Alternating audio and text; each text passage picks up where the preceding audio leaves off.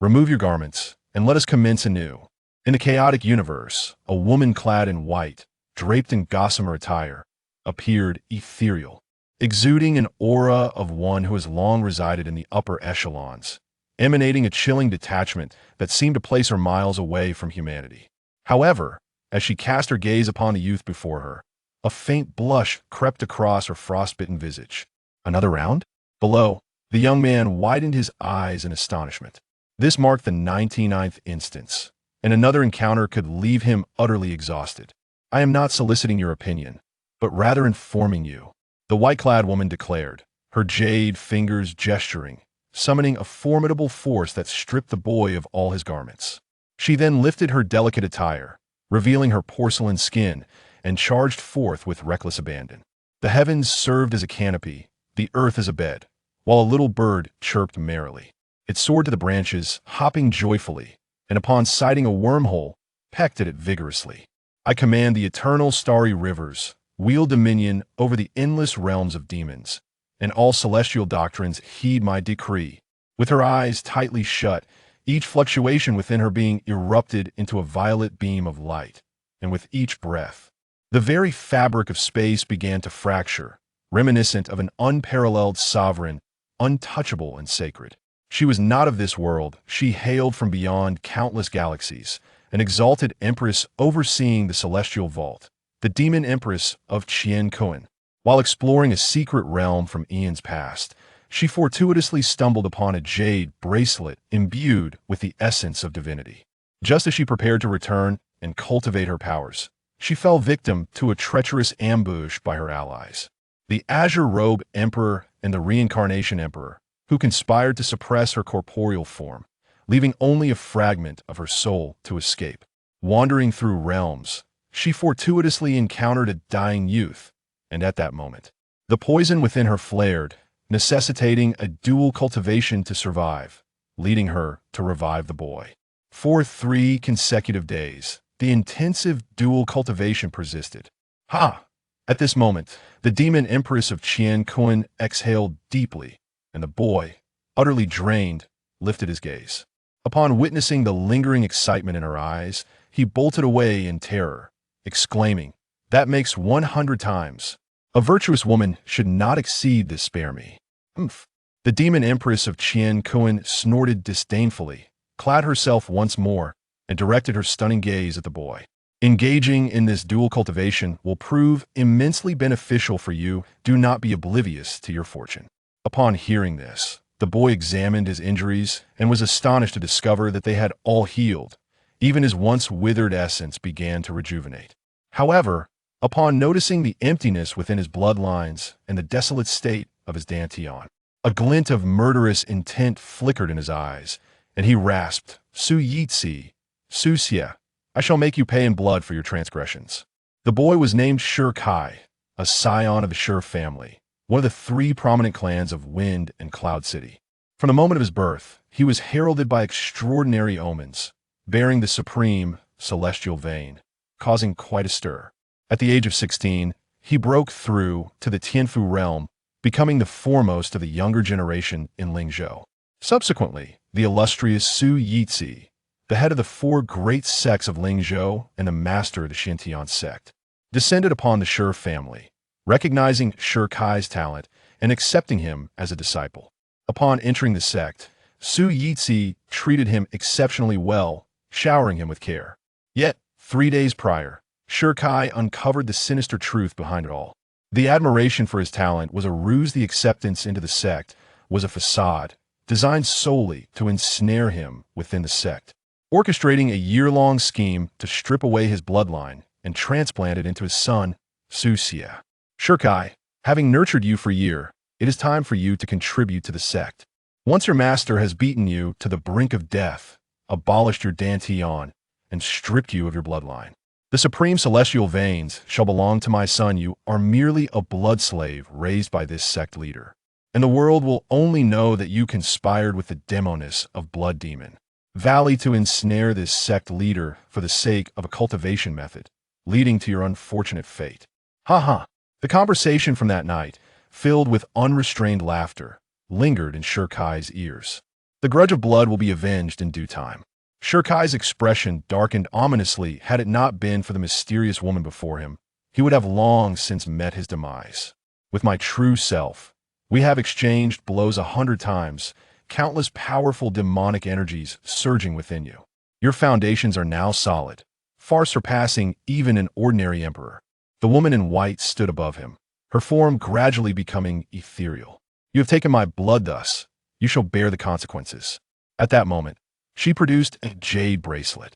All matters stem from its object. Today, I present it to you, hoping you can discern the secrets of divinity within. Remember this. I am the demon emperor of the universe, my physical form imprisoned in the abyss of the fallen emperors. I hope that one day you will rescue me. At that time, a bridal procession of 10 miles, the galaxies as your dowry, and myriad traditions for adornments, as you will. Witnessing this scene, Shirkai felt an inexplicable reluctance. One day of marriage brings 100 days of affection, and 100 days of marriage. Shirkai gazed at the woman in white, his eyes resolute. I will seek you out, wait for me. I shall await you. The woman in white smiled gracefully, her exquisite beauty dimming the very heavens. After a long moment, she gradually vanished. Simultaneously, a jade bracelet appeared upon Shirkai's arm. Boom! In the next instant, a wave of dizziness struck Shirkai's mind. When he opened his eyes again, he found himself outside a city wall. Was that just a dream? Shirkai murmured, glancing down to discover that all his wounds had vanished. Except for the loss of his bloodline and the excavation of his dantian, his internal energy was restored, intact as before. And there was the jade bracelet on his arm. He understood that everything that had just transpired was undeniably real. After a moment, he lifted his gaze to see the 3 characters Wind and Cloud City before him. Pausing for a while, Shirkai stepped inside. Meanwhile, at the ancestral hall of the Shurjia, the sinner Shirkai has betrayed the Shantian sect, bringing shame upon the Shurjia. From this day forth, he is stripped of his title as heir and expelled from the family lineage. The Grand Elder stood before the hall, surveying the crowd. Seated below were the 8 Grand Elders of the Shurjia and the clan members. A hush fell over the assembly, followed by an uproar. Stripping an heir of their title was unprecedented in 100 years for the Shurjia. The events surrounding the Shantian sect were known throughout Lingzhou, with many condemning Shirkai for his treachery, yet some maintained a skeptical stance. Isn't this too hasty? At that moment, a voice rose from the crowd. It was the 3rd Elder. He turned to the Grand Elder and spoke solemnly. Your words undoubtedly lend credence to the Shantian sect's claims, yet surely everyone knows Shirkai's character. Setting aside his gratitude, his loyalty is not that of one capable of betraying his master and clan. As the sound subsided, the 2nd Elder nodded in agreement. Indeed, the 3rd's words hold merit. Such a decision may wound the hearts of our clansmen. Moreover, with the clan leader currently in seclusion, although he's entrusted all family matters to the 1st Elder, the dismissal of the heir is a matter of great significance. I implore the 1st Elder to deliberate carefully. Seeing the 2 speak up, the 1st Elder was not surprised. They belonged to the faction of the clan leader and often counterbalanced one another. From your tone, it seems you are questioning the Shantian sect. The 1st Elder remarked coldly. What an audacious accusation. The 2nd Elder furrowed his brow. While questioning the Shantian sect was unthinkable, he was adept at vexing the 1st Elder. The immortals of the Shantian sect certainly do not lie, yet let us not forget that our family's current standing is largely due to Shirkai. Since awakening the Supreme Immortal Vein, he has propelled the Shur family to unprecedented heights, compelling the Leaf family, the Zhang family, and even the City Lord's mansion to bow in submission. If we were to dismiss him, there would be no one capable of assuming the position of heir in the Shur family. Who says so? At that moment, a cool voice echoed through the air. Turning to the source, they beheld a young man clad in brocade, leisurely walking in from outside. A jade pendant hung from his waist, and a mischievous smile graced his cool countenance. Shi Zhongtian. The newcomer was none other than another prodigy of the Shi family and the grandson of the 1st Elder. Approaching the 1st Elder, Shi Zhongtian nodded, and upon witnessing this, the 1st Elder was taken aback. Has it succeeded? Indeed. Shi Zhongtian wore an expression of pride. Ha, splendid. The 1st Elder exclaimed with joy, quickly making his way to the ancestral hall. My grandson Zhongtian, blessed by our ancestors, has awakened the Tiangang bloodline today, destined to elevate the glory of our Shi family. What? The Tiangang bloodline? The 8 elders simultaneously widened their eyes, while the second and third elders quickly regained their composure, casting skeptical glances at Shi Zhongtian. Noticing their gaze, Shi Zhongtian smirked coldly, and in the next moment, a golden beam of light erupted from within him, causing the ancestral hall to hum with reverberation. This is the Tiangang bloodline. At this sight, everyone in the ancestral hall stood up in disbelief. Though not as powerful as the Supreme Immortal Vein, the Tiangang bloodline is one of the most formidable bloodlines, enough to rank within the top 100 on the Boundless Continent's bloodline rankings. Previously, the elders lamented Shi Kai's bloodline being rendered ineffective and worried about the family's future. Now, witnessing Shi Zhongtian awakening the Tiangang bloodline, all their gloom dissipated, and they rose to offer their congratulations. Haha, young Master Zhongtian is truly a dragon among men. He will achieve great things in the future. From now on, we shall rely on our esteemed nephew. The first elder has certainly raised a remarkable grandson. With Zhongtian among us, the Shi family is destined to ascend to the ranks of noble clans. The elders clasped their hands in goodwill, as if they had completely forgotten Shi Kai. At this moment, the most awkward individuals were the second and third elders. Following the patriarch's orders to counterbalance the grand elder, they now found themselves in a precarious situation as the latter's grandson had awakened the formidable Tiangang bloodline. It was evident that the entire Shijia clan's dynamics would soon undergo significant transformation. Although they had previously shared a modicum of camaraderie with Shi Kai, the two exchanged a glance, hastily rising to their feet. Grand Elder, we sincerely apologize for our previous transgressions and hope you will not hold it against us. Noticing that the two adversaries had lowered their heads, the Grand Elder assumed the demeanor of a dominant figure. Let it be known that from this point onward, there shall be but one voice within the Shijia clan.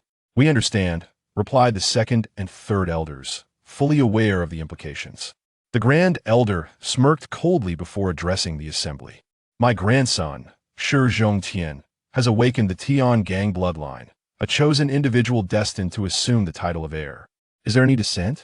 As his words echoed, the 8 elders shook their heads in unison, hastily bowing to Shi Zhongtian. Congratulations, esteemed nephew, on ascending to the position of heir. Shi Zhongtian nodded in acknowledgement, while the Grand Elder's face radiated with satisfaction. After a brief moment, he surveyed the crowd. The disgraceful Shi Kai has been expelled from the Xintian sect. I have dispatched clan members to retrieve him. What are your thoughts regarding this matter? Silence enveloped the room. After a few seconds, the third elder spoke. The disgraceful Shi Kai, with his vile conduct, ought to be expelled from the family. That cannot be permitted, the second elder interjected, his expression darkening. Such a stubborn individual should be cast into the doghouse. At least it would spare some provisions. How ruthless! The remaining 6 elders exchanged glances, startled by the sudden shift in attitude from the two who had previously defended Shi Kai, now eager to ingratiate themselves. The Shijia clan shows no compassion. At that moment, a timid voice echoed from outside.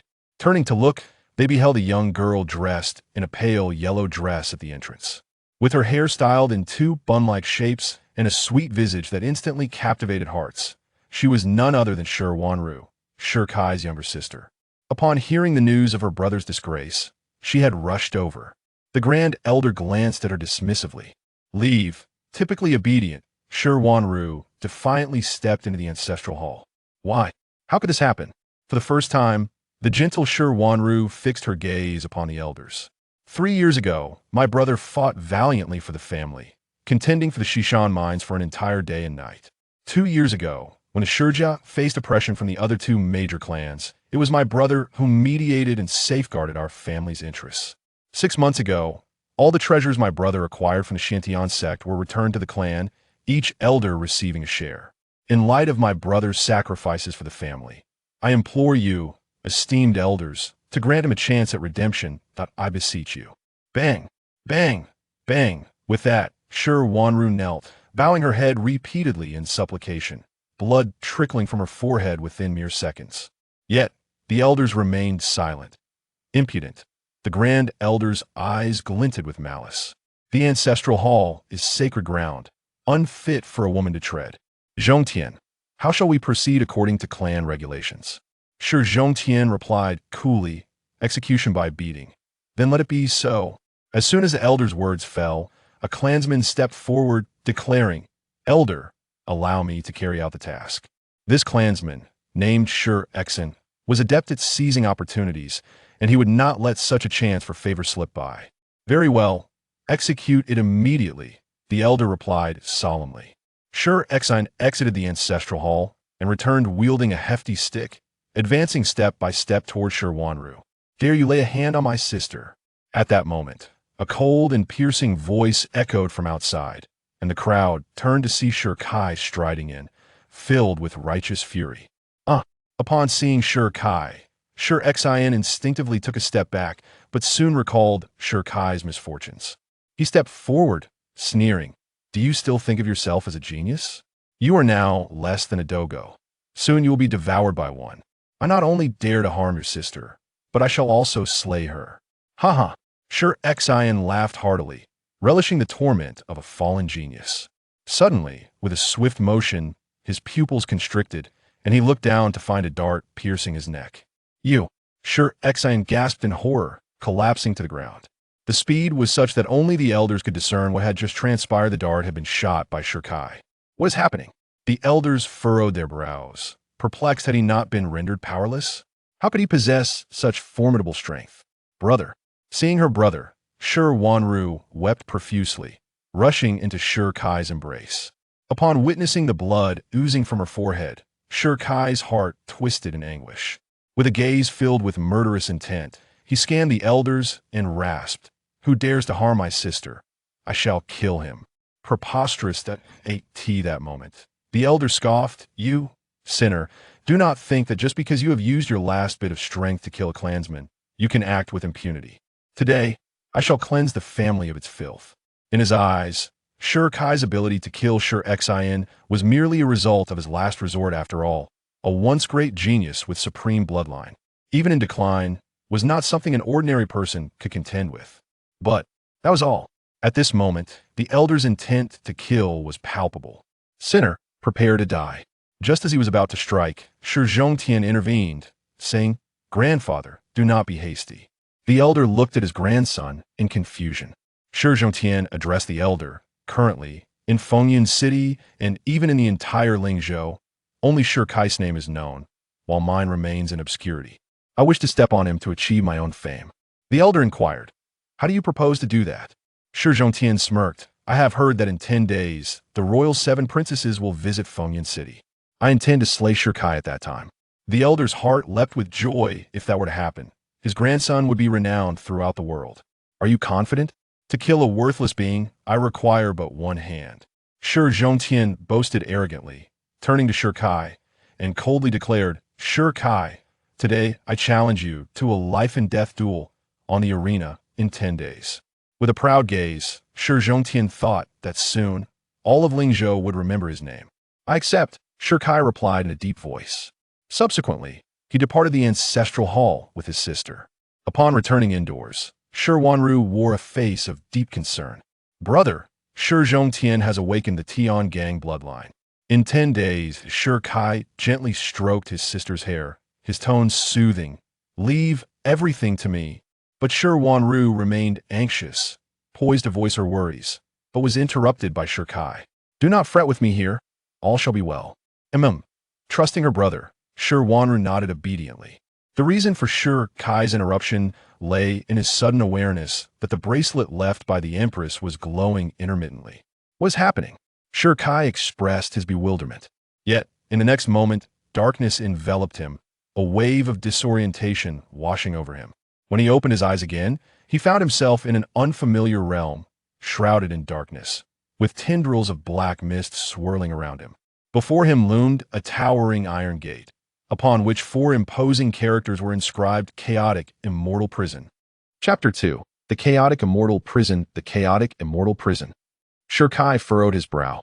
soon realizing that he had seemingly entered a realm of utter void and chaos. Before him loomed a colossal prison gate, exuding an air of sinister foreboding. As he surveyed his surroundings, he noted not only the pervasive black mist, but also a chilling wind that swept through, raising the hairs on his neck. To enter or not to enter? Sure Kai hesitated, but the treachery of the Xiantian sect and the coldness of his family steeled his resolve. Death was the worst outcome. With a life-or-death battle looming in 10 days, even with the demonic energy of that empress fortifying his foundation, without an enhancement of his power, defeating Shi Zhongtian would be a formidable challenge. After all, the latter had already attained the Qi mastery realm, while Shi Kai, having been stripped of his bloodline, had fallen to the third stage of Qi refining. It was better to take a chance. If there were indeed opportunities within, then perhaps fate had not forsaken him. After pausing for a moment, Shi Kai pushed open the prison door. Upon entry, he was struck by the scene before him, a corridor 2 meters wide, flanked by a series of black cells, each marked with a distinct number, from 1 to 9. There were a total of 9 cells, each emanating a restless clamor. Yet it was evident that this place was constructed to the standards of a death row. Bang! Suddenly, the prison gate slammed shut, and a woman's voice echoed through the air. "Welcome to the chaotic immortal prison." "Who?" Shi Kai gasped and quickly turned, yet saw no figure in sight. Stripped of his bloodline and robbed of his dantian, he could not fathom why the chaotic immortal prison would select him. "Oh." At that moment, the woman's voice expressed astonishment. "No wonder. You possess an innate Tao body, and your foundation is remarkably stable." Innate Tao body. Aside from bloodlines, there was also the concept of physical constitution, both of which were vital indicators of a cultivator's innate talent. Yet, how had his constitution, which was clearly the Xianhuang body, transformed into an innate Tao body? Shi Kai, perplexed, inquired, "Elder, a powerful being once assessed me and stated that my constitution was merely the ordinary Xianhuang body." A powerful being? Huh. Humph. In that instant, a flash of red light appeared ahead, and the next moment, a barefoot woman gracefully materialized, clad in a flowing red gown adorned with purple demonic flowers. Her long hair cascaded behind her, and her slender figure was breathtakingly delicate, her beauty surpassing that of mortal realms. Shi Kai was left spellbound. She was stunning, an ethereal beauty, as if she were a celestial being descended to earth. Her elegance was unparalleled, and as she approached, he sensed an aura of pressure that rivaled that of the empress. The moment the woman in red appeared, the temperature in the room plummeted, and the previous clamor from the 9 cells fell silent. She stepped gracefully before Shi Kai. "How large is it?" Shi Kai found himself at a loss for words. "Listen carefully." The woman's voice was as melodious as cicadas. "Your constitution is indeed the innate Tao body. This entity cannot be mistaken. As for the powerful being you mentioned, what a mere trifle." Shi Kai mused. That formidable being is indeed powerful. Even the 4 major sects of Lingzhou must treat him with utmost respect. Yet, despite this, the crimson-clad woman before him emanates an aura even stronger, shrouded in an air of unfathomable mystery. At this moment, it felt as though she could see right through him, piercing into his very soul. A congenital Tao body, a supreme celestial vein. These could barely qualify him for the role of a warden. The woman in red murmured softly. "Warden?" Shi Kai echoed, his ears perking up. "Senior, are you suggesting that I should become the warden?" "Indeed," she affirmed, "the third warden of the chaotic celestial prison." Shi Kai fell silent. After a brief pause, he lifted his gaze and confessed, "I do not wish to deceive you, Senior. My celestial vein has already been severed. I fear I may disappoint you." "I am aware." Shi Kai was taken aback. "Then why do you still?" "Though the supreme celestial vein ranks among the top 10 bloodlines, it is not the strongest." The woman in red remarked, her brows arching playfully. "Since it has been severed, we shall simply replace it with another." Shi Kai gasped in astonishment. "Replace it? Such audacity. Do you doubt me?" she inquired with a gentle smile. In the next instant, she pointed with her jade-like hand, and a pillar of inky darkness manifested within her grasp, swirling with a sinister aura. "This is the devouring heaven demon vein, left behind by a fallen supreme from the demon realm 100,000 years ago. It contains a fragment of devouring power, surpassing your previous bloodline in strength." Upon witnessing this, Shi Kai was utterly astonished. The supreme celestial vein was already one of the ancient bloodlines. If this new vein was even stronger, it would transcend the ages. Should he integrate it? He could surely reclaim his former pinnacle. At that moment, his breath quickened, but he soon regained his composure, raising his gaze to meet that of the crimson-clad woman. You do not intend to give this to me freely, do you? I require you to fully seize control of this chaotic celestial prison, she replied, her gaze drifting to the sides. As you can see, there are 9 cells here, each containing a formidable being from the ancient or even primordial eras, some of whom were legendary figures capable of suppressing an entire generation. Pausing slightly, she continued, to truly become the master of the chaotic celestial prison, the first condition is to subdue all 9 of these powerful entities. Senior, are they truly that strong? Shirkai inquired. The woman in red replied coldly. Even the weakest among them could easily annihilate this world. Annihilate the world? So effortlessly? Shirkai gasped, realizing that the situation was far more complex than he had initially imagined. Are you frightened? The woman teased, a playful arch in her brows. Shirkai fell silent. Frightened? Of course he was. The weakest among them could obliterate the world. Who would dare to claim otherwise? Moreover, the enigmatic woman before him was clearly not to be trifled with. Since her arrival, the 9 cells had fallen into eerie silence, suggesting that she was perhaps even more terrifying than those imprisoned within. Yet, at this moment, did he have any other path to pursue? The deadline of 10 days loomed. Along with the enmity from the Shantian sect, he had no choice but to proceed. Shirkai's expression darkened ominously as he fixed his bloodthirsty gaze upon the woman in red. I accept your terms. A wise choice, she replied. The woman in red cast a meaningful glance at Shirkai, then with a delicate gesture of her jade finger, a dark mist slowly infiltrated his body, causing a twinge of pain. Boom. As the black mist entered, it surged through his limbs like a relentless tide, violently compressing his blood. In an instant, Shirkai's pupils widened in horror, his features contorted. Was this mere discomfort? At that moment, he was engulfed in excruciating pain, as if the very essence of his blood was being torn asunder, nearly plunging him into unconsciousness. His heart-wrenching screams echoed. The woman in red observed coldly. To her, this level of pain was trifling, unworthy of the consequences to come. No, I cannot succumb to sleep. I must avenge the grievance of my bloodline. The destruction of my Dantian must be repaid. And then there is the Shur family. Those treacherous wretches who deposed me as heir and erased my name from the clan registry. I shall make you regret your betrayal. Shirkai gritted his teeth, beads of sweat cascading down his forehead, soaking his garments. His blood flowed rapidly, the vibrant crimson being devoured and transformed into a dark hue. After what felt like half a stick of incense, the pain began to subside. Looking down, he noticed black blood coursing from his arm. Has it succeeded? Shirkai was elated, nearly beside himself with joy. The swallowing sky demon vein, a presence even more formidable than the supreme immortal vein. At that moment, he could distinctly sense the transformation within him. He was brimming with strength, and all previous injuries had vanished in an instant. Do not rejoice too soon. The woman in red regarded Shirkai, stating, although your bloodline has been restored, your Dantian has been excavated. Please, senior, assist me in finding a new Dantian. Shirkai implored hastily. The woman in red scrutinized him for a moment before slowly responding. Do you have any shame? Shirkai felt a wave of embarrassment. It was already a tremendous favor for her to merge his bloodline. The woman in red snorted coldly.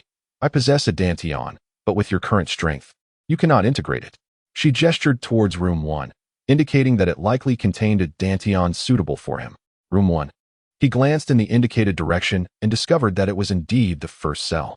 Shirkai approached and pushed against the door, but regardless of his efforts, it would not budge an inch. Do not strain yourself. To open the room, 2 offerings are required. The woman in red stated slowly.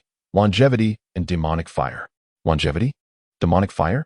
Shirkai was taken aback. Longevity referred to life itself, and while cultivators enjoy a lifespan far surpassing that of ordinary people, it is not inexhaustible. As for demonic fire, he was entirely unfamiliar with it. The woman in red, perceiving the confusion in his eyes, explained, demonic fire is a terrifying spiritual entity born in ancient times, with a total of 30 types, each ranked according to its strength. To access the cell, one must procure demonic fire corresponding to the attributes of each room, along with the requisite longevity. As for the rooms beyond room 3, other offerings will be necessary. Shirkai pondered for a long time before inquiring, Senior, how much lifespan is required to unlock cell number 1? The woman in red replied with an air of nonchalance. Not much, merely 200 years. 200 years? Shirkai was taken aback, realizing that this amount represented the entire lifespan of a formidable Qi master. Currently, he was but an 8th-level Qi cultivator, possessing merely 100 years of lifespan, clearly insufficient. As for the demonic fire, he had no idea where to procure it. For someone possessing the devouring demon veins, however, a mere 200 years of lifespan was easily attainable. The woman in red smiled mysteriously, her autumn-like eyes gazing toward the cell. As for the demonic fire, you are rather fortunate. The individual confined in cell No. 1 could not withstand the ravages of time and has long perished. There is no need for demonic fire. You merely need to expend 200 years of lifespan to unlock it. Upon hearing this, Shirkai felt a surge of joy, rekindling his hope. Just as he prepared to speak, a cacophony from outside caught his attention, faintly echoing his sister's voice. Wanner. Shirkai's brows furrowed as he instinctively moved to leave. Before departing, however, he posed a question to the woman in red. Senior, what became of the previous 2 prison wardens? They were killed, she replied, her eyes chillingly cold. I killed them. Shirkai was taken aback. The woman in red spoke as if recounting a mundane occurrence. Those who fail to fulfill their promises to me generally meet such a fate. Shirkai's complexion darkened. I must take my leave. Chapter 3. Obeying the young master Shirkai. As his consciousness returned, a torrent of spiritual energy surged within him, his blood flowing darkly through his veins. He realized that everything that had transpired was not a mere dream. Slowly rising from the haystack, he initially noticed the absence of his sister. Wana, where are you? Let go. Release me. At that moment, a terrified scream pierced the air. Turning swiftly, he beheld his sister being dragged by 2 burly men toward the inner hall. Stop. Shirkai's expression changed dramatically as he dashed forward with the swiftness of lightning. In an instant, he was by his sister's side. Brother. Shirwang struggled free from her captors and rushed into Shirkai's embrace. Looking down, Shirkai's heart sank upon seeing the unmistakable handprint on his sister's right cheek. Instantly, his eyes turned icy, and a powerful aura erupted from within him. Boom. In an instant, the surroundings trembled. Even the distant haystack was toppled over. Shirkai glared at the 2 men, his expression fierce. You truly seek death. Humph. Unfazed by Shirkai's murderous gaze, the 2 men, Shi Bao and Shilong, showed no fear. The former sneered, Shirkai, you are nothing but a waste now. Do you dare to raise your voice as if you were still the young master of the Shijia? That mark on your sister's face was dealt by me. What can you do about it? Before he could finish, Shi Bao's pupils constricted in disbelief as he witnessed blood gushing from his neck. How is this possible? His audacity to boast stemmed solely from the knowledge that Shirkai had been rendered impotent, his cultivation level diminished to the 3rd tier of Qi refining, while he himself stood at the 7th tier, thus emboldening him. Yet, the outcome was a swift and brutal punch that sealed his fate. Thud. The massive body collapsed, eyes closing forever, lifeless. Beside him, Shilong was taken aback by this scene, having barely caught a glimpse of Shirkai's movements. With his strength on par with Shi Bao, he was clearly no match for Shirkai. Instantly, he retreated, murmuring, Stay away, this has nothing to do with me. Shirkai's visage twisted in fury as he advanced step by step. Observing this, Shilong's eyelids twitched, trembling as he uttered, It was the Grand Elder who commanded us to bring your sister to the inner hall, claiming she was to be wed to the 2nd son of the Li family as a concubine. Boom. At these words, a more terrifying killing intent erupted from within Shirkai. Damn it. In the entirety of Wind and Snow City, who was unaware of the 2nd son's brutality, particularly towards women, often resorting to inhumane methods of torment, discarding them to his servants once he had had his fill, should his sister be married off, her existence would be a living hell. Shirkai recognized that this was all a scheme masterminded by the Grand Elder, aimed at coercing the Li family into his faction. Brother Shirkai, I have said all that needs to be said. Spare me. Shilong attempted to stealthily retreat. I have warned you. Those who dare to harm my sister shall die. Shirkai's voice was hoarse. Not even a mere touch is permissible. With that, he clenched his right hand into a fist, his killing intent palpable. Wretched fool, cease your actions. At that moment, an enraged voice erupted from behind. It was none other than the Grand Elder. Shirkai, seemingly unperturbed, raised his hand and struck. Uft. In the next instant, the head was severed, and Shilong's body crashed to the ground. Gazing at the severed head rolling at his feet, the Grand Elder's killing intent solidified into something tangible, You seek death." With that, he lunged forward, his palms slicing through the air like a blade. "Old dog, I have fought tooth and nail for the family, shedding blood countless times. You not only stripped me of my heir status, but also sought to betroth my sister to a debauched scion of the Li family. Are you even human?" Sher Kai's expression was grotesque, his killing intent overwhelming. He then clenched his right fist, channeling all his strength into a devastating blow. Boom! Their fists collided, unleashing a powerful force that shook the entire residence. In the next moment, both retreated 15 steps. The Grand Elder regained his footing, eyeing his slightly trembling right arm. His brow furrowed in concern. How formidable! That recent exchange had left him profoundly shaken.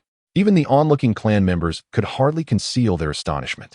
The Grand Elder was a formidable 8th-tier expert, yet he had been evenly matched by Sher Kai, who was currently a mere waste without a bloodline or dantian. Regaining his stance, Sher Kai's battle spirit surged, his eyes burning crimson as he glared at the Grand Elder. "Old dog, come again." The Grand Elder's gaze shifted uneasily. He had devoted all his thoughts to treachery, neglecting his martial prowess, whereas Sher Kai had fought for the family since the tender age of 12. Perpetually dancing on the edge of danger, honing his deadly skills, he might truly find himself in dire straits. This child possesses a talent that is rarely seen throughout the ages, and must not be allowed to grow unchecked. At this moment, the Grand Elder felt a twinge of panic, his profound gaze shifting to the rear. Where was the protective clan guard? With a clang, a squad emerged, 30 figures clad in black, their faces obscured, exuding a formidable aura. The instant they appeared, the courtyard fell into an eerie silence. The protective clan guard is one of the most powerful trump cards of the Sher family, although not members of the family. They are tasked with safeguarding the clan and engaging in external battles, each member being at the celestial realm, their combat prowess extraordinary. The sinner Sher Kai has brazenly slain a clansman. "I command you to execute him on the spot," ordered the Grand Elder. His voice echoed for nearly 10 seconds. Yet no movement was observed among the guards. "You?" In the midst of the Grand Elder's perplexed gaze, one man from the forefront of the black-clad figures stepped forward without hesitation, kneeling before Sher Kai. "I have come to pay my respects to the young master." A gasp rippled through the crowd at this scene. What was happening? Why did the leader of the protective clan guard kneel before Sher Kai? The Grand Elder's expression darkened as he intoned, "Sher Kai has been stripped of his title as young master. You, as the Sher family's protectors, must prioritize the family above all else. I hereby command you to execute Sher Kai immediately." What nonsense is this about the Sher family? The leader of the guard rose, his cold gaze piercing. "We answer only to young Master Sher Kai." As his words fell, the 29 others echoed in unison. "We are not the Sher family guard, but the guard of young Master Sher Kai." At this declaration, all members of the clan, including the Grand Elder, were struck with shock and horror. None had anticipated that the most elite guard of the Sher family would pledge their loyalty solely to Sher Kai. "Ada," Sher Kai called out softly. The leader of the guard immediately clasped his fists. "We will not allow anyone to harm the young master." Sher Kai shook his head with a smile. Within the vast Sher family, though they were of the same bloodline, they paled in comparison to these brothers who had fought alongside him. The Sher family guard was established by him at the age of 15. Every member was an orphan, trained by Sher Kai in the arts of combat, and led into battle, sharing life and death as true brothers. Originally, the guard had 50 members, but after several years, only 30 remained. Yet, few were aware that this guard, while ostensibly belonging to the Sher family, had long since pledged their allegiance to Sher Kai. "Very well." The Grand Elder seethed, his eyes fixed on Sher Kai, seemingly capable of devouring him. He had not anticipated that Sher Kai possessed such means, yet he believed that with their assistance, he could act without restraint. "Do not forget, all elders of the Sher family heed my command." Upon hearing this, Ada, concealed beneath his black garb, furrowed his brow. Each of the 8 elders was a formidable figure at the 3rd tier of the celestial realm, while the majority of the protective clan guard were at the 1st or 2nd tier. Even he, the captain, was merely at the 5th tier of the celestial realm. However, with their unwavering loyalty to Sher Kai, the guards did not flinch at the Grand Elder's words. Instead, they encircled the front, brimming with fighting spirit. "Those who threaten the young master shall perish." Impudence! The Grand Elder's eyes widened in fury, just as he prepared to summon the other elders. Suddenly, a voice resonated from within the residence. "Grandfather, do not be anxious." Sher Zhongtian approached slowly, standing before the Grand Elder. With the 10-day deadline approaching, his grandson was determined to slay him on the life and death stage. However, the Grand Elder furrowed his brow. Previously, Shirkai had been on the brink of death. Yet now he appeared vigorous and full of life, coupled with his formidable combat prowess, which inevitably caused concern. Shi Zhongtian understood the Grand Elder's apprehension. He glanced at Shirkai and sneered. It is merely a reliance on secret arts to forcibly enhance one's strength.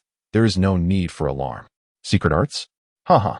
Upon hearing this, the Grand Elder's gloom dissipated, and he laughed heartily. So it is. He then cast a shadowy gaze at Shirkai, saying, Youngster, I shall allow you to live a little longer. Let us depart. Soon, the Grand Elder and his entourage took their leave. Shirkai glanced at the guards, retrieving a key from his waist. 30 miles outside the city, there is a small courtyard I purchased a year ago. You should head there first. Given the guards' exposure and their open defiance against the Grand Elder, remaining in the Shi family would undoubtedly lead to a covert ambush. Ado wore a worried expression. Young master, what will you do? Shirkai replied indifferently. I still have hidden means. Young master, take care. If danger arises, we will fight to the death to protect you. With that, Ada and the others departed. Watching their retreating figures, Shirkai offered a sorrowful smile. Now, apart from his sister, the only ones he had were the guards. As for the hidden means he mentioned, it was merely a fabricated excuse to reassure Ada. After pausing for a moment, Shirkai intended to return to the previous residence, now that his combat strength was restored. He was determined to reclaim all that he had lost. Yet, before he could take a step, the voice of the woman in red echoed in his mind. Do you not desire the readily available lifespan? Shirkai halted, confusion etched on his face. At that moment, the woman in red continued. The two you previously killed have not yet fully perished. Consuming their lifespans will suffice to unlock the first cell. Following her instructions, Shirkai approached the two figures. Observing their still twitching bodies, he closed his eyes, and in the next instant, a black mist surged from within him, enveloping the two below. With a hiss, Shirkai could distinctly feel his bloodline voraciously devouring their spiritual energy and lifespan. Before long, the bodies of the two turned an ashen hue, a sight both horrifying and grim. In the next moment, spiritual energy surged within Shirkai like a vast ocean, and his lifespan increased by 200 years. What? Shirkai's eyes widened in shock, his breath becoming rapid. The devouring demon vein is truly terrifying. At this moment, he fully comprehended the sheer horror of the bloodline that the woman in red had fused for him. Having completed this, Shirkai escorted his sister back to the previous residence. Along the way, no clan members emerged to provoke them until they reached the residence, where a clansman named Shirtu blocked their path. Stop, you. However, before Shirtu could finish his sentence, a pair of iron fists struck, shattering his neck. Blood spattered, and with terror in his eyes, he collapsed. Confronted by the minion of Shizhongshan, Shirkai showed no mercy. After absorbing decades of his opponent's lifespan, he entered the chamber with his sister. Meanwhile, in the residence of the Grand Elder, fury surged within him. Seated in the main position, he had just learned from his subordinates that Shirkai had slain his men and returned to the estate. To ensure their downfall, one must first let them revel in their arrogance. On the stage of life and death, his grandson would teach him the true meaning of suffering. Shizhongshan's gaze was shadowy. The Grand Elder looked at him, knowing that having spent a year in the Shintian sect, the boy might still possess hidden cards. However, Shizhongshan wore an expression of pride. Grandfather, can you guess why I wish to engage him in a life and death battle 10 days hence? Firstly, I intend to declare before all of Lingzhou and the 7th princess that I, Shizhongshan, have risen. Secondly, my Tiangang bloodline has yet to fully awaken. In approximately 9 days, it shall completely merge with my body. By then, no matter how many trump cards Shirkai possesses, I shall not fear him. And the third reason. Shizhongshan pointed at the jade pendant at his waist, hesitating to speak further. Observing this, the Grand Elder was taken aback and then burst into laughter. Ah, good. You are indeed my grandson. Such cunning suggests you have the makings of an emperor. Focus on your training, and watch how I torment those siblings. Just then, a clan member entered. The Grand Elder turned to him and instructed, convey the message to the Li family to propose marriage 9 days from now. Additionally, spread the news of the life and death battle. I wish to create momentum for my grandson. Understood. The clan member departed. Shizhongshan returned to the estate to train. The Grand Elder, seated in the main position, seemed lost in thought. After a while, he produced a secret letter and entrusted it to his most trusted subordinate. Hasten to the border and deliver this letter to General Ely. If necessary, mobilize the slaughter troops. The subordinate was startled. Grand Elder, they are the troops of the Chu Kingdom. If they enter Han territory, the royal family will not overlook it. Shirkai's talent is terrifying. We cannot afford any mistakes. The Grand Elder interrupted him fiercely. For the sake of my grandson, I would risk the fate of the nation without hesitation. Chapter 4. The Saint of the Zhanyuan Spear returning to the familiar abode. Shirkai felt a pang of melancholy. When one loses power, they are worse than a dog. Most of the Shijia clan members had, to some extent, benefited from his kindness, and his peers would address him as Brother Kai. However, since the news of his fall from grace spread throughout the family, those who once flattered him would intentionally avoid him from afar, fearful of proximity. Meanwhile, those who had allied with the Grand Elder emerged in succession, eager to strip him of flesh and blood. Were these still his kin? Were they still the family he once knew? The heartlessness of the Shijia and the treachery of his relatives left Shirkai utterly disheartened. Just then, a sound of a fall echoed from behind him. Upon turning, his expression changed. Wanner, what has happened to you? Shi Wanru lay prostrate on the floor, her breath faint and her body frail. Her once rosy complexion had turned an ominous shade of dark green, with her eyes reflecting a similar hue. Brother, she murmured softly from Shirkai's embrace. I feel as though I am nearing death. No, brother will not allow you to perish, Shirkai replied, his heart heavy with sorrow. Since childhood, his sister had been afflicted by a debilitating poison, seeking numerous physicians without success. This ailment would strike unpredictably. Previously, it had recurred every 6 months, but recently it had escalated to once a month, or even bi-weekly. Each episode felt as though her very organs were being torn apart, inducing unbearable agony. The only remedy to suppress the poison lay within the icy caverns of the frost mine, yet in the vast Lingzhou, there existed only 4 such mines, each monopolized by one of the 4 major sections. In the past, when Shi Wanru's symptoms flared, Shirkai would receive resistance from the Shantian sect, but now, brother, do not cry. If I were to die, I would no longer be a burden to you.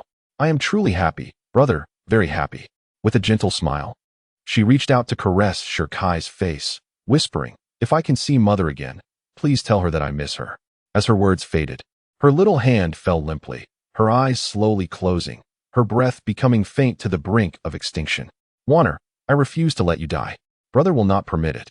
Even if it costs me my life, I will save you.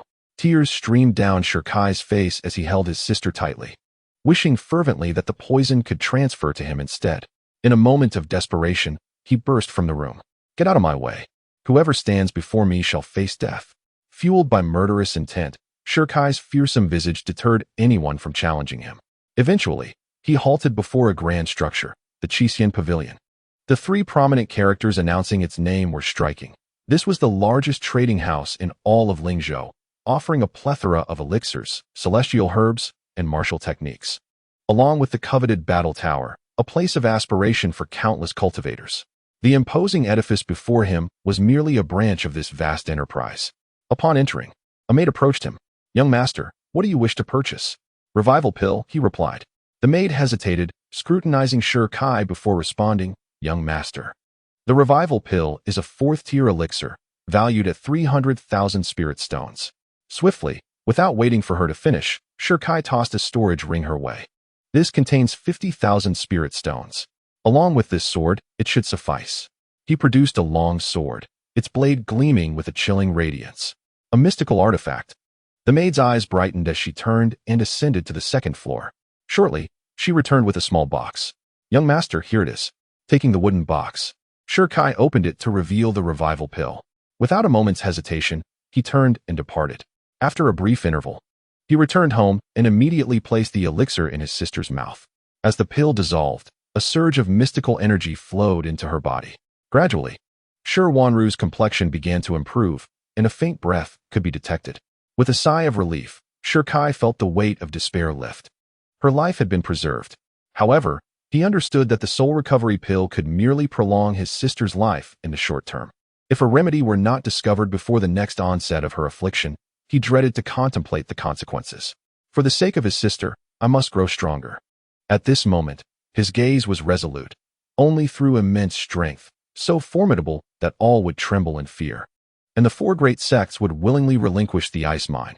Could his sister be saved? In the next instant, with a flicker of thought, his consciousness entered the chaos celestial prison. He expertly opened the door and stepped inside. At that moment, a woman clad in red appeared, a gentle smile gracing her features as she regarded him. For a single soul recovery pill, you have sacrificed all your savings and that mystical weapon. It seems your sister holds a significant place in your heart. In this realm, weapons were categorized by rank: wood, mortal, spirit, profound, treasure, and saint. A profound weapon was valued at 250,000 spirit stones, equivalent to the annual revenue of the Shurjia. Such a weapon was a rare treasure even in Lingzhou, obtained by Shurkai a year prior in a secret domain. If I can save my sister, I would willingly sacrifice my life, Shurkai declared solemnly. The woman in red appeared touched, momentarily taken aback. A brother must be so? At that moment, Shurkai approached cell number 1, and upon closer inspection, he noticed two small characters carved behind it. Gun prison. Cell number 1 of the gun prison. After a moment of contemplation, he said, "Senior, I wish to enter. Only by restoring my dantian can I grow stronger." The woman in red replied, "Place your hand upon it. It will automatically absorb your lifespan." Obediently, Shurkai laid his palm against the door. In the next instant, a tremendous force surged forth, drawing away his lifespan, precisely 200 years. Creak. Simultaneously, the door swung open, revealing a spacious chamber. As he entered, his eyes were met with an expansive area, where a skeletal figure sat upright at its center. Behind it stood a silver-white spear, exuding a faint yet formidable aura.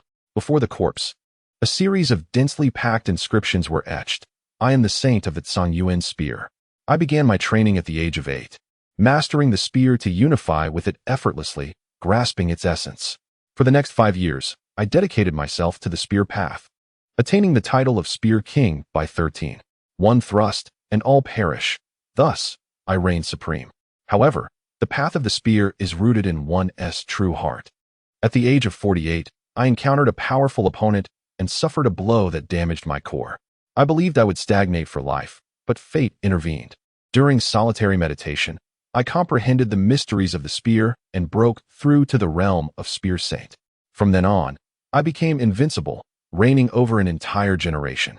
In the vast Tsang Yuan, I faced no rivals, all obeying my command. I subsequently established a sect and a pavilion, dominating Tsang Yuan. Just as I was about to ascend to the realm of Supreme Immortal, a colossal hand appeared in the sky, capturing me here. Despite exhausting all my resources, I remained unable to escape. As I faced my demise, I left behind my lifelong ultimate technique, the Shura 13 spear techniques, for a fated one to inherit. If you accept my legacy, I hope it will bring prosperity to the sect and pavilion." In the presence of the words, Tsang Yuan Spear, Saint's final script, Shurkai felt his breath quicken. A master of spear techniques, the owner of this lifeless form was none other than a legendary spear saint. The legacy he left behind must be extraordinarily formidable. Lowering his gaze, he indeed spotted a book beside the corpse, its title, The 13 Spear Techniques of Shura, gleaming prominently in 6 bold characters. Just as Shurkai was about to open it, a voice pierced the air, "Retrieve that spear." Shurkai halted his movements and glanced toward the back of the body.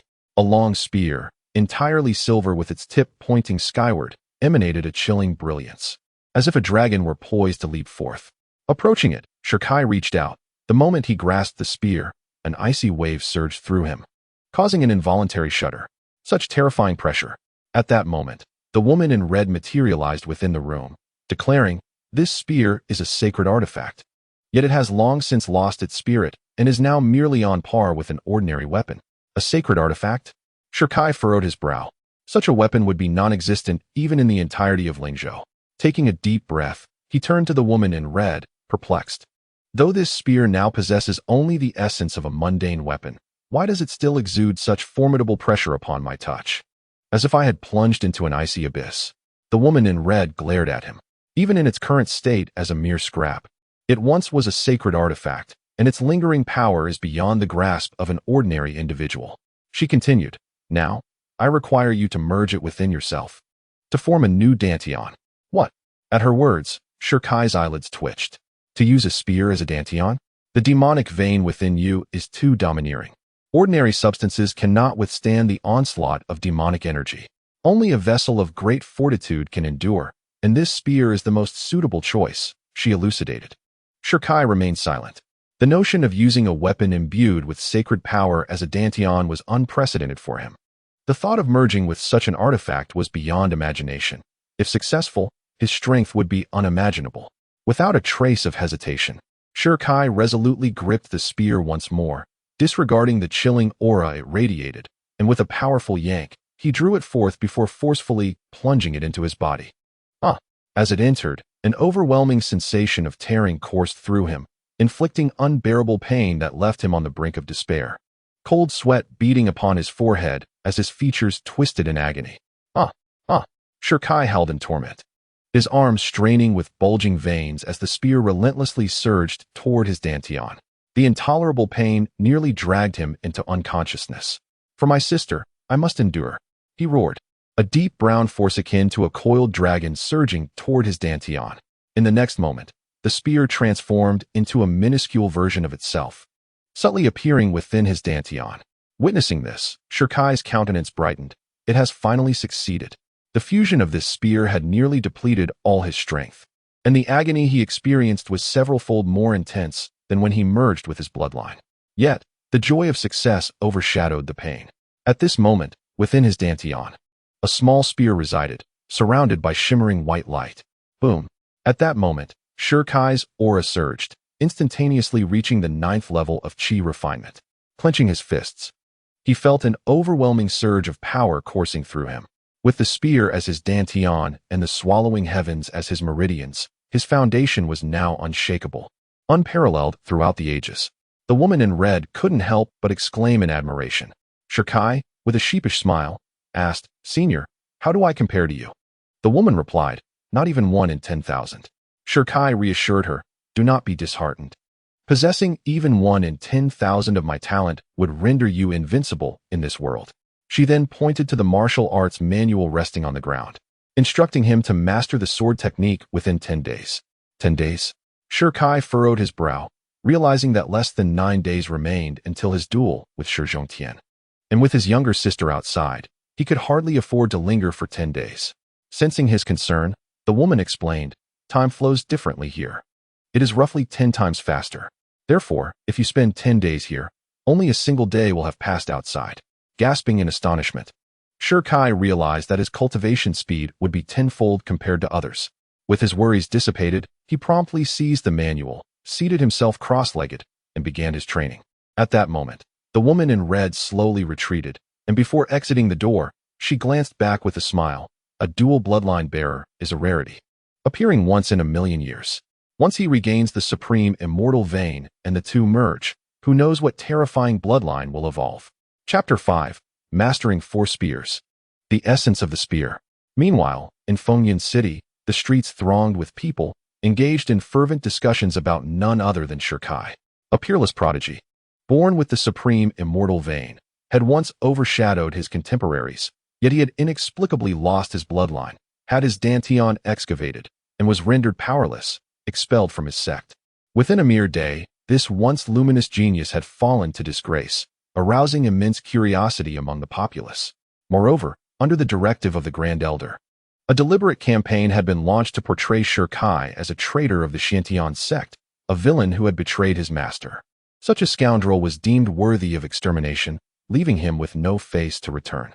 It was unforeseen that Shirkai's character would be so vile, scheming against his own master for a martial arts manual and colluding with the demonists of Blood Demon Valley, bringing shame upon Fengyan City.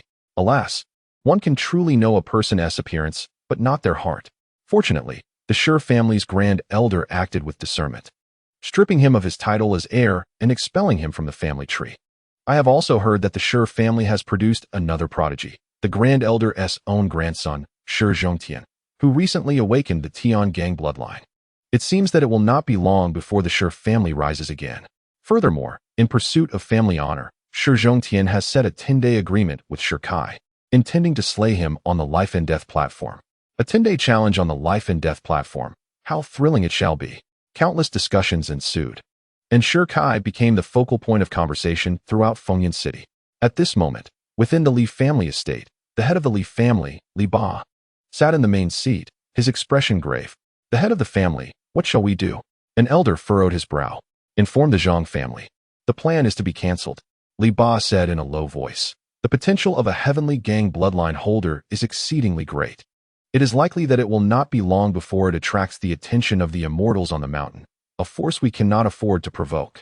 He had initially hoped to seize the opportunity created by Shi Kai's fall from grace to unite with the Zhang family and expel the Shi family from Fengyan City, thereby swallowing their assets. But it was now evident that this strategy was unfeasible. The only course of action left is to continue to curry favor with the Shi family in order to preserve our existing holdings. After a moment of contemplation, Li Ba recalled that the Shi family intended to marry off Shi Kai's sister. We shall use this to our advantage and pledge allegiance to the Grand Elder, he stated coldly. Inform the second young master to go to the Shi family to wed in 9 days. Once we have brought Shi Wanru back, let Xian'er torment her to his heart's content, and when he is done, simply hand her over to the servants. In any case, we must ensure that the Grand Elder of the Shi family is thoroughly satisfied. At the Zhang family residence, Zhang Jia's head, Zhang Jian, paced anxiously in the hall. Ever since receiving the secret missive from the Li family and learning of the emergence of another genius from the Shi family, he could no longer remain seated and hastily summoned the family elders. My lord, the Li family will be marrying into the Shi family in 9 days. One elder hesitated to speak, but everyone present understood his concern. They feared the alliance between the Li and Shi families would lead to the Zhang family's downfall. Bang! Zhang Jian slammed his palm onto the table. What nonsense is this marriage? Who doesn't know that the second young master of the Li family is notoriously brutal? The Grand Elder of the Shi family is merely using the Li family to harm Shi Kai. Since the Li family can form such an alliance, we, the Zhang family, must not lag behind. The elders were taken aback.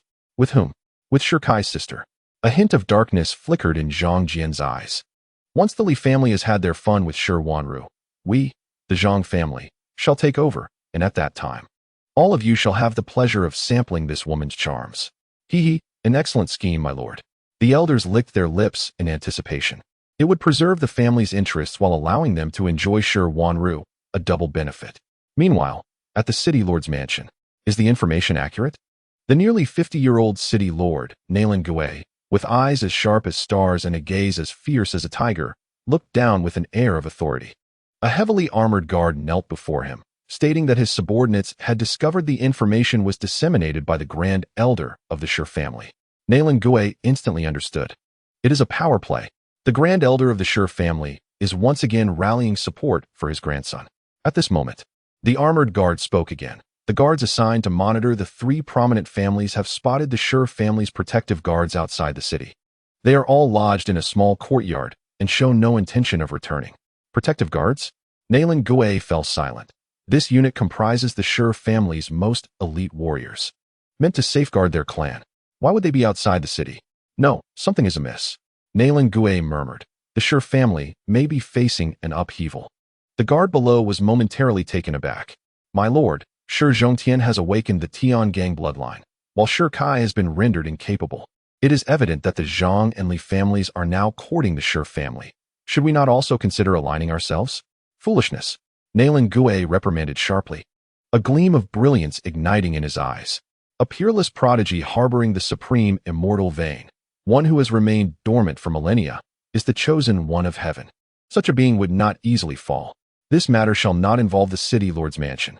With a wave of his hand, he dismissed the soldier. Once the soldier departed, a figure of commanding presence emerged from behind the curtain. With a thud, Nailan Gui knelt on one knee, exclaiming, I pay my respects to my lord. Well done. The figure, exuding an air of authority, remarked. Shi Kai is no ordinary person. He has once repelled the emperor with a single punch. Such talent can be courted but must not be provoked. Arriving early was merely a precaution against foolish actions from the city lord's mansion. It seems I have overthought this. The figure gazed outside, and a smile graced their lips as they noted that upon learning of Shi Kai's incapacitation, someone had hastened from the Holy Tsang domain. It appeared that Fengyan City was about to become lively. One day later, in the Chaos Immortal Prison, in the First Spear Prison, the first spear of the Shura 13 Spears technique, first spear, With a flick of the spear, the white dragon sings. Second spear, integrating into the body. A golden spear, an iron horse. Third spear, a surge of external power, extinguishing with one spear. Fourth spear, the Knight of 100 Ghosts. I perceived the spear's intent. Shirkai sat cross-legged, his eyes tightly shut as a mysterious yellow aura coalesced around him, spear energy surging forth, etching deep scars into the surrounding stone walls. Suddenly, he opened his eyes, and in an instant, all the sword energies around him seemed to heed his call, rushing into his body. "Break!" he shouted, and the internal sword energy erupted outward, spilling forth. Simultaneously, the small spear at his dantian glimmered in response. But as Shirkai focused his intent, the small spear fell silent, and the surrounding sword energies vanished in an instant. With one thought, the spear's essence reached clarity. At that moment, a woman in red appeared. Shirkai rose, a hint of disappointment on his face. "I apologize, esteemed elder. I have only mastered the first 4 spears."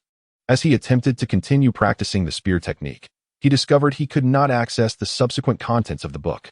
Shirkai initially expected a reprimand, but to his surprise, a glimmer of appreciation flashed in the beautiful eyes of the woman in red. "Not bad." Shirkai was taken aback. "Did you not say?"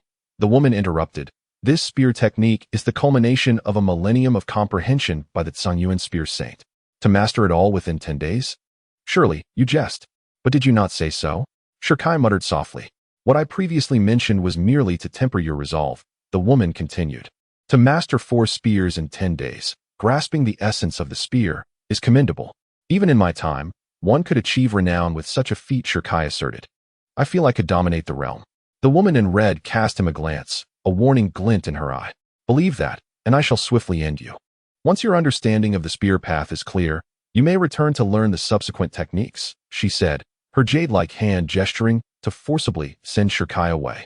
Upon the return of his consciousness, he discovered his sister still in a deep slumber, her breath steady upon his gentle touch.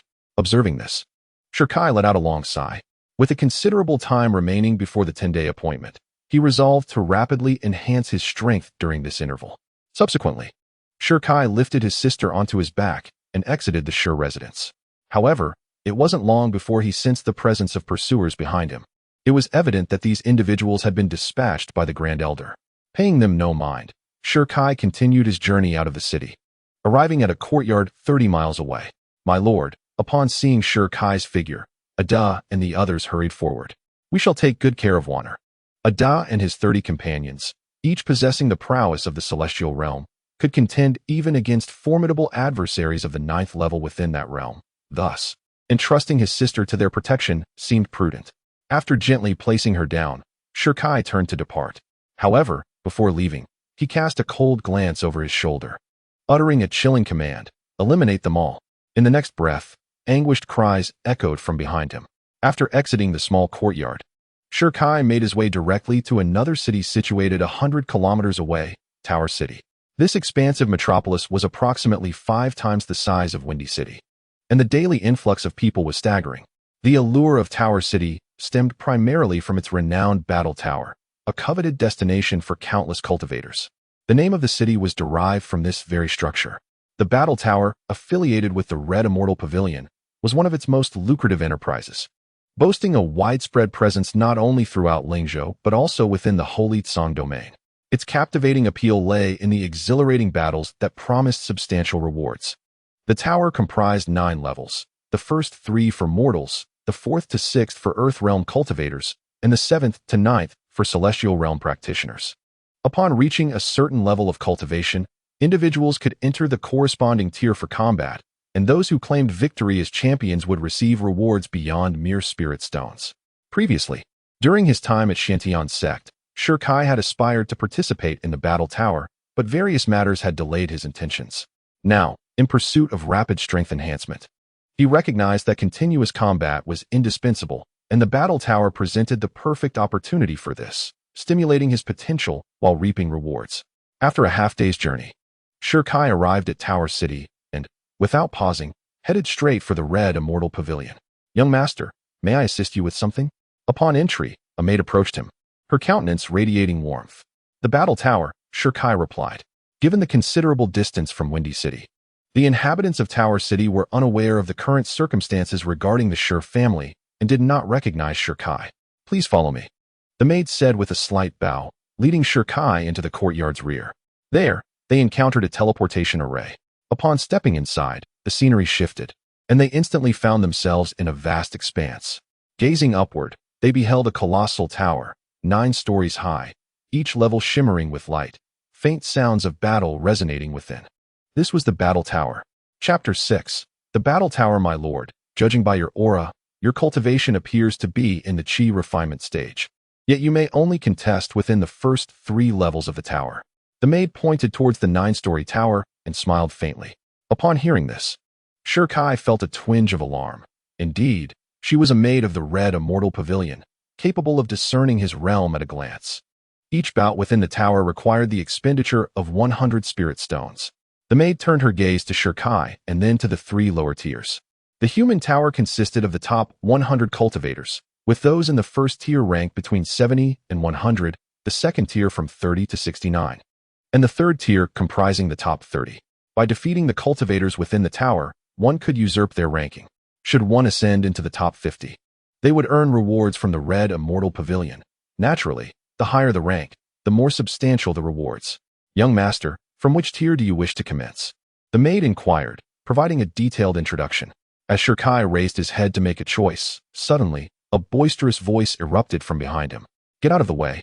Don't block my path. Turning around, he saw a hulking figure clad in armor approaching. A towering man with a prominent scar across his right cheek, unmistakably a threat. It was Xiongba.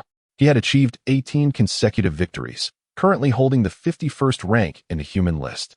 With one more victory, he could break into the top 50, and his methods were notoriously brutal. Those defeated by him were invariably left with shattered bones and rendered crippled. Word had it that he was there to challenge Su Fei.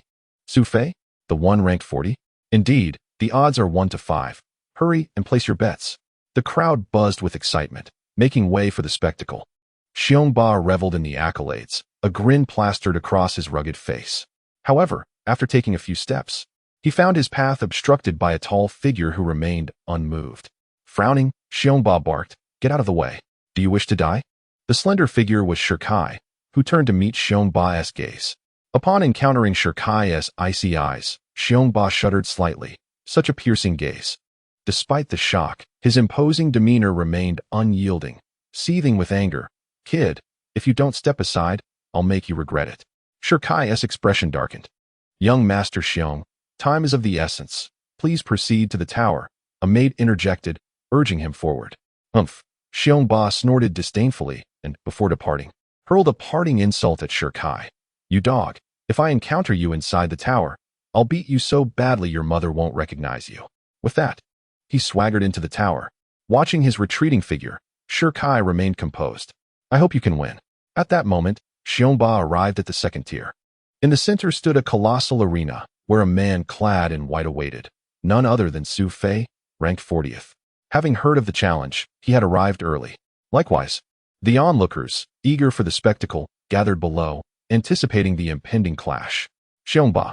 At that moment, Su Fei narrowed his eyes and caught sight of the challenger at the entrance. After Xiongba stepped in, he leaped onto the arena with a swift motion. His fierce gaze directed at Su Fei. "Surrender now, or I shall end you," he declared, brimming with arrogance. Su Fei scoffed disdainfully. Both he and Xiongba were at the 8th level of the Qi refining realm, and naturally, neither would concede to the other. Moreover, with his ranking at 40, he would not bow to someone who ranked 51st. "You seek your own demise," Xiongba growled, his countenance menacing. In the next instant, he propelled himself forward with a powerful push of his feet. Realizing the danger, Su Fei's expression changed, and he attempted to retreat. However, Xiongba suddenly shifted his position. Appearing directly behind Su Fei, and with a clenched fist, he struck down ferociously. "Die!" Bang! Su Fei was caught off guard as Xiongba's iron fist slammed into his back with tremendous force. A spurt of blood erupted from his mouth as he collapsed to the ground, his breath faltering. Defeated. Witnessing this scene, the onlookers below widened their eyes in disbelief. The illustrious Su Fei, ranked 40, had fallen by a single blow.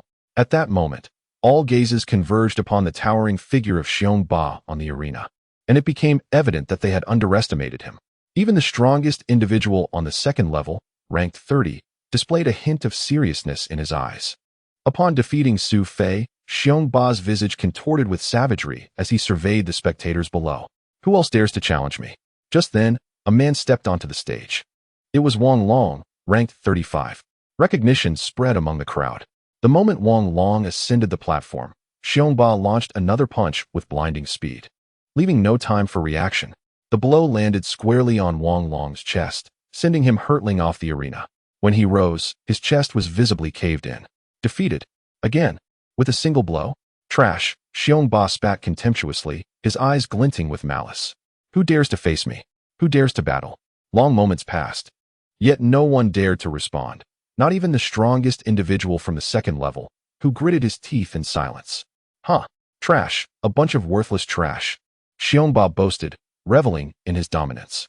Meanwhile, outside the tower, the events on the second level were clearly visible through the glass. One punch had vanquished Su Fei, and another had crushed Wang Long. It appeared that none from the second level stood a chance against Xiongba. Indeed, he is formidable, albeit excessively ruthless, murmured the cultivators outside. At that moment, Shikai turned to a nearby maid. I wish to ascend to the second level. The maid inquired with a smile. Which challenger do you intend to face, my lord? Shikai pointed toward the figure on the arena. You wish to challenge Xiongba? The maid quickly cautioned. This individual possesses extraordinary combat prowess. Only the elites from the first level can contend with him. My lord, I shall challenge him, Shikai interjected, cutting off the maid. Very well then. The maid uttered no further words, but swiftly set things in motion. Soon, a voice resonated throughout the arena. The newcomer, Shikai, has issued a challenge to Xiongba. The betting is now open. The crowd gasped in astonishment. A newcomer? Challenging Xiongba? Was this not courting death? Quickly, place your bets. I shall wager 10,000 spirit stones on Xiongba's victory. The atmosphere outside the tower grew tumultuous as people hurried to place their bets. To them, the notion of a newcomer challenging Xiongba was akin to seeking demise. At that moment, Shikai summoned the maid, inquiring, what are the current odds? 10-1. She replied. Shikai fell into contemplation for a brief moment, then retrieved all his valuables from his storage ring and placed his bets. The maid remarked, young master, what a clever strategy, to enter the fray and then bet against your opponent to ensure a profit. Shirkai's expression darkened as he realized her misunderstanding, hastily correcting her. No, I meant to bet on my own victory. The maid felt a tad awkward, though uncertain of where the young man derived his confidence. She nonetheless proceeded with the transaction. Time passed swiftly, and soon the betting was closed. Shikai strode toward the second level. Upon his appearance in the arena, a wave of cheers erupted, and countless eyes sparkled with excitement. A wealthy patron. He is a grand magnate. He has ignited our spirits. Brother, give it your all. Just then, Xiongba made his entrance, bounding onto the stage. It is you, daring to challenge me? Truly a death wish. Shikai glanced at Xiongba and suddenly asked, have you placed your bets?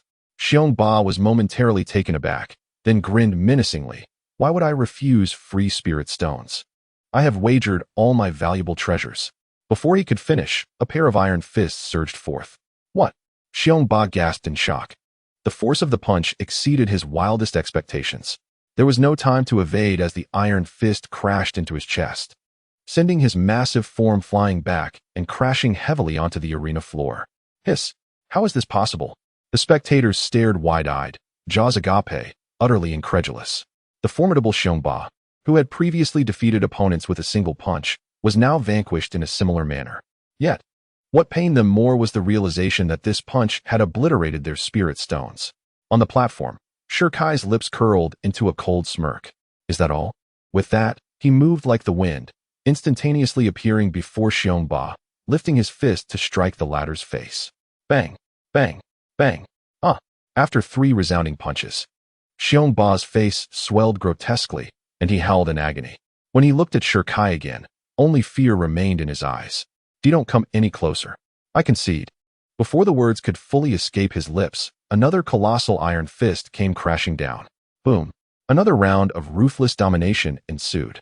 Upon witnessing the scene, the onlookers furrowed their brows, astonished by the youth's ruthless demeanor, as he offered no chance for his opponent to concede. With a flurry of over 100 strikes, the formidable Xiongba bore the brunt of the assault, his body marred with bruises and his face swollen to the point of resembling a pig's head, rendering his features nearly unrecognizable. Remember, when venturing out, maintain a low profile, Shi Kai proclaimed from his elevated position, casting a disdainful gaze upon Xiongba, his eyes glinting with cold determination. I do not slay you out of fear, but rather to avoid sullied hands. Depart. With a forceful push, he expelled Xiongba from the arena. The thud of Xiongba's body striking the ground echoed, his eyes fluttering shut as he succumbed to unconsciousness. At that moment, a voice resonated through the arena. Xiongba is fallen. Shi Kai ascends to the 40th position on the leaderboard. The maidservants outside were taken aback, astonished by his achievement. Upon hearing the announcement, Shi Kai smiled faintly and then turned his gaze downward, inquiring about the individual occupying the 30th rank. A white-clad youth visibly trembled at Shi Kai's words, as the crowd's attention swiftly shifted towards him. Before Shi Kai could utter another word, the white-clad youth hastily produced a token from his robe and flung it forth, proclaiming, I concede. Concede? Shi Kai's brow furrowed as he received the token, which bore the inscription Red Immortal Pavilion on one side, with the youth's rank, 30, on the reverse. Concede? They hadn't even begun to fight. And he surrendered outright. How embarrassing. Nearby, someone muttered softly. The white-clad youth's face flushed with embarrassment, yet he felt no shame. His capabilities were comparable to Xiongba's. And rather than suffer a humiliating defeat, he preferred to concede gracefully. Shi Kai shook his head with a smile. Since his opponent had chosen to withdraw, he deemed it inappropriate to voice further objections and prepared to leave the second tier. However, before departing, he glanced back at the white-clad youth. A smirk gracing his lips, a talent indeed. Chapter 7. The top 30 of the Tower of Humanity. As Shi Kai exited the second tier, a maidservant promptly approached him, her face adorned with a broad smile. Congratulations, young master, on achieving the 30th position on the Tower of Humanity. Please wait a moment while I procure your reward. The maidservant departed, and after a brief interval, she returned with a storage ring in hand. Young master Shi, this is your reward. Receiving it, Shi Kai opened the ring to reveal a staggering 5,000 spirit stones. Hiss. He involuntarily inhaled sharply. He had invested 100 spirit stones as an entry fee, and in less than a quarter of an hour, he had garnered 5,000, an astounding 50-fold return. No wonder countless cultivators flocked to the Tower of Combat, Shi Kai mused. Just then, another maidservant approached. Young master, the items you wagered were valued at 1,000 spirit stones.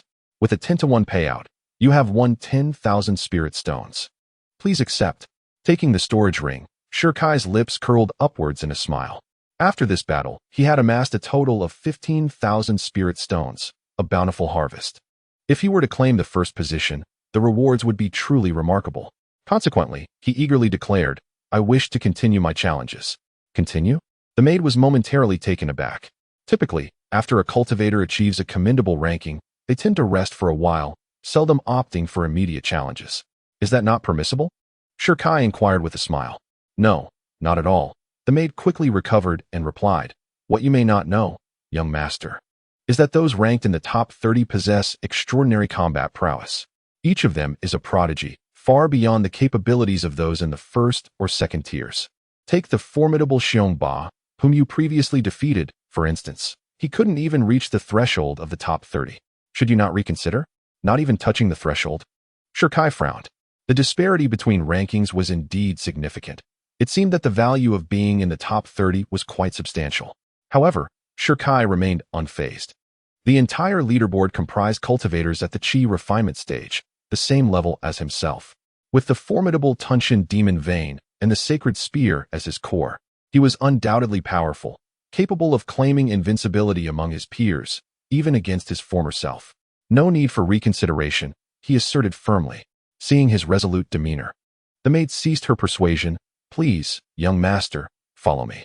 As Shi Kai's attendant, her own rewards from the Qixin Pavilion were contingent upon his performance.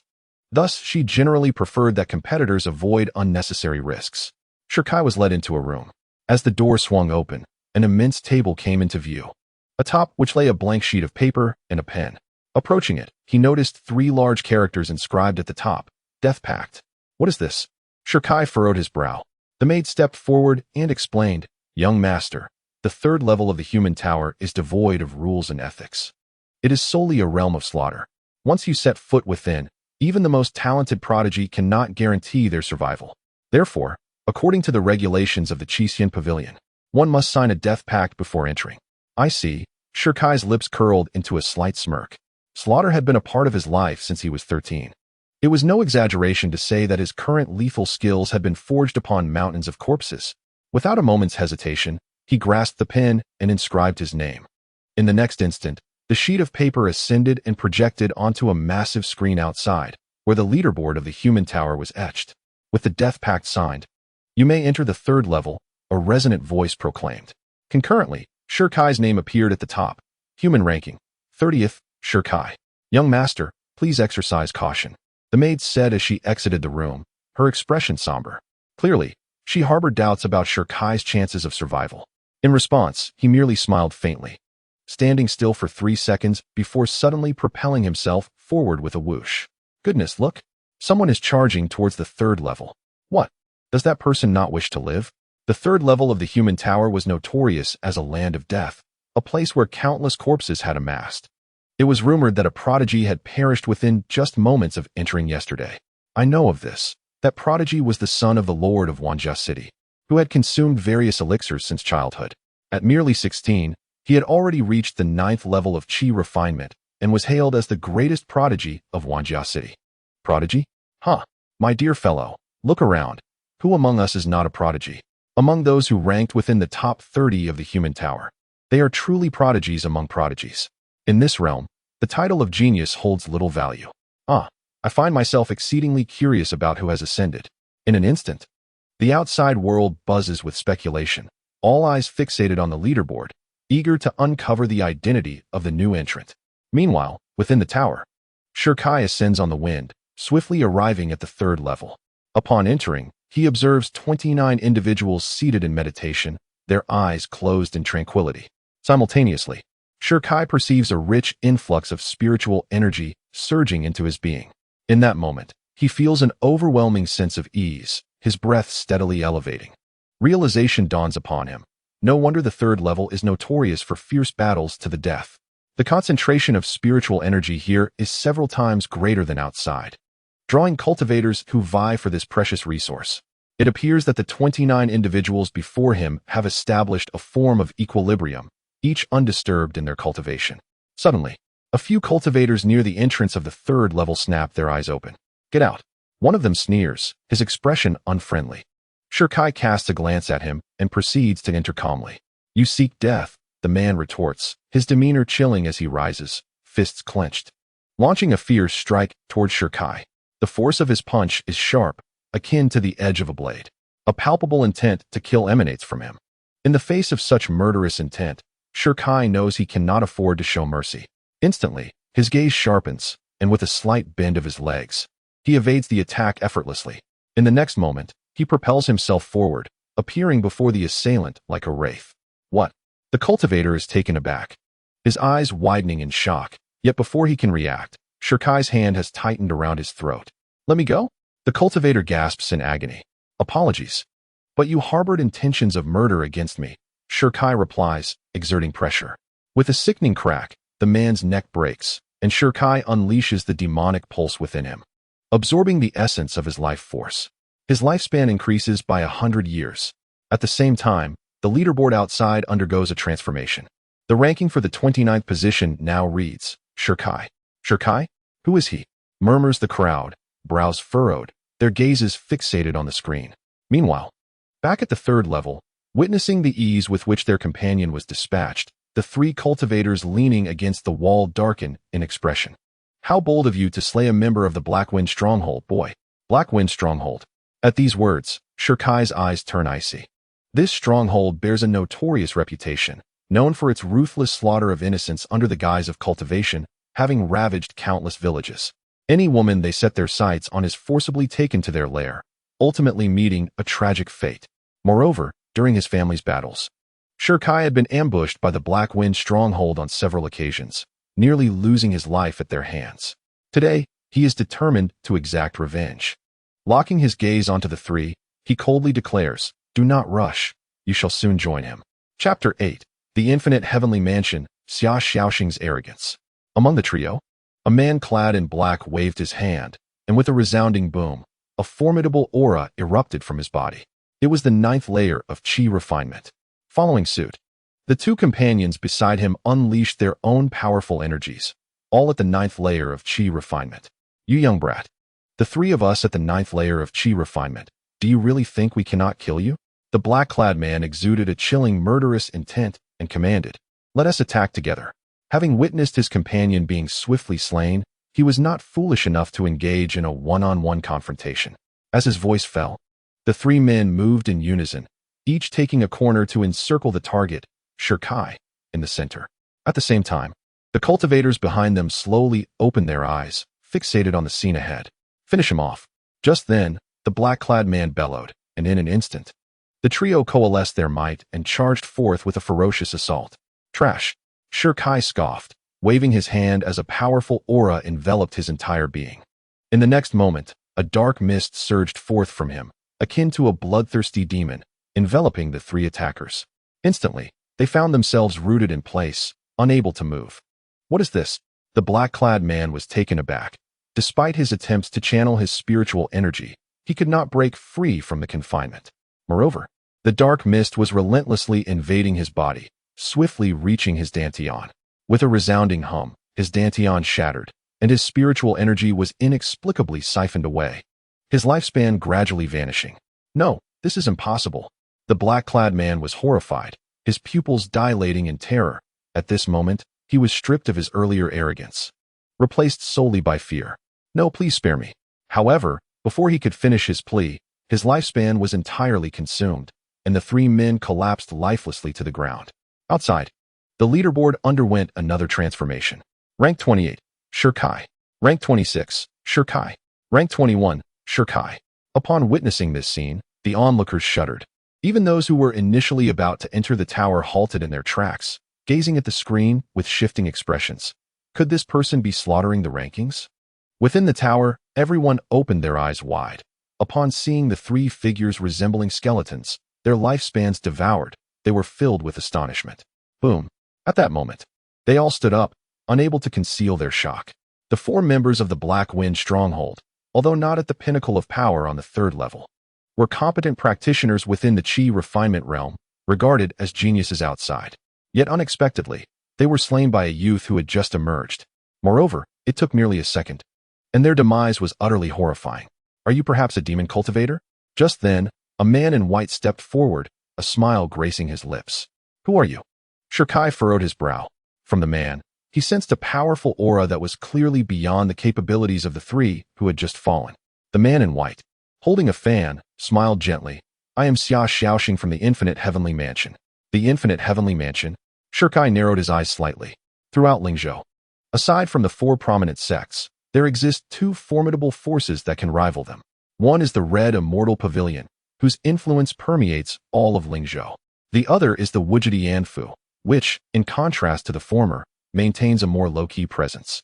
It is rare to encounter individuals from the Tianfu, lending it an air of mystery, almost as if it were a fallen entity. Yet, those well acquainted with them would never dare to underestimate their prowess. For instance, in the triennial sect competition, Wujidi Yanfu claimed 3 positions within the top 10, currently sitting at 8th on the leaderboard. The man in white, who called himself Xia Xiaoxing, added, 8th on the leaderboard, is it? Shirkai smiled faintly, just barely sufficient. Just barely? Xia Xiaoxing remarked, casting a curious glance at Shirkai. You seem quite confident. One shall see. Shirkai replied. Very well. With a gaze akin to a sky full of stars, Xia Xiaoxing's slender fingers pointed, and a fan flew from his palm.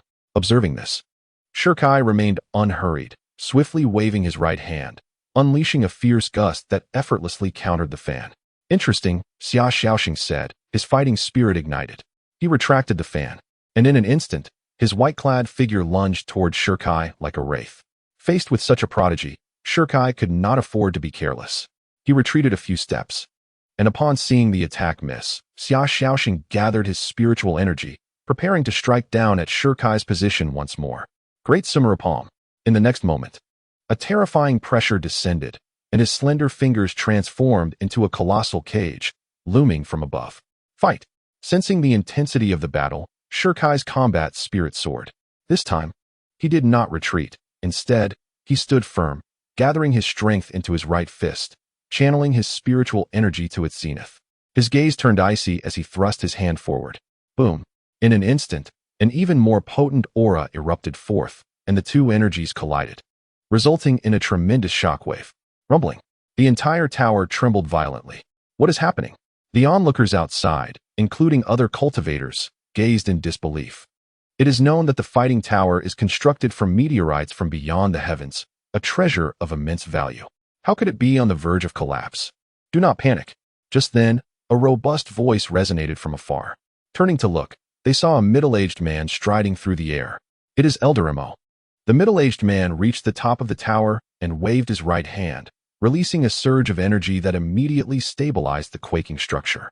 Having completed this, he cast his gaze upon the third level, astonished. The chi refinement stage can achieve such prowess? At that moment, the energy clash on the third level dissipated rapidly. In the blink of an eye, Shirkai retreated 5 steps, while Xia Xiaoxing was forced back nearly 20. As Xia Xiaoxing steadied himself, his alabaster face revealed no calmness. He was formidable. Those of his generation who could compel him to retreat were no more than 5 throughout the vast Lingzhou. As he pondered this, Shirkai had already locked his gaze. Once more. Stop. Xia Xiaoxing shook his head with a smile, retracting the aura within him. I am not your opponent. Further combat would serve no purpose. The 8th position on the ranking is yours. With a nonchalant demeanor, he retrieved a token from his waist and tossed it aside. Having completed this act, he turned to leave. You did not exert your full strength, a voice resonated from behind, belonging to Shirkai. Xia Xiaoxing paused in his tracks, as did Shirkai. In that brief encounter, Xia Xiaoxing had sensed an overwhelming force emanating from Shirkai, yet it had not been fully unleashed during their duel, indicating that his opponent had also held back. In your eyes, I did not display any intent to kill, since this was merely an exchange. It was meant to be restrained, Shirkai asserted, shaking his head. Xia Xiaoxing remained stationary, lost in thought, before turning back to inquire. How much of your power did you employ just now? Shirkai gestured a single digit. I knew it. Xia Xiaoxing replied with a faint smile, proceeding towards the tower's entrance. However, just as he reached the door, he couldn't resist glancing back, exclaiming, Hee, I only used 10% of my strength too. Shirkai retorted, what 10%? That was me giving you the finger. Chapter 9. This man is a slayer of rankings the moment Xia Xiaoxing relinquished the token. The leaderboard underwent yet another transformation. The 8th position on the rankings was now Shirkai. Upon witnessing this, the gathered cultivators were utterly astounded, their eyes widening in disbelief. How could this be? Ascending from 21 to 8th in an instant, who exactly was Shirkai? It was well known that those who entered the top 10 were exceptional individuals. The CRME de la CRME of talent, and the rankings had remained relatively unchanged for nearly 6 months. Could he possibly be a prodigy from a powerful faction? Here for a trial? Setting all else aside, I can now conclude with certainty that this individual is indeed a slayer of rankings. The notion of a slayer of rankings sent shockwaves through the crowd. The speed at which Shirkai had risen was nothing short of terrifying. He had battled his way from the 2nd level to the 3rd, subsequently vanquishing 4 formidable contenders, and within a mere incense stick's time, secured the 8th position on the leaderboard, leaving everyone astounded. Moreover, they couldn't help but recall a scene from 6 months prior. On that day, an unparalleled prodigy had descended upon the fighting tower, ruthlessly claiming the top position on the leaderboard. Blood flowed like rivers in his wake, and corpses piled high. Following that, the prodigy ascended the sacred stele of kings, conquering 330 steps, setting a record unparalleled in history. Today Shirkai was no less formidable, perhaps even surpassing that former figure. Furthermore, each instance of slaying on the rankings signified endless carnage. Meanwhile, in a secluded corner outside the tower, a man clad in black observed the leaderboard, surrounded by swirling mystical light that kept others at bay. Before him stood a young man in white, his gaze as bright as a starry night. Defeated? The middle-aged man in black queried, his profound eyes reflecting a hint of surprise. The young man in white merely curled his lips, replying, I lost 1 move. The individual emerging from the 3rd level is none other than Xia Xiaoxing. Standing before him is his esteemed master, the Grand Elder Xianming of the Wuzhidianfu. Upon hearing the words, Xianming visibly paused, fully aware of his disciple's extraordinary talent. With the strength of a 9th-level Qi refining realm practitioner, He had previously vanquished formidable opponents in the Qi control realm, and even engaged in combat with those of the Tianfu realm. What many are unaware of is that within the Wujidi Yanfu, the most remarkable prodigy is indeed Xia Xiaoxing. Yet, despite such prowess, he had been defeated?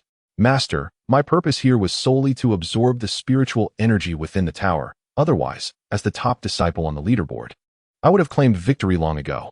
Xia Xiaoxing gazed at Xianming and continued. However, the individual I just faced possessed strength beyond imagination. Though it was merely a tentative clash, I sensed an intangible force obstructing me during our internal energy exchange. It was formidable, truly formidable. Xianming, taken aback, inquired.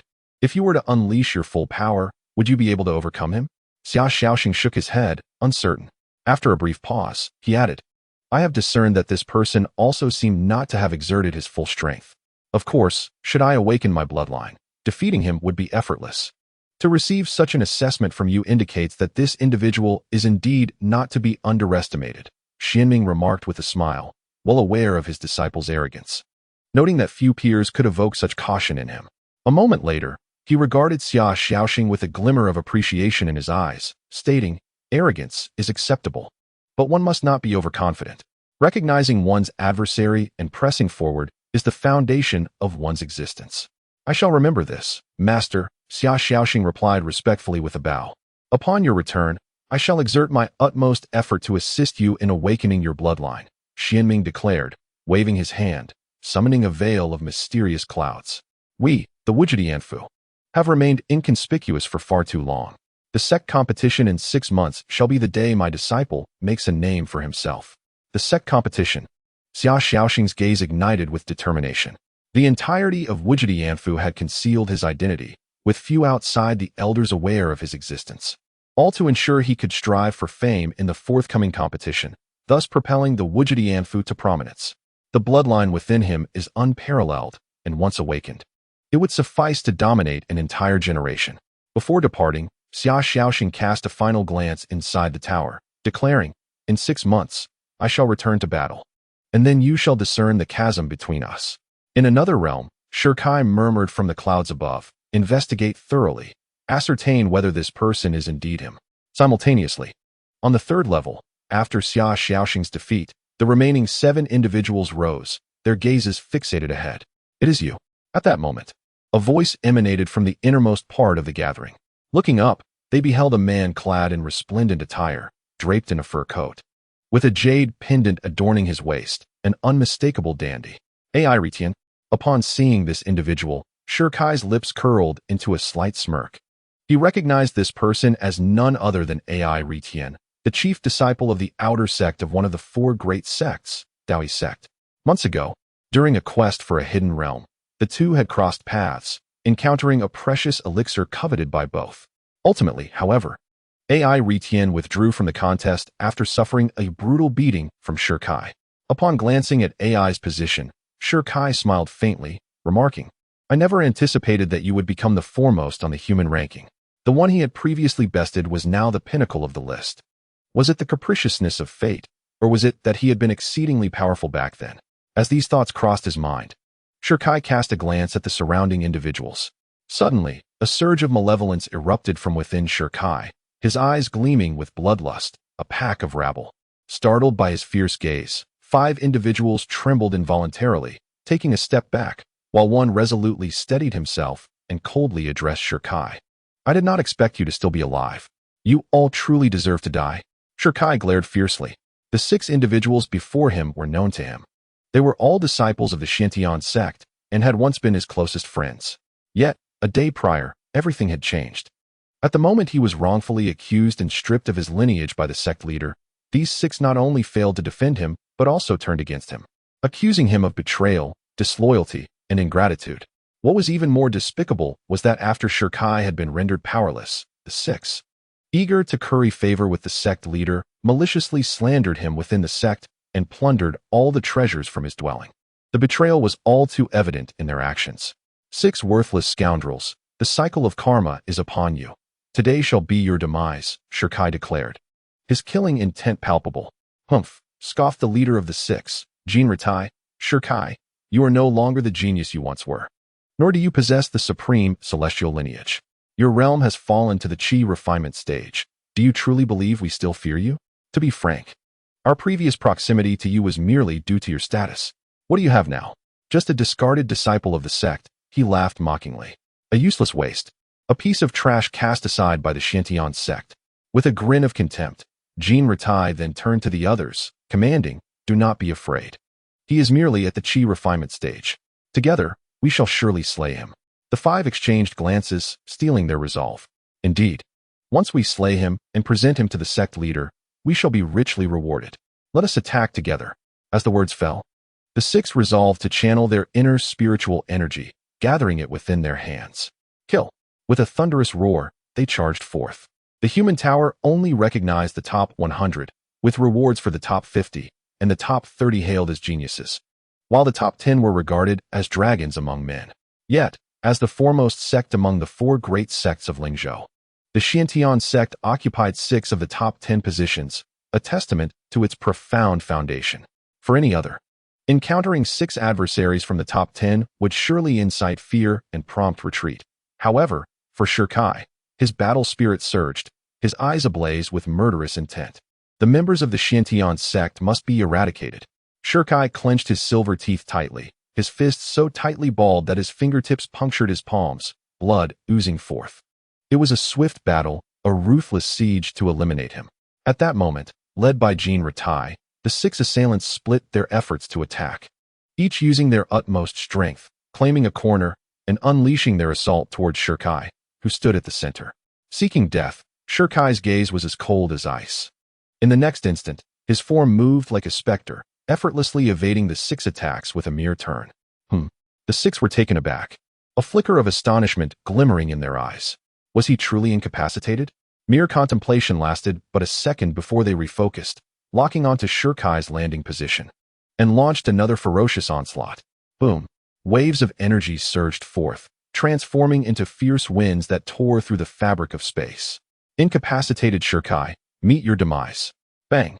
The winds erupted with a thunderous sound, and as the smoke cleared, Shirkai had vanished without a trace. Where is he? The 6 furrowed their brows. Just as they exchanged glances, one felt a chill creep up his spine. Turning his head, he was horrified to find Shirkai had already appeared behind him. You, Xiani gasped in shock, about to speak, when a sudden coldness enveloped his neck. With a sickening crunch, a massive hand crushed his throat. What? The remaining 5 stared in disbelief at this scene, and just as their astonishment peaked, Shirkai seized the opportunity, propelling himself to another's side with a swift kick.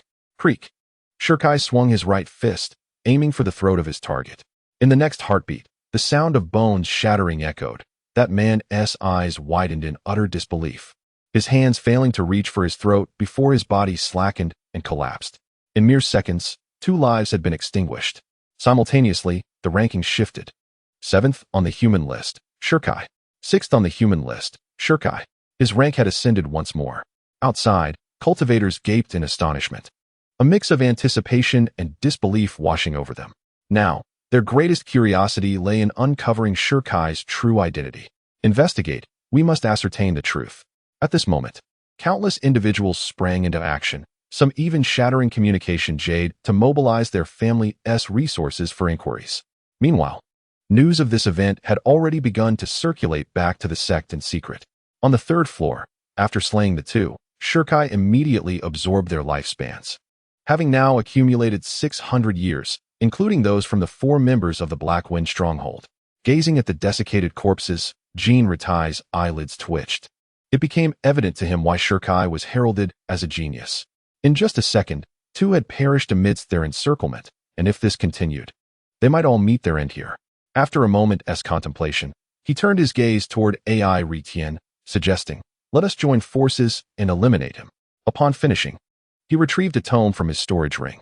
This is the Xiantian Classic, a complete version of an Earth Tier technique, though this is but a fragment. It nears the Earth Tier. Assist me, and this technique shall be yours. Gazing at the technique in his hand, Jean Ratai felt a pang of regret. Such a fine treasure. AI Ritian revealed a glimmer of greed. Are you truly willing to part with this? Jean Ratai's gaze was resolute. If it meant eliminating Shirkai, everything was worth it.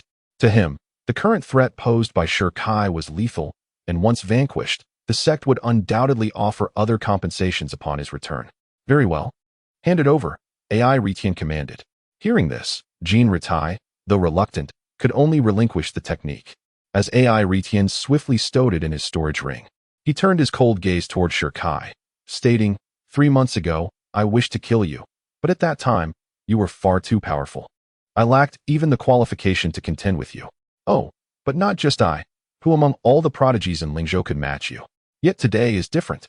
Just then, a pair of iron fists suddenly struck toward his face. With a resounding thud, AI Retian was sent flying over 10 meters, while Shir Kai appeared where he had stood, muttering, so much unnecessary chatter. Ugh, that hurt. AI Retian grimaced, clutching his swollen cheek, his eyes ablaze with fury. You dare to ambush me. Enough of this. Jean Ritai interjected, his voice serious. From now on, hold nothing back. Unleash your trump cards and eliminate him. Understood, AI Retian replied, and with a sweeping gesture, a large blade materialized in his grasp. He then swung the blade, channeling all his strength into the edge, and in the next moment, he struck fiercely. Golden Wing Blade Technique. Witnessing this, Jean Ritai and the others similarly unleashed their most formidable attacks, channeling their spiritual energy. Xiantian Overlord Fist. Killing Intent Break. Shattered Star Divine Claw. Ink Dragon Flash Slash. In an instant, 5 terrifying auras surged forth. Shir Kai, with his piercing gaze, raised his hand, and from his dantian, a spear flew forth with a whoosh. Silver Dragon Spear. Holding the white spear, he stood firm, a solitary figure akin to a war deity. With the first strike, as the spear moved, the white dragon roared. A powerful shout erupted as Shir Kai, wielding the spear, concentrated boundless terrifying energy at its tip. Boom. Crash. In an instant, 6 energies collided, producing a thunderous sound that caused the entire tower to tremble once more. But at that moment, the spear slipped from his grasp, hovering in midair, and then lunged forward with ferocity. Buzz. In an instant, 5 auras were shattered and torn apart. What? This is impossible. The 5 were taken aback, and Jean Ritai's eyes widened in disbelief. He is no mere human. He is a demon. Flee, we must escape. The previous strike had utterly shattered all his illusions, and he turned to flee immediately. Clang. Suddenly, a spear was pressed against his brow. Jean Rithi's pupils contracted sharply. No, please don't kill me. I was wrong. Wrong? Shir Kai's gaze turned frigid. You do not regret your actions. Rather, you are aware of your impending demise. With a swift motion, the spear pierced through Jean Rithi's chest without hesitation. In an instant, he spat blood and collapsed to the ground, lifeless. He has gone mad. Flee, we must escape. At that moment, the remaining 3 members of Xiantian's sect were struck with panic. Yet, before they could make their escape, Shir Kai swept his spear, and a flash of light revealed 3 crimson marks appearing on their necks. How ruthless! The trio clutched their throats, struggling to speak. In their final moments, one among them summoned the last of his strength to shatter the jade pendant at his waist, sending forth a message. Shir Kai is still alive. He is slaughtering the list. Chapter 11. Slaying 6. The first on the human list. Once the news spread, the 3 men fell silent, lifeless on the ground. At that moment, Shir Kai unleashed the devouring power, absorbing the lifespans of the trio and Jean Rithi. By now, he had acquired 1,000 years of life. A 9th-level Qi refining cultivator possessing a millennium of lifespan was an extraordinary rarity, bound to incite a significant uproar should it become known, even stirring the nerves of some reclusive families. How ruthless! From a distance, AI Retian witnessed Shir Kai's prowess and felt a shiver run down his spine. 6 9th-level Qi refining geniuses were slain, just like that? Shir Kai, the Xiantian sect will not let you go. Shir Kai's gaze remained icy. One day, I shall ascend the gates of Xiantian's sect and annihilate it. Now it's your turn. Shir Kai turned his attention to AI Retian, who had attacked him earlier, leaving no room for reconciliation. The latter trembled, realizing that with 6 Xiantian sect prodigies slain, he alone stood no chance against Shir Kai. Without a moment's hesitation, he gathered his spiritual energy and attempted to flee. Thinking of escaping, Shir Kai's hand grasped the air, unleashing a terrifying force that surged forth. In an instant, AI Retian found himself rooted to the spot, unable to move. No matter how he channeled his internal energy, he could not break free from that overwhelming, devouring power. Realizing his predicament, He hastily retrieved a talisman from his waist and crushed it with fervor. "Grandfather, save me. Who dares to harm my grandson?" A wave of pressure emanated from the talisman, materializing a spectral figure of an elderly man clad in white with gray hair. Surrounding the elder were mysterious golden pillars of light. Burial Sea Realm. Feeling the immense oppressive aura, Shirkai furrowed his brow. Recognizing that the old man was a formidable presence of the Burial Sea Realm, the elder's gaze locked onto Shirkai. "You wish to slay my grandson? Preposterous." A deep, resonant voice echoed as a force of destruction emanated from him, freezing time and solidifying space in its wake. "It is merely a projection. What have I to fear?" Shirkai's fighting spirit surged. In the next moment, he grasped his spear and swept it fiercely. "Old dog, die for me." He thrust the spear forward. The tip of the spear struck against the beam of light, producing a resounding impact that sent it flying several meters away. Undeterred, Shirkai regained his footing, his fighting spirit unwavering as he lifted his long spear and charged forth once more. With his second thrust, he harnessed the energy within, conjuring a phantom spear composed of ethereal essence, shimmering with an aura of dread. A chilling glimmer pierced the air, and then, like a dragon unleashed, the spear surged forth. Not good. The elder's profound eyes flickered with alarm. He sensed an immense threat emanating from the spear and urgently shouted, "AI Retien, flee quickly. I will hold him back." AI Retien was taken aback. Was even his grandfather unable to contend with this foe? Without a moment's hesitation, he felt the wind at his heels and dashed towards the tower's exit. Clang. However, Shirkai would not grant him an opportunity, with a mere thought. The spear lunged forward with ferocity. "Impudent." The elder scoffed, immediately manifesting a doppelganger to shield his grandson. Boom. This time, unlike before, Shirkai was not repelled. Instead, the elder's form began to waver, and the spear, resembling a silver dragon, pierced through his corporeal frame. Instantly, the spear sliced through the void, radiating a beam of light. Uft. In an instant, the spear impaled AI Retien's right arm, severing it completely. AI Retien screamed in agony, beads of cold sweat forming on his forehead, his breath growing faint. In that moment, regret consumed him. Had it not been for his greed, he would not have encountered such calamity today. Picking up his severed arm from the ground, he gazed at Shirkai with eyes filled with resentment, lamenting the misfortune of sharing an era with such a being. "My grandson, flee." The elder summoned his final reserves of strength to send AI Retien away. "Old dog, perish." Shirkai roared, directing his spear with precision, obliterating the elder's doppelganger with a swift thrust. Meanwhile, 1,000 miles away at the Daoi sect, an elder spat blood, his eyes flaring with rage. "Damn it." With a sweeping gesture, an image materialized before him. "Quickly investigate this individual. Whoever dares to annihilate my doppelganger shall face immediate execution, regardless of their background." At that moment, within the tower, Shirkai reflected on his inadequacy. He sighed, shaking his head in resignation. Had he retained the strength he possessed a year prior, he could have easily rescued AI Retien from the clutches of that elder's doppelganger. After a brief contemplation, he sought out the area of densest spiritual energy. Settling into a meditative posture with closed eyes, beginning to circulate the heavenly devouring demon vein within him, voraciously absorbing the tower's spiritual essence. In the chaos immortal prison, a red-clad woman bore a slight smile. "If I can absorb all the spiritual energy here, perhaps I shall break through to that concealed realm." As Shirkai continued to absorb the spiritual energy, an uproar erupted outside the tower. Tens of thousands gazed intently at the leaderboard, scarcely daring to blink. Rank 5, Shirkai. Rank 4, Shirkai. Rank 3, Shirkai. Rank 2, Shirkai. Rank 1, Shirkai.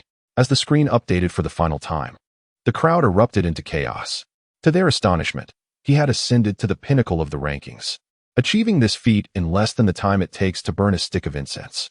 Amidst the shock of the cultivators, a resounding voice echoed through the venue. "Shirkai, ranked first among the human contenders. The 7th-ranked contender has been slain. The 6th, 5th, 4th, 3rd, and 2nd have all met the same fate. The 1st-ranked contender has revealed his trump card, narrowly escaping death with a severed arm." This announcement ignited the crowd into a frenzy. At that moment, the cultivators outside the tower exchanged incredulous glances, their faces etched with disbelief. Had Shirkai truly slaughtered 6 individuals? And all of them were prodigies ranked within the top 10. Countless onlookers were filled with dread. They understood that these individuals were not merely top 10 contenders, but disciples of the Xiantian sect. To slay 6 of them was tantamount to declaring war against the Xiantian sect. Moreover, the previous number 1 contender, the strongest prodigy of the Daoist sect's outer circle, had barely escaped with a severed arm. Shi Kai's actions had effectively offended 2 of the most powerful factions in Lingzhou. It was over. This man was doomed. This was the prevailing thought among the masses. Having antagonized the 2 mightiest forces in Lingzhou, he would find it impossible to evade death, regardless of his formidable background. Simultaneously, the not-so-distant figure of Xia Xiaoxing and her disciple were intercepted by an individual. I have met with the elder.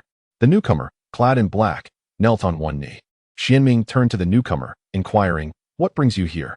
Reporting to the elder, just moments ago, a youth named Shi Kai pierced through the ranks, slaughtering 6 prodigies of the Xiantian sect, and subsequently severed an arm of the strongest from the Daoist sect, the black-clad figure reported. Upon hearing this, Xianming's profound gaze revealed a hint of surprise. Such ruthlessness? Does he not fear retaliation from the Xiantian sect, slaying 6 of their prodigies? Beside him, Xia Xiaoxing's eyes sparkled with realization. His decisive actions, specifically targeting the Xiantian sect, lead me to ponder a particular individual. Master, I believe I have discerned his identity. Chapter 12. Tremors across the land. Xianming turned to Xia Xiaoxing, asking, "Who is it?" Xia Xiaoxing furrowed her brow, articulating each word deliberately. "From Fengyun City, Shi Kai." Xianming's eyes narrowed slightly. "Are you implying that this is the individual who was born amidst celestial phenomena, possessing the Supreme Immortal vein?" "Indeed," Xia Xiaoxing affirmed, her expression resolute. Who else could harbor such enmity towards the Xiantian sect? At this, the black-clad figure appeared perplexed. It is said that this individual had his bloodline stripped by Su Ez and his Dantian destroyed. Yet, how is it that he possesses such formidable combat prowess? Foolishness, Xianming scoffed. Would a true genius ever fall? Xia Xiaoxing nodded in agreement, acknowledging that even without his immortal vein, Shi Kai's terrifying talent could still overshadow her own. What a bunch of fools. At that moment, Xianming's penetrating gaze shifted toward the direction of the Xiantian sect, and he sneered, to let such a genius slip away. The Xiantian sect truly lacks insight. Meanwhile, at the Xiantian sect, upon a celestial mountain, the sect leader Su Yitzi stood with his hands clasped behind his back. Upon receiving the report from the elders of the sect, his expression darkened ominously. How tenacious is fate, he mused. Father, could the intelligence be erroneous? Beside him, a strangely handsome man expressed his doubts, recalling the day when his father had personally stripped the bloodline from their adversary, dismantled his Dantian, and rendered him powerless. How could he possibly recover in merely a day? Furthermore, he has slaughtered the rankings? I refuse to believe it. Su Yitzi turned his gaze towards the peculiar man. The 3rd elder sought me out personally. The news is undoubtedly accurate. Su Xia was taken aback. Then that means the one who has claimed the top of the rankings is indeed Shi Kai. Cursing under his breath, he felt his countenance shift between anger and despair.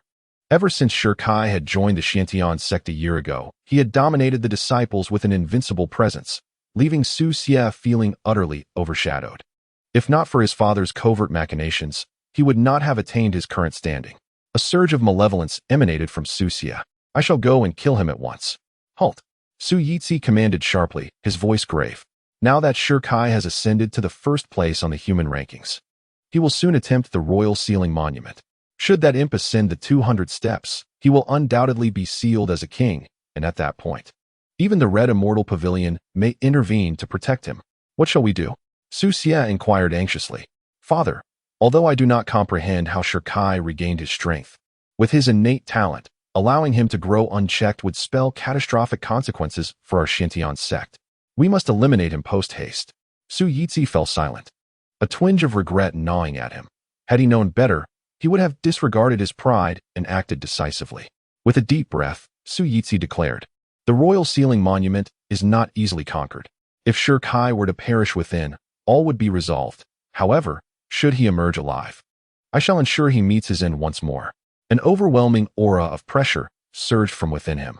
Meanwhile, in the palace of the Great Han dynasty, a man clad in a python robe and adorned with a python hat sat regally upon the prince's throne, deep in contemplation. After a long pause, he slowly opened his authoritative eyes and spoke to the air, Investigate whether this person is my brother-in-law. As his words fell, the surrounding space erupted with a gust of wind, and a figure vanished in an instant. Moments later, the robed man rose, a wicked smile gracing his lips.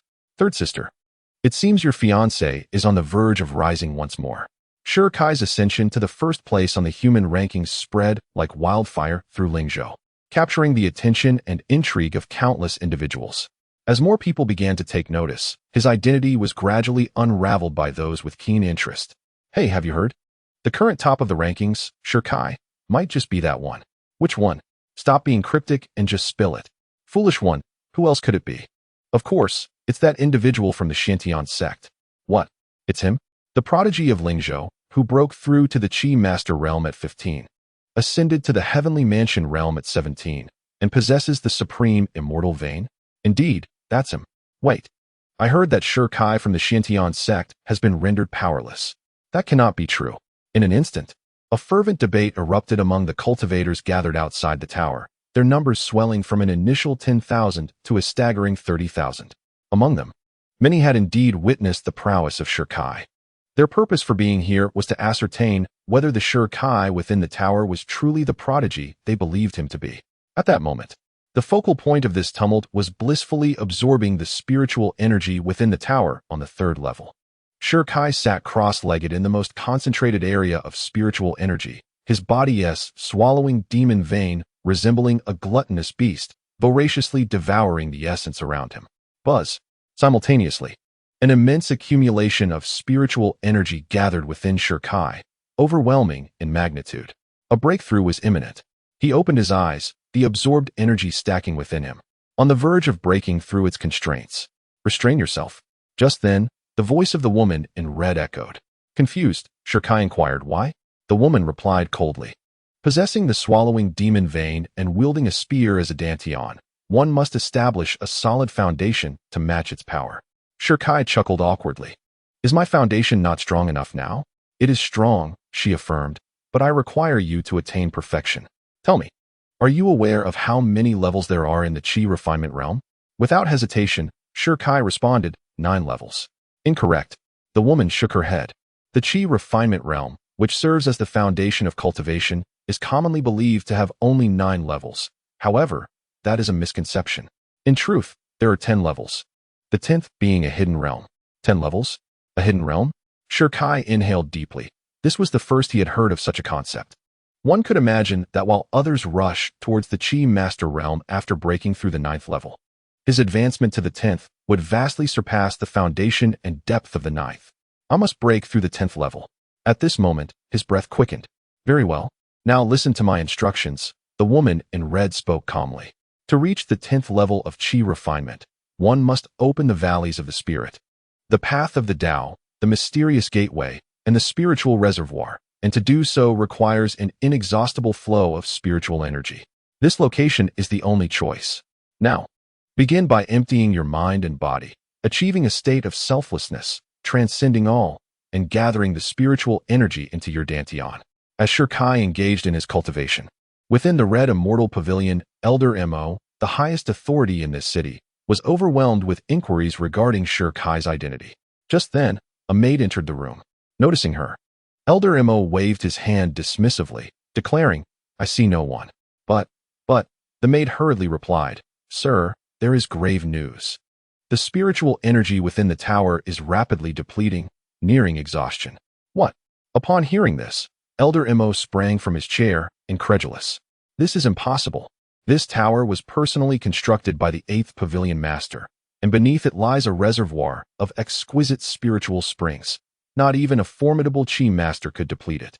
The maid trembled, stammering, It is true. All the spiritual energy within the tower is continuously converging towards the 3rd level. Chapter 13, The Saintly Monument of Kings. Quickly, take me to see. In a moment of sheer panic, Steward Mo sprang from his chair and rushed out frantically. Upon his arrival at the tower, a surge of thought unleashed his senses, and in the next instant, his brow furrowed and his gaze darkened. Someone was absorbing spiritual energy. The maid glanced at Steward Mo, wondering if it could be Shi Kai. The name Shi Kai had become well known across Lingzhou, resonating like thunder. Impossible, he quickly dismissed the thought. Although he was formidable and had claimed the top spot on the human rankings, the idea of absorbing an entire spiritual spring was beyond belief. After a moment of contemplation, he waved his hand decisively, sending a command to the 8th Pavilion Master, summoning him to oversee the situation, insisting that the information be reported truthfully without concealment. A recent probe through his spiritual awareness confirmed that spiritual energy was indeed vanishing rapidly, yet his own strength could not reveal the cause. This matter was of great importance, and he could not afford to be careless. Thus, he had no choice but to summon the 8th Pavilion Master. Understood, my lord. The maid trembled slightly. The 8th Pavilion Master was one of the most esteemed figures in the Red Immortal Pavilion. His every word and action could alter the dynamics of the pavilion and even Lingzhou itself. The steward's decision to call upon such an esteemed individual indicated that the situation was far more serious than anticipated. Once the maid departed, Steward Mo summoned his subordinates, issuing orders to seal off the dual tower, forbidding anyone from entering during this period. In the blink of an eye, a day had passed. Outside the tower, the crowd buzzed with excitement. Following the steward's directive to seal the area, cultivators attempting to access the dual tower were halted, while those within the tower found themselves unable to exit. In a fleeting moment, the number of people gathered outside exceeded 30,000. The clamor outside contrasted sharply with the unrest within the tower. On the 3rd floor, cultivators seated in the Earth Tower and even the Heaven Tower opened their eyes in astonishment. What is happening? Where has the spiritual energy gone? Meanwhile, Shirkai occupied the entire 3rd floor, surrounded by a vast accumulation of spiritual energy, which had reached a terrifying level within him.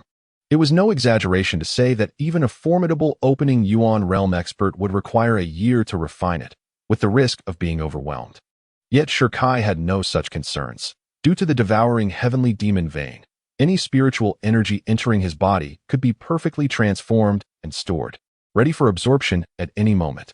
Suddenly, a tremendous noise erupted from the dual tower, causing its structure to dim slightly. Shirkai opened his eyes in surprise, realizing that the surrounding spiritual energy had entirely vanished. Could it be that I absorbed it all? What other explanation could there be? Within the chaos immortal prison, the voice of a red-clad woman echoed.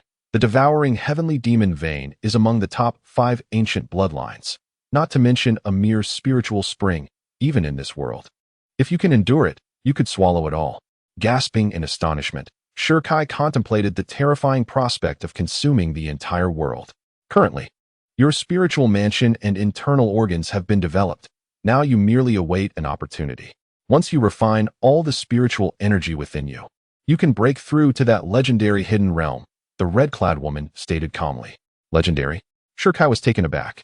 Is it truly rare to break through the 10th level of the Qi refining realm? This time, the red-clad woman did not discourage him. Indeed, it is rare. Even during the ancient epochs, amidst the vast galaxy, finding one would be a challenge. Why is that? Shirkai inquired, perplexed. In his perception, during the ancient epoch when the heavens and earth first emerged, spiritual energy was abundant, and even the most formidable emperors had been born. How could one fail to transcend even the 10th level of Qi refinement? The woman in red coldly retorted, do you presume that everyone possesses your advantages? With a congenital Tao body and a supreme celestial vein, followed by the fusion of the devouring demon vein, without such opportunities, the foundation established would be utterly incapable of withstanding the rending of hidden realms. So it was. Shirkai comprehended. Pondering for a moment, he awkwardly chuckled. Elder, I find you rather lacking. Before he could finish his sentence, the woman in red interrupted him. Shirkai, puzzled, asked, lacking in what? The woman replied, in slaps. Shirkai countered, stop asking nonsensical questions. With your current worldview, you would struggle to comprehend the essence of what I possess. The woman's expression remained frosty, asserting, and the first to reach the hidden realm is none other than myself. What? Upon hearing this revelation, Shirkai was taken aback. The woman in red, within the chaotic celestial prison, was indeed the first to uncover the hidden realm? Incredible. The significance of this was monumental. Elder, I wish to break through to the 10th level of Qi refinement. The woman shook her head. As I mentioned, a fortuitous opportunity is necessary for such a breakthrough. Boom. At that moment, the dual tower trembled once more, and instead of the entire structure, it was the 3rd level that quaked violently. What was happening? The tremors were so intense that Shirkai struggled to maintain his footing, his body swaying. Boom, buzz, clang. A cacophony of sounds erupted in succession, intertwining with one another. After several seconds, the noise gradually subsided, but in the next instant, a colossal opening appeared above the third level, revealing a staircase that loomed before him. Looking up, the staircase seemed to stretch into the infinite sky, an endless expanse, shrouded in a thick, mysterious white mist.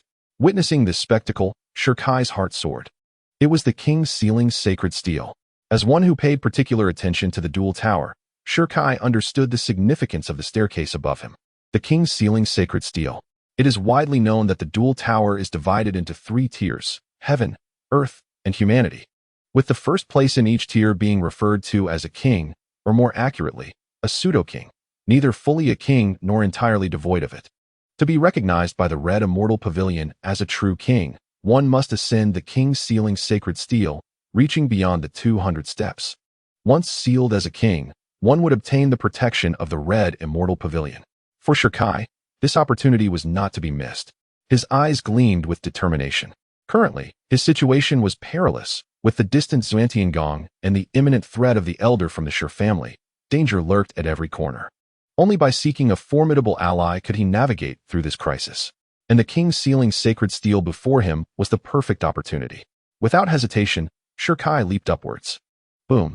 The moment he entered, the heavens and earth shifted, and the entire dual tower collapsed, leaving behind only a staircase constructed of white, mysterious light. What was happening? As the tower crumbled, the onlookers outside were taken aback, retreating while channeling their spiritual energy to shield their chests.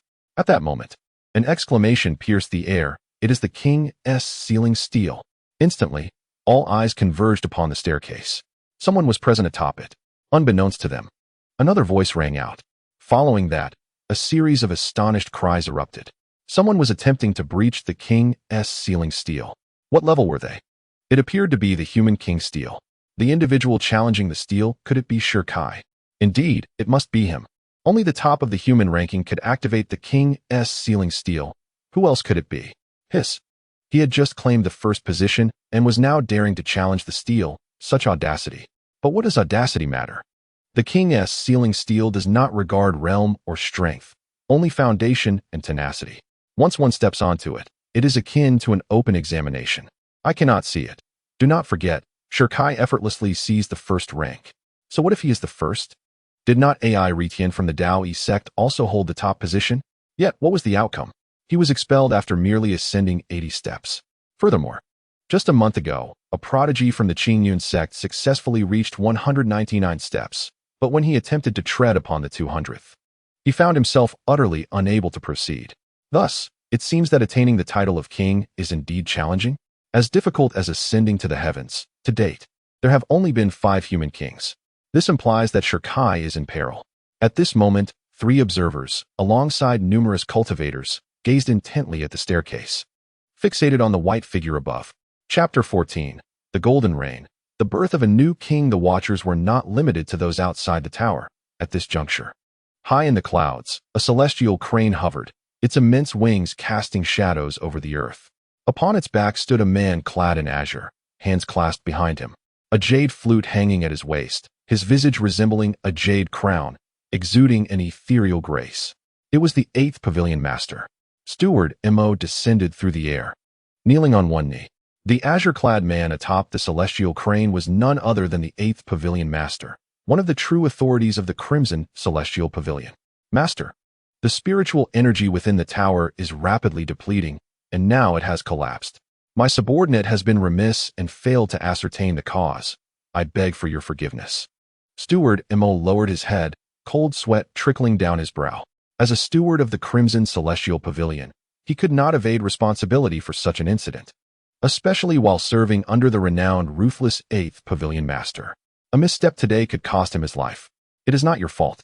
The 8th Pavilion Master's voice was deep, his gaze fixed on the staircase. All the spiritual energy has been seized by this youth.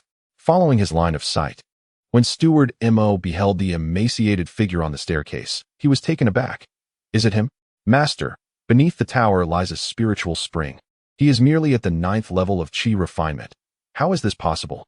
Astonishment was etched upon Steward Mo's face. When Shirkai slaughtered the rankings, He felt no surprise. When he ascended to the first place of the human ranking, it was the same. Yet now, hearing the words of the 8th Pavilion Master sent waves of turmoil through his heart. Had this statement been uttered by another, they would have likely been met with a swift slap. However, it was spoken by the esteemed 8th Pavilion Master. Though the means by which he acquired such power remain unclear, it is undeniable that spiritual energy emanates from him. His gaze is profound, and the collapse of the dual tower is indeed attributed to a deficiency of this energy.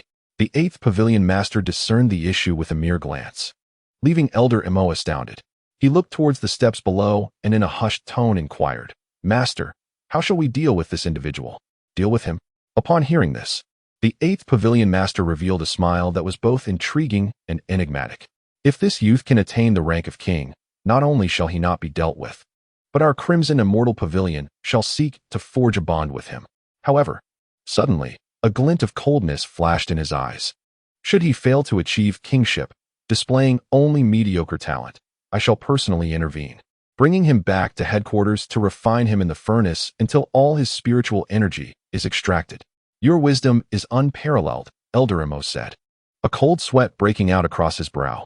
Yet, after his words fell, an unsettling silence enveloped the air. What is happening? He could not help but glance up. And in that instant, his eyes met those of the 8th Pavilion Master, who regarded him with a strangely unsettling gaze. "Do not fear," the Pavilion Master said with a chilling smile. "I generally offer a chance to those who err." Suddenly, a formidable aura surged from his being, and the world around them transformed. The setting sun appeared blood-red, and a large alchemical furnace materialized. Witnessing this scene, Elder Emo was instantly alarmed. "No, please. To become an elixir crafted by me is a form of atonement," came the Pavilion Master's firm reply. In the next moment, a colossal hand gripped Elder Emo tightly, hurling him into the furnace. Soon, a fragrant aroma filled the air as the Pavilion Master waved his hand, causing a pill to soar from the furnace and into his mouth. Meanwhile, on the steps above, Shirkai remained oblivious to the events outside. At this moment, he stood resolutely before the staircase, gazing ahead at the king's monument. To step upon it is to become a king. Today, I, Shirkai, shall also attain kingship. With unwavering determination, he lifted his right leg and ascended to the first step. Instantly, a chill enveloped his feet, swiftly spreading to his legs, abdomen, chest, and arms. Intriguing, he mused, a slight smile gracing his lips. After pausing for a moment, he exerted force and ascended to the 20th step with conviction. Without hesitation, he continued to surge upward. 30th step, 40th step, 60th, 80th, 100. In the blink of an eye, he reached the 100th step. Having run the last 20 with fervor, standing on the 100th step, Shirkai's complexion was flushed and his breath steady, aside from a slight chill. It felt no different from the outside. Once more, he resumed his ascent. 102, 104, 108. He charged up another 80 steps. This spectacle left the onlooking cultivators outside wide-eyed in astonishment. Is it truly this simple? Although their vision was somewhat obscured, the figure on the staircase stood out strikingly. Shirkai's rapid pace was evident to all. They could not fathom how the staircase, which had previously posed such difficulty, now seemed as effortless as walking on level ground before Shirkai. At that moment, a gasp echoed through the air. "Look, he has reached the 190 steps." Shirkai ascended with remarkable ease, as though merely taking a leisurely stroll. As he approached the 199th step, he gazed at the distinctive golden step just ahead and resolutely advanced. As his leg lifted into the air, a slight resistance was felt, but it vanished with a mere exertion. He stepped onto the 200th step. Suddenly, a thunderous roar erupted, and the sky was illuminated by flashes of lightning, followed by a cascade of golden rain. What? Is this the reign of kings? He had actually succeeded.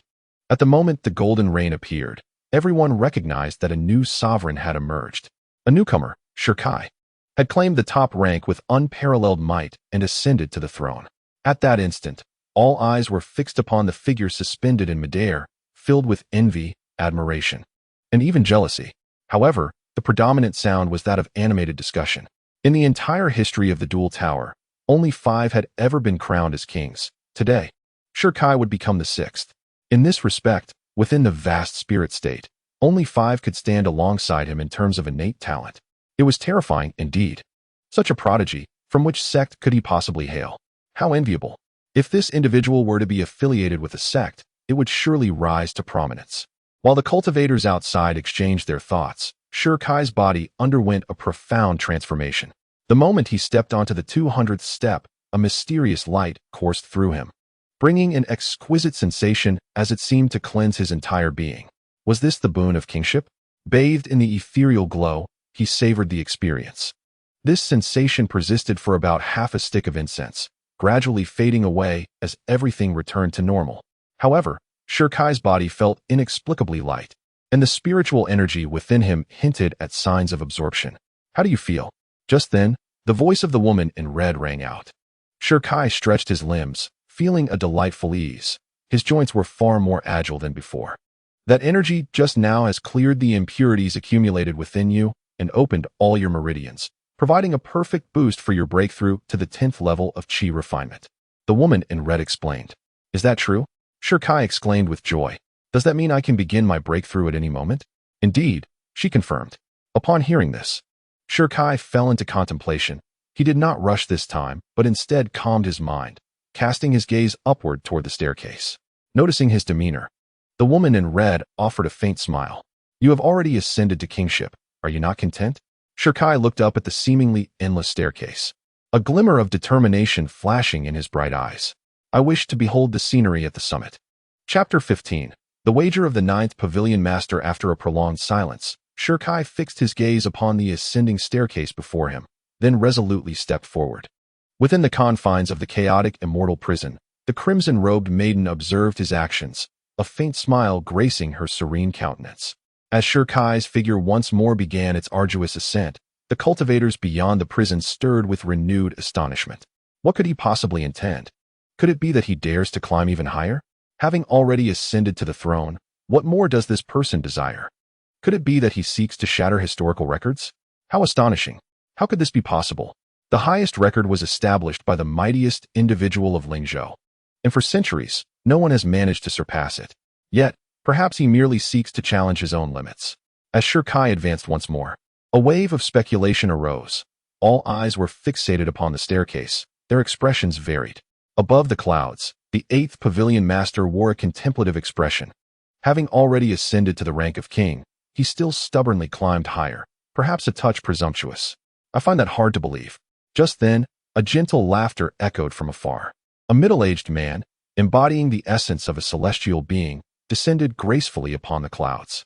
Upon seeing the visitor, the 8th Pavilion Master narrowed his eyes slightly. Old Ninth, what brings you here? The visitor was none other than the 9th Master of the Crimson Immortal Pavilion. With a gentle smile and a playful stroke of his beard, the 9th Master remarked, I have heard that a king has emerged from your ranks, and I have come to witness this for myself. The 8th Master's expression darkened. After all, this Crimson Immortal Pavilion was under his stewardship, and the 9th Master's presence seemed rather unwarranted. Internally, he harbored a deep-seated rivalry with the 9th Master, often undermining each other, with neither able to tolerate the other's presence. Ignoring the 8th Master's biting words, the 9th Master's gaze was fixed upon the steps below, captivated by the rare emergence of such a gifted youth. This time, we at the Crimson Immortal Pavilion must make a concerted effort to cultivate him, he mused. For Lingzhou was never short of prodigies. The 8th Master let out a scoff. Although this lad has attained the rank of king, he has grown rather arrogant.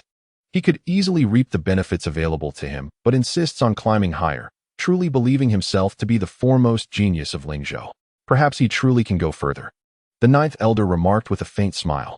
He then turned to the 8th Elder and suggested, how about a wager? A wager on what? The 9th Pavilion Master gestured below, wagering whether he could surpass the record of the human king's sacred steel. Ha! Upon hearing this, the 8th Pavilion Master erupted into laughter. You overestimate him. The record of the human king's sacred steel was established by the illustrious Gun Sovereign, and for over a century, no one has managed to break it. As he spoke, he turned to the 9th Pavilion Master and inquired, so, what shall be the stakes? Seeing the other party acquiesce, the corners of the 9th Pavilion Master's lips curled into a smirk. Let us wager on the individual known as Sher Kai. If he indeed shatters the record, you shall concede the opportunity to recruit him to me.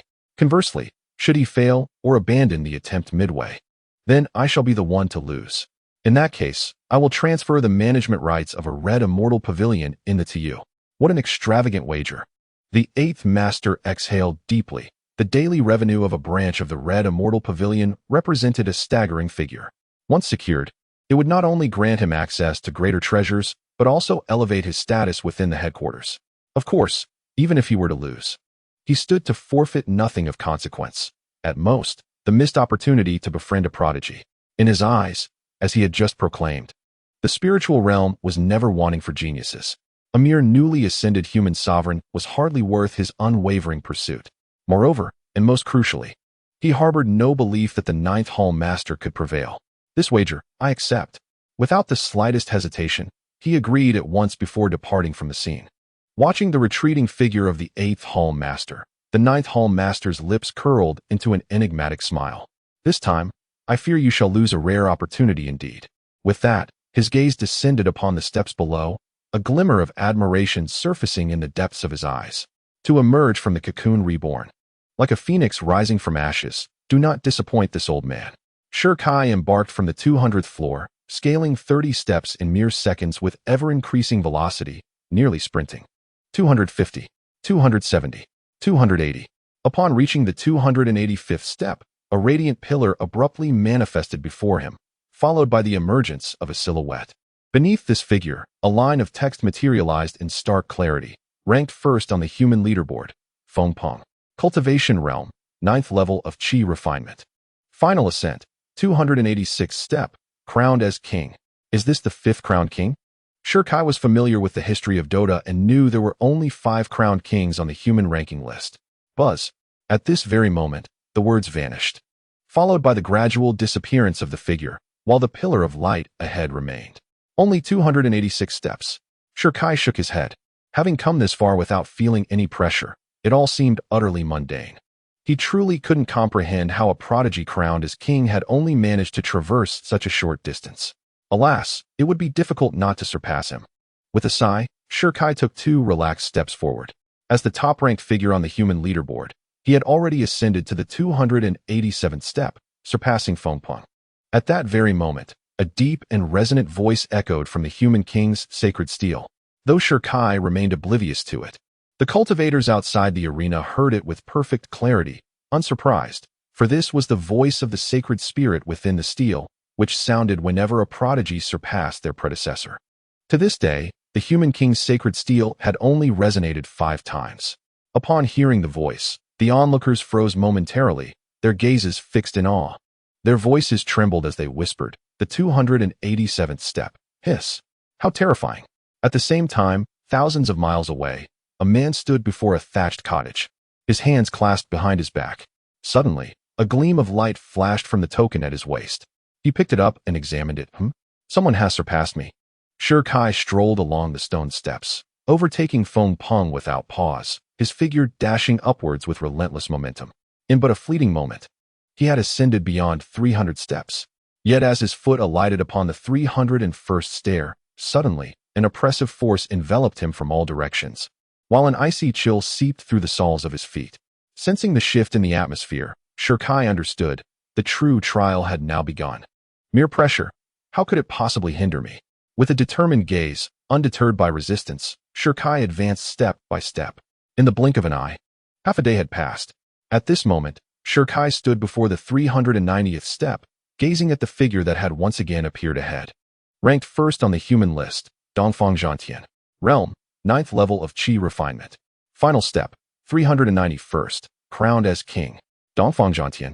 This name was all too familiar to Sher Kai, a disciple of the Xiantian sect, ranked among the top 5 inner disciples. When Sher Kai had been crippled, though this man had not openly mocked him, he had still participated in the plundering of his residence. For such a despicable man, Sher Kai wished nothing more than to cut him down on the spot. Without hesitation, he summoned his Dantian spear and, with a thunderous roar, shattered the phantom with a single strike. If we meet again, I will end you. With icy determination, Sher Kai stepped forward. Thud, thud. Sher Kai, ranked first on the human list, has reached the 392nd step, surpassing Dongfang Zhantian. The moment his foot landed, the voice echoed once more. Outside, the cultivators had nearly grown numb. Today, Sher Kai had shattered too many expectations. Now, only one question lingered in their minds. Just how far can Shirkai go? Chapter 16. The 501st Step, Shattering the Record Ha. For 100 steps. Panting heavily, Shirkai felt the immense pressure emanating from the sacred monument. An oppressive force that resisted his every movement. Will you give up now? The woman in red asked. Shirkai shook his head. Anyone else might surrender, but not me. The vengeance against the Xiantian sect, the betrayal of the Shi family, he would repay it all. And then there was Wanner. The thought of his younger sister surged through him like a tide of strength, a fierce determination rising within. Only by growing stronger can I protect her. This is my duty as her brother. With that resolve, Shirkai charged forward like a man possessed. Yet, as the resistance intensified, his speed slowed by half. Still, it did not deter him. 418. 419. 420. His endurance only seemed to grow, each step a grueling battle. Beads of sweat formed on his brow as he pressed onward. Upon reaching the 422nd step, another phantom materialized before him. Ranked first on the human list, Lu Yuan. Realm, 9th level of Qi refinement. Final step, 423rd, crowned as king. This was the third king. And the gap between his record and Dongfang Zhantian's was a mere 32 steps, proof of the overwhelming resistance with each ascent. At the sight of Lu Yuan's phantom, Shirkai's brow furrowed. The man before him was draped in opulent robes, a python-patterned garment exuding regal authority without the need for words. This was none other than the crown prince of the Han Kingdom, the future ruler. Their acquaintance stemmed from a betrothal. A year ago, Shirkai's unparalleled talent had made him peerless among his generation, his brilliance unmatched. Even the imperial family had sought to recruit him. At the suggestion of the crown prince Lu Yuan, the emperor had betrothed his third princess to Shirkai, decreeing their marriage before the age of 20. When the Shi family received this news, the entire clan rejoiced, hosting a grand banquet that lasted 3 days.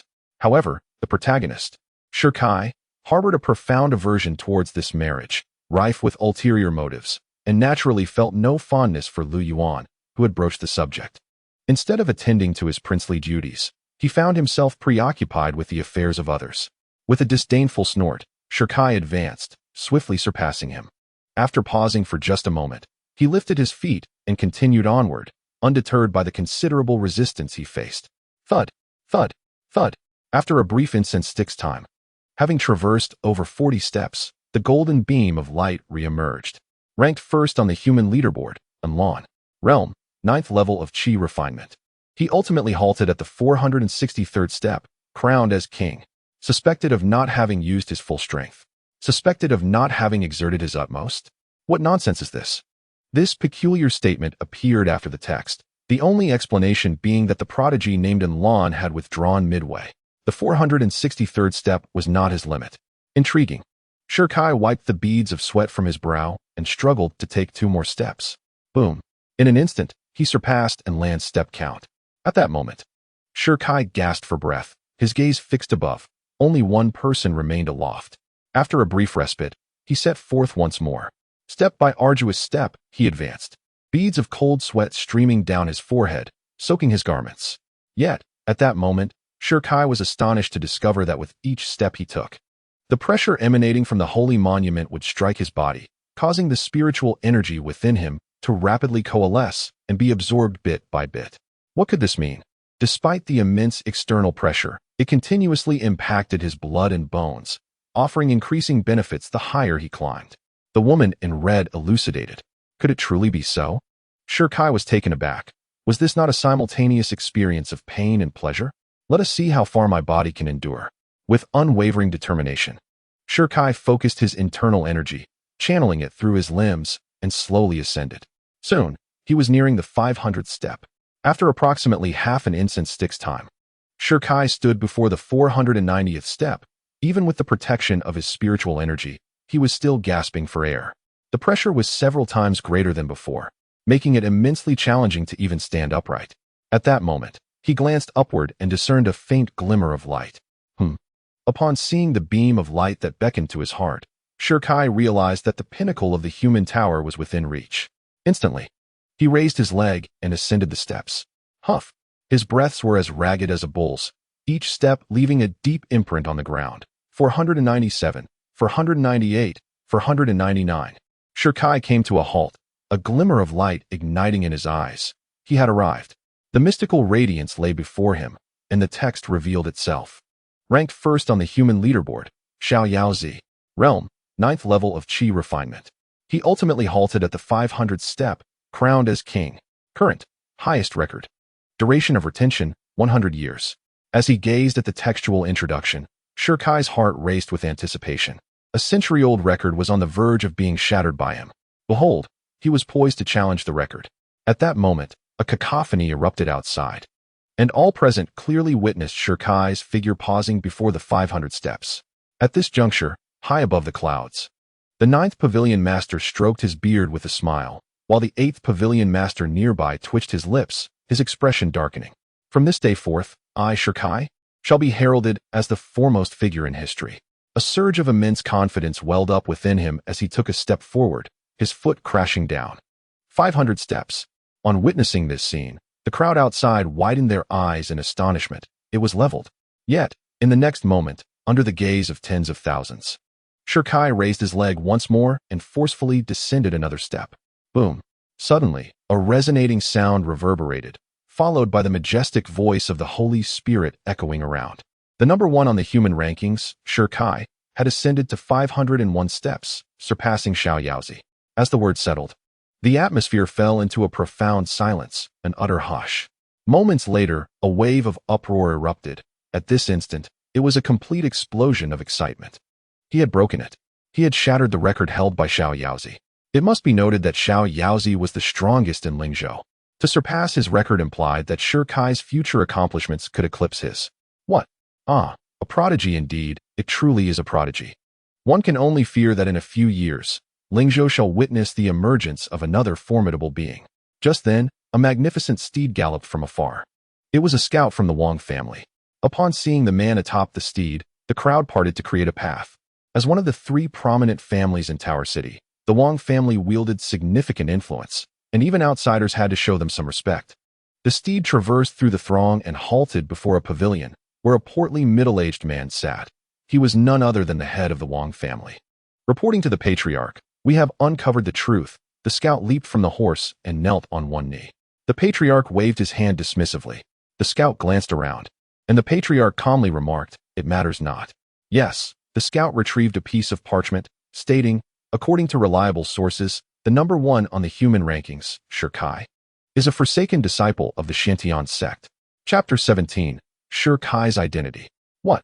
The scout's voice was far from quiet. The surrounding cultivators heard him clearly. And in an instant, countless eyes widened in disbelief. The number 1 on the human rankings, Shirkai, is indeed that one from the Shantian sect? Is he the one whose birth heralded extraordinary phenomena, possessing the supreme immortal vein, the direct disciple of the sect master, the foremost disciple Shirkai, the pinnacle of the younger generation in Lingzhou? At this moment, the crowd finally comprehended why a newcomer could stand out. It turned out he was that unparalleled genius. However, just then, a voice emerged. I heard that Shirkai was stripped of his bloodline by the sect master, his dantian excavated, rendering him powerless. How could he still possess such formidable combat strength? Could it be that the rumors are false? It is not false. My family's ancient ancestor spoke of this matter a few days ago. Indeed, Shirkai has been discarded and expelled from the sect. The crowd was perplexed by this revelation, unable to comprehend why Shirkai had suddenly regained his strength. Ladies and gentlemen, do not be alarmed.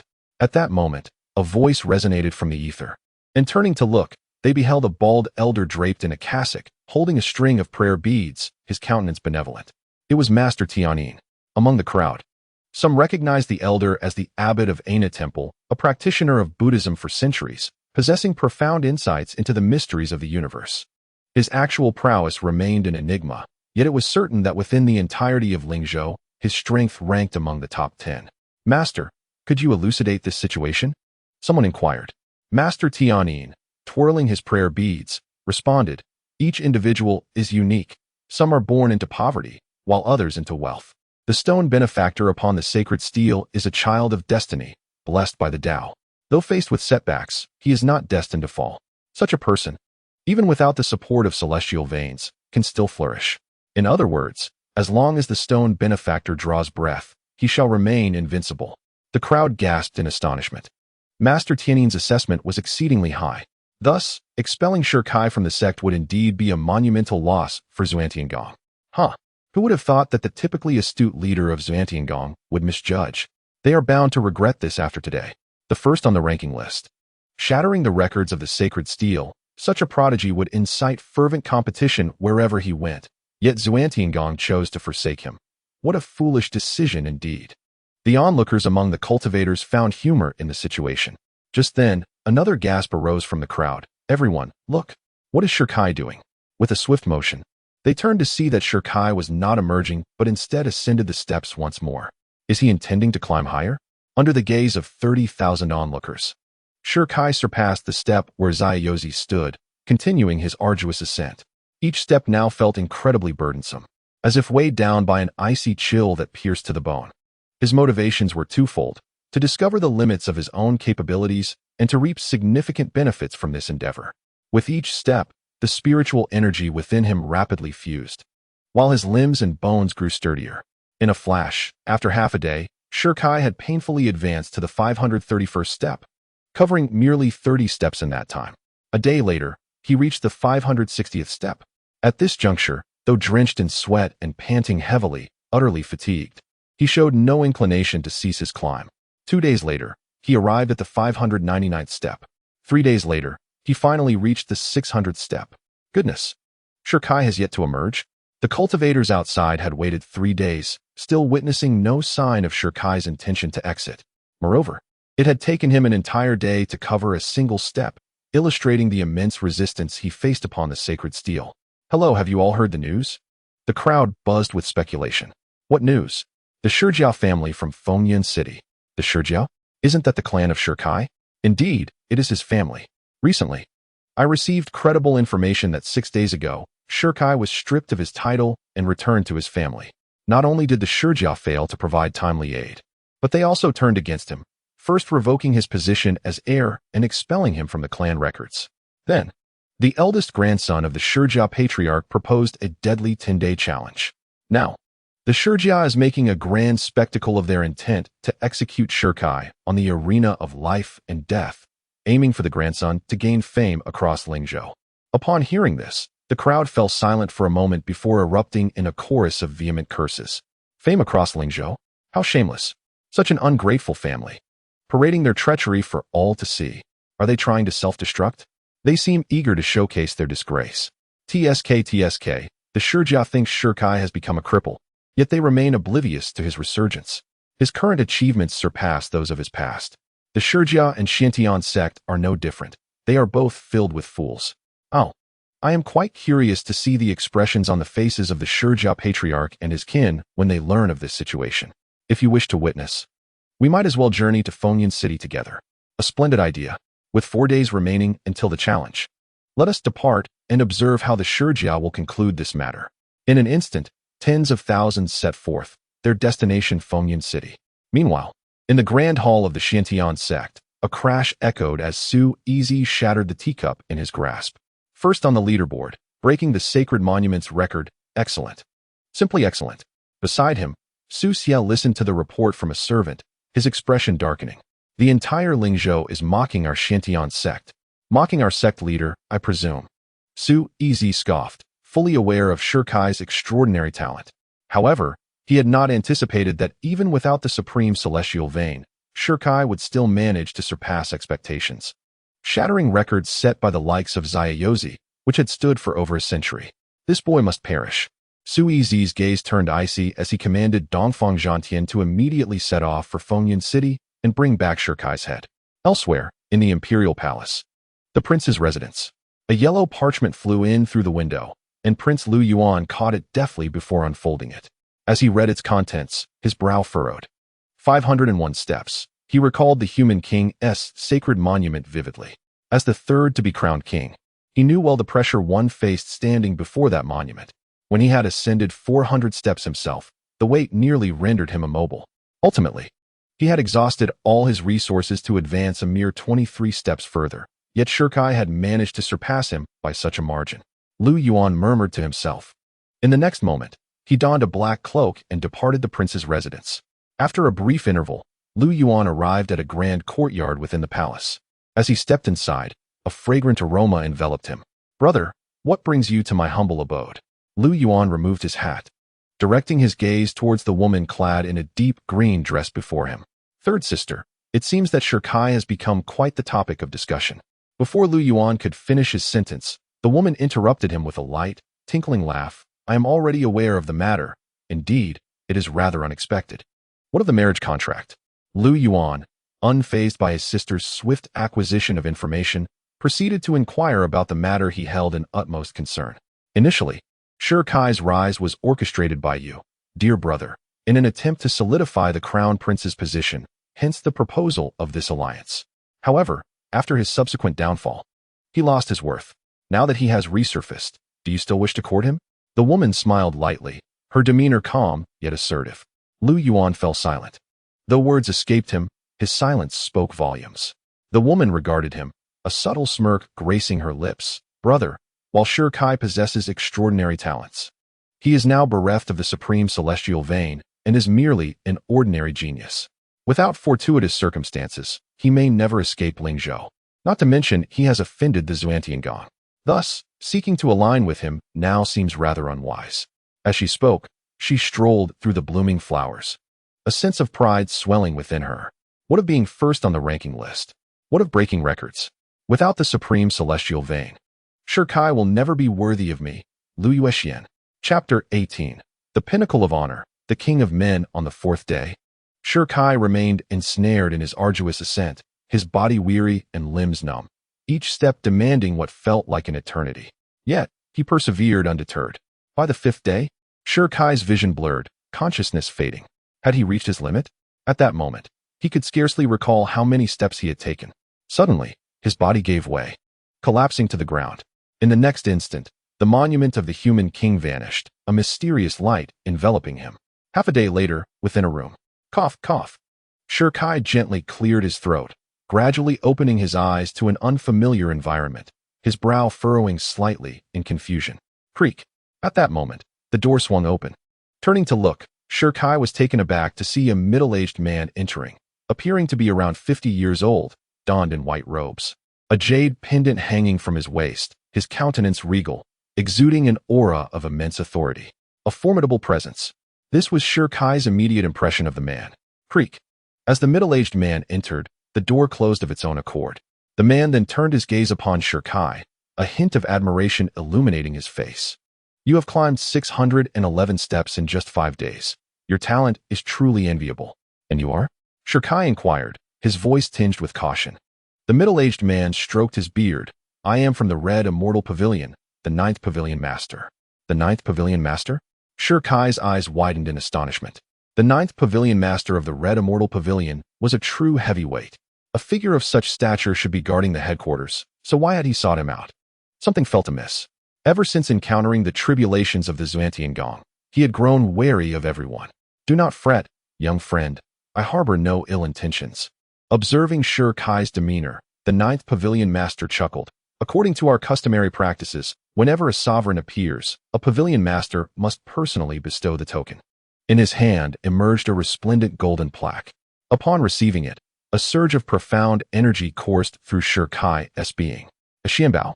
Shirkai's eyes sparkled as he examined the plaque, which bore the inscription Human Sovereign on one side and Azura on the reverse. Human Sovereign? Azura? The 9th Pavilion Master elucidated. "Having ascended beyond 200 steps and shattered records, you rightfully earn the title of Human Sovereign. The Red Immortal Pavilion bestows a name based on one's performance within the Tower of Combat, and your moniker is Azura, the highest honor on the human leaderboard." With a slight squint, Shirkai reflected on the name Azura, realizing it tethered him to notions of slaughter in the eyes of the Red Immortal Pavilion. The 9th Pavilion Master gestured towards the token, stating, "Holding the Human Sovereign token entitles you to request assistance from the Red Immortal Pavilion once in times of crisis." Once. Shirkai inhaled deeply. The Red Immortal Pavilion stood on par with the 4 great sects, and in terms of influence, it surpassed them. To receive their aid, even once, was an immense fortune. He clasped his fists in gratitude toward the 9th Pavilion Master. "Thank you, esteemed elder. This is what you rightly deserve." The 9th Pavilion Master waved his hand dismissively and continued, Furthermore, possessing the human sovereign token grants you an 80% discount on future transactions within the Red Immortal Pavilion, along with a reward of 100,000 spirit stones. Just then, as the ninth pavilion master spoke, the door swung open, and a maid entered, carrying a tray laden with spirit stones. After placing the stones down, she exited without lingering for a moment. 100,000 spirit stones. Gazing at the wealth before him, Shirkai's heart raced. With these stones, he could afford medicine for his sister during her afflictions. Without hesitation, he swiftly stowed them in his storage ring. Noticing Shirkai's actions, the ninth pavilion master revealed a fleeting smile but quickly admonished, while becoming a human sovereign affords many benefits, it also ushers in peril. Peril? Shirkai was perplexed. The ninth pavilion master explained, currently, there are 6 human sovereigns, 4 earth sovereigns, and 3 heavenly sovereigns, each possessing a token infused with potent spiritual energy, capable of cleansing essence and greatly benefiting one's cultivation. Thus, all aspire to acquire more tokens, leading to inevitable conflicts. Conflicts? Shirkai was taken aback. Anyone can seize them? Certainly not. The ninth pavilion master shook his head. If outsiders dare to snatch, the Red Immortal Pavilion will intervene. However, among the sovereigns, such contests are sanctioned. It is often said, sovereigns do not meet sovereigns. At present, the Human King token possesses the least spiritual energy, while the Earth King and Heaven King token holders are unlikely to take action against you. Hence, you need only remain vigilant of the Human King token bearers. Of course, transcendent beings like Zayayozi have long surpassed worldly concerns and will not compete for it, so your only caution should be directed towards your peers. Upon hearing this, Shirkai remained silent for a considerable time. From the words of the ninth pavilion master, he discerned an implicit warning, particularly in the final statement, which distinctly cautioned him to be wary of all Human King token holders, except for Zayayozi. What could be the reason for this warning? Why was he being advised in such a manner? After a brief contemplation, Shirkai clasped his fists in gratitude towards the ninth pavilion master. Thank you, esteemed elder, for your elucidation. Following a discussion on the utilization of the Human King token, Shirkai departed from the Qixin Pavilion. Having been away for 8 days, it was time to return. As he gazed upon the road leading out of the city, a surge of murderous intent welled up within him. Shir family, Grand Elder. Shir Zhongtian, I am back. At that moment, atop the Qixin Pavilion, the ninth pavilion master stood with his hands clasped behind his back, his profound gaze seemingly penetrating through time and space, hoping that he would remember his gratitude. My lord, it is a privilege for you to meet him in person. Why bestow upon him 100,000 spiritual stones without reason? At this juncture, a maidservant standing behind him spoke. The ninth pavilion master turned to regard her, stating, when forming connections with others, sincerity is paramount, is it not? Upon exiting the city, Shirkai procured a horse and galloped swiftly towards Fengyan City. After traveling 100 kilometers, a haystack abruptly materialized in his path, obstructing his advance. What is happening? Shirkai furrowed his brow and dismounted to investigate. Buzz. At that moment, a long sword suddenly shot forth from the haystack, accompanied by a resounding clang, slicing through the air directly towards him. A sword cultivator? Observing this, Shirkai's expression changed dramatically, and he immediately retreated. Crash. Reacting swiftly, the long sword missed its target, but the sword energy struck the carriage, causing it to explode with a resounding bang, scattering debris across the ground.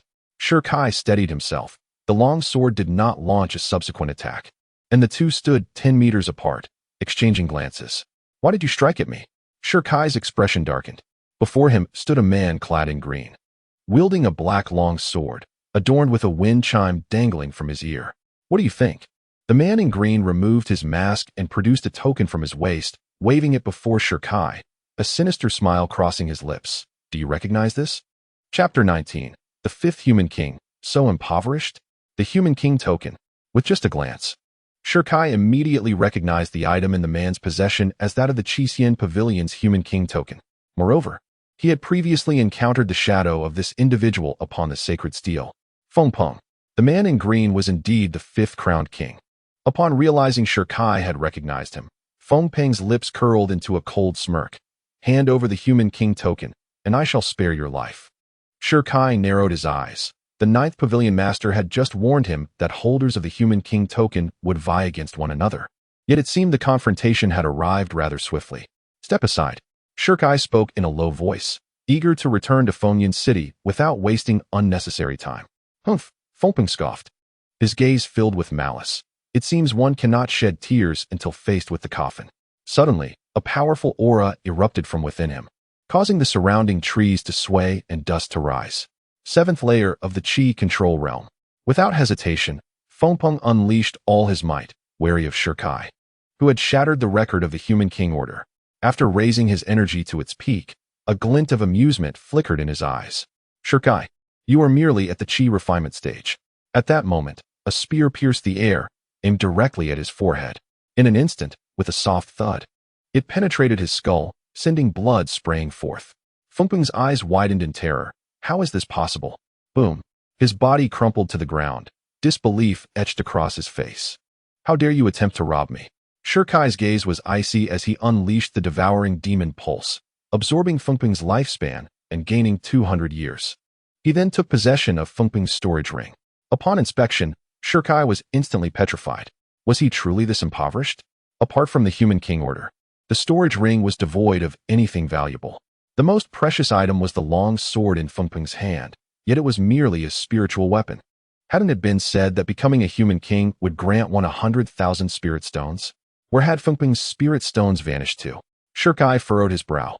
The demand for spirit stones in cultivation was indeed substantial, yet before reaching the divine realm, the consumption was not excessively high. 100,000 spirit stones should suffice. But where had Fengping's spirit stones gone? Even if one were to indulge in brothels, surely he wouldn't spend every last coin. After a moment of contemplation, Shikai stored the long sword in the storage ring and departed. Fengyan City. At this moment, the city was teeming with people, thousands of cultivators flooding in, rendering guest rooms and restaurants in short supply. The once vast Fengyan City now appeared somewhat congested. Witnessing this scene, the Shijiao family was the most delighted. The Grand Elder sat in the foremost chair of the conference hall, his gaze sweeping over the assembly of elders, suppressing his inner elation. Over 30,000 people have already arrived in Fengyan City. What are your thoughts on this matter? The elders exchanged glances, and the second elder spoke first. Grand Elder. This is quite evident.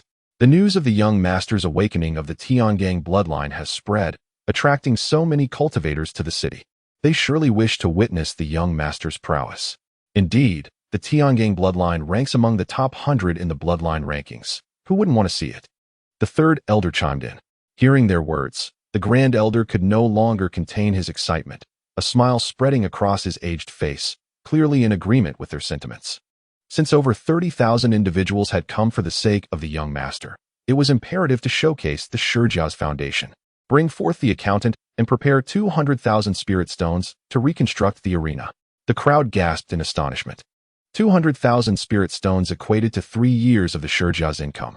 The immense sum of money expended is self-evident in its purpose. After all, a grand arena draws a multitude of spectators. The Grand Elder is fervently generating excitement.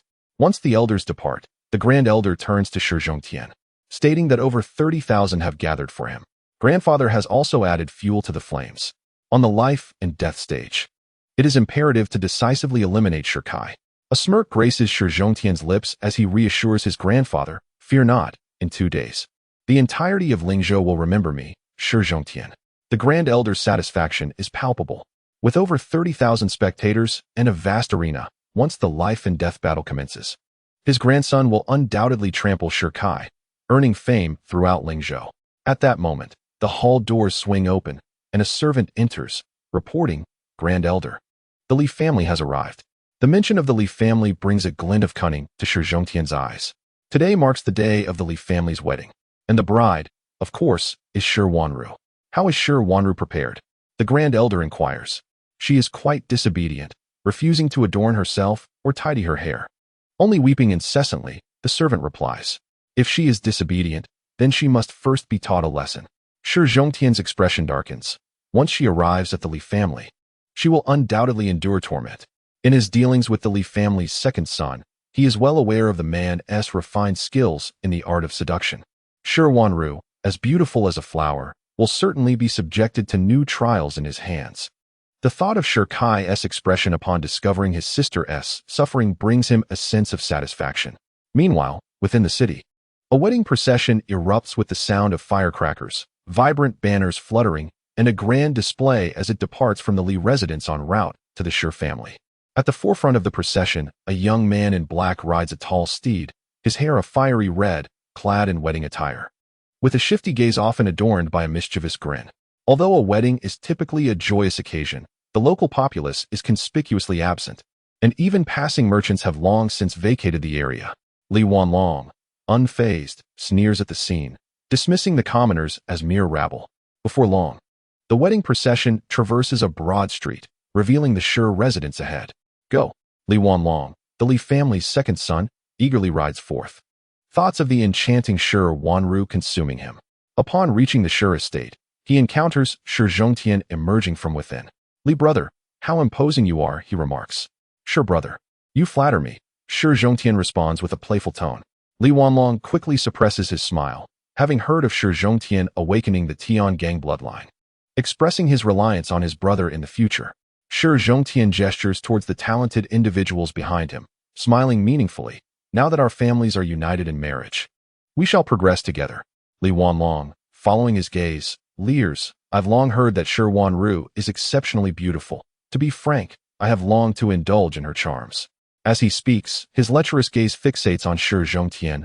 Brother Shi, if you have no plans tonight, do join us. Ha. With a twitch at the corner of his mouth, Shi Zhongtian found it utterly outrageous that his bride had invited others.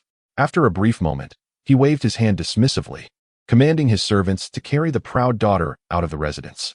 Today, the Shi family was to celebrate a union with the Li family, as Shi Wanru was set to marry the second son of the Shi family. Just as the officiant began to speak, a defiant voice interrupted, I will not marry. Chapter 20. Touch my sister, and even the heavens must fall. Everyone turned to see Shi Wanru stepping out from the group, adorned in a flowing red gown, her eyes glistening with tears, and her delicate face marked with crimson imprints. Yet, her gaze burned with fierce determination. I will never marry him. Not marry. Shi Zhongtian's eyes turned icy. The decision of the Shi family was not something she could refuse. Bring her here. Bind her. Yes. Two burly men from the Shi family emerged, seizing ropes to bind Shi Wanru tightly, her hands and feet restrained, leaving marks upon her skin. They proceeded to gag her, preparing to force her into the carriage. Wait. At that moment, Li Wanlong called out, slowly approaching Shi Wanru, greedily inhaling her scent. What a delightful aroma. Suddenly, with a swift motion, he struck her face with a resounding slap. The onlookers gasped in shock, though the Li family members appeared unfazed, as if such brutality was commonplace. With tears in her eyes, Shi Wanru whimpered. Slap, slap. Li Wanlong raised his hand for 2 more strikes. A fierce woman is all the more thrilling to play with. As he spoke, he ripped away Shi Wanru's crimson garment with a mocking grin. Loyalty? Valor? I shall reduce you to mere entertainment, a spectacle for all to enjoy. Someone, strip her of all her clothing. The crowd gasped, but soon a glimmer of anticipation spread across their faces. The members of the Shi family seemed even more eager. Shi Wanru had always been a beauty, and now, free from her family's shadow, her allure would be savored. Young Master Li is truly magnanimous. Such a broad-minded spirit commands our admiration. Undress her, do it now. Laughter erupted as the crowd cheered, reveling in the unfolding drama. With a subtle gesture from Li Wanlong, 2 servants from the Li family stepped forward, leering at Shi Wanru, their mouths watering. What a stunning beauty. As they approached, exchanging glances, they reached out to remove the last remnants of her modesty. Suddenly, a flash of cold steel sliced through the air, and 2 heads tumbled to the ground. The servants remained frozen in their grasp, now lifeless. Who dares? Li Wanlong's expression darkened. Those servants were his most trusted subordinates, and their public execution was a severe blow to the Li family's reputation. Dare to lay a finger on my sister? Your Li family is courting death. A voice resonated, filled with an overwhelming aura of murderous intent. Turning his head, he was taken aback to see Shi Kai striding towards him, a fierce intent etched on his face. Upon noticing his sister bound and the distinct handprint visible on her face, an uncontrollable rage surged within him, his bloodshot eyes burning with fury. Who did this? The 2 burly men who had previously restrained Shi Wanru were instantly alarmed at the sight of Shi Kai's wrath. Shi Kai's icy gaze swept over them, and upon recognizing them as members of the Shi family, his heart sank. What a pack of beasts. In the next moment, with a swift motion, both men felt a chill at their throats, and blood gushed forth as their heads were severed from their bodies with such speed that none present could react in time. After eliminating the two, Shirkai approached his sister. As the ropes fell away, Shi Wanru, overwhelmed with emotion, embraced him tightly, tears streaming down her face. "Brother, it hurts." A pang of anguish pierced Shirkai's heart as he comforted her. "It's all my fault. I should have been there." At that moment, he was engulfed in self-reproach. How could his sister have been victimized if he had been by her side? Suddenly, a thought struck him. His cold gaze turned towards his sister. "Where's Ada?" Before departing, he had entrusted Wanru's protection to Ada and the others. How could she have been brought back to the Shi residence? They were all imprisoned. Shi Wanru sobbed. 2 days ago, the Grand Elder and the other elders came suddenly, intending to take me back. Ada and the others fought valiantly to protect me, managing to hold their ground against the Grand Elder, but then the Li family appeared and launched a combined assault. Ada and the others were no match for them, and were severely injured, imprisoned in the death cell. Damn it! Shirkai clenched his silver teeth, his nails digging painfully into his flesh. "Wanru, from this day forth, no one shall bully you, not even the King of Heaven himself. I will not hesitate to strike down anyone who dares." He gazed at Shi Wanru, his hand brushing over the red mark on her face, his eyes turning to a chilling frost. Well, isn't this the genius of Lingzhou? At that moment, Li Wanlong suddenly interjected. Shirkai spun around. "So it is you who desires to marry my sister?" Li Wanlong, glaring at Shirkai due to the death of his subordinates, spoke with malice. "Indeed. Not only do I wish to marry your sister, but I also intend to ravage her thoroughly. Once I'm done, I shall hand her over to my servants. And after they've had their turn, she will be sent to the brothel to entertain clients. In short, I want everyone in Fengyun City to savor the taste of your sister. Oh, and by the way," Li Wanlong added with a wicked grin, "that slap mark on your sister's face? I was the one who just dealt it. What can you do about it?" Boom. Suddenly, a formidable aura erupted, and Shirkai's eyes turned frigid, an overwhelming ferocity enveloping him. In that instant, the world seemed to change color and the temperature plummeted. In the next second, Shirkai's figure lunged forward, appearing before Li Wanlong in an instant, offering no words, only a swift slap. Li Wanlong was sent flying. And as he rose, a row of teeth fell from his mouth. Fuming, he glared at Shirkai. "I am the second son of the Li family. Do you dare smack?" Before he could finish his sentence, another slap struck him, sending him reeling once more, leaving the remaining teeth scattered. As soon as Shirkai spoke, he charged forward, raising his hand to deliver a resounding slap that left Li Wanlong's face swollen and his breath faint. He then seized Li Wanlong's garment, snarling, "Who dared to lay a hand on my sister?" Slap. "Who bestowed upon you the audacity to touch her?" Slap. "Who granted you the gall to offend my sister?" Slap. "Li Wanlong, you wretched scion of the Li family, to dare harm my sister, you are courting death."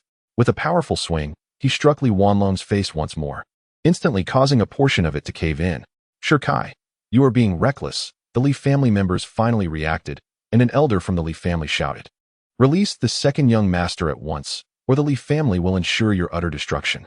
At that moment, Shi Zhongtian stepped forward, adopting an authoritative demeanor as he gazed at Shirkai, coldly asserting, "Shirkai, I command you in the name of the heir, release Li Wanlong immediately." The mention of the Li family and the heir ignited a cold fury in Shirkai's crimson eyes. "I have declared that anyone who harms my sister, even if it were the King of Heaven himself, I would not hesitate to eliminate them today." With a decisive squeeze, he crushed Li Wanlong's throat. Chapter 21. The path I walk is one of slaughter. He is dead. The scene sent shockwaves through the crowd, their eyes wide with disbelief. He has killed him. Shirkai had actually murdered Li Wanlong, the second young master of one of the 3 prominent families in Fengyun City. Just like that, with a single encounter. He had been dispatched with ruthless efficiency. At that moment, all gazes turned to the elder of the Li family, who understood the magnitude of the calamity that had befallen them.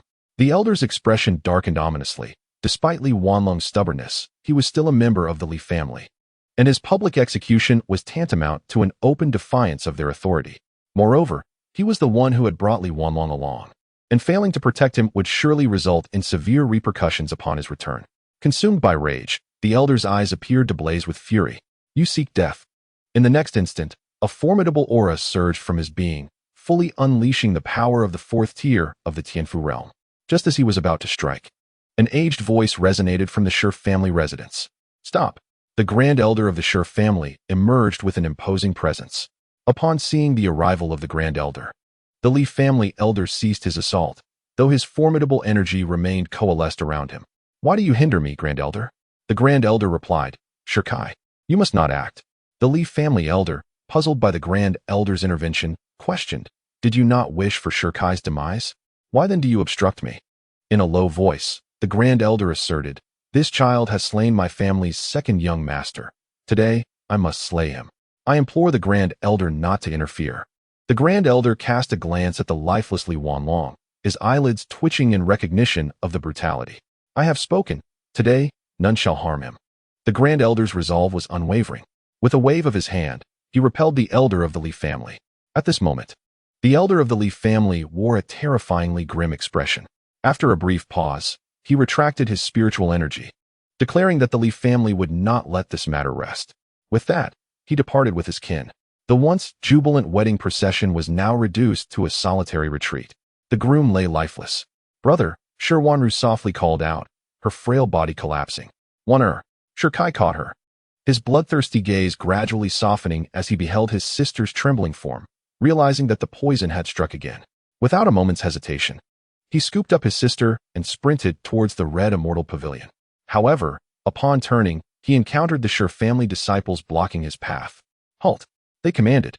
Observing this, Shirkai's eyes turned icy once more, ready to retaliate, when a voice called out from behind him, "Let him pass." It was the eldest elder. The Shi disciples were momentarily taken aback, clearing a path for Shirkai, who dashed towards the Red Immortal Pavilion. "You wretched boy, I shall grant you a few more days of life." The eldest elder's expression was frigid as he watched Shirkai's retreating figure. He then turned to the Shi family members, issuing a stern command. "Before the life and death battle, no one is permitted to provoke him. Those who disobey shall face the clan's punishment." The Shi family members exchanged puzzled glances. Meanwhile, standing aside, Shi Zhongtian felt a flicker of delight cross his shadowed features upon hearing his grandfather's decree. His grandfather was truly going to great lengths to ensure his ascent to fame in Lingzhou. Simultaneously, Shirkai arrived at the Red Immortal Pavilion branch in Fengyun City with his sister and immediately produced a token. The moment the royal order was revealed, it startled the pavilion's steward, who promptly commanded his subordinates to fetch medicinal pills. "Young friend, this is a soul-returning pill. With your royal order, you are entitled to a 20% discount." Shirkai swiftly produced 100,000 spirit stones, followed by a sword he had seized from Feng Peng. A single soul-returning pill was worth 300,000 spirit stones, and with the discount, it amounted to 240,000. After deducting 100,000 spirit stones, he still needed another 140,000, while a spirit-grade sword was valued at approximately 100,000 spirit stones. Thus, he was still short by 40,000. At this moment, the steward, seemingly recognizing Shirkai's predicament, grinned widely and said, "Young friend, since this is our first meeting, consider the 40,000 spirit stones as a gesture of friendship. You may take the pill first." Friendship. Shirkai discerned the steward's intentions. Though he was reluctant to owe anyone a favor, for the sake of his sister, he cast aside his reservations, accepting the pill with a grateful expression. "Thank you." With that, he turned to leave. As Shirkai departed, the steward hurriedly called out, "Young friend, my name is Wang Hui. Remember it." On his way, Shirkai placed the pill into his sister's mouth, and soon her breathing stabilized. Upon returning to their residence, he laid her upon the bed and directed his consciousness into the chaotic immortal prison. "I must break through." Shirkai's countenance was ominously dark. Had his power been sufficient, none of the Li family members would have survived. Alas, his strength was lacking. He needed to elevate his abilities swiftly to protect his sister. Before breaking the mirror, one must cultivate the Tao. A figure clad in red appeared, her expression grave. "I pose to you a question. What is your Tao?" "Tao?" Shirkai furrowed his brow, unable to comprehend the meaning behind the words of the woman in red. At the outset of his cultivation journey, he envisioned celestial beings capable of shattering mountains with a single punch, extinguishing stars with a mere sword stroke, and determining the fates of countless lives with a thought, an awe-inspiring spectacle. However, as he fought on behalf of his family, he came to understand a fundamental truth: strength is paramount. Countless mineral veins were claimed through his relentless strikes. Subsequently, upon entering the Shantian sect, he endured betrayal and faced life and death trials, gaining insight into the malevolence of human nature. At this moment, a seed of vengeance lay deeply embedded in his heart.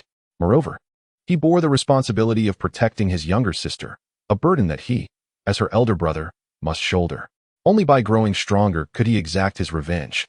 Only by instilling fear in others could he safeguard his sister, ensuring that no one would dare to bully them. With this resolve, Shirkai lifted his head, his gaze resolute. Predecessor, my path is one of murder. The woman in red allowed a hint of a smile to grace her icy features, a commendable path of murder.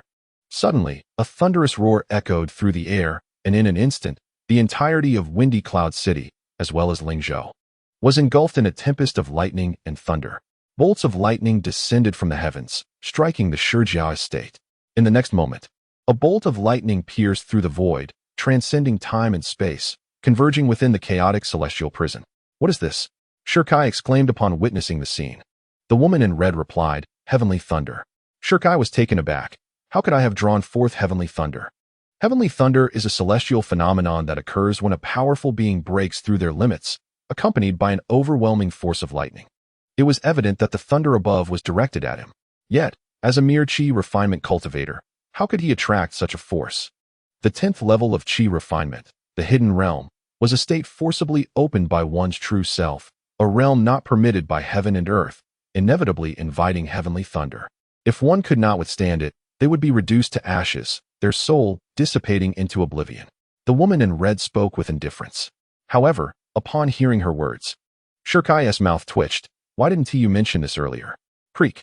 At that moment, the heavenly thunder erupted with a terrifying roar, and the next instant, it surged downward, directly striking Shirkai's crown. As the lightning coursed through him, Shirkai trembled violently. In the following second, his pupils dilated in horror, his limbs quaking, and blood gushed from his eyes. Chapter 22. A celestial phenomenon descends. 6 saints pay homage. The pain was excruciating, tearing at his very being.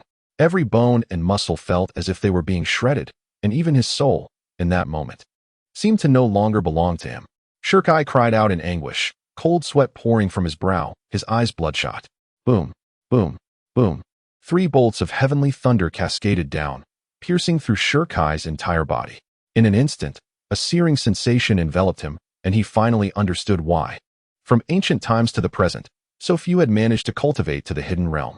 The mere might of this bolt of heavenly thunder was such that even a being of the Tianfu realm struck by it would be obliterated in an instant. Yet here he was, a mere chi refinement cultivator, enduring such a force, few could withstand it. Had this been in the past, even with the supreme celestial vein within him, he would have lacked the confidence to endure. Yet now, he not only possesses the devouring demon vein, but has also forged a solid foundation with his spear as a dantian, having ascended the king of humanity's holy tablet, enhancing the resilience of his physical form. It is no exaggeration to declare that if he cannot withstand it, no one in this realm could. Come forth, trivial heavenly thunder. I shall endure. With unwavering determination, Shirkai released all the spiritual energy within, forming a protective aura around himself to deflect the onslaught of heavenly lightning. In an instant, half a day passed. Buzz. Suddenly, a mysterious light erupted from within him, and Shirkai opened his eyes wide, declaring, breakthrough to the 10th level of chi refinement. With a thunderous roar, the surrounding mystical light scattered, and simultaneously, the heavenly thunder above him resonated, transforming into multiple streams of energy that surged into Shirkai's body. In the next moment, a golden glow enveloped Shirkai, radiating brilliance. Clang. At that moment, the chamber within the celestial prison reverberated with sounds of roars and howls. Shirkai's elongated figure stood within the celestial prison, an aura of divine might unconsciously emanating from him, akin to a war god emperor. Is it done? Sensing the transformation within, Shirkai's face lit up with joy. It's passable at best, the woman in red replied, maintaining her calm demeanor. What do you mean by passable? Shirkai retorted. I withstood the heavenly thunder, breaking through the hidden realm, unparalleled in eons. Of course, these thoughts remained unspoken. What sensations do you feel? The woman in red inquired. Shirkai responded, I feel an overwhelming surge of power coursing through me, particularly in my physical form, which is now more than tenfold stronger than before. The woman in red regarded Shirkai, stating, You have endured the pain of bloodline stripping and the agony of dantian excavation. Your physique already surpasses that of others. Now, after withstanding the heavenly thunder's purification, you have ascended to an exceedingly terrifying level. Perhaps, in the future, you could achieve physical sanctification. What? Upon hearing this, Shirkai's eyes widened, and his breath quickened. Physical sanctification, Transcending the Tao, opposing the heavens' pressures with one's body to attain the status of a sage, is a formidable realm. Once one's body achieves sanctification, even the mightiest emperors would struggle to breach it. If given the opportunity, I shall strive for physical sanctification, Shi Kai resolved inwardly. You have just broken through the hidden realm. Take half a day to comprehend. For now, focus on your cultivation here. The woman in red advised before her graceful figure vanished. Shi Kai bowed his head, realizing the instability of his internal energy. He promptly settled into a meditative posture. But in the next moment, a stream of golden light burst forth from his body, piercing through the chaotic celestial prison and ascending towards the heavens. Simultaneously, above the Shi family, at an altitude of 100,000 meters, golden light materialized as heavenly thunder loomed. From the clouds, 6 colossal ethereal figures emerged, each embodying a sage's influence. In the following second, all 6 sages bowed in reverence towards the Shi family. This extraordinary phenomenon sent shockwaves throughout the entire Holy Tsang domain. Heavens, sages bowing. It is said that only upon the birth of a supreme prodigy does such a celestial anomaly occur. 6 sages bowing in homage. Could it be that a prodigious talent has emerged within the sacred Tsang domain? Judging by the direction, it appears to be Lingzhou. Meanwhile, in the northern territories, a mysterious voice reverberates through the heavens, prompting the 6 saints to pay homage as a celestial prince descends. The 12 floating figures command their immediate journey to Lingzhou, insisting they must locate this individual. In another realm, the wild south, a magnificent statue suddenly opens its eyes. It is the ancestral figure. The ancestor has awakened. The imposing statue gazes downward, its voice resonating like thunder. Seek out the one who has caused this extraordinary phenomenon. He must be brought into the blood demon sanctuary. At this moment, the entire sacred Tsang domain is set ablaze with activity, as countless factions stir. Even the hidden sects emerge resolutely upon witnessing the celestial signs. Concurrently, a multitude of powerful auras pierce the sky, all converging toward Lingzhou.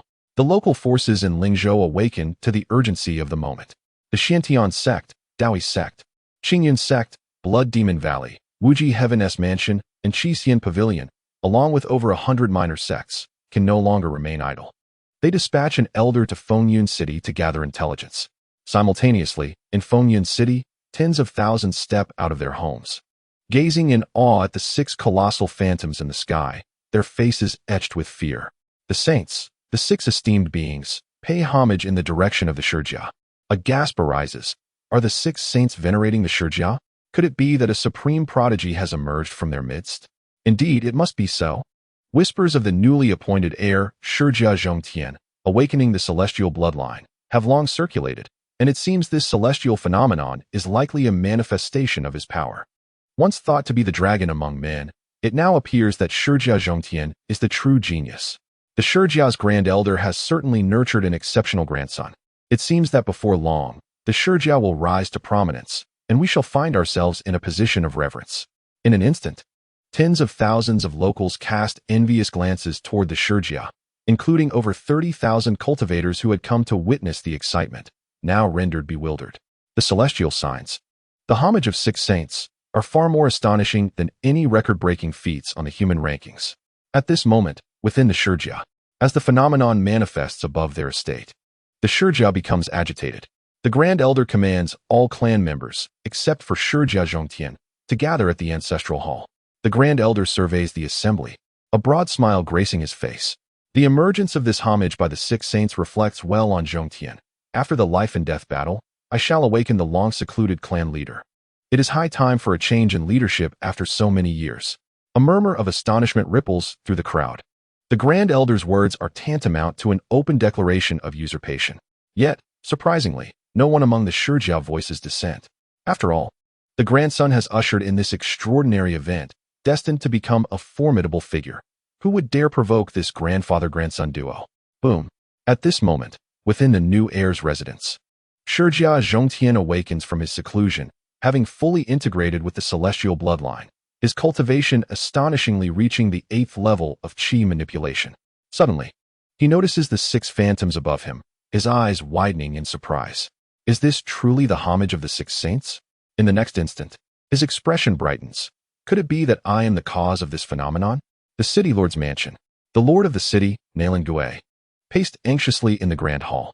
Presently, The most awkward position belonged to the city lord's mansion, initially. When the Li and Zhang families sought to curry favor with the Shi family, the city lord's mansion had chosen not to intervene. However, with the recent celestial phenomenon, it could no longer afford to remain passive. Resolutely, Nailan Gui made his way to the back courtyard. Upon encountering the striking figure, he knelt on one knee. My lord, Shi Zhongtian, the grandson of the Shi family's elder, has caused this extraordinary event.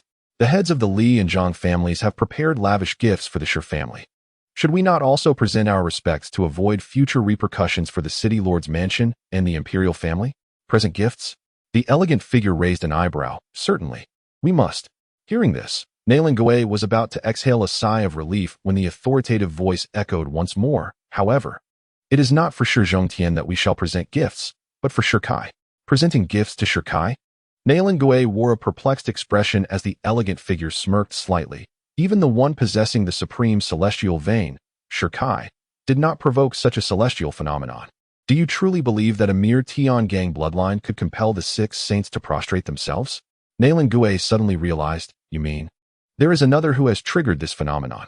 Indeed, the elegant figure's gaze sharpened, and that individual is likely Shi Kai. His phoenix rebirth signifies a tremendous opportunity. A small box appeared in the figure's hand. It is said that Shi Kai's sister suffers from a poison affliction. Deliver this item immediately. It will suppress her condition for 6 months. Understood, my lord. Although still filled with doubt, Nailan Gui complied, taking the box and departing. At that moment, the elegant figure gazed at the celestial phenomenon above with unwavering conviction.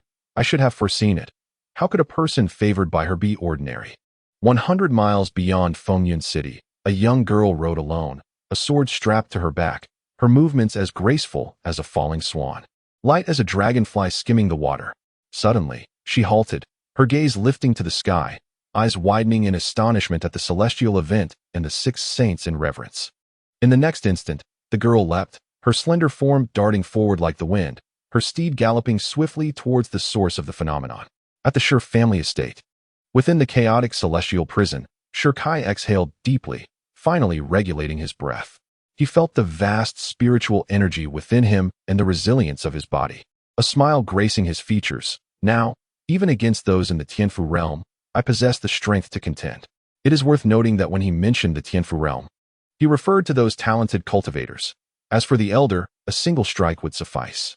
He was the sole individual capable of claiming to slay those in the Tianfu realm from the Qi refining stage, transcending 2 great realms. Tomorrow's life and death battle will surely vanquish those ungrateful wretches. With a thought, Shi Kai returned to reality. Suddenly, a sharp whistling sound pierced the air as an arrow embedded itself in a pillar, bearing a secret letter. Without delay, Shi Kai retrieved the letter, unfolding it to reveal. Young friend, please join me outside the mansion. Who could this be? Shi Kai furrowed his brow, glancing back at his sister lying on the bed, her body still trembling slightly. It was evident that her poisoning would soon flare up again. Warner, even at the cost of my life, I shall save you. After channeling a strand of profound energy into his sister's body, Shi Kai stepped out of the door. Under the orders of the Grand Elder, no disciples of the Shi family dared to provoke him further. Upon exiting the residence, Shi Kai followed the directions on the envelope, arriving at a narrow path. As soon as he stepped in, he noticed a figure at the end of the alley, cloaked and obscured from view. Young friend, you have arrived. The shadow greeted him as it turned, removing its hood. Upon seeing the face beneath the cloak, Shi Kai was taken aback. The city lord? To his surprise, the one who called him was indeed the lord of Fengyun City. Nailan Gui smiled and said, there is no need for astonishment. I come bearing a gift. A gift for me? Shi Kai's brow knitted in concern. At that moment, Nailan Gui produced a small box. Hearing of your sister's affliction, my master commanded me to deliver this to you. With a hum, Nailan Gui opened the box, and a wave of icy air surged forth. This is supreme cold jade. Shi Kai exhaled deeply. The cold jade, forged from celestial meteorites, was imbued with an intense chill capable of suppressing any poison, valued at over 1 million spirit stones. The supreme cold jade, however, was priceless, with only 3 known to exist in the entire Lingzhou. Its frigid essence far surpassed that of ordinary cold jade, worth upwards of 3 million spirit stones, and rarely found on the market. Such a treasure made Shi Kai wary. As the lord of a city, Nailan Gui's master must be a person of high status within the court, but why would they offer him a gift? Noticing Shirkai's hesitation, Nalan Gui reassured him. Do not worry, my master stated that this is merely an act of friendship, devoid of ill intent. Shirkai scrutinized Nalan Gui. Who is your master? After a moment of contemplation, Nalan Gui replied slowly, the seventh princess. It is she. Shirkai's eyes narrowed.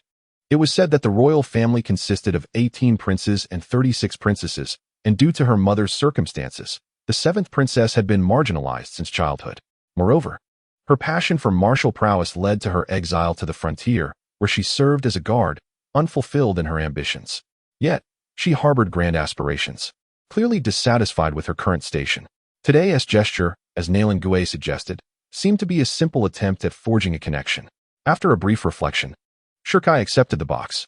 Lord Nalan, please convey to the seventh princess that I, Shirkai, accept her as a friend. With his sister's poisoning becoming increasingly frequent, the cold jade was urgently needed to suppress it. Despite the underlying motives, the seventh princess's action addressed his immediate needs. In Shirkai's heart, anyone who could save his sister was a benefactor. Rest assured, I shall relay your message, Nalan Gui responded, relief washing over him as Shirkai accepted the gift. Donning his cloak, he departed. With this cold jade, Wanner's affliction would hopefully be mitigated for some time. Before stepping out, the signs of poison were subtly manifesting. And now with the acquisition of the cold jade, it must swiftly be placed upon my sister. Immediately, Shirkai hastened back to the mansion. Meanwhile, outside the city, a lone figure on horseback entered, a young maiden bearing a sword upon her back, her brows resembling emerald hills, and her eyes like glistening waters, exuding elegance with a hint of mischief. Clang! Suddenly, the maiden drew forth her treasured sword, unleashing a sweeping sword aura towards the city gate. With a resounding crash, the gate shattered, the blade's tip poised menacingly before the guards. Who was responsible for such a spectacle? The gatekeepers trembled, their quaking fingers pointing towards the right, indicating the prodigy of the Shir family. The name Shir family brought a glimmer of joy to the maiden's eyes, and she leapt onto her steed, galloping towards their abode. Simultaneously, a pink pouch was tossed at the feet of the gatekeeper. Upon opening it, he discovered a full 10,000 spirit stones, clearly a token from the maiden to facilitate the repairs of the gate. In no time, she arrived at the Shir family estate. Clang! A surge of sword energy shot skyward, startling the entire windy cloud city, as people flocked towards the Shir residence. Buzz! The Shir manor trembled violently, teetering on the brink of collapse. Who dared to act so audaciously against the Shir family? At that moment, an aged voice resonated, and in the next breath, the Grand Elder, accompanied by all the elders of the Shir family, emerged. Upon seeing the young maiden standing before the estate, and glancing at the sword mark etched into the ground, the Grand Elder's profound gaze sharpened, and he clasped his hands in respect, inquiring, "Are you perhaps a sword cultivator?" A sword cultivator. As the words fell, the disciples of the Shir family and the gathered crowd were taken aback. A sword cultivator is a being more formidable than even martial practitioners. The path to becoming one is exceedingly arduous. In the vast spirit state, fewer than 100 sword cultivators exist, each an unparalleled prodigy. Clang! The maiden offered no reply. Instead, she pointed with her delicate finger, channeling a surge of sword energy that soared skyward. Her starry eyes glimmered as she directed her sword towards the Shir residence, declaring, "The one who instigated this phenomenon dares you to receive a strike from me, Zhan Taiyuyan." Chapter 24. Zhan Taiyuyan. Zhan Taiyuyan? This name rendered the crowd momentarily speechless, until a gasp erupted from within.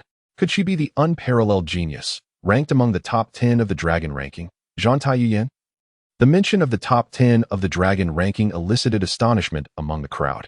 The dragon ranking, the most authoritative list in the sacred Song domain, where those who achieve a ranking are invariably the elite disciples of the major sections. To place within the top 10 is to be considered an extraordinary prodigy, possessing unparalleled talent and the ability to combat opponents beyond their level, most hailing from the sacred Song domain.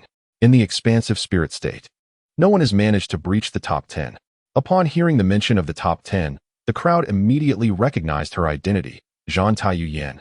One of the only two women in the top 10, the other being her sister, Zhan Tai Mingzhu. A year prior, Zhan Tai Mingzhu had visited the spirit state, defeating all the geniuses with a single sword strike, with only Shirkai, who possessed the Supreme Immortal Vein, managing to withstand a single blow. Subsequently, the four major sects requested her to assume the position of a guest elder.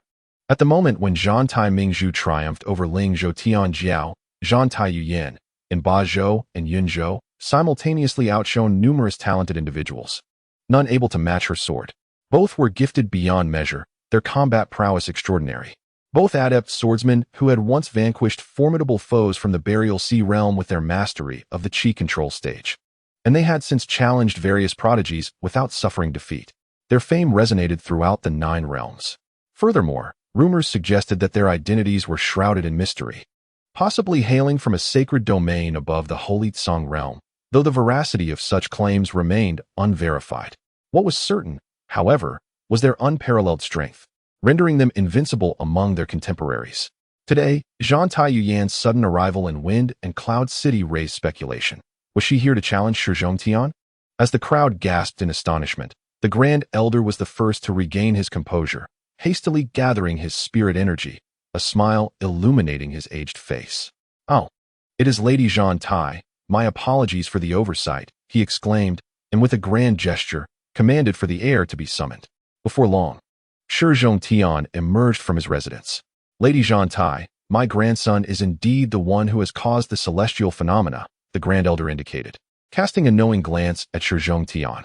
Having been informed of the situation en route, Shi Zhongtian understood immediately and adopted an exceedingly gentlemanly demeanor, clasping his fists in greeting. "I have heard that you wish to challenge me, but I am not your equal." However, before Shi Zhongtian could finish his sentence, Zhang Tai Yuyan interjected, "Mediocre talent, unremarkable aptitude. It is inconceivable that you could invoke the worship of the 6 saints." "Mediocre? Unremarkable?" Shi Zhongtian's expression darkened. Yet recalling her esteemed identity, he suppressed his anger. "I possess the celestial gang bloodline, unparalleled in eons. Am I not worthy to be your opponent?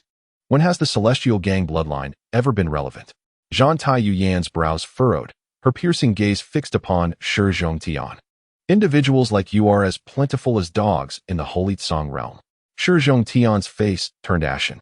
Clearing his throat, the Grand Elder, sensing the rising tension, hastily coughed to remind his grandson not to offend this formidable being. He then turned to Zhang Tai Yuyan. "Lady Zhang Tai, the one who has invoked the celestial phenomena is indeed my grandson. Would you not wish to spar with him?" For one of Zhang Tai Yuyan's stature, to engage in a duel would be a tremendous honor, elevating her reputation further. "Not necessary," Zhang Tai Yuyan replied, shaking her head. "He is not worthy of my hand." At that moment, a flicker of disappointment crossed her expression. How could her sister possibly be enamored with such an ordinary individual? Before her departure, her sister had informed her that the one she cherished was the heir of the Shi family, praising his exceptional talent. Yet from her perspective, he appeared utterly insignificant.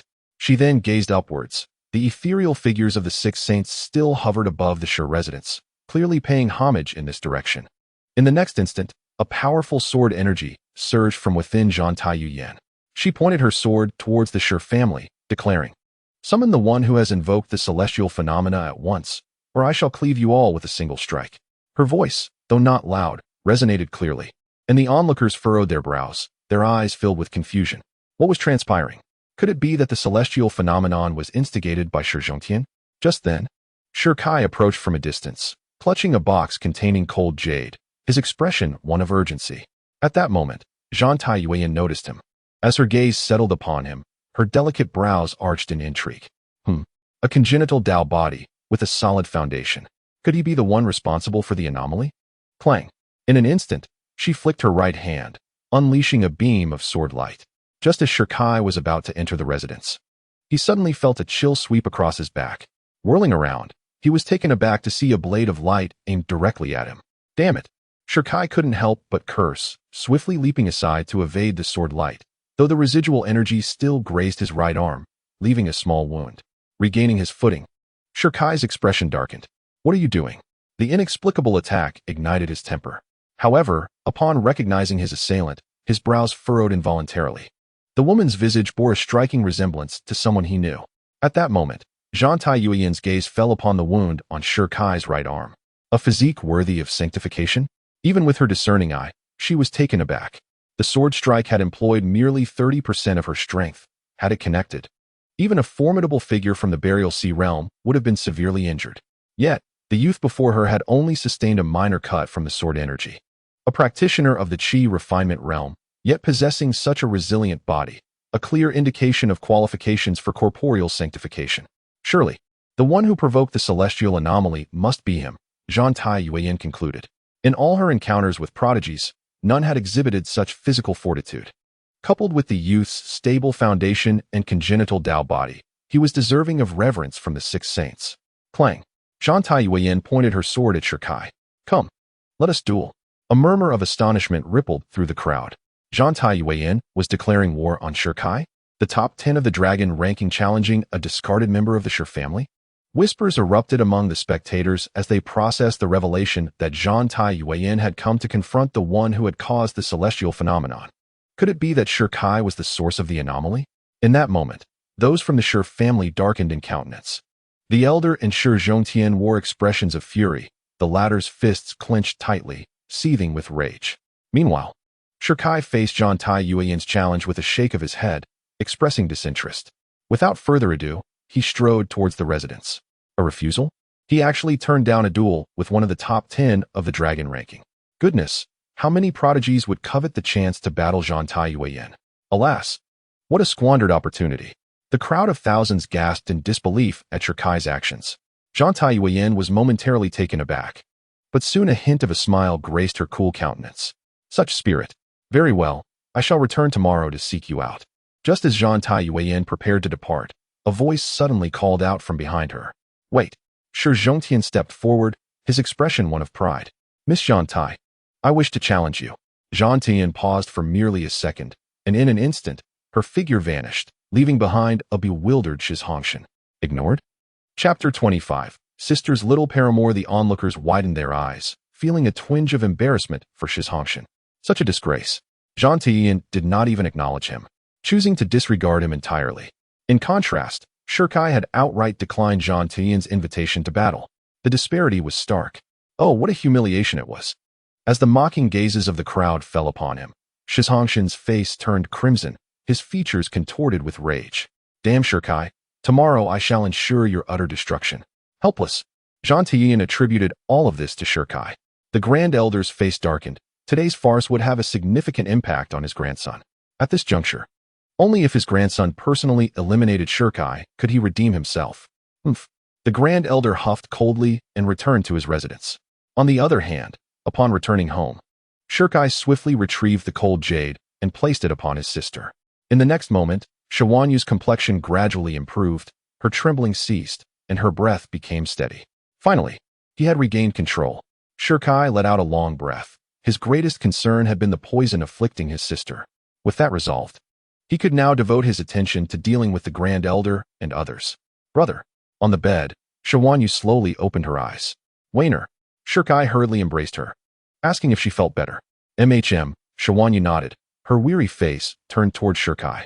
Brother, during tomorrow's life and death battle, you must be cautious. As she spoke, a flicker of stubbornness emerged in her timid eyes. If her brother truly faltered, Wainer would not survive alone. Do not speak such nonsense. That mere Shi Zhongtian. I possess 1,000 ways to vanquish him. Shikai tenderly stroked his sister's hair, his expression one of indulgence. As for you, whatever happens, you must share it with me. Even if the sky were to fall, I would shield you. Understood. Shiwanyu nestled happily in Shikai's embrace, feeling grateful to have her brother. That night, at the city lord's mansion, a young girl leaped over the high wall and entered a room in the back garden. Creaking, she pushed open the door and glanced at the spirited woman inside, flashing a playful smile. Good evening, Sister Muing. Upon seeing the girl's attire, a complete outfit of night gear, the spirited woman displayed a hint of exasperation. Yuan, could you not come in a more straightforward manner? The visitor was indeed Zhang Taiyuan, while the spirited woman was the royal 7th princess, Lu Muing.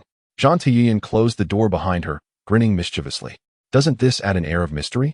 Lu Muing inquired, why hasn't your sister come? It seemed she had anticipated the arrival of someone in Fengyan City, but she had not expected it to be Zhang Taiyuan. Zhang Taiyuan gazed at Lu Muqing, revealing that her sister had intended to come, however, merely 8 days prior. An ancient tomb unexpectedly emerged in the wilds of Shengcang domain, seemingly housing the remains of a sage. The clan elders, wishing to grant her sister a greater opportunity, forcibly took her away. Nevertheless, before her departure, her sister had instructed her to journey to Fengyun City to tend to her little romantic interest. Little romantic interest? Lu Muqing's eyelids twitched. Such a bold appellation seemed only befitting of this particular lady. Humph. At that moment, Zhang Tian suddenly scoffed, exclaiming, "What nonsense! A so-called romantic interest with mediocre talent is one thing, but to harbor such an inflated sense of self-worth is quite repugnant. It is fortunate he was discarded by Xianyinzong. It saves my sister from being delayed." Lu Muqing. Mediocre talent? Did she just declare Shi Kai's talent to be mediocre? What a perplexing statement. Lu Muqing was utterly bewildered. That fellow was certainly inferior to the person she later encountered, who possessed a solid foundation and an innate Tao body. The more Zhang Tian spoke, the more animated she became. Yet that lad has a rather peculiar personality. When I approached him for a duel, he simply walked away clutching a golden box. I was left speechless. A golden box? Wait a moment. Lu Muqing furrowed her brow, recognizing that the box containing Han Yu was indeed golden. Suddenly, clarity dawned upon her. Turning to Zhang Taiyuan, she inquired, "Are you certain the person you encountered is your sister's romantic interest?" "Absolutely," Zhang Tian affirmed with conviction. "He is the son of the Shi family in Fengyan City, and I believe he is also the grandson of some esteemed elder." Upon hearing this, Lu Muqing slapped her forehead, realizing that her initial suspicions were correct. The girl had mistaken her acquaintance. "And you thought I was at a loss for words? Yuanyan, before you came here, didn't your sister tell you his name? Or provide a description? Didn't she show you a likeness?" Zhang Tian shook her head. "No, she merely informed me he is the son of the Shi family." Lu Muqing replied, "All right. Quite impressive indeed. Truly, sisters share a profound bond." Taking a deep breath to calm her emotions, she smiled and asked, "What impression do you have of the person who later appeared, the one holding the golden box?" Clearly, the latter was the romantic interest Zhang Tian spoke of. And, knowing of their connection, Lu Muqing was the only one in the entire Lingzhou who possessed such insight. Zhang Tian pondered for a moment before responding earnestly. "I cannot yet ascertain his character, but his talent is nothing short of extraordinary. Even in Shengtsong domain, he would be regarded as a genius among prodigies. Moreover," her voice suddenly dropped to a whisper, "I believe he is the cause of the celestial phenomenon that drew the worship of the 6 sages." Indeed, upon hearing this, Lu Muqing's eyes sparkled with excitement. Despite Zhang Tian's somewhat careless demeanor, her discernment was remarkably keen. Her judgments were rarely erroneous. It seemed her gamble had paid off. At that moment, Lu Muqing glanced at Zhang Taiyuan, noticing her dejected expression, and couldn't help but chuckle softly. She was about to reveal the truth, Yuanyan, actually. However, just as she began to speak, a sudden knocking echoed from outside the door. "Sister, the younger one has departed." Upon witnessing this, Zhang Taiyuan immediately donned her night attire once more and, with a swift motion, leaped from the rear window, leaving no opportunity for dialogue. "This girl." Lu Muqing shook her head in resignation, then turned her gaze towards the door. "Come in." With a creak, the door opened, and Nailan Gui entered. His countenance fraught with tension. "Master, grave news has arisen. The border slaughtering troops are exhibiting unusual movements." Lu Muqing's brows furrowed at the mention of the slaughtering troops. The most elite forces of the Chu kingdom. Though few in number, each soldier is a formidable cultivator, persistently infringing upon the borders. Had she not been stationed here, they would have invaded long ago. "Have you ascertained their intentions?" Lu Muqing inquired. "Not yet, but according to their marching trajectory, their apparent target seems to be Fengyan City," Nailan Gui replied earnestly. "Fengyan City?" Lu Muqing pondered. "This place is rife with anomalies, and given the diverse identities of the visitors, the slaughtering troops could indeed seize this opportunity to infiltrate the city." With this thought, her beautiful eyes turned cold. "We must closely monitor the slaughtering troops. Should there be any unusual activity, immediately mobilize the forces to encircle and eliminate them." In the blink of an eye, the next day arrived. A blazing sun ascended from the east, casting a solemn ambience over the morning as a gentle breeze wafted through. However, within Fengyan City, from the early hours, an incessant clamor arose, as nearly 50,000 people gathered around a colossal arena, their spirits ablaze with fervor and excitement. Chapter 26. Life and Death Battle. Erecting a stele for Shi Zhongtian today marks the day of the 10-day agreement. The Shi family boasts 2 exceptional talents. 1. Born amidst celestial phenomena, endowed with the Supreme Immortal Vein, a prodigy who shattered records. The other, awakened with the Tiangang bloodline, having secured the position of heir, likely to incite extraordinary celestial occurrences, a genius revered by the 6 holy dynasties. The impending life-and-death duel between these two prodigies has gripped the nerves of countless onlookers. As more and more individuals flock to the arena, the crowd swelling to nearly 80,000. Shi family. In the grand hall, Shi Zhongtian, adorned in resplendent attire with a jade pendant at his waist, felt an overwhelming surge of excitement. After today, my name will surely reverberate throughout Lingzhou. Haha. Observing Shi Zhongtian's confidence, the grand elder of the Shi family laughed heartily before the disciples.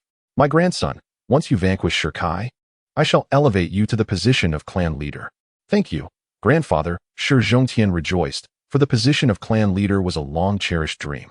With a sweeping gesture, the grand elder commanded the Shi family members to follow him to the arena of life and death, rallying support for the heir's victorious conquest over Shi Kai. Instantly, the disciples below erupted in cheers, having already pledged their loyalty to the grand elder and knowing precisely when to demonstrate their allegiance. Once the crowd departed, a figure appeared, making a beeline towards the celestial prison. Simultaneously, within the city, an expansive open space bore witness to a massive arena, measuring 100 feet in length and 50 feet in width. The area was thronged with spectators, including common folk, merchants, and powerful cultivators, alongside hidden identities of influential sect leaders. All had gathered below, eagerly anticipating this grand spectacle, drawing the attention of 80,000 spectators. Look, the Shi family has arrived. Suddenly, a gasp echoed through the crowd. The esteemed elder of the Shi family strode forward, followed closely by Shi Zhongtian and the other disciples of the Shi household. Their sudden appearance ignited the atmosphere in the gathering, though keen observers couldn't help but notice with surprise. Where was Shi Kai? Why was the other protagonist absent? Oh, the grand elder truly looks radiant with vigor. A hearty laugh rang out at that moment. Drawing all eyes to the entrance were the heads of the Li and Zhang families. Li Ba and Zhang Jian strode in with broad smiles. Upon their arrival, their gazes settled on Shi Zhongtian, and they offered flattering words. Nephew, your extraordinary talent has stirred celestial phenomena. It seems Lingzhou is about to witness the rise of another peerless prodigy. We do hope you won't forget us in the days to come. With a grand gesture, they commanded, bring them forth. At their words, 20 burly men entered, carrying a statue and a coffin. The statue bore the likeness of none other than Shi Zhongtian. Seeing this, the grand elder feigned confusion, though understanding dawned in his eyes. With a practiced smile, he inquired, Patriarchs, what is the meaning of this? Zhang Jian, the Zhang family head, chuckled. Nephew, your brilliance rivals that of dragons and phoenixes. The celestial omens are a blessing to our Fengyan city. It is only fitting that we erect a shrine in your honor, where thousands may pay homage. The grand elder deliberately widened his eyes in exaggerated astonishment. Zhongtian is not yet 20. How could he possibly merit such reverence? Even the 6 sages bowed before him earlier. If they could humble themselves, what of us mere mortals? Zhang Jian countered. The grand elder sighed, feigning reluctance. Very well, if you insist, we shall accept. Then, turning to the steward, he added imperiously, allocate 100,000 spirit stones at once. Build the grandest shrine Fengyan city has ever seen. The crowd gaped in disbelief. The sheer audacity of this act. At that moment, Li Ba of the Li family stepped forward, pointing at the coffin behind him. His voice was icy. Grand Elder, that wretch Shi Kai murdered my son. This coffin is specially crafted. Once your esteemed nephew slays him, his corpse shall be sealed within. 6 golden nails will pierce his bones. 8 blades will torment his soul. And Shi Kai shall be damned to the abyss for eternity, never to know rebirth. A collective gasp rippled through the assembly. Such cruelty. Dong. A resonant bell tolled, plunging the hall into silence. The city lord arrives. All turned to see Lord Nailan Gui stepping through the air with effortless grace. Murmurs spread like wildfire. It's the city lord. Even he has been stirred by this event. Fool, with a genius emerging in the Shi family. The balance of power in Fengyan city may shift. As ruler, how could he stay away? Mark my words, he is likely here to curry favor with the Shi clan. The whispers swelled the pride of the Shi family, who lifted their chins higher, expecting the city lord to greet their grand elder first. Yet to their shock, Nailan Gui strode past them without a glance, seating himself directly upon the central throne. The entire assembly froze. The city lord has openly slighted the Shi family. The grand elder's expression darkened instantly. This city needs a new ruler. As Nailan Gui settled into his seat, a figure materialized behind him. The city lord made to rise, but a delicate yet firm hand pressed him back into place.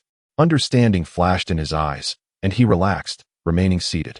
At the same moment, the three great families took their seats as well. The arena fell into absolute silence, all awaiting the arrival of one individual. Shirkai? Why hasn't he arrived yet? Is he too afraid to show himself? Some grew impatient, but in the next instant, a figure appeared in the distance. Look, it's Shirkai. Indeed, clad in pristine white robes, Shirkai strode forward with measured grace. The moment he appeared, the crowd erupted, shrieks of excitement. Thunderous cheers, yet they instinctively parted to clear a path for him. As Shirkai passed by the Grand Elder, he halted, his gaze icy. Old cur. With that single insult, he vaulted onto the dueling platform, leaving the Grand Elder stunned. What was this? He hadn't even spoken a word before being cursed at? Upon the platform, Shirkai stood alone, his white robe stark against the golden radiance shimmering around him, a warrior god, untouchable and supreme. Boom. Suddenly, his eyes blazed open, locking onto Shi Zhongtian below. Come up here and die. Arrogant fool. Shi Zhongtian sneered, kicking off the ground and launching himself onto the platform. The two faced each other from 50 meters apart. Shi Zhongtian smirked. Criminal bastard, you probably don't even know this yet. After I kill you today, the position of Shi family patriarch will be mine. Patriarch? Shirkai scoffed, his lips curling in disdain. His ambitions stretched beyond the stars, beyond the cosmos itself. The petty title of a small city as patriarch? It was beneath him, utterly beneath him. Jealous, Shirkai? Shi Zhongtian gloated, gesturing toward the statue below. And this monument, built in my honor. Soon, I shall stand immortalized in temples, worshipped by thousands. More like a memorial for the dead, Shirkai remarked dryly. You. Before Shi Zhongtian could retort, Shirkai was already upon him. Watching from behind Nailing Gui, a shadowy figure's eyes gleamed with intrigue. One talked, the other acted. The difference was clear. On the platform, as Shirkai charged, Shi Zhongtian immediately channeled all his spiritual energy. With a deafening roar, the full force of his 8th-level Qi manifestation cultivation erupted. Shirkai, today, I shall trample your name and rise to fame across Lingzhou. Chapter 27. Two Fists. One deaf hum. Just as Shi Zhongtian gathered his energy to strike, his brow furrowed. Where? To his shock, Shirkai had vanished. Then, a bone-chilling presence at his back. See you in the next life. What? Whirling around, his eyes bulged in horror. Shirkai stood behind him, his expression cold. You. Thud. Twin iron fists punched straight through his chest. Crack. The sound of shattering bones and an exploding heart echoed as one. Stone Zhongtian's eyes widened in terror. Disbelief etched across his face as he glanced down at the gaping wound in his chest. Alarmed, he quickly produced a token from his waist, declaring, Shirkai, I am now a disciple of the Xiantian sect. If you dare to kill me, the Xiantian sect will not let you go. Upon seeing the familiar token, Shirkai's murderous intent deepened. You fool, he retorted. Even if the Holy Land itself were to come today, it would not save you. With a thunderous roar, he swung his blood-stained right arm, channeling every ounce of his strength downwards towards Stone Zhongtian's head. In an instant, the head exploded, brain matter splattering everywhere. And with a thud, Stone Zhongtian collapsed, becoming a headless corpse. Gazing at the lifeless body of Stone Zhongtian, Shirkai's eyes turned icy as he murmured, seemingly to himself. Had you merely sought to harm me, I would have relinquished my title of heir to you. However, you should never have dared to plot against my sister. She is my sole tether to this world. I shall exact vengeance on anyone who dares to bully her. This scene left the onlookers in utter shock. Over 80,000 pairs of eyes wide with disbelief, mouths agape. What is happening? The one who caused the heavenly phenomenon, Stone Zhongtian, has been slain just like that, with merely 2 punches? Furthermore, Stone Zhongtian was at the 8th level of the Qi mastery realm, while Shirkai is but at the Qi refinement realm. To cross such a vast chasm in cultivation and eliminate him in an instant, such prowess defies description.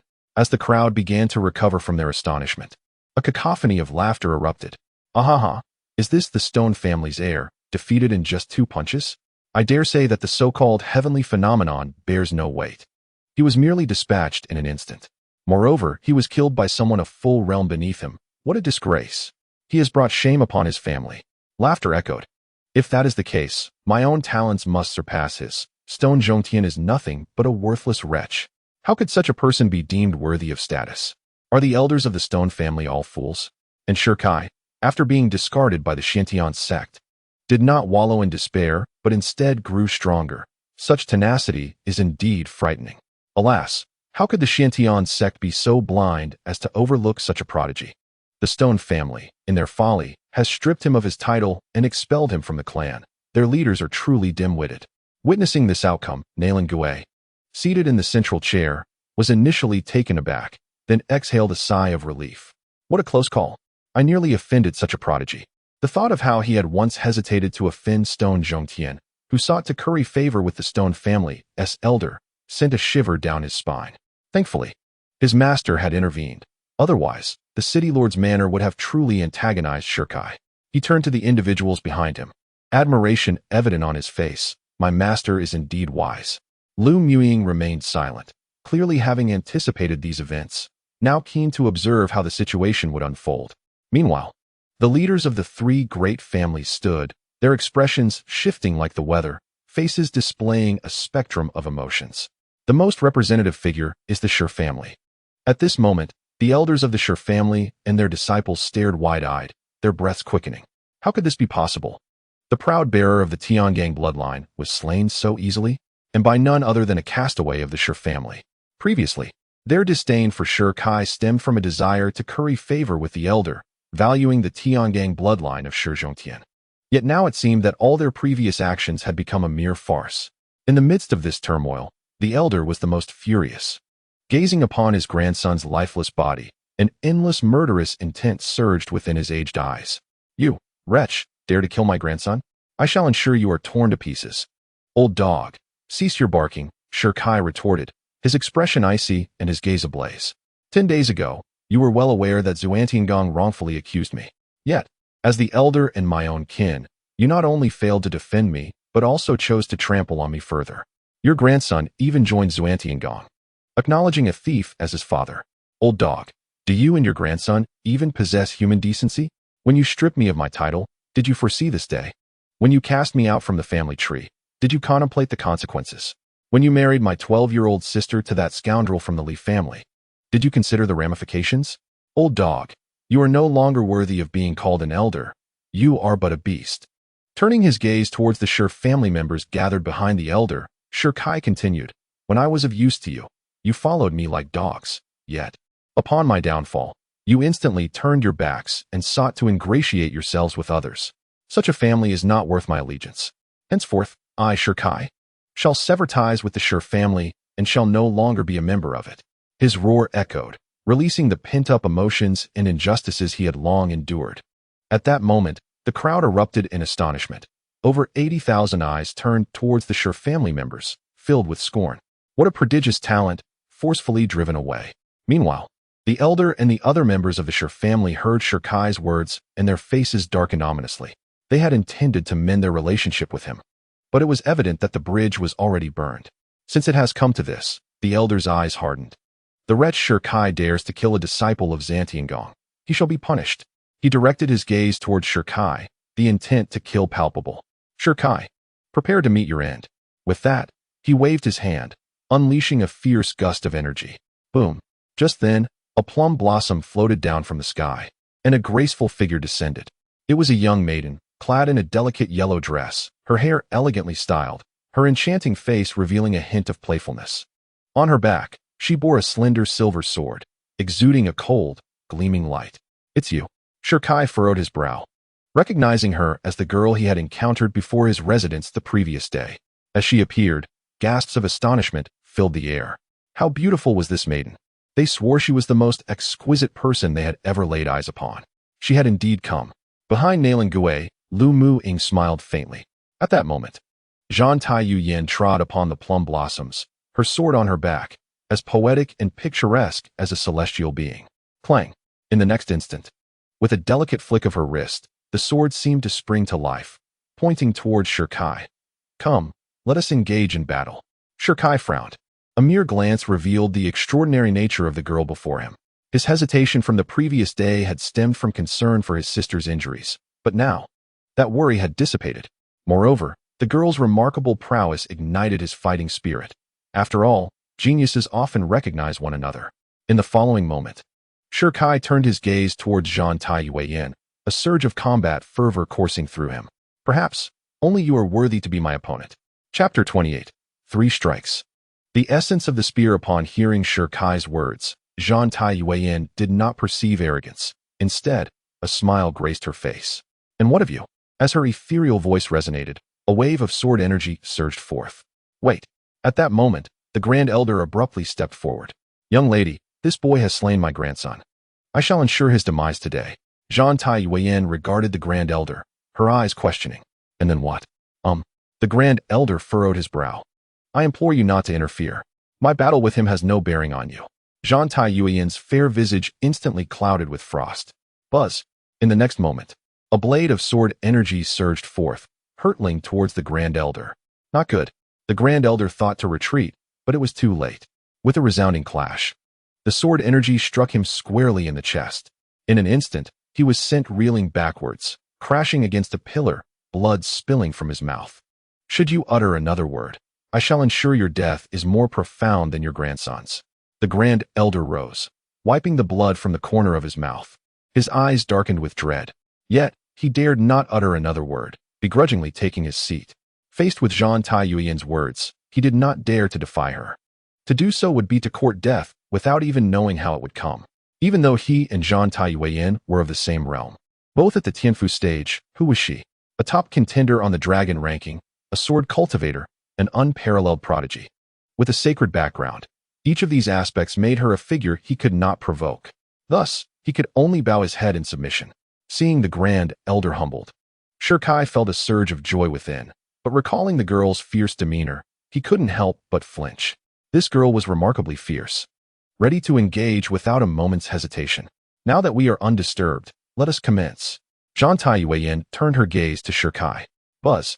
In the next moment, with a delicate gesture, her silver-white sword stood poised before her.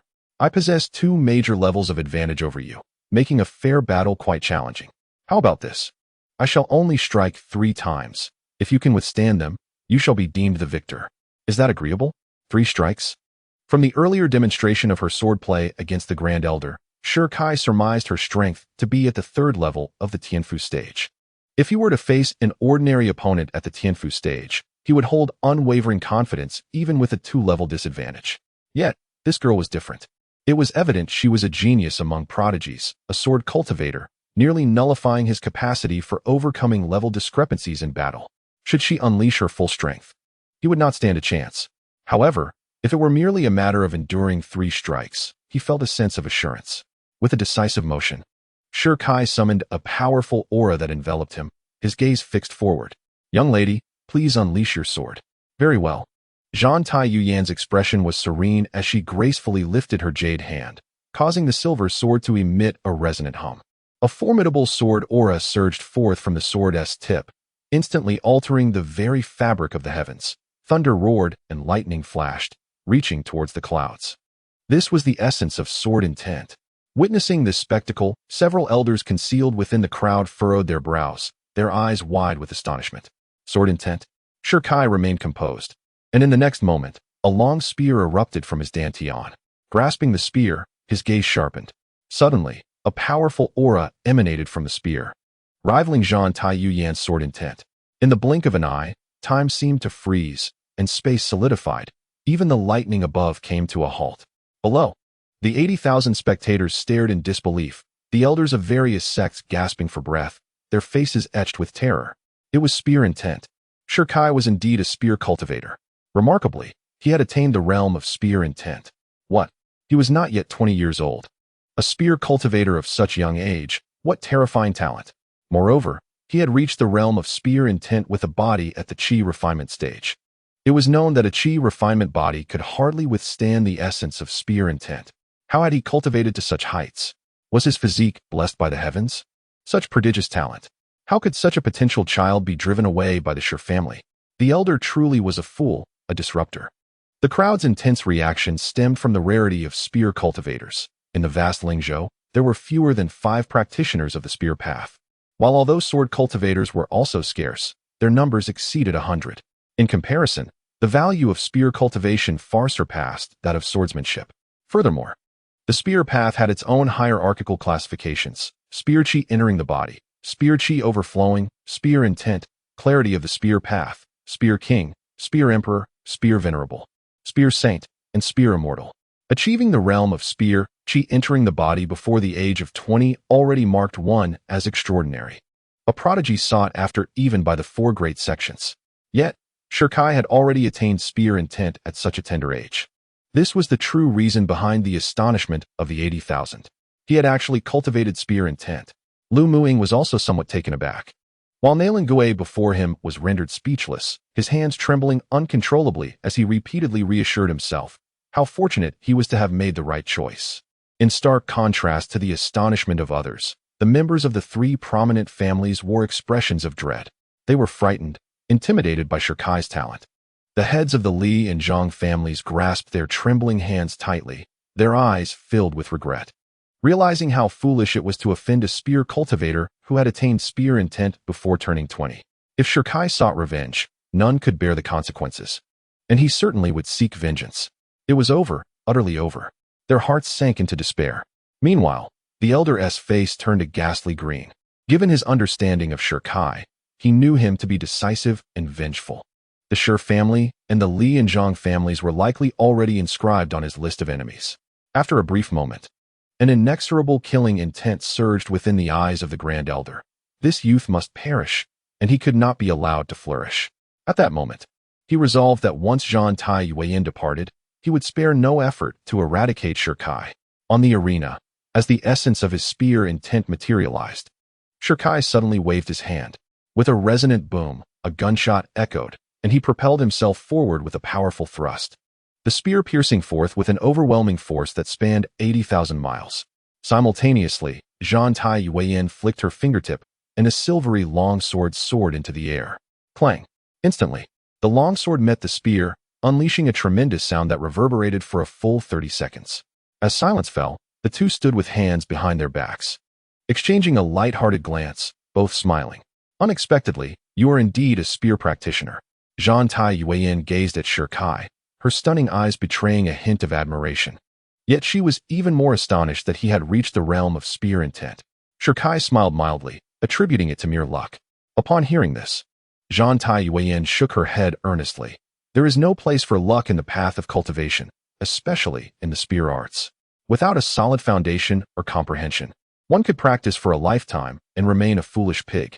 With that, she cast a glance at the Grand Elder below, akin to him, who, despite being in his advanced years, still lingered at the heavenly mansion realm, even lower than her sister's pet, which had surpassed him in cultivation level. Chapter 29. We practitioners are unyielding Shirkai. Pet, that sounds like a dog. My lady, I have received your first strike. Please present your second. Very well. Zhan Tai Yuan slightly furrowed her brow, and in the next instant, her long sword swept forth, releasing a torrent of sword chi. This move was a sword technique known as Qinglian sword song. With a crisp sound, thousands of azure sword energies burst forth from the silvery longsword, intertwining in a dazzling display, while the terrifying might of the sword sent shockwaves through the crowd below. It is a terrestrial tier sword technique. A shout erupted from the crowd. Immediately, the practitioners unleashed their spiritual energy, forming a protective barrier to shield themselves from the sword chi. Terrestrial tier? Shirkai's brow furrowed slightly. Martial arts are classified by rank, and sword techniques follow suit, their strength categorized by the elements of heaven and earth. A terrestrial tier sword technique could command a price exceeding 10 million spirit stones, a treasure so valuable it would be coveted even among the four great sections. Yet here, this young woman executed it with ease. Her background is formidable, Shirkai mused. Then, with a sweeping motion, he retracted his spear, channeling his spiritual energy into its tip, causing thunderous roars to erupt. First strike. As the spear moved, the white dragon roared. With a thunderous shout, Shirkai propelled himself forward, determined to take the initiative. Zhan Tai Yuan maintained her calm demeanor, her delicate finger pointing. Go. Buzz. The silver sword sliced through the void, descending like a silver dragon. Seeing this, Shirkai exerted force with his right arm, wielding the spear to thrust forward. With a resounding clash, the spear met the sword, and in the next moment, Shirkai suddenly felt an overwhelming pressure emanating from the sword energy, advancing towards him relentlessly, causing him to retreat. How formidable! A bead of sweat appeared on Shirkai's forehead, Despite his utmost efforts, he found himself unable to budge the long sword in the slightest, his feet carving a massive crater into the ground. I can no longer afford to hold back. The second thrust, self-transformation into the body, a golden spear and iron steed. The third thrust, an outward surge of power, obliterating with a single strike. In an instant, the spiritual energy within him erupted, as if the spear had been re-energized, emitting a brilliant light with a resonant clang. In the next moment, the might of the sword energy diminished, and Shirkai ceased his retreat. Observing this scene, Zhang Taiyuan's eyes widened in astonishment. This technique had once vanquished foes in the sea burial realm, yet a mere chi refinement practitioner was able to withstand it. But the surprise was not over. Just as she was taken aback, Shirkai suddenly exerted force, his right arm sweeping vigorously. The fourth thrust, the night parade of 100 demons. I comprehend the essence of the spear. Boom. In an instant, an ethereal spear intent enveloped the spear. Break from me, he bellowed, and the sword's might vanished entirely, the silvery longsword returning to Zhang Taiyan's grasp. Repelled? A wave of gasps rose from below, eyes wide in disbelief. The top 10 of the dragon rankings, deploying her sword technique, Zhang Taiyuan was actually pushed back? Even Zhang Taiyuan herself, upon regaining the sword, was momentarily stunned. She had assumed the young man before her could only hold his ground against the sword energy, never anticipating he had further tricks up his sleeve. What a prodigy! Even with Zhang Taiyuan's keen insight, she could not help but feel a twinge of admiration. Turning her gaze to Shirkai, she smiled. To have repelled my longsword, it seems you possess a profound understanding of the spear. Pray, when did you embark on the path of the spear? Shirkai replied, 10 days ago. What? Zhang Taiyuan's brows arched in disbelief. Could it truly be? Shirkai chuckled. Would I have any reason to lie? At that moment, Zhang Taiyuan fell silent. 10 days into the path of the spear. First the spear energy overflowed, then it flowed into his body, culminating in the essence of the spear. This could not merely be described as genius. It was as if he were a prodigy born of the spear itself. Moreover, it must be noted that his accomplishments extended beyond this. Endowed with an innate Tao body and the potential for corporeal sanctity, to possess even one of these attributes would designate one as a paragon. Yet all of this manifested within a single individual. Such talent, I have searched throughout the sacred Song domain and found none to compare. Zhang Taiyuan sighed. Finally realizing that the young man before her was indeed the rival she had been desperately seeking. Her gaze turned toward Shirkai, reflecting on the celestial phenomenon previously invoked. Surely, it was you who caused it, was it not? With her words, an uproar erupted below. What? The celestial phenomenon was instigated by Shirkai, coming from Zhang Taiyuan. The authenticity of this statement was beyond question. Thus, it followed that the celestial phenomenon was not caused by Shi Zhongtian, but rather Shirkai, with Shi Zhongtian merely claiming the glory. In a moment of frustration and disdain, the demise of Shi Zhongtian and the complicity of his grandfather, the esteemed elder of the Shi family, are lamented. The elder's concealment of the truth is utterly shameless. It is evident that one capable of summoning celestial phenomena must be an extraordinary prodigy.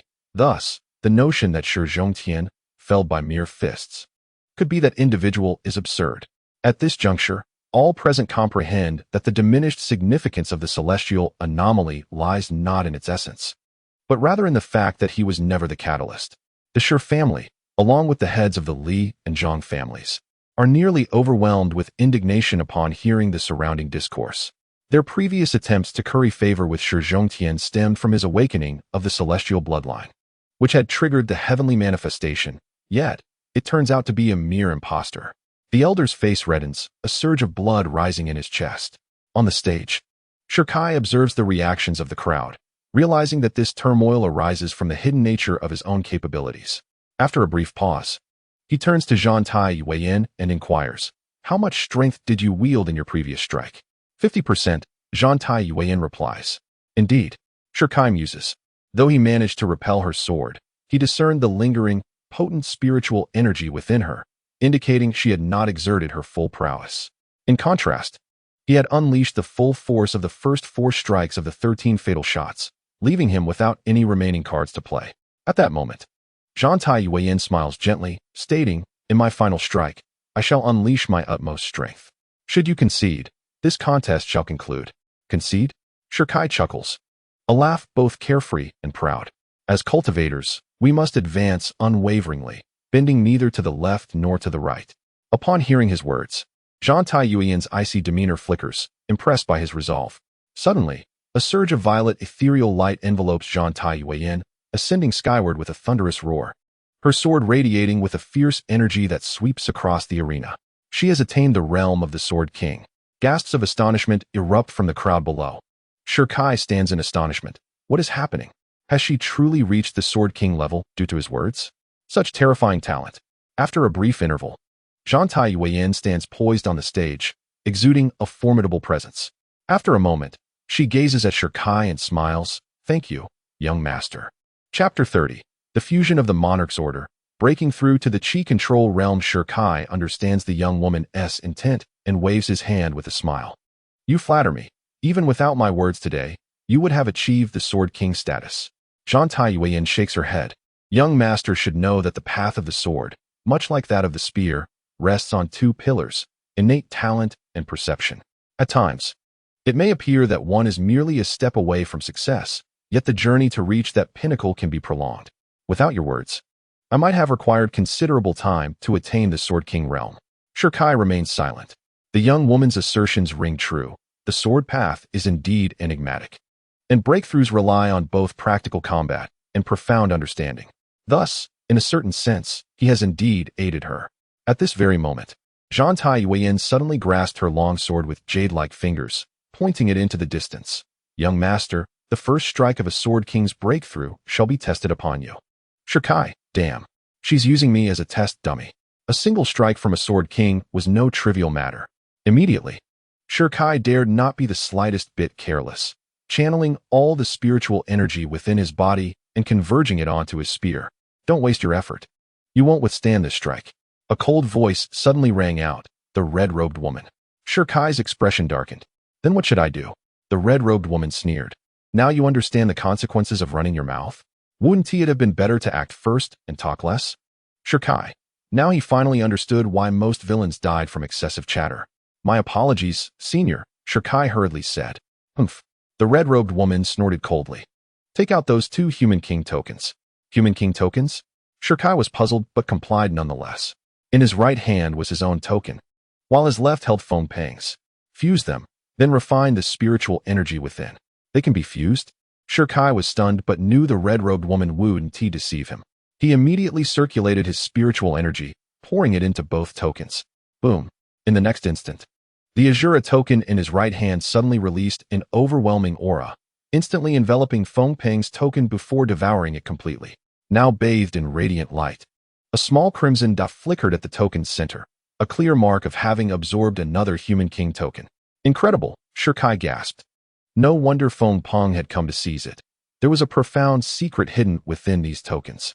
As for the deeper mysteries of the Human King tokens, he would have to investigate them later.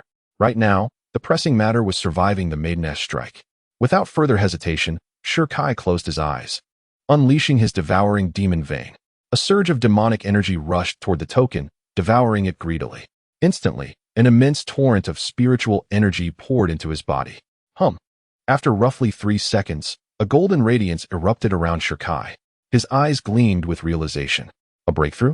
At this moment, his body brimmed with spiritual energy, teetering on the verge of overflowing. Bang!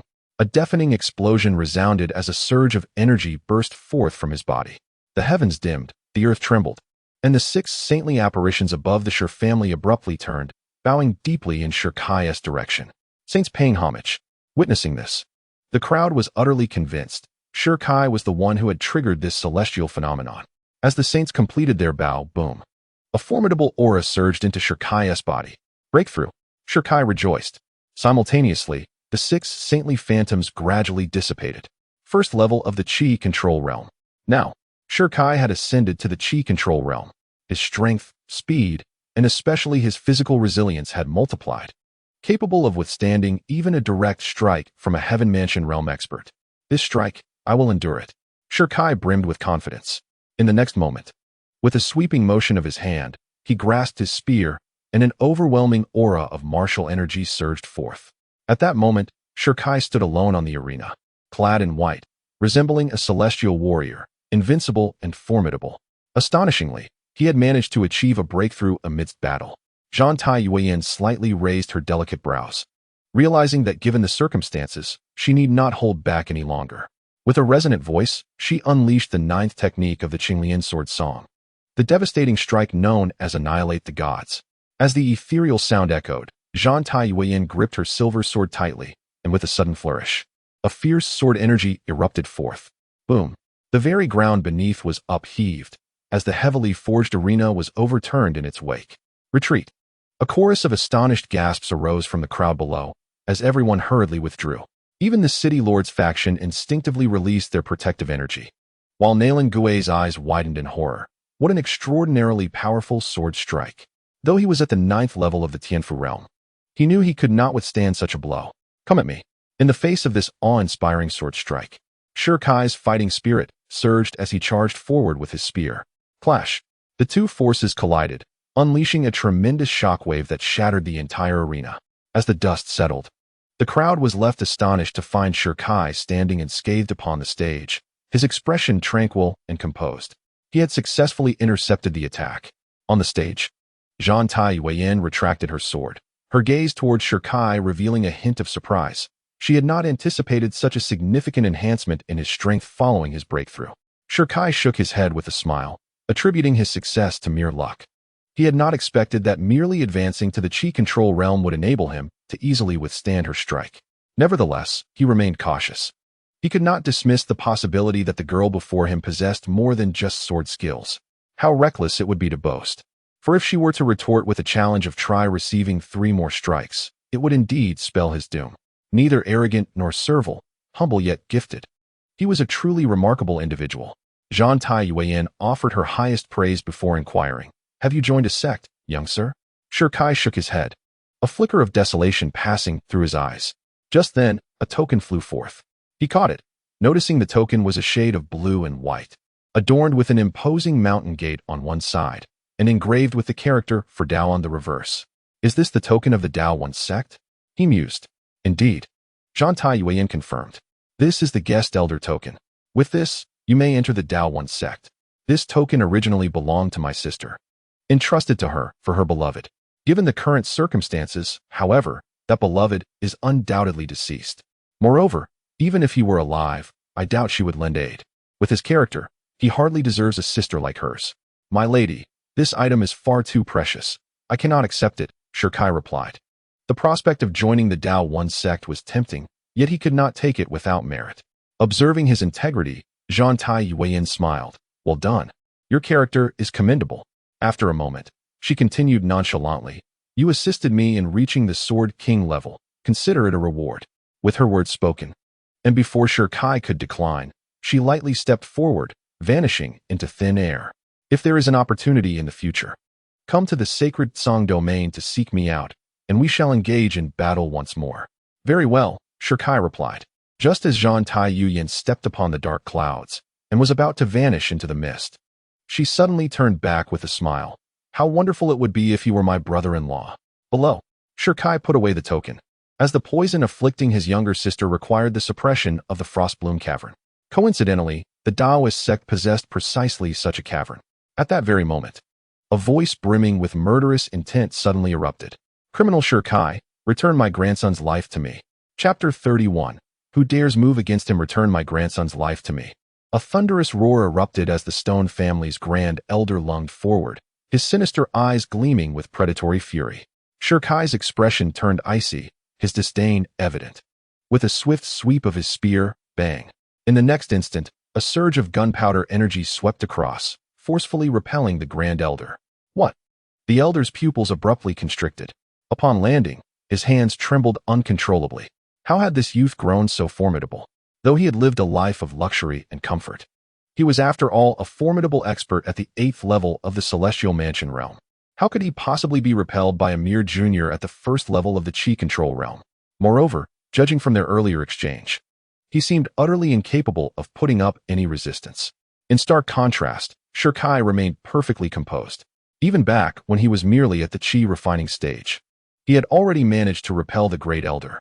Now that he had broken through to the Qi control realm, what difficulty could there possibly be in killing him? In an instant, his icy gaze fell upon the elder. Old cur, go join your grandson in the afterlife. With a metallic shing, a surge of spear energy erupted. Halt! At that very moment, an ethereal voice resonated from afar as an elderly man with flowing white hair and beard descended through the air. It was the clan patriarch. Upon recognizing the newcomer, the Shur family gasped in astonishment. The patriarch has emerged from seclusion. The patriarch landed gracefully in the center of the gathering, and with a mere wave of his hand, effortlessly deflected the fierce spear energy. Half-step burial sea realm? Witnessing this scene, the Grand Elder trembled violently and immediately stepped forward with clasped fists, saying, "Clan leader, this boy killed my grandson. I beseech you to avenge my descendant's death." Silence. The clan leader let out a cold snort, his profound gaze sweeping over Shi Zhongtian's lifeless body before his expression darkened. The junior Shi Zhongtian deliberately provoked conflict. His death was well-deserved. And you? His icy eyes shifted to the Grand Elder. As the family's Grand Elder, not only did you show blatant favoritism toward your grandson, but you also maliciously suppressed another prodigy. In accordance with clan law, you are hereby stripped of your position as Grand Elder and sentenced to 1 year of confinement as punishment. Furthermore, I declare that Shi Kai remains the heir of the Shi clan and the future successor to the leadership. A wave of astonished murmurs rippled through the crowd. As the words fell, an uproar erupted throughout the hall. A reversal? Had Shi Kai been reinstated as the heir apparent? At this moment, the Great Elder's countenance was terrifyingly somber.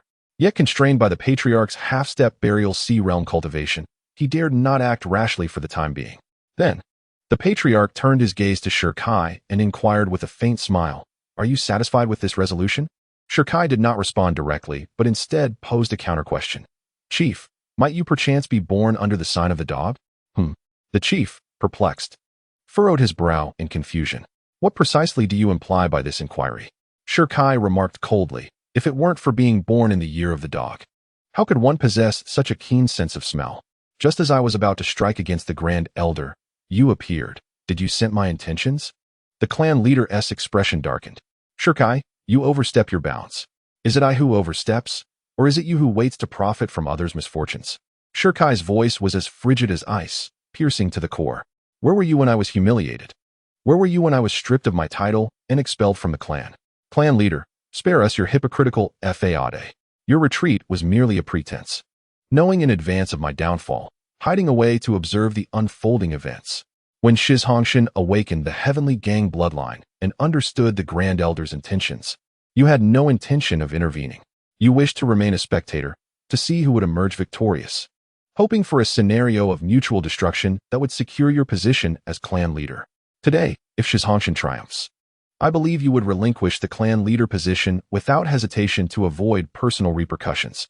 And now that I have succeeded, you conveniently appear to prevent me from eliminating the Grand Elder, merely wishing to use him as a pawn against me. Clan leader, there is no need for such scheming. I have declared that from this moment forth, I am no longer a member of the Shurjia. You and the Grand Elder are but two sides of the same coin, truly nauseating." Shi Kai laid bare the leader's intentions. At that moment, the leader's smile vanished, his thoughts exposed for all to see, rendering him somewhat embarrassed.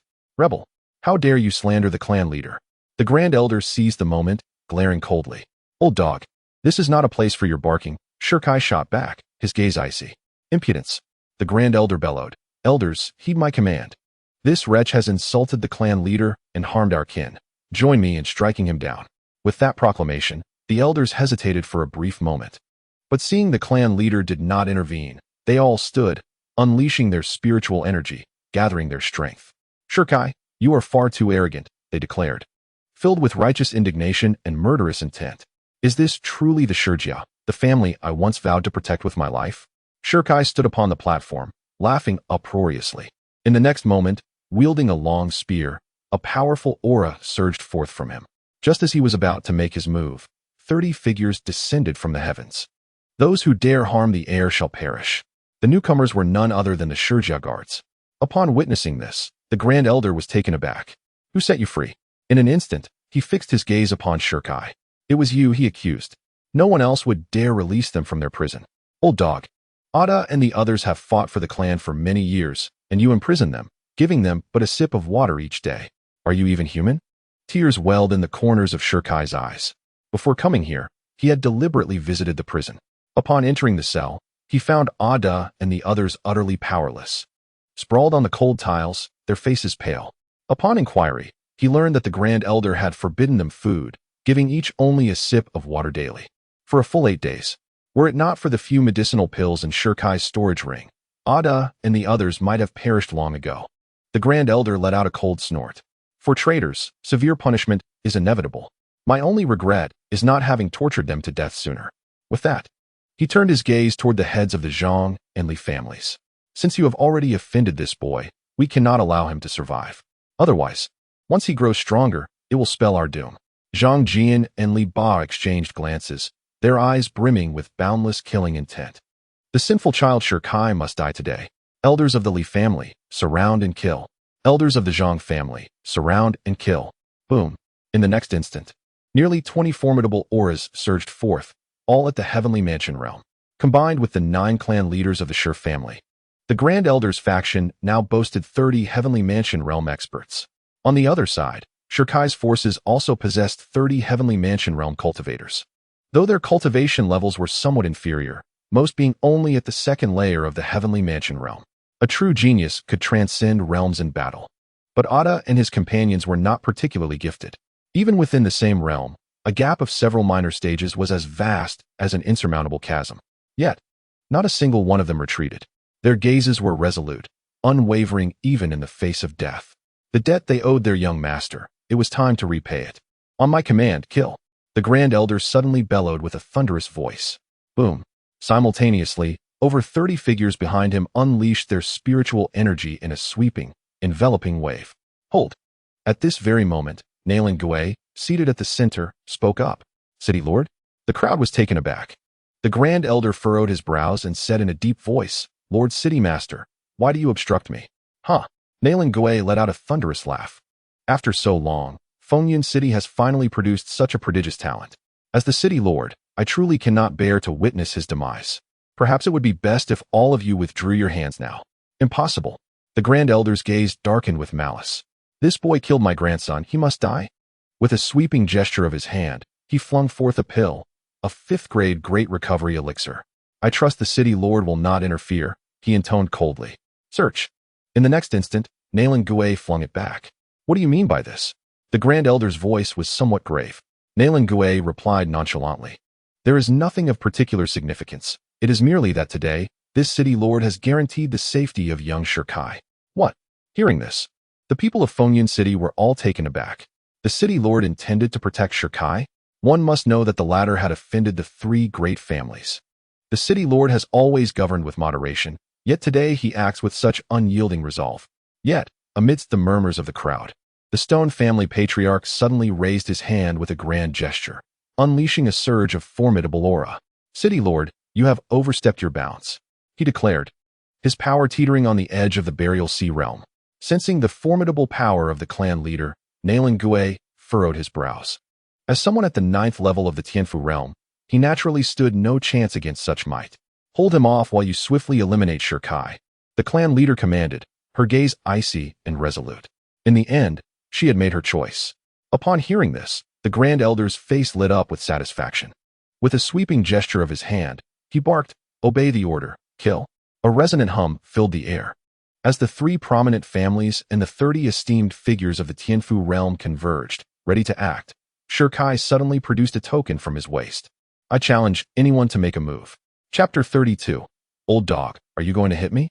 Buzz. As the token emerged, a resounding roar echoed. It is the royal decree of humanity. A gasp arose from the crowd. The royal decree of humanity? The Grand Elder and the others immediately ceased their actions, their brows furrowing deeply as they gazed upon the token in Shirkai's hand.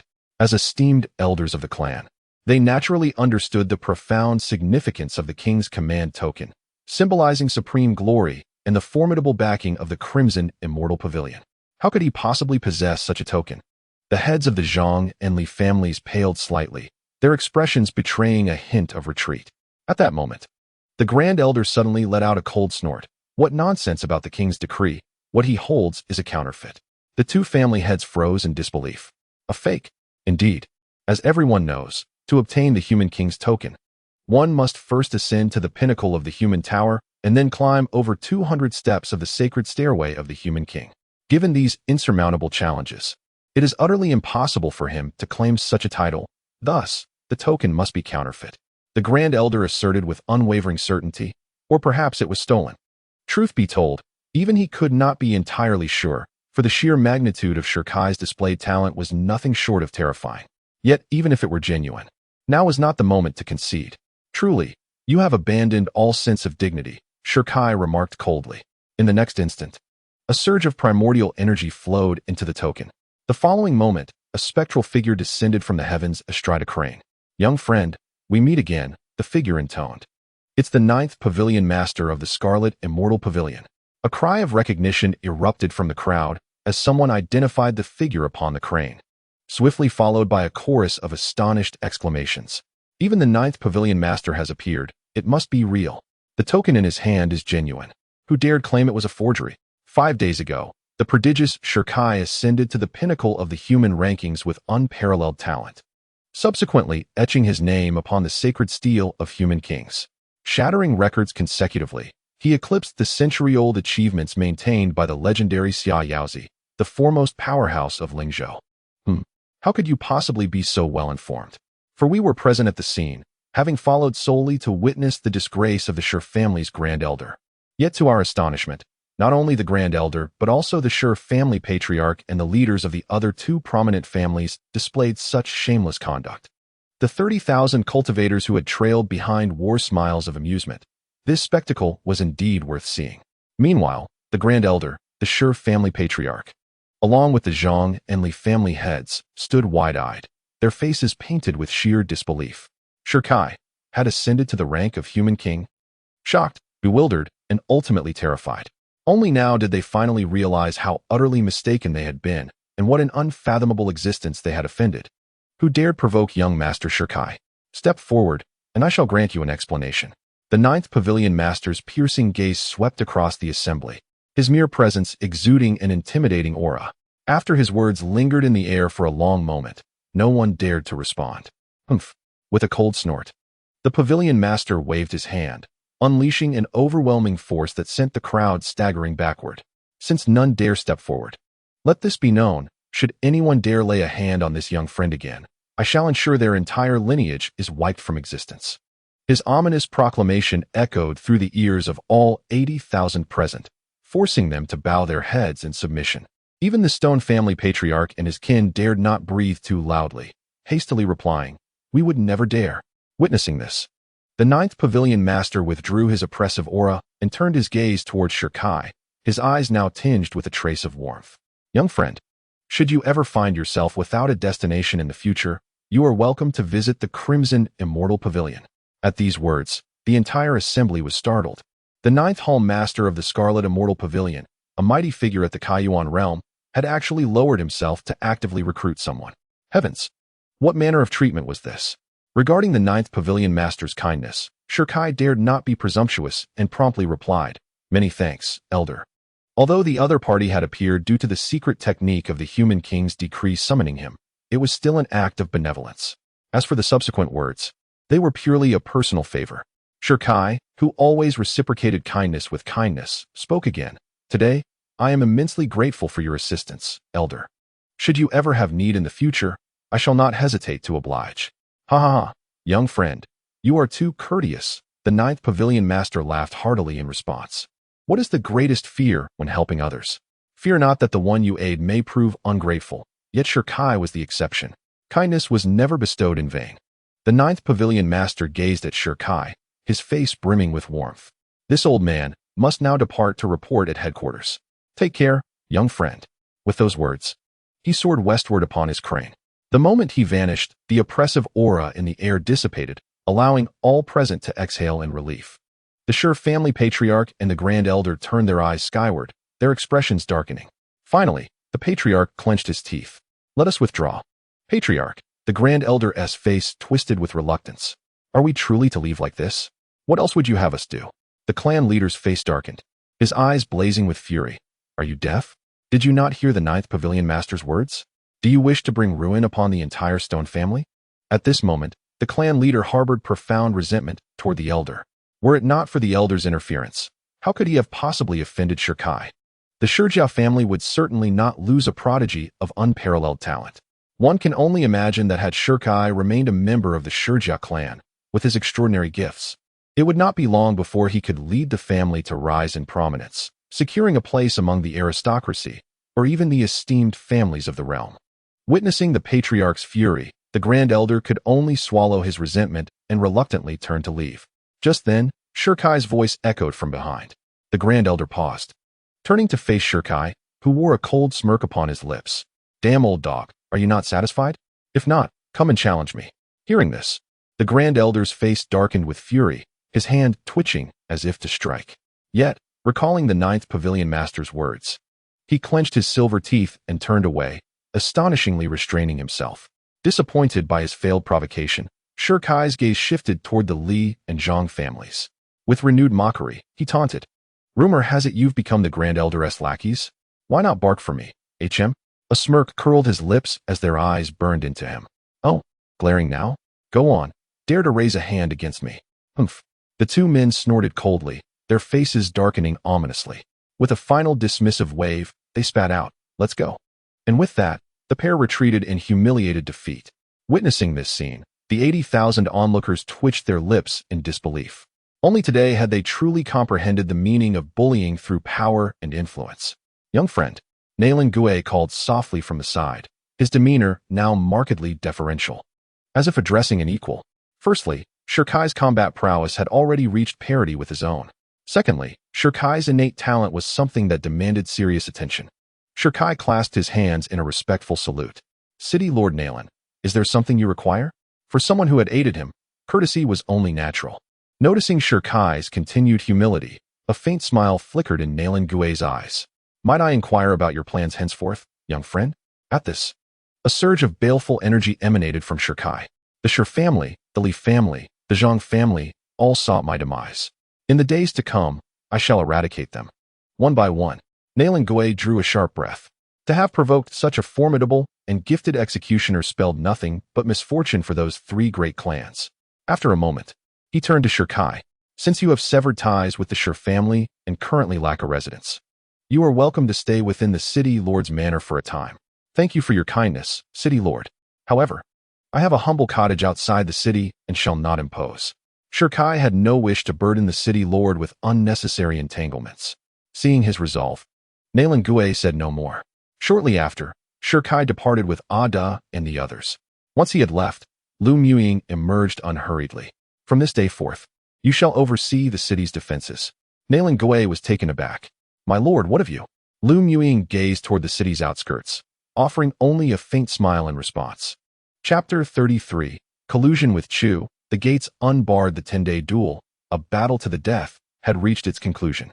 Yet the events that transpired, amplified by the voices of Fengyun City's locals and the 30,000 visiting cultivators, soon spread like wildfire across Lingzhou.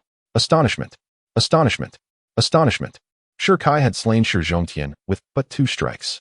Shirkai was a spear cultivator, one who had comprehended the essence of the spear. Shirkai had withstood 3 sword strikes from Zhang Taiyuan, a monstrous genius ranked within the top 10 of the dragon ranking. It was confirmed. The one who had triggered the celestial phenomenon was not Shi Zhongtian, but rather the disowned disciple of the Xiantian sect, the forsaken son of the Shi family, Shirkai. Shirkai now stood first on the human ranking, shattering the century-old record held by Lingzhou's supreme powerhouse, Xiao Yaozi, and had claimed the human king's token.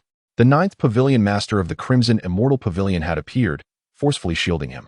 Rumors proliferated endlessly, multiplying tenfold with each retelling.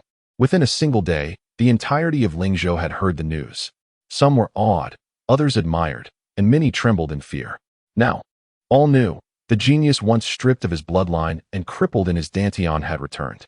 While multitudes scorned the Shi family's treachery, just as many reveled in the Xiantian sect's disgrace. Crash!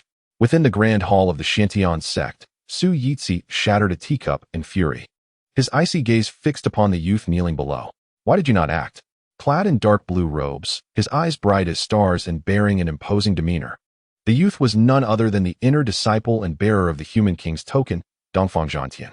Upon hearing of Shirkai's exploits, Su Yitzi had trembled with rage and immediately summoned him.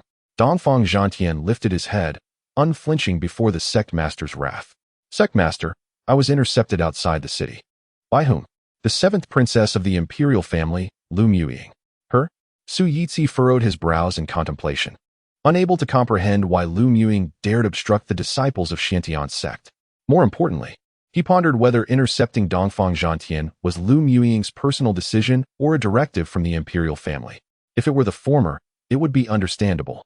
The seventh princess, long neglected by the court, had been exiled to the borderlands near Fengyun City. Befriending locals was hardly surprising.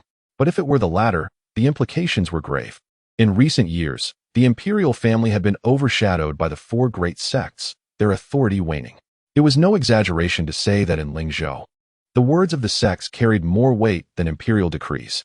By courting Shi Kai at this juncture, the royal house sought to harness his prodigious talent to reclaim dominance and reshape the power structure of Lingzhou. Whatever the reason, this boy could not be allowed to live.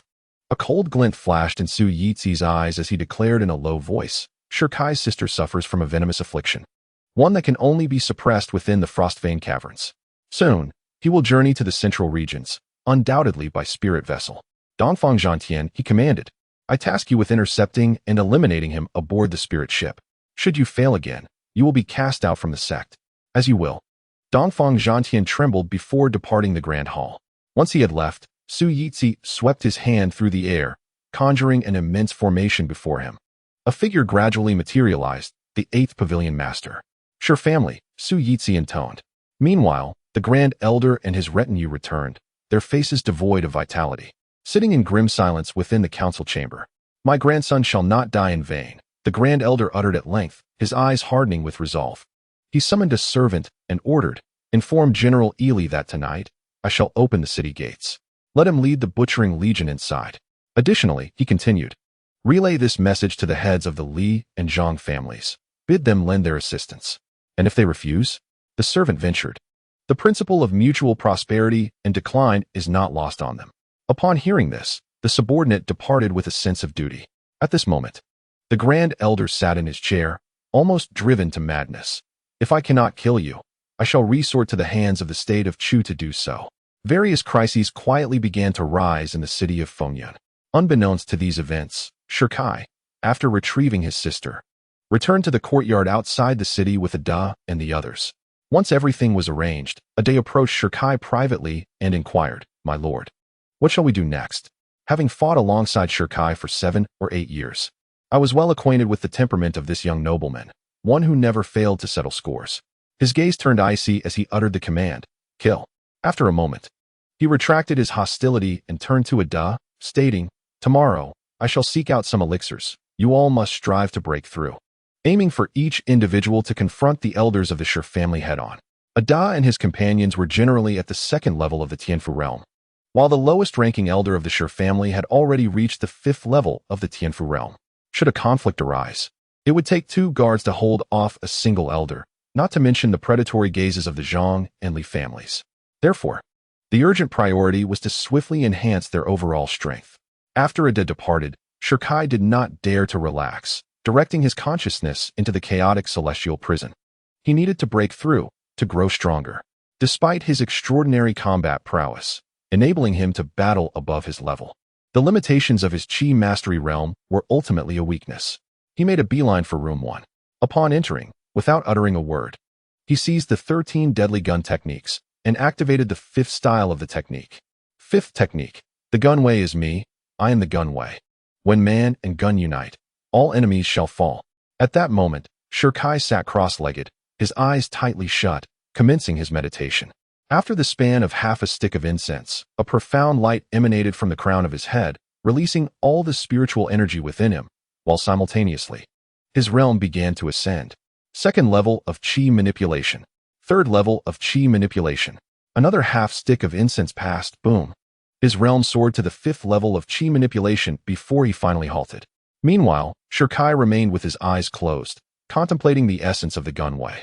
As night fell, outside wind in Cloud City, tall grass swayed, and the trees rustled with a soft whisper.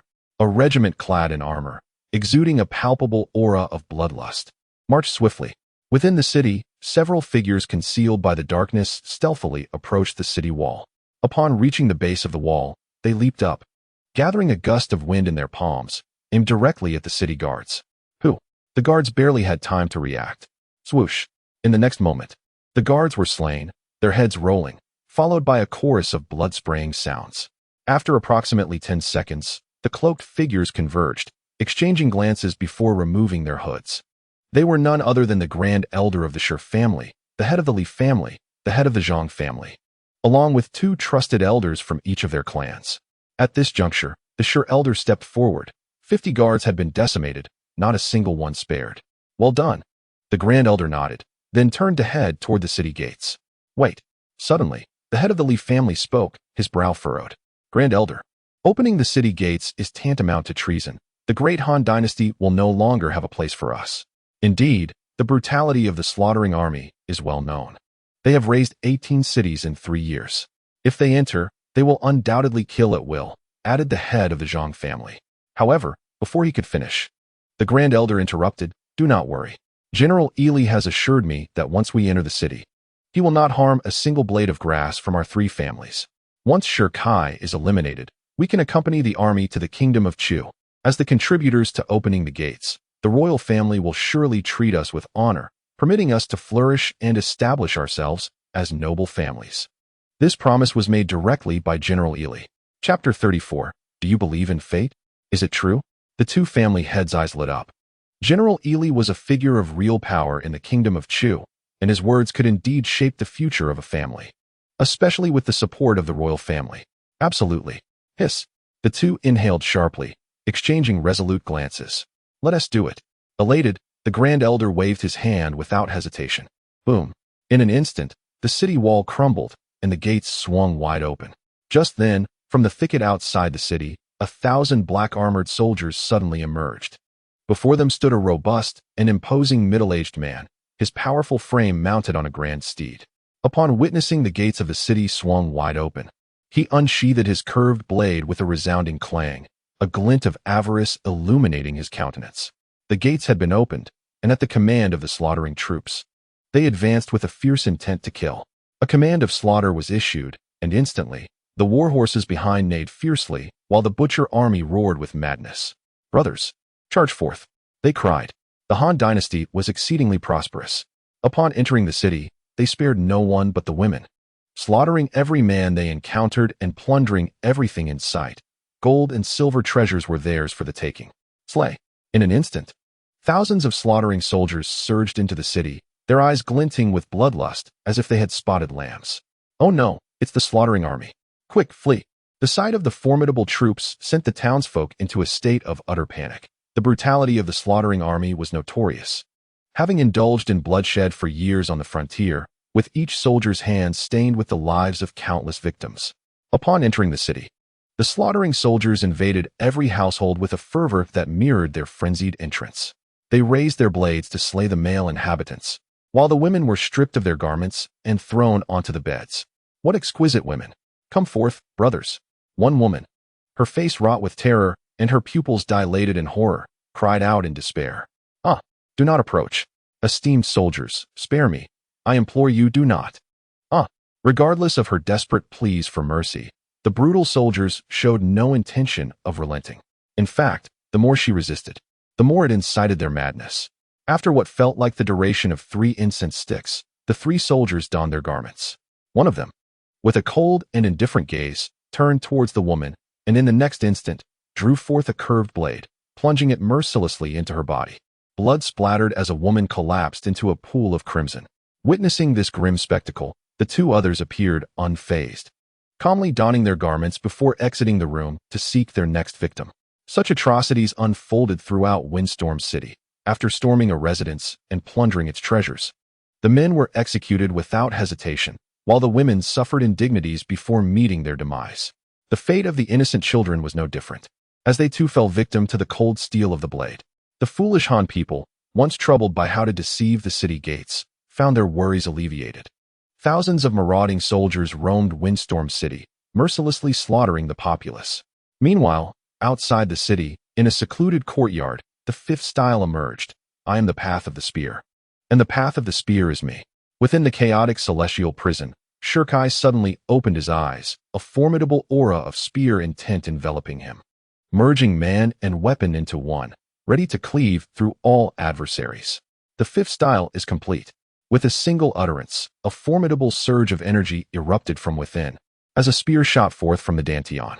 Grasping the spear, a swift motion unleashed an invisible wave of light that burst forth. What insights can be gleaned from this? The woman in red appeared and inquired. Shirkai withdrew his spear, his eyes gleaming like stars. The fifth stance cultivates the heart, where conviction is strong. So too is the spear. With unwavering resolve, I shall be invincible in battle. The woman in red smiled in satisfaction. After steadying his breath, Shirkai's consciousness returned to his physical form. In his previous quest for solitude, he sought refuge in a secluded grove, observing the surrounding dark fir trees. He hastily returned to his small courtyard, lost in contemplation. At that moment, he had transcended to the 5th level of the Chi Mastery realm and had mastered 5 forms of the 13 deadly gun techniques. Now, should he encounter the Grand Elder again, he could vanquish him with a single shot. Suddenly, as he passed through a thicket, a rustling sound pierced the stillness. Who goes there? Shirkai immediately heightened his vigilance. Just then, a graceful figure emerged from the night. There is no need for alarm, young Master Shir. With a swift motion, Shirkai fixed his gaze ahead. As the figure drew closer, he discerned her features. The newcomer was a slender woman clad in a form-fitting white attire, exuding an air of elegance and confidence. Though her beauty was not of the highest order, it was striking enough, with an undeniable aura of authority that hinted at her noble lineage. Are you of royal descent? Shirkai inquired, his eyes studying her intently. Surprised by the question, the woman smiled faintly. What leads you to that conclusion? Shirkai smirked slightly. The air of authority surrounding you is unmistakable. The woman paused, then replied with a playful smile, Can you guess who I am? After a moment of contemplation, Shirkai assessed her formidable presence and the late hour of her appearance. Surely, aside from the esteemed 7th princess of the royal family, no other woman would dare to venture here. Truly remarkable, indeed. He was impressed by Shirkai's keen insight and extraordinary talent. Upon her acknowledgement, Shirkai waved dismissively. Circumstances compel us, he remarked. Indeed, Lu Muing replied, her smile fading. Who would choose to be stationed at the border at the tender age of 20, if not forced by life as harsh realities? At 20, she should have been enjoying the privileges of a princess within the palace. Yet, in stark contrast, the young man before her had suffered grave injustices, stripped of his lineage. His bones extracted, abandoned by his sect, and forsaken by his family. In that moment, Lu Muing felt a deep kinship with Shirkai. How similar their fates were. She, too, had been cast aside by the royal family, left to fend for herself in a world that showed no mercy. Just then, a thought struck Shirkai. He turned to Lu Muing, gratitude shining in his eyes. 7th princess, I thank you for the cold jade you had sent earlier. Should I require assistance in the future, I shall not hesitate to ask. Lu Muing, momentarily lost in her thoughts, regained her composure, her expression turning serious. Are you not concerned that I may have ulterior motives? Perhaps to covet your talent and win your loyalty? Shirkai shook his head. I only know that this cold jade can save my sister's life. Lu Muing fell silent, taken aback by his earnestness. I have long heard of your devotion to your sister, she replied with a smile, though her expression quickly turned serious again. Young Master Shir, do you believe in fate? Fate. Shirkai's countenance darkened. 7th princess, to speak honestly, if I believed in fate, I would have perished long ago, back in the Shintian sect. Fate is merely a construct to be shattered. I, Shirkai, do not believe in destiny. He had heard of the 7th princess's story and naturally understood her sorrow. Upon hearing his words, a faint smile inexplicably appeared on her valiant face. To be honest with you, young Master Shir, I don't believe in fate either. Ha. The two exchanged a knowing smile. Buzz. At that moment, the urgent sound of galloping hooves approached. A soldier clad in armor rode frantically toward them. His body splattered with blood. Without hesitation, he dismounted and knelt on one knee before the princess. Urgent military report. The 3 great families of Fengyun City have conspired to slaughter the city guards and allowed the butcher army to invade. Once inside, they kill indiscriminately, burning, looting, and pillaging. The streets now run red with blood, littered with corpses. Chapter 35, Conspiring with the Wolf. What? Lu Muing's delicate brows furrowed. Where's Nailan Gui? Why hasn't he sent reinforcements?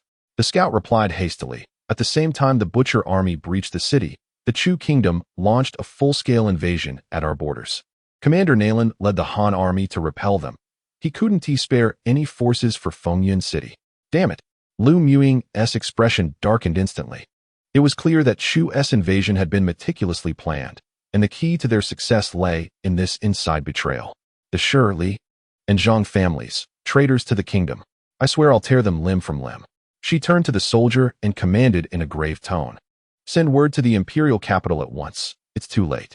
Shirkai interrupted coldly. The border is thousands of miles from the capital. By the time reinforcements arrive, Fengyun City and its neighboring towns will already be reduced to ashes. Lu Muing looked at him, desperation in her eyes.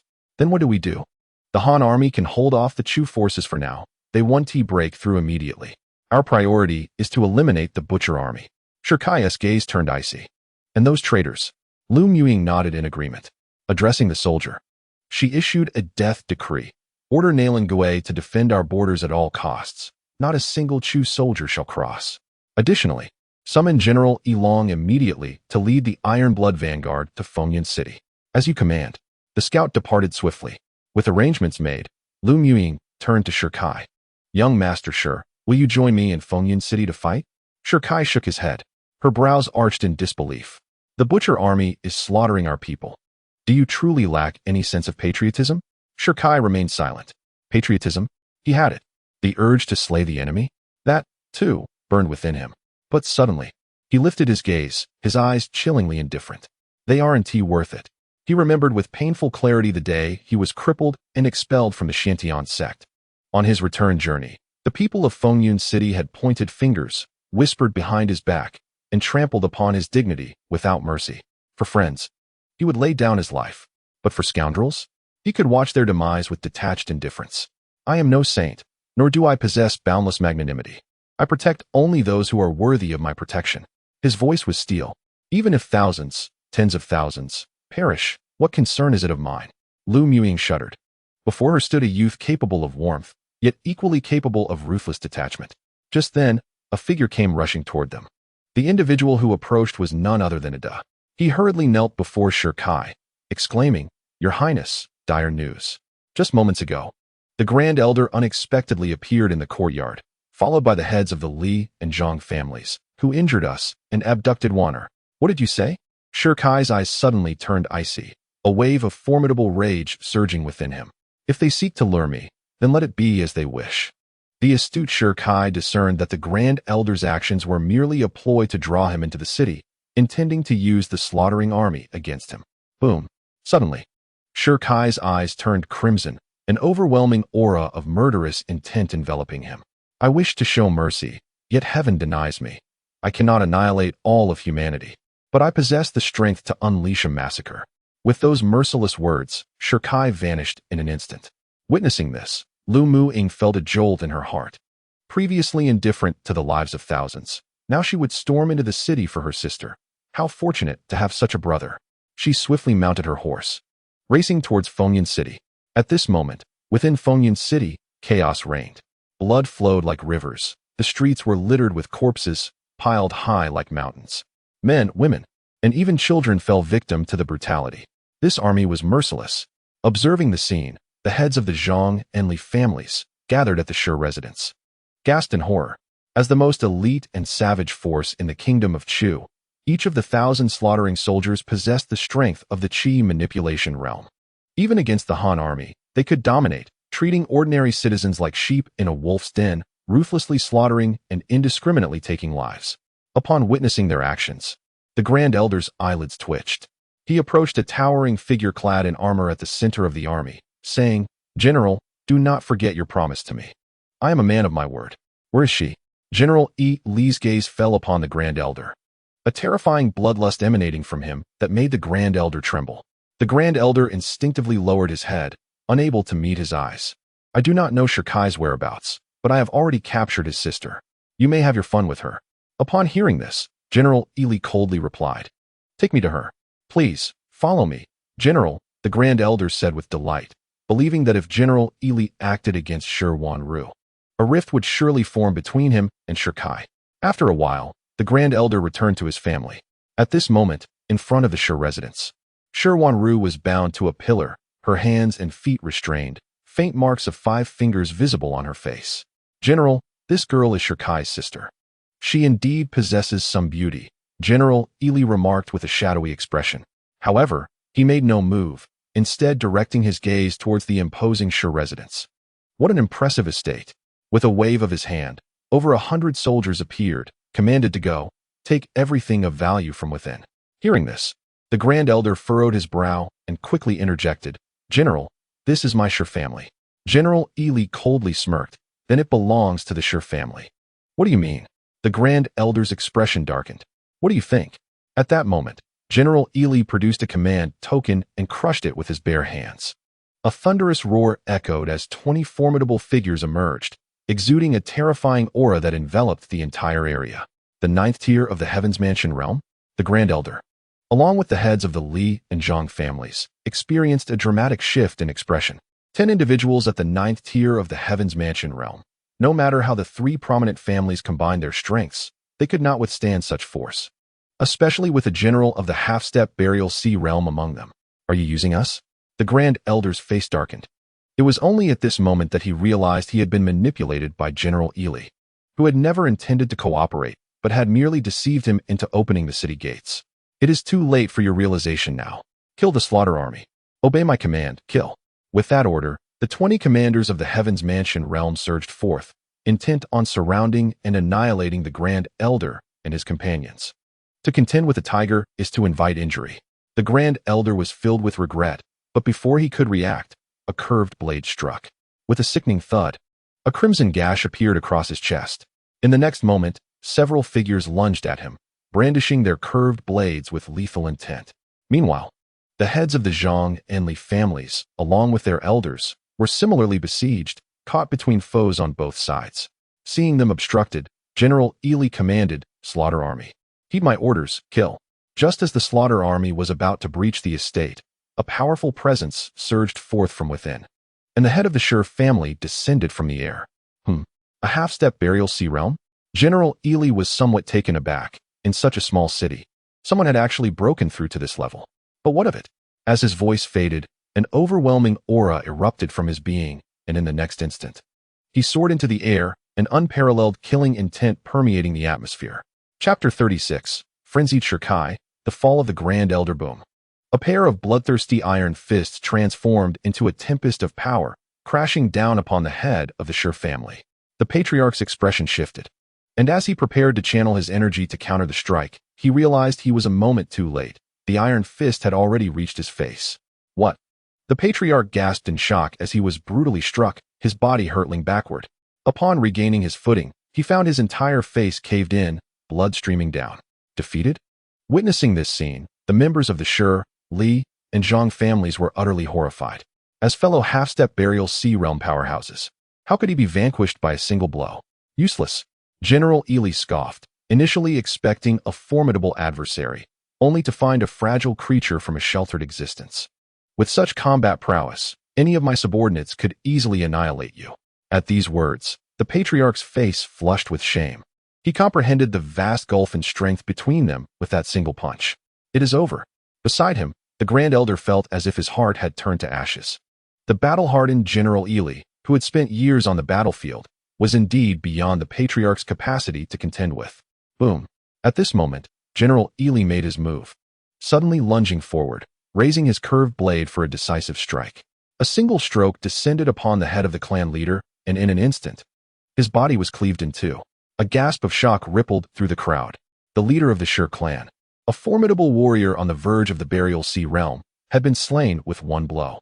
At the command of General Ely, the slaughtering troops surged into the Shir residence, leaving no one behind.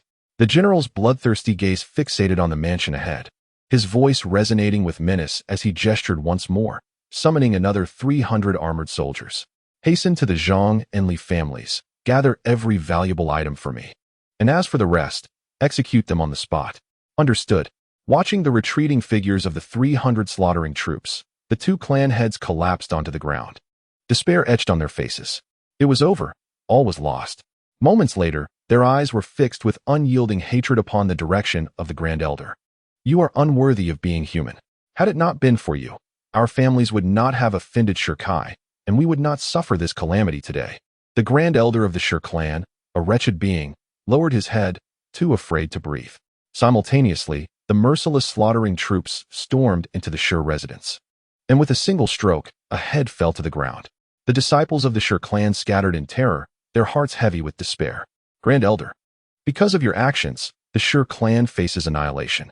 You have betrayed our kin and brought disgrace upon our family. In that moment, they were overwhelmed with regret, lamenting their allegiance to the Grand Elder and the expulsion of Sher Kai. Had he remained, he would never have permitted the bloodbath of the Sher clan.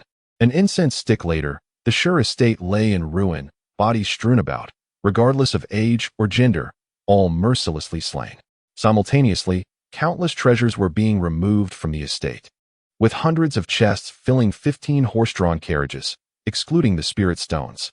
After receiving the storage rings containing spirit stones and cultivation techniques, General Ely waved his hand, conjuring a dark flame that ignited the Sher residence. He then turned his gaze towards the remaining living Grand Elder and the heads of the Li and Zhang families, commanding their removal. As the words fell, several ninth-tier warriors of the Tianfu realm released their aura, subduing the Grand Elder and the two clan heads, forcing them into a prison carriage. Having completed his task, General Ely finally withdrew his gaze, a lecherous grin spreading across his face as he beheld the figure of Sher Wanru, bound to a pillar. What a lovely maiden.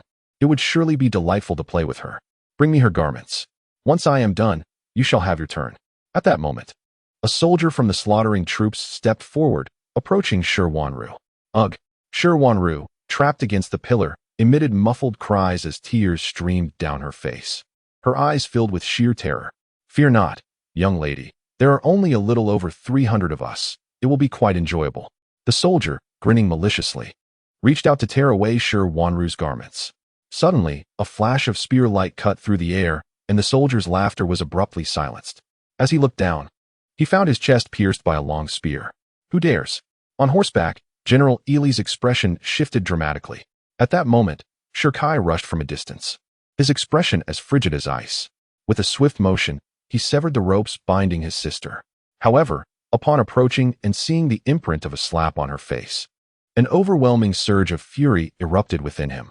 Who did this? He seethed. Sher Wan, startled by her brother's fierce demeanor, weakly pointed towards the three elders. Brother, it was them who harmed me. With a thunderous roar, Sher Kai's powerful aura surged forth, his eyes gleaming with bloodlust. You old hounds! Who gave you the audacity to lay a finger on my sister? In the blink of an eye, he vanished, reappearing before the eldest elder, and without uttering another word, he unleashed a devastating punch. With a resounding crack, the elder's teeth shattered. Just as Sher Kai prepared to strike again, the elder suddenly summoned his spiritual energy, attempting to retreat. Did I permit you to leave? Sher Kai scoffed, his hand sweeping down to pin the elder in place. The elder gasped in disbelief. How could this be? He realized that before Sher Kai, he had no room to counter, as if he were facing a formidable general. Old hound, damn you! With a furious roar, Sher Kai raised his right fist once more, aiming for the elder's torso. Who gave you the right to harm my sister? What makes you think you can lay a hand on her? With relentless ferocity, he rained down countless punches, mercilessly smashing the elder's body, blood gushing forth in torrents, rendering him unrecognizable. Witnessing this scene, even the blood-soaked soldiers could not help but shudder. This youth was terrifyingly ruthless. At that moment, Lu Mu-ing emerged, observing Sher Kai's frenzied assault. His brows furrowed in concern. Before him, with crimson eyes, Sher Kai resembled a demon. Remember this in your next life. You shall not touch my sister. With one final blow, the elder's head exploded in a gruesome display. In the next instant, Sher Kai turned to face the other two. Don't come any closer. You are a devil. They pleaded in terror. We were wrong, dear nephew. We should not have trusted the elder's words or attacked you. Spare us. We will serve you as loyal servants. Seeing the elder's tragic demise, the heads of the Li and Zhang families turned pale with fear as they begged for mercy. They had once harbored confidence in battling him, but after their injuries sustained from the earlier conflict, they lacked the strength even to flee. I do not require your servitude. Their desperate pleas did nothing to halt Sher Kai's advance. As he approached the two, a chilling malice radiated from his gaze. You may be forgiven for striking me, but the moment you laid hands on my sister, your lives ceased to belong to you. Scraps, perish. Chapter 37. The brother's vengeance. With a sudden explosive sound, the heads of the two men burst apart, their bodies collapsing into a pool of blood. In their final moments, they were utterly unprepared, an image that caused the remaining 6 elders to recoil in horror at such terrifying prowess. Although the heads of the Zhang and Li families were gravely injured, they were still formidable beings of the Tianfu realm. Yet, they were obliterated by a single punch from Shikai, a mere 5th-level practitioner of the Ichi realm, leaving them no chance to retaliate. This overwhelming power filled the elders with dread. "It is your turn," Shirkai's voice, cold and menacing, echoed ominously as his bloodthirsty gaze fell upon the 6 elders. Startled, the 6 men dropped to their knees in unison. "Shirkai, no, esteemed son, spare us.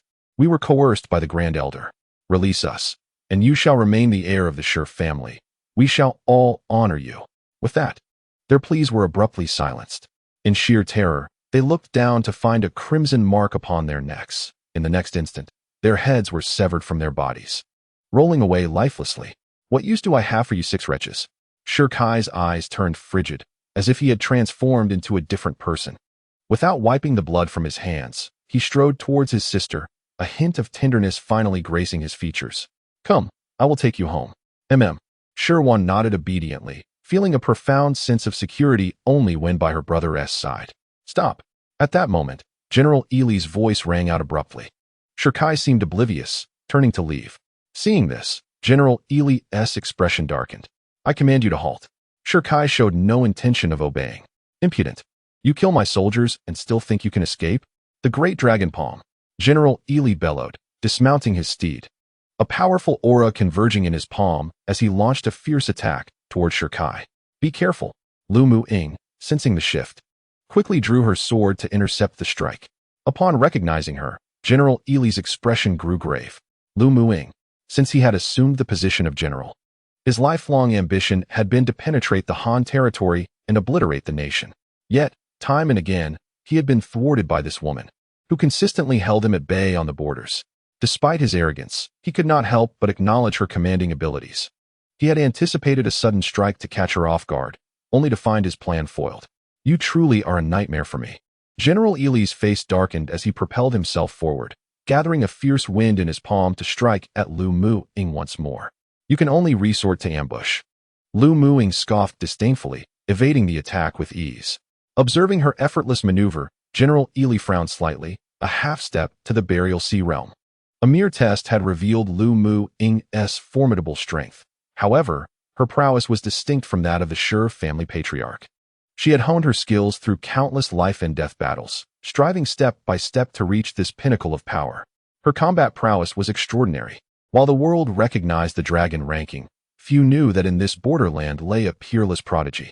The general of Ili let out a sigh, and then his gaze turned icy, a surge of overwhelming malice emanating from him. "Should you continue to grow, you will become a nightmare for the Great Chu." Unexpectedly, Lu Mu-ing calmly shook his head in response. "In terms of talent, I am but a fraction of him." His eyes inadvertently glanced at the departing Shirkai. Following his gaze, the general of Ili expressed a hint of disdain. "Him? At nearly 20 years of age, he has barely broken through the Chi mastery realm. A worthless piece of trash. However, his sister is indeed a divine beauty. I shall indulge myself with her." Boom. A formidable aura surged from the distance, causing Shirkai, who was originally leaving, to suddenly halt. At this moment, the general of Ili turned his attention to Shir Wanru, greedily licking his lips, appreciating her splendid figure, thinking that once he was done, she could fetch a handsome price in a brothel. Clang. Just then, Shirkai abruptly turned around, a terrifying fury in his eyes. Now glowing crimson, a spear materialized in his hand. "Brother, what are you going to do?" Shirkai gently stroked his sister's hair. "Stay here. Brother is going to kill a dog." In the next instant, he charged forward, thrusting the spear towards the general of Ili. Overestimating oneself. Observing this, the general of Ili scoffed disdainfully, drawing his curved blade to deflect the attack. Clang. In the next moment, the curved blade shattered into pieces. "What?"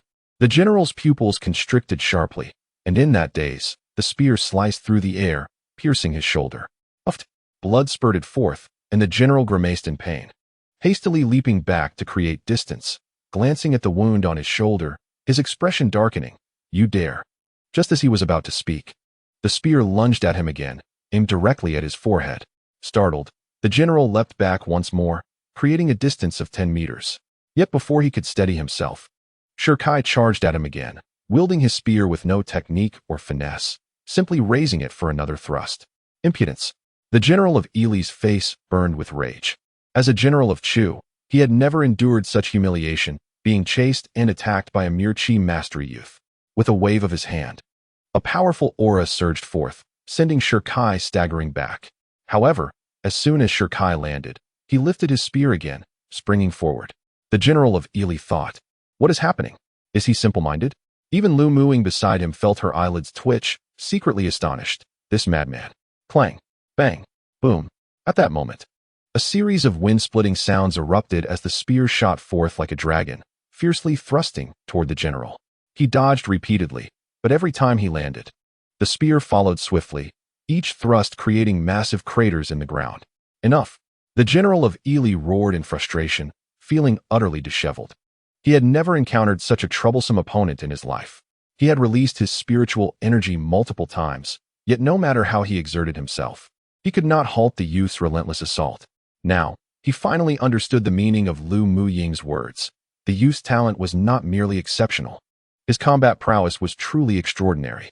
In the fifth realm of the Chi mastery, one could withstand the half-step to the burial sea realm, and yet the battle continued relentlessly. At this moment, the situation demanded serious attention. After General Ili narrowly evaded another shot, he suddenly shouted towards his rear, "Killing troops, heed my command. Surround and eliminate this boy." He realized that relying solely on his own strength was insufficient to rid himself of the youth before him, let alone slay him. Only by mobilizing his troops could he hope to wear him down gradually. Kill. Upon receiving the order, the killing troops brandished their curved blades, 300 strong. Charging towards Shirkai. Seeking death, Shirkai's expression turned icy. With a swift motion, he dispatched 2 foes in an instant. In the next moment, dozens of guards surged forward to attack. Rather than retreating, Shirkai was filled with an indomitable fighting spirit, twirling his spear with great finesse, piercing through the chests of 3 adversaries. With a powerful leap backward, he raised his spear again, claiming the lives of 3 more. As Shirkai's murderous intent surged, an opening appeared with his turn. Suddenly, General Ili seized the opportunity, unleashing a torrent of fierce energy gathered in his palm. Chapter 38. Frenzied State. For the sake of my sister Bang. At the moment the energy was released, Lu Muing, who had long been prepared, dashed forward, slicing through the assault with her sword. She then called out towards Shirkai, "I will hold him off. You deal with these killing troops first." "Again, it's you." General Ili's expression darkened ominously. "You vile woman, I shall slay you today." Lu Muing arched her brow. "I have heard that phrase for 3 years now." Ili's face turned grim. Embarrassed, he ceased his banter, condensing spiritual energy in his palm and striking out. In response, Lu Muing charged forth, engaging him in battle with her longsword. Meanwhile, in front of the Shir residence, hundreds of killing troops formed a circle, enclosing Shirkai at the center. They brandished their curved blades, releasing their inner energy, launching a synchronized assault towards him. Trash. Faced with the onslaught of 300, Shirkai's fighting spirit soared. He swung his spear, charging into their ranks. Scum. Rubbish. Worthless. Blinded by fury, Shirkai's hair flew wildly as he fought, his white attire becoming drenched in blood, long hair cascading behind him, and his crimson eyes resembling those of a bloodthirsty demon. Kill. Kill. Kill. Shirkai descended into madness, each thrust of his spear claiming a life. This state persisted for several hours as the numbers of the killing troops dwindled sharply, from 300 to merely dozens. At this juncture, those remaining began to retreat, their eyes filled with sheer terror. A demon. He is a demon. The surviving killing troops trembled. They prided themselves on their fearsome reputation, the strongest army of the Chu kingdom, each warrior a Chi master, each having taken countless lives. Yet, upon witnessing the boy's ruthless methods, they finally understood the true essence of a killing god. One man, one spear, who, surrounded by 300 Chi masters, had mercilessly slain over 200. The pair of bloodthirsty eyes and the youth's indifference instilled fear even in the hearts of the merciless members of the slaughtering army. Retreat. Quick, retreat. Dozens of the slaughtering army were utterly terrified by the boy before them. General Ili, observing the battlefield, wore a look of dread. Realizing the brutality of the situation, he questioned himself, recalling that at the age of 20, He had never engaged in such ruthless slaughter. Without delay, he shot a beam of mystical light into the air. Simultaneously, the slaughtering army throughout Windcloud City glanced upwards, realizing that their general was in peril. In an instant, 700 soldiers surged towards the Shurjia.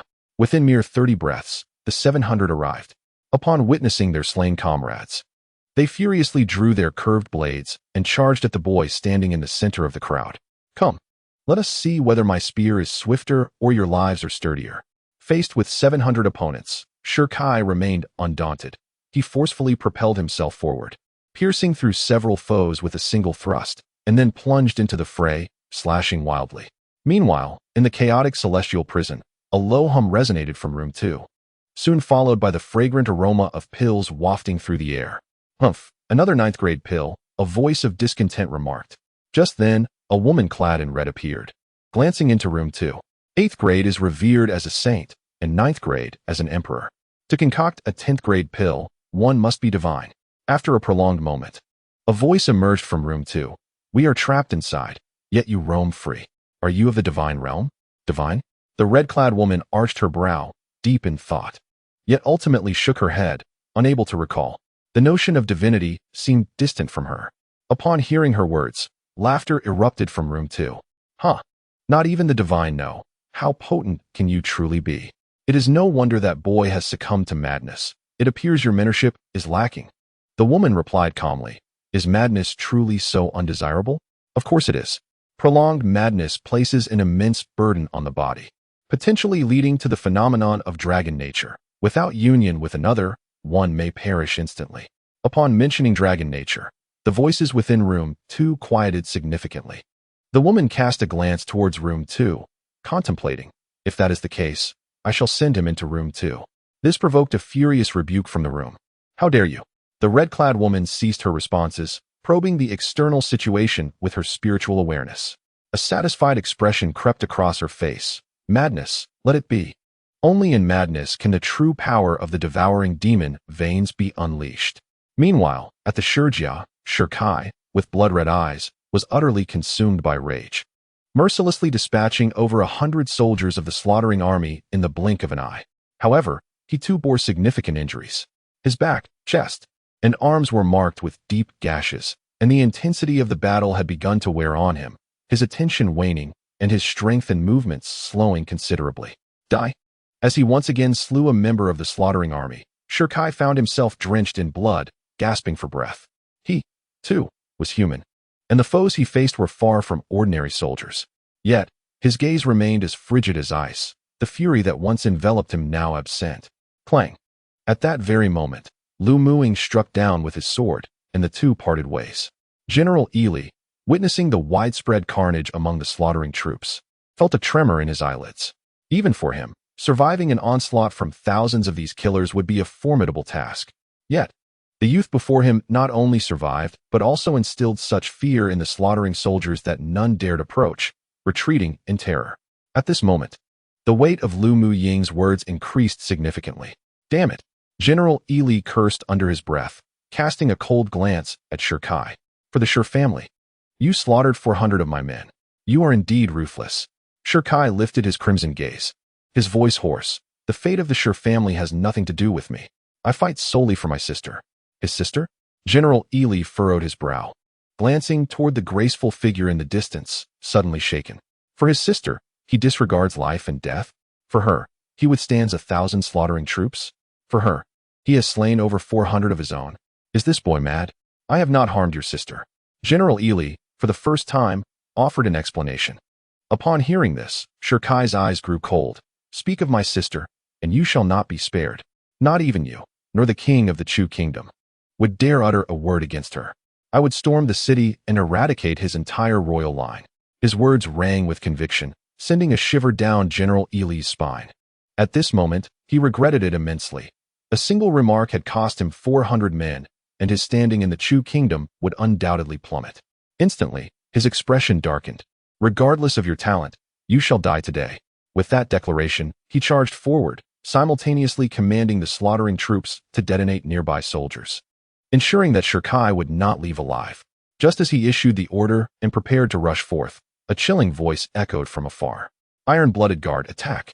In the next heartbeat, over 1,000 soldiers descended from the heavens, clad in crimson, exuding an indomitable spirit. At their forefront stood a middle-aged man, proud and steadfast, his formidable presence akin to a mountain. Upon seeing this figure, General Ely's expression changed drastically.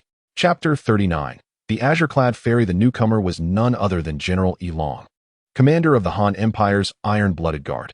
Upon witnessing the arrival of reinforcements, Lu Mu-ing exhaled deeply and coldly commanded, "Kill them all, leave no one behind."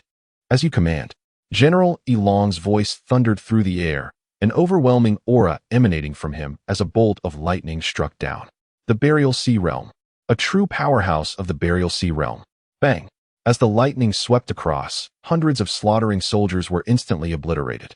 In the distance, General Ely, already reeling from Shir Kai's onslaught, felt his pupils constrict. Retreat, quickly retreat. Faced with the formidable experts of the Burial Sea Realm, he, being merely a half-step into that domain, had no choice but to flee. In the arduous journey of cultivation, a mere minor difference in realm felt akin to an insurmountable chasm, not to mention the significant disparity of an entire major realm. After all, not everyone possesses the transcendent combat prowess of Shir Kai. Aside from peerless prodigies, slaying opponents of a higher tier is a daunting challenge. With a command issued, the remaining soldiers of the slaughtering army promptly retreated, hastily fleeing towards the outskirts of the city. "Kill!" General Elong bellowed, and the Iron Blood Guard surged forth, pursuing relentlessly. Those at the rear, along with the injured soldiers, barely had time to react before being cut down by the guard. While one side fled in panic, the other pursued with fervor. Meanwhile, Shir Kai, his long hair cascading over his shoulders and his crimson eyes ablaze, prepared to intercept the fleeing General E. Yet, just as he was about to rise, a wave of dizziness washed over him. His legs weakened, and he fell to one knee. At that moment, Lu Muing, who was overseeing the battlefield, noticed the commotion. Her brows furrowed in concern as she rushed to Shir Kai's side. Upon seeing him drenched in blood and his breath erratic, she anxiously supported his arm, exclaiming, "Young master, what has happened to you?" With a fierce growl, Shir Kai abruptly lifted his head, his fiery gaze fixed upon Lu Muing. In the next instant, his powerful hands grasped her delicate ones tightly. "What are you doing?" Lu Muing gasped, startled. Just as she managed to break free from his grip, Shir Kai seized her again, his eyes bloodshot and his body ablaze with heat. Without a word, he pulled her upwards, soaring into the air. "Let go of me." Lu Muying's face flushed with indignation as she unleashed her spiritual energy. Yet she found herself unable to break free. In mere moments, they arrived at a thatched cottage outside the city. As Lu Muing opened her mouth to speak, she caught sight of Shir Kai's heated gaze fixated on her, a sense of dread creeping in. With a heavy pant, Shir Kai's breath came in ragged gasps as he regarded Lu Muing with the intensity of a predator.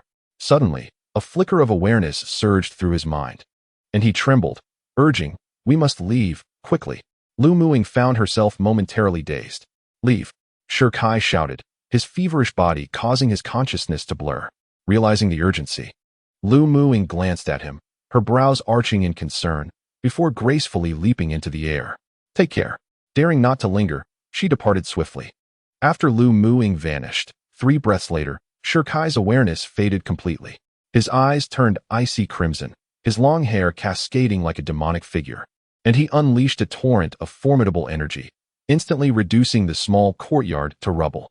He then soared into the sky, brandishing a spear that he thrust violently towards the looming mountain ahead. With a thunderous roar, the mountain was violently pierced. Shir Kai traversed through the peak, emerging on the other side to behold a waterfall cascading down, its crystal waters forming a tranquil pool below. So hot, he tore at his clothing and plunged into the icy, piercing waters. Upon contact, his body jolted, his eyes clearing slightly as consciousness gradually returned. "What has happened to me?"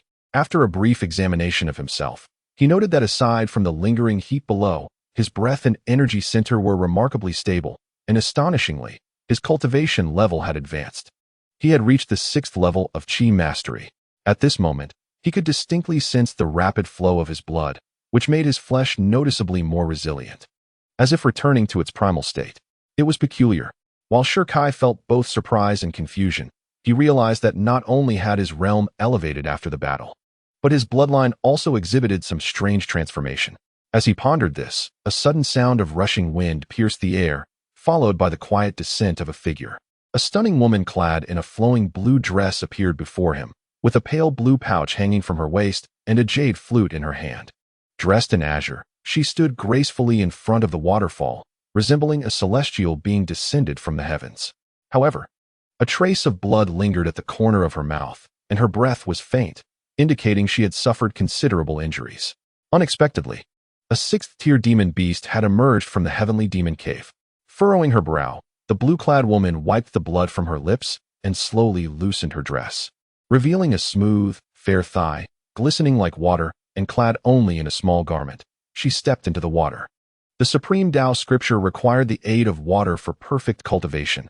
With no one around, she decided to recuperate here. Suddenly, the atmosphere shifted, and her crystalline eyes widened in shock. A startled scream echoed through the valley. The blue-clad woman froze, gazing at the naked youth before her, a blush creeping onto her face. At the same moment, their eyes met, and Shirkai, startled by the scream, inadvertently glanced at the alluring sight beneath the water. What a magnificent apple! The boldness of a scoundrel. Upon witnessing Shirkai's reaction, the blue-clad woman's gaze turned icy, and she declared, "I shall end you." With a flick of her delicate hand, the jade flute soared from the riverbank. Shirkai, intending to avert his gaze, was suddenly overwhelmed by an intense heat, and in an instant, his eyes turned crimson, his breath ragged. The next moment, he lunged madly toward the blue-clad woman. "Impudent!" she exclaimed, her expression turning cold as she prepared to repel him. But in the blink of an eye, an oppressive force materialized, neutralizing her attack while simultaneously binding her in place, leaving her unable to move a muscle despite her efforts to channel her vital energy. In that moment, the stunning woman's eyes reflected a flicker of panic, which swiftly morphed into despair. "Give it to me." Shirkai charged forward like a beast. Days and nights passed. The sun and moon danced in the heavens. After 3 days and nights, a loud clap startled Shirkai awake. Rising from the water, he surveyed the disordered scene before him, suddenly slapping his forehead in realization. What a fool he had been. This behavior was no different from that of a brute. Although he had lost control and his consciousness had faded, the sight of tears streaking down the woman's face filled him with remorse. "My lady, I am truly sorry," Shirkai spoke solemnly. Noticing her silence, he took a deep breath and earnestly gazed at the blue-clad woman. "I truly did not mean to." The tears continued to fall from her eyes, silent and poignant. The young woman was about to speak, but was abruptly interrupted by a voice echoing in her mind. If she were to endure any further trivialities until the restrictions upon her dissipated, she would surely end your life. Startled by the voice of the woman in red, she swiftly leaped ashore, donned her garments, and sprinted a considerable distance. Suddenly, she halted, contemplated for a moment, and returned to the water's edge, her gaze fixed earnestly upon the woman in blue at the center of the lake. "Regardless of your willingness, from this day forth, you shall be my woman, and I shall take responsibility for you." With that declaration, he turned without a backward glance and fled swiftly away. An incense stick's worth of time later, a tremendous crash echoed as the entire mountain collapsed, and the stream transformed into beads of water. The woman in blue wore an expression as frigid as frost. "Why did you not intervene?" Upon returning to the city, the man wore a grim visage. "You have entered a frenzied state, forcibly igniting the demonic energy of the Devourer's bloodline. If not addressed promptly, you shall surely perish within a day." The voice of the woman in red resounded. He replied solemnly, "You were the one who controlled that woman, were you not?" The woman in red did not deny it. Her power was nearly on par with that of the sect master of the Shantian sect. "If I had not intervened, would you have had the opportunity to act?" "That should not have been the case." The woman in red scoffed. "Had you not acted promptly, you would have been a corpse by now. Moreover, the woman's cultivation method is the Taishang Dao scripture. Although it is a fragmented text, it still harbors great power. By synchronizing with her, you would absorb some of that energy, and due to your constitution, she would also gain considerable benefits."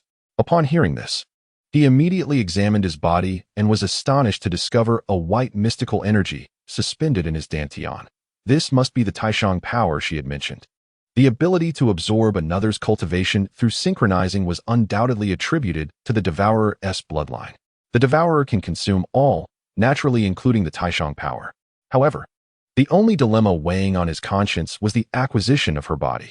Noticing his continued frown, the woman in red coldly remarked, "As a man, stop being so indecisive. What is done. You may find ways to atone for it later. Additionally, I have detected the aura of demonic fire on her." He furrowed his brow. Demonic fire? This is indeed the key to unlocking the subsequent chambers. Precisely, it is likely a type ranked around the 20th. The woman in red continued, furthermore. Her injuries are likely related to this matter. Once you reach the central part of Lingzhou, you should inquire further. Understood. As he walked, he soon arrived at the battlefield from 3 days prior. At this moment, the Sher family estate had already been reduced to ashes, unattended.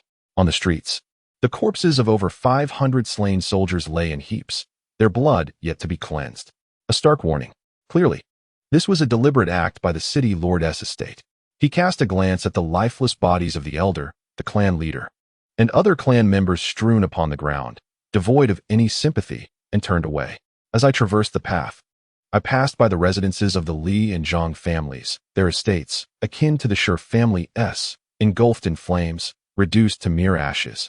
With the clan elders and members, all perished in the inferno. The once mighty Wind and Cloud City now bore no trace of the 3 prominent families. A weight had partially lifted from Sher Kai's heart, for soon it would be the turn of your Xintian sect. Against foes, he would show no mercy. It was best to eradicate them entirely. After a considerable time, I arrived at a grand estate, where 2 soldiers stood sentinel at the entrance. Above them, a plaque bore the inscription, City Lord's Manor. This was a place of great importance. Idle folk were urged to depart swiftly. Noticing someone lingering, one soldier stepped forward to usher them away. Sher Kai turned to the soldier and said, "I am Sher Kai. Please do me the courtesy of informing your superior." Sher Kai? At the mention of this name, the soldier's eyelids flickered. Just then, another soldier rushed over. "Are you Master Sher Kai?" Sher Kai nodded. The soldier gasped audibly. 3 days prior, the city lord had summoned all soldiers, announcing a singular decree. No one was to provoke a young man, under penalty of execution. And that young man's name was Sher Kai. Furthermore, they were all aware of the battle that had occurred before the Sher family estate 3 days ago, where the former heir, Sher Kai, single-handedly pursued the general of the Chu nation, subsequently entering the fray, slaying 400 soldiers of the slaughtering army in 3 hours, causing them to flee in madness. Sher Kai was indeed a formidable figure. Even the city lord dared not provoke him lightly, let alone these sentinels. Instantly, the soldier's face broke into a broad smile. "Master Sher, please, allow me to escort you into the manor." Sher Kai shook his head with a smile. "Reputation is but a shadow. Strength is the true currency." Upon entering the estate, he was promptly led to the council hall, where shortly thereafter, City Lord Nailan Gui approached with laughter. "Ah, Master Sher has arrived. Greetings to the city lord." Sher Kai was particularly courteous to those who had aided him. "Titles matter little. I am 57 this year. If you do not mind, you may call me Uncle henceforth." Nailan Gui immediately sought to establish a closer rapport. Sher Kai did not decline. "Uncle Nailan, where's my sister?" At this, Nailan Gui's countenance beamed with joy. "Your sister is playing in the back garden, attended by 10 iron blood guards for her safety. You need not worry." Sher Kai was taken aback by such treatment. Nailan Gui, however, merely smiled and said, "Your lord is awaiting you in the rear garden." Thus, Sher Kai proceeded to the back garden, where the air was suffused with a gentle fragrance, calming his spirit. As he entered, Lu Mu-ing emerged from within. Upon seeing Sher Kai, she instinctively took a step back, a movement that did not escape his notice. Reminded of an awkward encounter 3 days prior, he scratched his head sheepishly. "Seventh princess, if there's nothing amiss, that's good." Lu Mu-ing interrupted him. Turning to enter the inner chambers, "Please, come in." With a sigh, Sher Kai followed her inside. "Please, have a seat." Lu Mu-ing delicately gestured towards the wooden chair. And once Sher Kai settled down, she inquired, "What transpired 3 days ago?" Sher Kai forced a smile and replied, "My bloodline possesses peculiar traits. During a frenzy of slaughter, I lose consciousness." He added, "In such a state, I am powerless to halt my actions." The explanation, rather than alleviating the tension, caused Lu Mu-ying's previously calm cheeks to flush with color. Clearing his throat, Sher Kai sensed the awkwardness and swiftly shifted the topic. "Seventh princess, I appreciate your sending 10 iron blood guards to protect one heir." Lu Mu-ying responded, "Were it not for the pressing duties of the iron blood guards, I would have deployed them all. Shirkai grinned. Is that truly necessary? Why wouldn't it be? Lu Muing retorted, scrutinizing Shirkai. I do not wish to witness that madman again. It dawned upon her that Shirwan Ruo was the very trigger for Shirkai's madness. Should the former encounter any trouble, the latter would transform into a demon. Shirkai awkwardly tapped his forehead. What are your plans moving forward? Lu Muing asked. The poison within Wan Air has yet to be resolved. Tomorrow, I shall escort her to the central region of Lingzhou. The ice mine can suppress the toxin, but only the 4 major sects possess access to it. Lu Muing regarded Shirkai. I have received word that in 5 days, Daoyi sect will be recruiting disciples. You might consider attending. Indeed, Shirkai mused. Joining the Daoyi sect aligns with his current intentions, especially with the guest token bestowed by that young lady, which should facilitate the process. In the midst of their silence, Lu Muing abruptly stood, her enchanting eyes sparkling. Young Master Shi, should you find yourself without a destination in central Lingzhou, do visit the imperial city. After all, you are also the prince consort of our great Han. Chapter 41. Departure Prince Consort of Great Han. Upon hearing those words, Shirkai was momentarily taken aback, only to shake his head in resignation. Once, his extraordinary talents and the possession of the supreme celestial vein drew the royal family's interest, leading the sovereign to decree that the third princess be betrothed to him. A year has since passed, fraught with upheaval. Shirkai remarked, I have been expelled from Shantian sect, and the news of my supreme celestial vein being rendered useless has likely reached the imperial city. The royal family may not honor this engagement. Lu Muing fell silent. As a royal princess, she was acutely aware of the harsh realities of court politics. When one is in favor, countless would vie for their attention. Yet should one lose their value, those same individuals will promptly sever ties, often with a ruthless kick. Everything revolves around tangible benefits, especially within the royal sphere. Perhaps, Lu Muing replied, though her conviction wavered. Shirkai responded with a faint smile, for the sake of appearances. The sovereign will not marry a princess to a discarded individual like me. In truth, I am indifferent to such an engagement. Lu Muying's brow furrowed. Shirkai's current aptitude surpasses his previous capabilities. Should such a person join the royal family, it would elevate the entire Great Han dynasty to new heights, potentially eclipsing the 4 major sects in the future.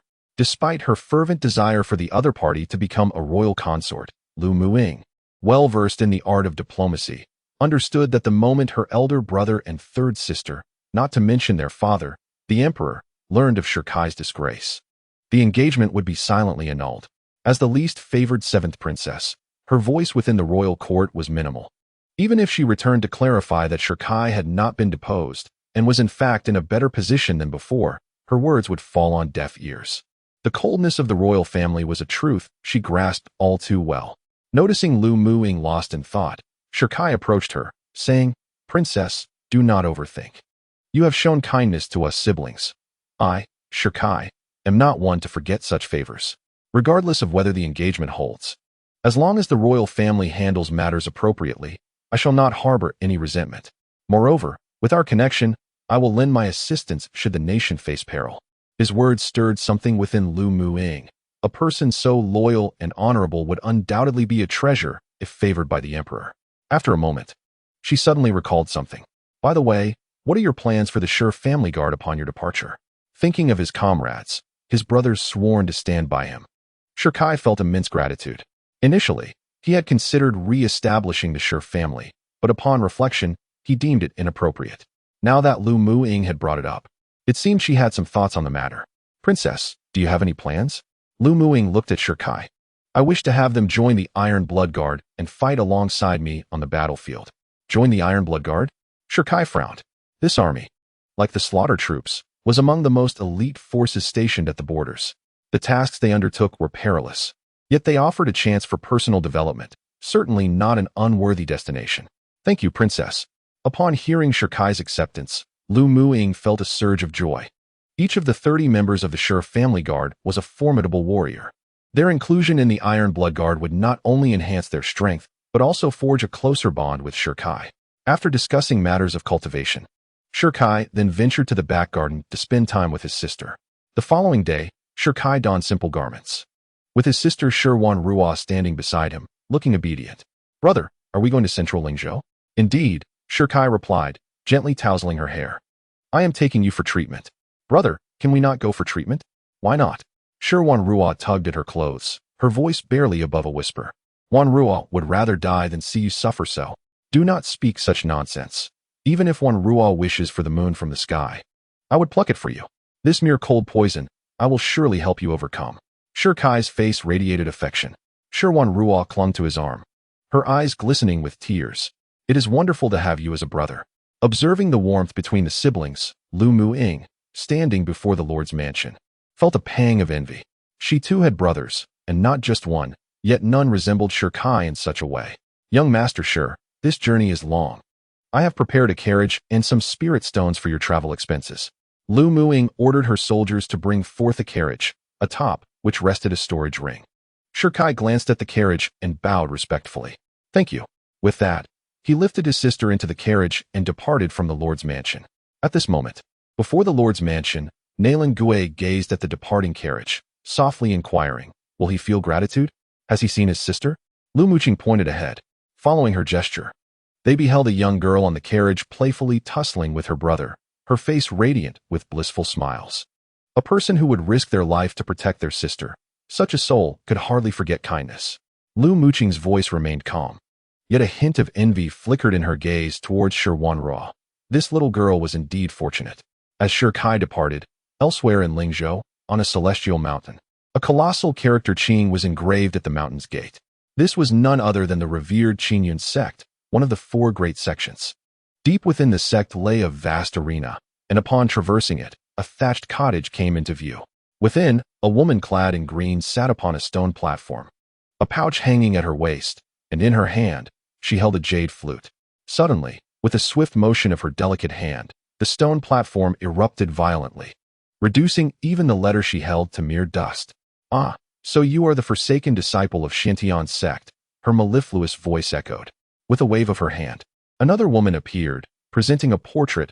Bring this person to me. I desire to obliterate him to ashes. Meanwhile, outside Fengyan City, after traversing over 100 miles in half a day's journey, Kai retrieved a map he had prepared earlier. The Daoyi sect would open its doors to disciples in 5 days, yet the central region of Lingzhou lay thousands of miles away. Traveling by carriage would take a month, and by the time he arrived, the food would have gone cold. It would be wiser to take a spirit ship to the royal city first. From there, he could reach Daoyi sect in merely 3 days. Conveniently, a spirit ship awaited him 300 kilometers away in Wujiqing. With newfound resolve, Kai promptly altered his course. Go, he urged, spurring the horse into a swift gallop, not pausing until dusk fell. At that moment, Wanruo poked her head out from the carriage. Brother, I'm hungry. I'll prepare something for you right away. Kai replied.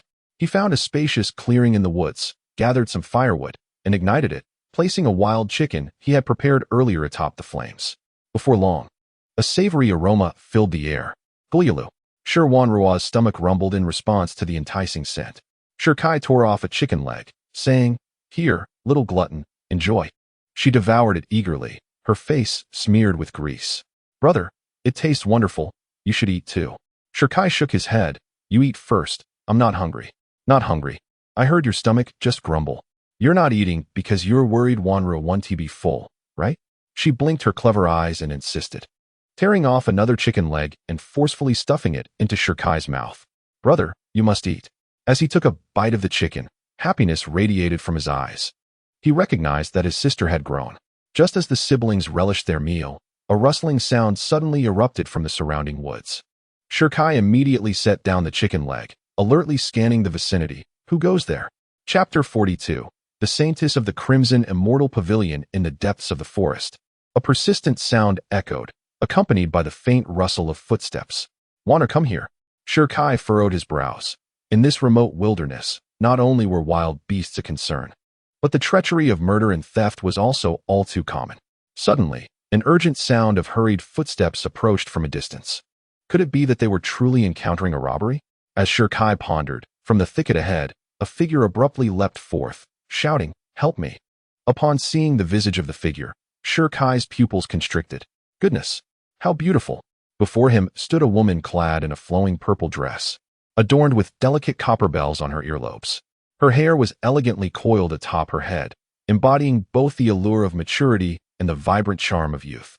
She was the most exquisite woman Sher Kai had ever encountered, distinct from the playful swordswoman he had previously met, the gallant beauty of Lu Muing, and the ethereal quality of the young woman by the lakeside stream.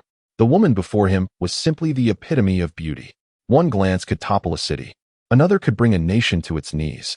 Such captivating beauty. Even Shi Wanru could not help but exclaim in awe. Yet, the purple-clad woman's complexion was pale, and her garments bore traces of blood, indicating she had sustained considerable injuries. Upon spotting Sher Kai, she rushed toward him, pleading, "Young master, save me." Sher Kai instinctively took a step back. His mother had once warned him that the more beautiful a woman, the more perilous she could be. "Lung Qiushuang, you cannot escape." A cold voice resonated from the thicket, followed by the emergence of 5 burly men. With their torsos bared and scars etched across their faces, they wielded blades, exuding an aura of menace. Heavenly Realm. Sher Kai's brow furrowed. The 5 were indeed formidable practitioners of the Heavenly Realm, though their presence was not overly potent. Likely around the 3rd tier. At that moment, the central figure, a towering man, directed a chilling gaze at the purple-clad woman, commanding, "Lung Qiushuang, return with us, or the 8 lords will not spare you." The woman, identified as Lung Qiushuang, appeared distraught. In the next instant, she dashed to Sher Kai's side, wrapping her delicate arms around his, her eyes misty as she implored, "Young master, I do not know them. Help me." Sher Kai coldly chuckled. "Do you think I would believe you? How could one who claims to be unfamiliar know my name? You are attempting to deceive me." Faced with Sher Kai's icy stare, Lung Qiushuang glanced back at the 5 men, her eyes darting before she feigned a pitiful demeanor, nestling against Sher Kai. "Brother, they intend to harm me. You promised to protect me." Sher Kai retorted, "Do you have no shame?" His gaze turned frigid as he prepared to extricate himself. But the burly man had already stepped forward, sneering, "Seems you two are acquainted." At this, Sher Kai's expression darkened. "Damn it, I've been played." He hastily clarified, "My dear brother, I merely stumbled upon this scene by chance and have no intention of meddling in your affairs. I bid you farewell." As the sound of footsteps faded, Sher Kai swiftly extricated himself from the delicate grasp of the jade-like hand, seizing his sister as they hurried towards the carriage. Involvement in a conflict without cause was unwise. Escaping unscathed was the true path to survival. Halt! Unexpectedly, as he took a single step, the voice of a burly man resonated from behind. Sher Kai paused, questioning whether the man had further business. "Leave the young lady beside you." The giant pointed at Shi Wanru. "What did you say?" Sher Kai's expression turned frosty. A cold smirk crept across the man's lips, his eyes gleaming with a sinister greed. "I said to leave this girl, let my brothers enjoy themselves."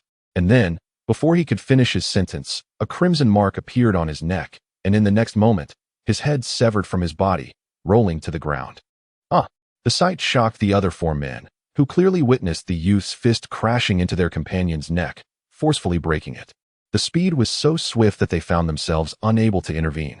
Meanwhile, Lung Qiushuang, observing Sher Kai's decisive action, raised her delicate brows, her eyes sparkling with delight. She had an eye for talent and instantly discerned the boy's extraordinary prowess. To slay a man of the Tianfu realm with mere mastery of qi was no ordinary feat. There was hope for salvation. As the towering figure fell, the remaining 4 men's expressions darkened, and they swiftly drew their curved blades, bellowing, "Dare to kill a member of the Qixin Pavilion? You must be tired of living." Qixin Pavilion? Sher Kai was momentarily taken aback. So they were of the Qixin Pavilion? Did this mean the purple-clad woman was also affiliated with them? While he pondered, the 4 men charged forward. "You brat, come die." In the next instant, Sher Kai vanished, evading the blades. Where did he go? The 4 men furrowed their brows. But before they could react, a chilling voice emerged from behind them. "Are you looking for me?" Sher Kai materialized behind them, and before they could comprehend the situation, he unleashed a powerful punch. With a resounding crash, the sound of an explosion echoed, and the 4 heads disintegrated into a crimson mist. Sher Kai understood well the principle of eradicating threats entirely. Having sensed their murderous intent, he could not allow them to escape. Subsequently, he absorbed their life essence. Having completed this grim task, Sher Kai turned to face the purple-clad woman. Seeing this, Lung Qiushuang hurried forward, expressing her gratitude. "Thank you for saving me, young master." Suddenly, Sher Kai moved with startling swiftness, his large hand gripping Lung Qiushuang's neck. She gasped in shock, struggling to breathe, her delicate hands futilely attempting to pry his grip away. Please, young master, don't kill me. At that moment, Sher Kai exerted more force, causing her face to pale and her breath to falter. Just as she was on the verge of suffocating, he released his hold. Reveal your identity and purpose, or next time, I shall not hesitate to sever your throat. He showed no mercy to those who would exploit him. Coughing, the sensation of suffocation dissipated, and Lung Qiushuang gasped for air, her complexion gradually returning to normal. When her gaze met Sher Kai's icy stare, her body involuntarily trembled. Young master, I will tell you. I was once the holy maiden of the Red Immortal Pavilion, but due to a trivial matter, I incurred the displeasure of the 8th Pavilion Master, who promptly ordered my dismissal from the position of holy maiden and supported a confidant to take my place. Naturally, I was indignant and resolved to awaken the Grand Pavilion Master to lodge a complaint.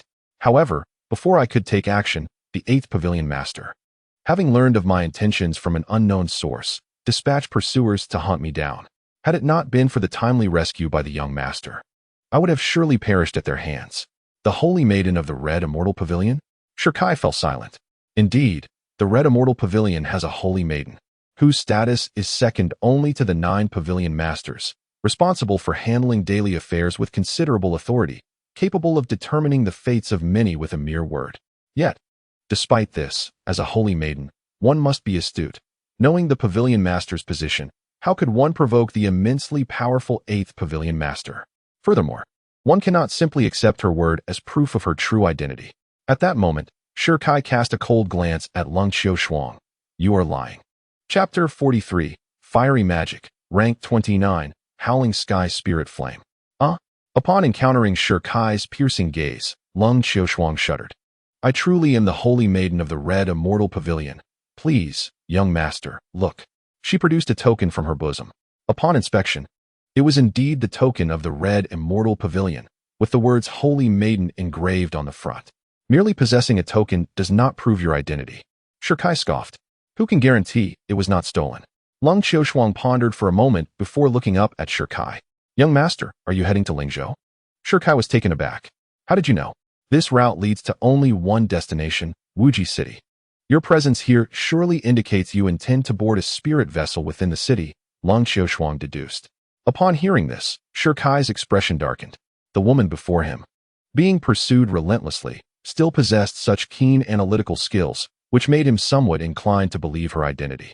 If you can take me with you, I can prove my identity once we return to Lingzhou, Lung Qiushuang urged, noticing Sher Kai's contemplation. Take you back to Lingzhou? Sher Kai chuckled coldly. Are you planning to summon reinforcements upon your return? Young master, please do not misunderstand.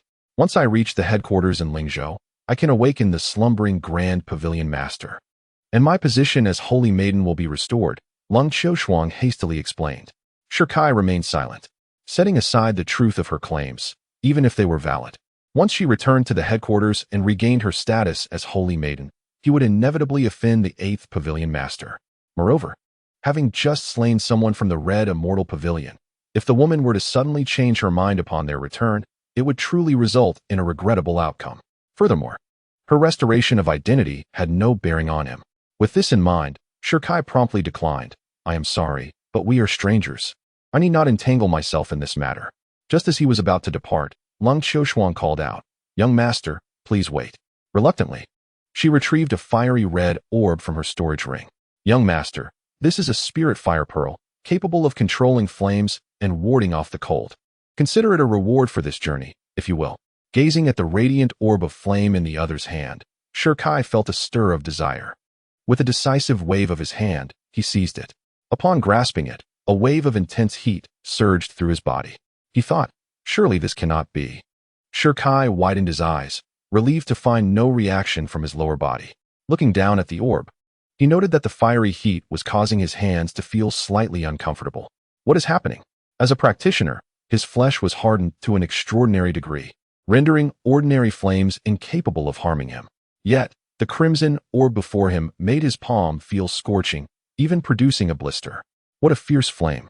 Immediately, Sher Kai circulated his spiritual energy, forming a protective barrier around his palm, barely managing to shield himself, though a burning sensation still lingered. My lord, if you take me back to the headquarters, I shall offer you a substantial reward once I reclaim my position as the saintess, said Lung Qiushuang. At that moment, Sure Kai stored the orb in his storage ring, then gestured around him coldly, declaring, "This place is devoid of witnesses." Haha, what? Seeing Sure Kai's sinister grin, Lung Xiaoshuang was taken aback and stepped back hastily. "My lord, you wouldn't be contemplating murder for treasure, would you? What do you think?" Sure Kai replied, a knowing smile gracing his lips. "It's over." Lung Xiaoshuang felt despair wash over her, believing she was on the brink of a grim fate. Yet, to her astonishment, the young man before her turned and strode toward the carriage. After ensuring the little girl beside him was settled, he waved for her to come over. Seeing this, Lung Xiaoshuang's heart lifted. "Thank you, my lord." As she climbed onto the carriage, a delightful fragrance enveloped her senses. "How wonderfully fragrant you are," Sure Kai teased. "It is merely my natural scent," Lung Xiaoshuang replied bashfully, her cheeks flushed. As silence fell between them, the atmosphere grew somewhat awkward until Lung Xiaoshuang broke it, saying, "Just now, I truly believed you intended to take my life." Sure Kai's gaze roamed over Lung Xiaoshuang, and he chuckled. "How could I possibly abandon such a breathtaking beauty?" Lung Xiaoshuang smiled softly. "You are reluctant to part with that spirit fire orb, are you not?" Sure Kai hastily waved his hand. No, no, no. I simply cannot tolerate the 8th Pavilion Master. Such audacity. I truly wish to slap you," Lung Xiaoshuang quipped. At that moment, the voice of the woman in red suddenly rang out. "Do not jest." Sure Kai's pupils constricted, and he hastily shifted the conversation. "Elder, what is the true nature of that orb?" The reason he had brought the woman in purple along was merely because he had overheard the woman in red discreetly conveying instructions for him to comply. "Do you know what that orb is?" Upon hearing the inquiry, Sure Kai replied nonchalantly, "Isn't it just a spirit fire orb?" "Nonsense." The woman in red scoffed. This woman lacks discernment, mistaking demonic fire for an ordinary spirit fire orb. "What? It is demonic fire?" Sure Kai's eyes widened in shock. Indeed, the woman in red confirmed. "It is the Howling Sky Spirit Flame, rank 29th. Ah, Sure Kai gasped, realizing why even his protective aura could not withstand it. It was indeed a form of demonic fire. What extraordinary fortune have you stumbled upon, to acquire such a treasure by mere happenstance? The woman in red murmured to herself. And in the next moment, she stood before prison number 2. "Do you see? That boy has obtained a strand of demonic fire. Merely ranked 29. He is of no use to me." A voice emanated from within room number 2. "Is that so?" The woman in red replied with a cold smile. "As far as I am aware, to unlock prison number 2, at least 3 strands of demonic fire are required. If you truly deem it useless, I can have that boy return it right now." With that, she turned to leave. Yet, scarcely had she taken 2 steps when a voice called out from behind, "Wait." The woman in red halted, glancing back with a frosty demeanor. "Before me. You should restrain your so-called imperial arrogance." With a swift gesture of her delicate hand, a swirl of yellow and black energy coalesced, representing the true energy of the Great Way, capable of aiding you in exploring the divine realm.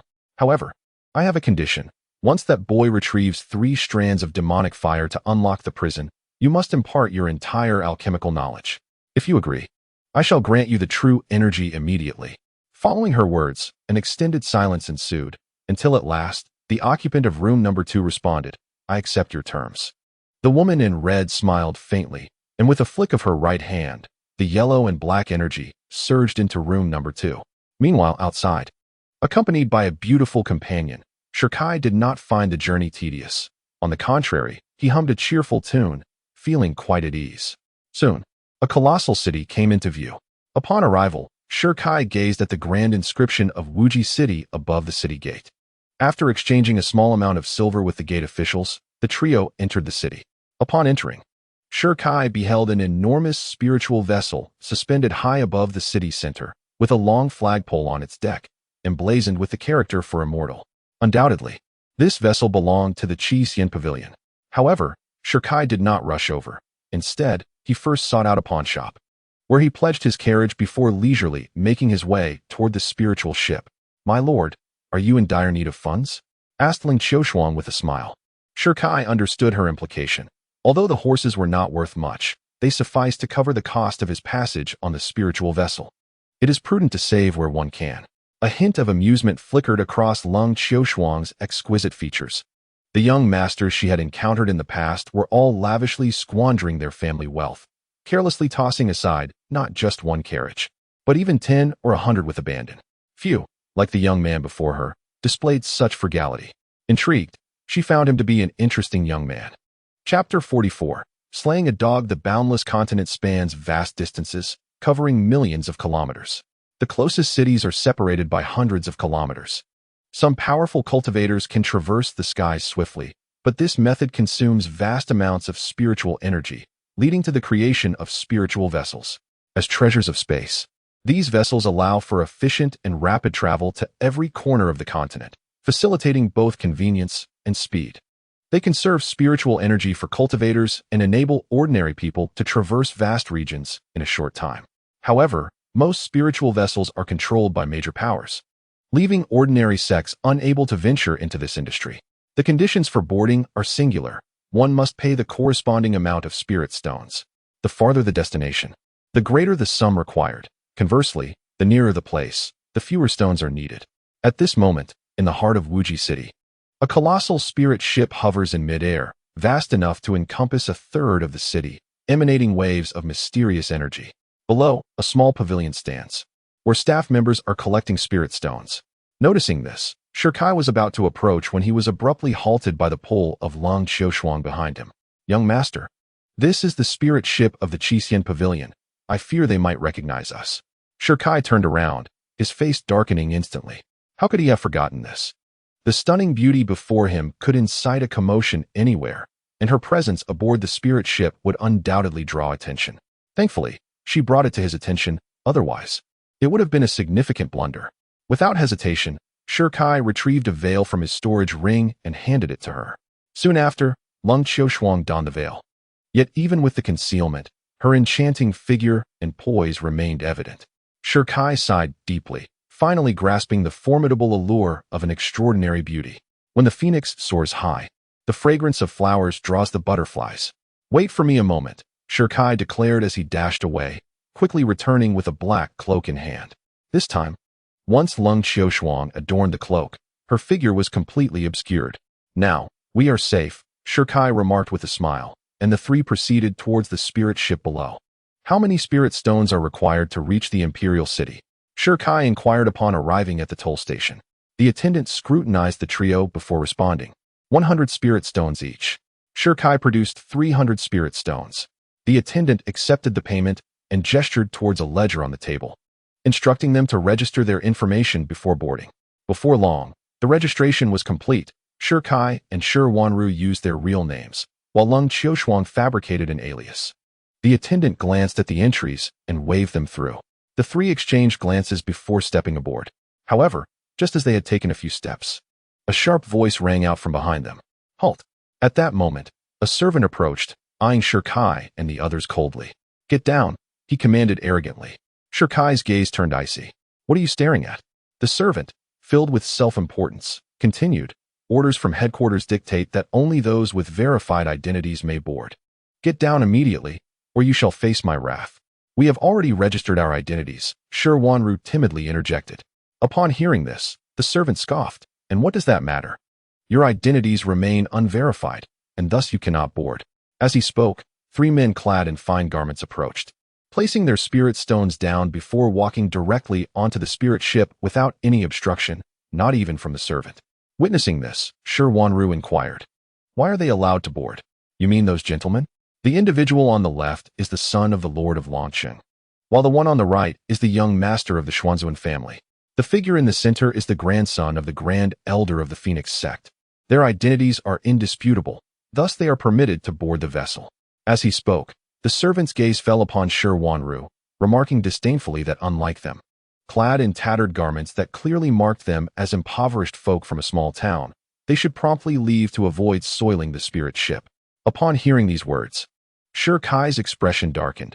This was not the clarity of identity, but rather a blatant display of bias. He stepped forward, coldly asserting that they had already paid the spirit stones and must be allowed on board. "How dare you?" The servant's demeanor turned icy at his words. And just as he prepared to act, a middle-aged man approached slowly, inquiring about the commotion. Upon recognizing the newcomer, the servant hurried over, his face adorned with a smile. "Greetings, Elder Mo." He then gestured toward Shirkai and the others, reporting, These three possess unclear identities and insist on boarding. I am attempting to dissuade them. Elder Mo lifted his gaze, and, upon seeing Shi Kai and Shi Wanru in their plain attire, his expression darkened instantly. He stepped forward, his tone unyielding, declaring, "The headquarters has issued a directive. Individuals of unclear identity are strictly prohibited from boarding. I must ask you three to disembark." He was the steward of this spirit ship and had just received a confidential order from the Chi Xian Pavilion headquarters. 3 days prior, a saintess had defected, prompting the local branch in Lingzhou to coordinate her capture, with strict mandates to verify the identities of all passengers to prevent her escape. As he conveyed this to the subordinates, the order was clear: no one was to board. However, for the prominent sects and influential figures, he turned a blind eye. A practice that, while somewhat sycophantic, garnered him considerable favor, with many praising his discernment and forecasting a bright future for him. After he finished speaking, Shi Kai remained unmoved. Observing this, the servant stepped forward, barking loudly, "Are you three deaf? Get down here now. If you provoke Elder Mo, I will see to it that you regret it." At this moment, Mo Yin cast a glance at the servant, offering an approving nod, acknowledging his progress. "Indeed, the masters have provided excellent guidance," the servant chuckled. Witnessing their exchange, Shi Kai felt a wave of nausea. Truly, he was a faithful hound. "What did you say?" The servant, fully aware he was the subject of the remark, responded with a cold glare, "You're seeking death." In response, Shi Wanru stepped protectively in front of Shi Kai, her demeanor timid, yet her gaze resolute. "You shall not bully my brother, little wretch." The servant's eyes narrowed, a shadow of malice crossing his features. "If you do not step down, I will sell you to a brothel, allowing every man to have his way with you." Suddenly, a flash of cold light pierced through the air, and a spray of blood erupted forth. With a thud, the servant's body collapsed to the ground, his head rolling away. The moment transpired with such swiftness that none present could react. After a few seconds, it was the cloaked figure of Lung Xiushuang who first regained her senses. Glancing at the fallen servant and then at the blood on Shi Kai's hands, her expression shifted dramatically. It was over, completely over. As one of the four great sects, the Red Immortal Pavilion boasts an extraordinarily profound heritage and is deeply concerned with its reputation. Now, with one of its members publicly slain, even if it were merely a servant, the Red Immortal Pavilion would not let this matter rest easily. Lung Xiushuang turned to Shi Kai and said, "Young master, you have caused a great calamity." Chapter 45. Heaven will not abandon me, Shi Kai. The way of the spear is eternal as the long night. Shi Kai's expression was icy. It was they who had caused the calamity. Lung Xiushuang furrowed her brows. "Young master, you have killed a member of the Red Immortal Pavilion." "And so what?" Shi Kai replied fiercely. "If they insult my sister, even the pavilion master of the Red Immortal Pavilion would meet his end at my spear." His murderous intent was palpable. Upon hearing this, Lung Xiushuang's eyes widened in shock. Recalling the three who had perished earlier, were they not killed for having insulted this young master's sister? It seemed this young girl was indeed his Achilles' heel. Just as she pondered this, ahead of them, Mo Yin recovered from his shock and pointed an accusatory finger at Shi Kai. Anger etched across his face. "You dare to kill a member of the Red Immortal Pavilion? You have truly overstepped your bounds. Someone, execute him on the spot." As his voice fell, a dozen guards from the Red Immortal Pavilion surged forward, all at the heavenly realm level. "This is bad." Lung Xiushuang's expression changed drastically. "Young master, we must flee at once." However, Shi Kai remained unfazed, calmly retrieving a token from his waist. "What is this?" Mo Yin frowned, and in the next instant, his pupils constricted in realization. The Human King token? As an officer of the Red Immortal Pavilion, he certainly recognized the significance of the Human King token. "Stop!" He hastily called out to halt the guards, beads of sweat forming on his forehead. Within the Red Immortal Pavilion, the great pavilion master had established a rule. The bearer of the Human King token was considered one of their own, endowed with significant power of life and death, a position far beyond that of an officer like himself. If the great pavilion master were to learn of my actions against the bearer of the Human King token, Mo Yin shuddered at the thought, quickly dismissing the guards, instructing them to withdraw. Afterward, he cast a glance at the body of the slain servant. Wang Hui had acted arrogantly and met his demise. He deserved to be dealt with accordingly. "Take the body away." The guards were taken aback.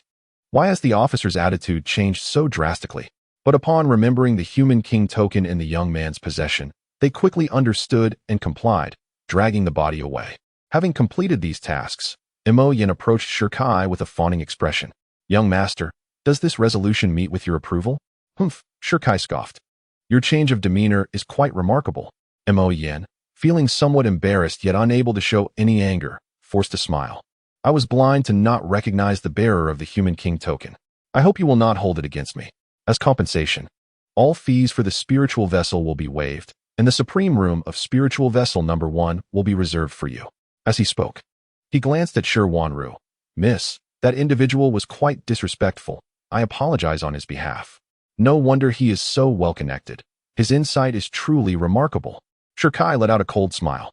Since the other party had already apologized to his sister, the matter could be considered resolved. However, still seething with anger, he spoke in a deep voice. Do you clearly understand my identity, esteemed steward? After saying this, he led his sister toward the spiritual vessel, leaving Imoyen with an awkward expression. With a sudden slap to his own face, he muttered, Damn it, I misjudged. As a steward of the Qixin Pavilion, a trivial matter could jeopardize his future. He had always relied on discerning people's characters through their attire and had never offended a genuine powerhouse. Yet today, he had learned a lesson from the youth before him. Clad in simple garments, he embodied the contemporary king of men. Sighing deeply, Imoyen quickly caught up with Shirkai and his sister. He soon guided Shirkai to a room, saying, Young master, this is the most luxurious chamber on the spiritual vessel. As he surveyed the room, the door bore the grand inscription of Supreme Number 1. Upon entering, he found the space surprisingly expansive, exceeding 500 square feet. It included an alchemy room, a training area, a bathroom, and a kitchen, everything one could desire, along with an enormous bed, exceptionally soft and conducive to shared activities. Shirkai withdrew his gaze and politely remarked, Thank you for your efforts. Imoyen smiled. Please take your rest. I shall take my leave. As he turned to exit, he cast a fleeting glance at the cloaked figure of Lung Qiushuang, but swiftly collected his gaze and departed. Once he left, Shi Wanru darted around the room, then tugged at Shirkai's arm. Brother, this place is so spacious. It's larger than our previous room. Do you like it? Yes, I do, Shi Wanru blinked. But Wanru preferred our old home, where you could accompany me every day. Shirkai affectionately ruffled his sister's hair, his eyes brimming with love. Silly girl, I will still be with you every day from now on. They hooked their pinkies together. Grinning as Shi Wanru declared, Pinky promise. For 100 years, we shall never change. Witnessing the tender interaction between the siblings, Lung Qiushuang felt a stirring of emotions. Was this truly the same youth who had so readily resorted to violence just moments ago? You care deeply for your sister, she remarked. Shirkai turned to her, stating, She is the closest person to me in this life. Lung Qiushuang shook her head. It's different. There are countless siblings in the world, yet none exhibit the same indulgence towards their sister as you do. Some would resort to violence over a mere insult. Is it wrong to defend her? Shirkai's expression darkened. I cherish my sister like a precious gem. I fear even raising my voice might startle her. Others have no right to judge. I cannot fathom what you have endured, but you are indeed a worthy brother. Lung Qiushuang offered her assessment. She then removed her cloak and sat on a nearby chair, regarding Shirkai with a scrutinizing gaze. I am quite curious about your identity. Shirkai settled before her, a cold smile gracing his lips. The moment I revealed the edict of the Human King, you must have already surmised it, have you not? Ha. At his words, Lung Qiushuang was initially taken aback before bursting into laughter. As Shirkai mentioned, upon presenting the decree of the Human King, she subtly speculated about the identity of the other party. At merely 20 years of age, possessing extraordinary combat prowess, hailing from the city of winds and clouds, and accompanied by her younger sister, it instantly reminded Lung Qiushuang of one individual, Shirkai, the emerging young Human King, who had recently garnered immense acclaim, seizing the first position in the Human Tower and shattering the record of the Human King's sacred monument. As the holy maiden of the Red Immortal Pavilion, she had naturally kept a close watch on him. Sir, it is rumored that you were rendered incapable. How is it that you still? Lung Qiushuang expressed her bewilderment. She had long heard of Shirkai's name, known for his extraordinary birth marked by celestial phenomena, possessing a supreme immortal vein, later joining the Xintian sect, only to be stripped of his bloodline by the sect's leader and cast out. Yet here he stood, unscathed, not only intact, but also having claimed the decree of the Human King, and broken records.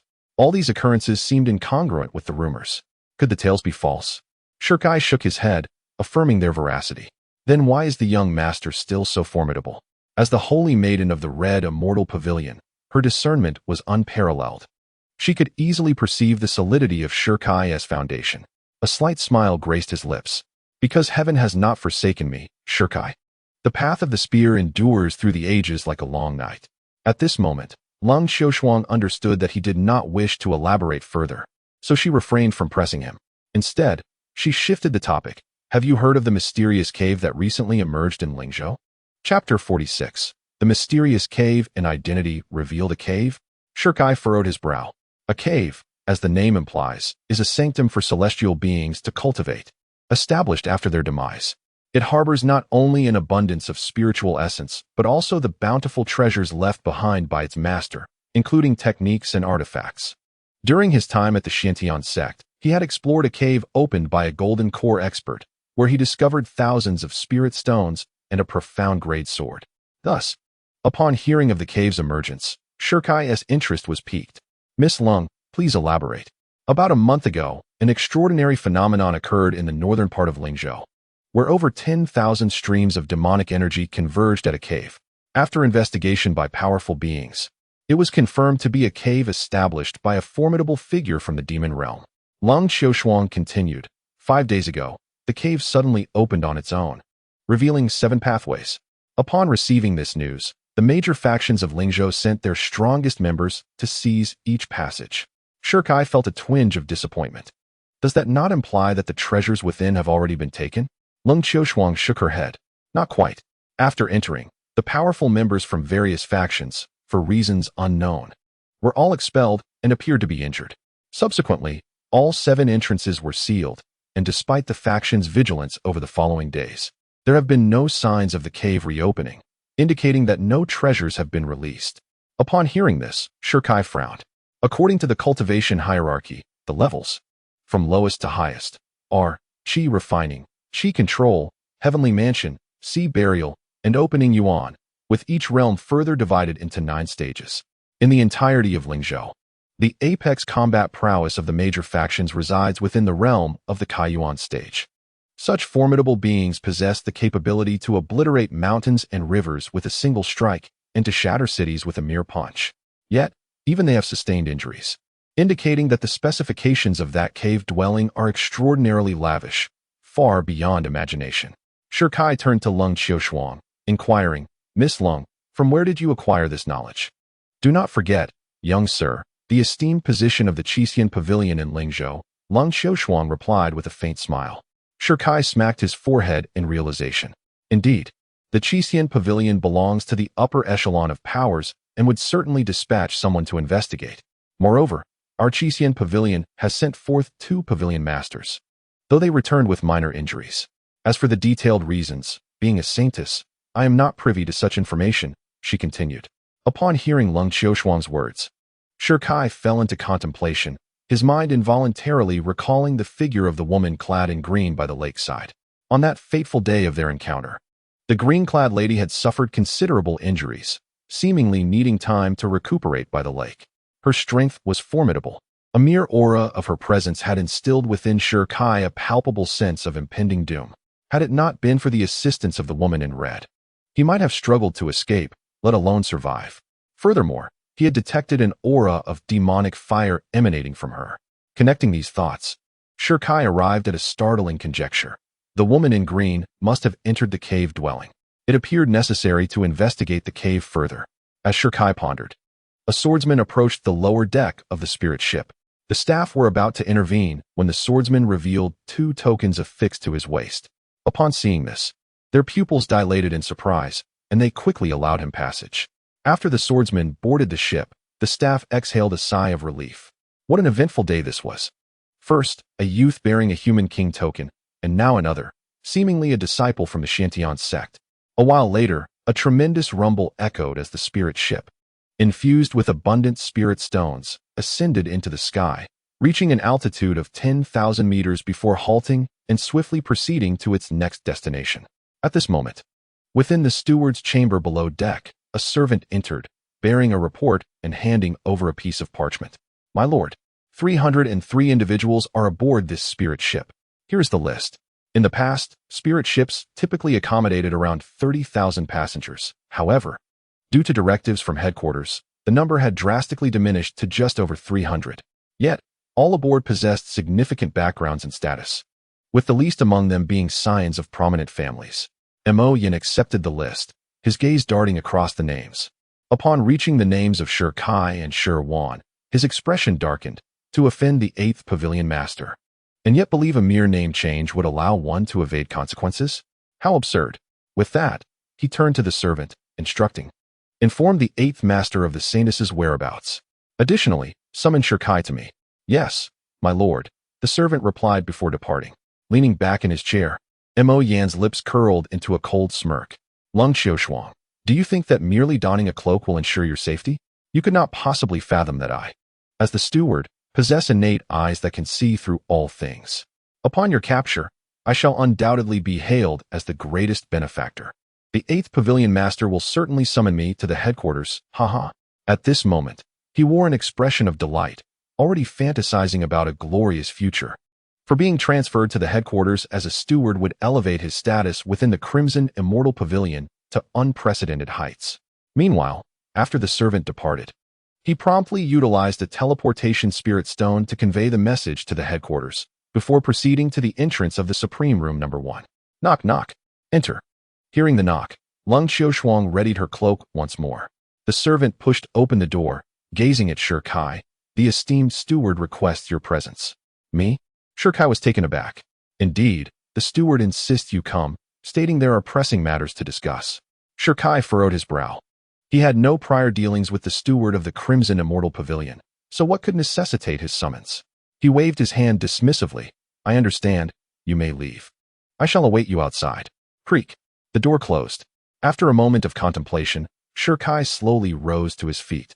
"Young master," at that moment, Lung Xiaoshuang called out to him. Shi Kai turned to find her gazing at him with a grave expression. "Are you afraid I will betray you?" "And no." She hastily shook her head, though the fear in her eyes betrayed her thoughts. Observing this, Shi Kai offered a faint smile. "Rest assured. I promise to take you back to Lingzhou, and I shall not renege on that vow." With that, he stepped outside. Within the room, Lung Xiaoshuang clasped her delicate hands tightly together. At this moment, her life was entirely entrusted to Shi Kai. In contrast, upon exiting the room, Shi Kai followed the servant down to the lower deck of the ship. "Young master, the steward is waiting for you inside." The servant indicated the innermost room. Shi Kai pushed open the door. Creak. As soon as Mo Yin, who had been waiting inside, caught sight of Shi Kai, he immediately rose from his seat, a broad smile adorning his face. "Young Master Shi, at such a young age, you have already obtained the royal decree. Your future is boundless." Upon hearing this, Shi Kai's brow furrowed. The addition of the character Shi to his name indicated that the other party had thoroughly investigated his background. "Haha, it is my duty," Mo Yin laughed heartily, not denying the assertion. As a steward of the Crimson Immortal Pavilion, one must exercise caution. A single misstep could lead to an irretrievable abyss. Thus, we meticulously verify the identities of every individual boarding the ship, especially those accompanying young Master Shi.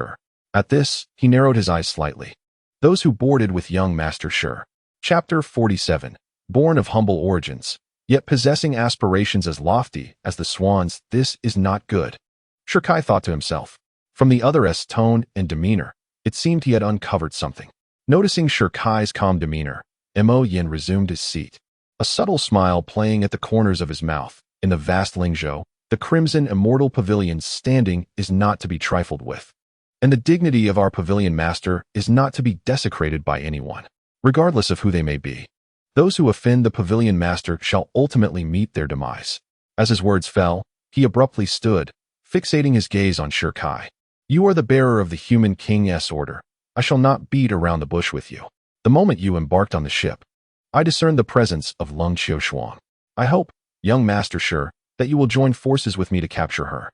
Indeed, Shi Kai narrowed his eyes, realizing that his suspicions regarding the other party's awareness of Lung Xiaoshuang's identity were correct.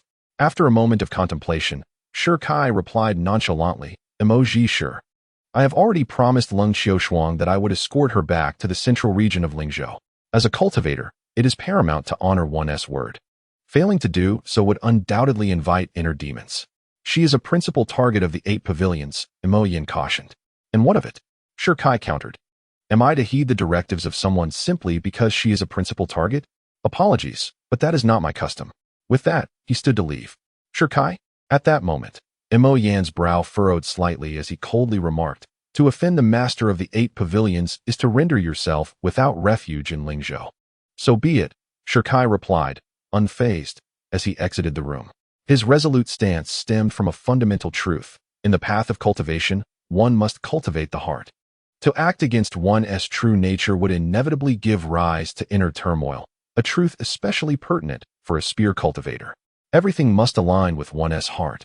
If one is unwilling, then confrontation is inevitable. Gazing at the closed door, Imo Yan's expression darkened ominously. If you seek death, do not blame me for my ruthlessness. The next moment, a shadow crossed his eyes. Do you not care for your sister? I shall exploit that vulnerability. With a commanding gesture, he summoned a servant. Shrouded in mystery regarding his intentions, Shi Kai returned to the Supreme Room, number 1. As the door swung open, Leng Xiaoshuang sprang from her chair, her anxious heart easing slightly upon seeing Shi Kai return alone. However, before she could utter a word, Shi Kai doused her with cold reality. Miss Leng, you have been exposed. What? How is that possible? Leng Xiaoshuang gasped in shock. Although I am unaware of how they discovered it, the truth remains that you have indeed been revealed. Shi Kai was equally puzzled. Throughout their journey, Leng Xiaoshuang had donned a black cloak. How could she have been discovered? Leng Xiaoshuang's brow furrowed. Are you planning to capture me? Emoji sure indeed invited me to join him in apprehending you, and even invoked the master of the 8 pavilions, he confirmed. At this revelation, Leng Xiaoshuang's complexion paled dramatically. Seeing her reaction, Shi Kai offered a faint smile. There is no need to be so tense. I did not acquiesce. Are you not afraid of offending the master of the 8 pavilions? Leng Xiaoshuang inquired, taken aback. Afraid? Why would I not be? But, Shi Kai's expression turned resolute. I place greater value on my promises. Leng Xiaoshuang fell silent. To speak candidly, their encounter had been by chance. Even if Shi Kai were to join forces to capture her, it would be within reason, and he would consequently earn the favor of the master of the 8 pavilions. Yet, against all odds, Shi Kai chose to risk the master's ire to protect her, a rarity in this world. With gratitude, Leng Xiaoshuang gazed at Shi Kai. Thank you, young master. I merely act in accordance with my principles, he replied, waving a hand dismissively, before asking, by the way, where is Wanner? Ah, she is asleep. Leng Xiaoshuang gestured toward the grand bed behind her. SHW Nru lay blissfully on the bed, drooling softly as she slipped into the realm of dreams. The journey had been quite bumpy, and being but a child, she was undoubtedly exhausted. Observing her sister's slumbering form, SHK shook his head with a smile. As he turned his gaze away, he glanced out the window and beheld a full moon hanging majestically in the sky. Ling Chi Shuing followed his gaze, her beautiful eyes narrowing with delight at the sight of the enchanting moon. Shall we take a stroll? SHK inquired with a playful smile. Certainly, she replied. After ensuring his sister was snug under the covers and closing the door behind them, the pair made their way to the deck. At that moment, the deck was sparsely populated, with around 200 souls gathered, all relishing the spring breeze and basking in the moonlight, savoring the passage of time. Let us sit over there, SHK suggested, leading them to a quieter corner. He gazed at the shimmering moon overhead, lost in contemplation. Recalling the days when their mother had taken them outside the city to admire the moon, when they were carefree, devoid of conflict and bloodshed, surrounded only by familial love. Back then, their mother had still been with them, and his sister's ailments had not yet fully manifested. Those were SHK's happiest moments. Now, their mother had been taken by a mysterious figure, and his sister's affliction sporadically flared up. He found himself the target of slander from the Su Nti sect, burdened with deep-seated enmity that demanded vengeance. In the blink of an eye, a decade had passed, transforming him from an innocent child into an individual who could stand on his own, reliant solely on himself. The future, the adversaries, and the path ahead were all challenges he must face alone. Young master, what is your dream? Ling Chi Shuing suddenly asked. To grow stronger. SHKI replied, his gaze fixed on the moon. Why? She pressed further. Only by becoming stronger can I protect those I wish to safeguard, ensuring my loved ones remain unharmed. His resolve was unwavering, and after a moment, he turned to Ling Qi Shuing and inquired, "What about you? What is your dream?" "My dream has remained unchanged since childhood," she said, her hands clasped together, eyes tightly shut, a radiant smile blooming on her cheeks under the moonlight. "I hope to one day encounter a person worthy of my trust, who will shield me from storms, while I strategize for his success." A tremor coursed through SHKI at her words. What grand aspirations she harbored. The young lady truly aimed high. Ling Qi Shuing shook her head, deeming her ambitions trivial compared to his. SHKI looked at her in confusion. "Your desire, noble as it is, lies in protecting those you cherish. Yet, in this world, with countless sects and myriad dynasties, who dares claim invincibility? Who can assert they are undefeated? Merely surviving is a commendable feat. Who can guarantee the safety of their loved ones? You, however, dare to voice such aspirations. Is that not lofty?" Her words resonated with sincerity. Through her interactions with SHKI, she had discerned his profound affection for his sister and his concern for his family. Should his sister be wronged, he would go to any lengths to exact vengeance, regardless of the opponent's frightful background. She could surmise that the summons from Elder Mo had been a combination of coercion and temptation, yet even in the face of allure and threats, he remained unyielding, steadfast in his convictions. Such individuals, once they mature, possess limitless potential. Upon hearing Lung Xiushuang's words, Shikai shook his head rationally, yet his gaze was imbued with an unwavering determination. As cultivators, we emerge from humble beginnings, yet we must harbor lofty aspirations. If no one aids my ambition to ascend, I shall tread through the snow to reach the summit. Buzz. This declaration resonated in Lung Xiushuang's ears like a thunderclap. Lofty aspirations. The summit. It became evident that the young man's ideals lay upon an unattainable pinnacle. In that fleeting moment, her eyes reflected a flicker of profound emotion towards Shikai. Just as she was about to speak, a long sword suddenly pierced through the air from a distance. Chapter 48. The Meeting of Two Kings, Dongfang Zhantian. Clang. The sword, like a thunderbolt, shattered the clouds, piercing through from the deck. "Be careful." Shikai reacted swiftly, his right hand sweeping out to propel Lung Xiushuang away. And then he leapt aside, narrowly evading the blade's light. Stabilizing himself, Shirkai's expression darkened significantly. The unexpected ambush incensed him. "You managed to evade," came a mocking voice from afar. In the next instant, a man clad in black robes, a sword strapped to his back, appeared on the deck. Upon recognizing him, Shirkai's expression soured. "It's you." Surprised? The sword-bearing man smirked.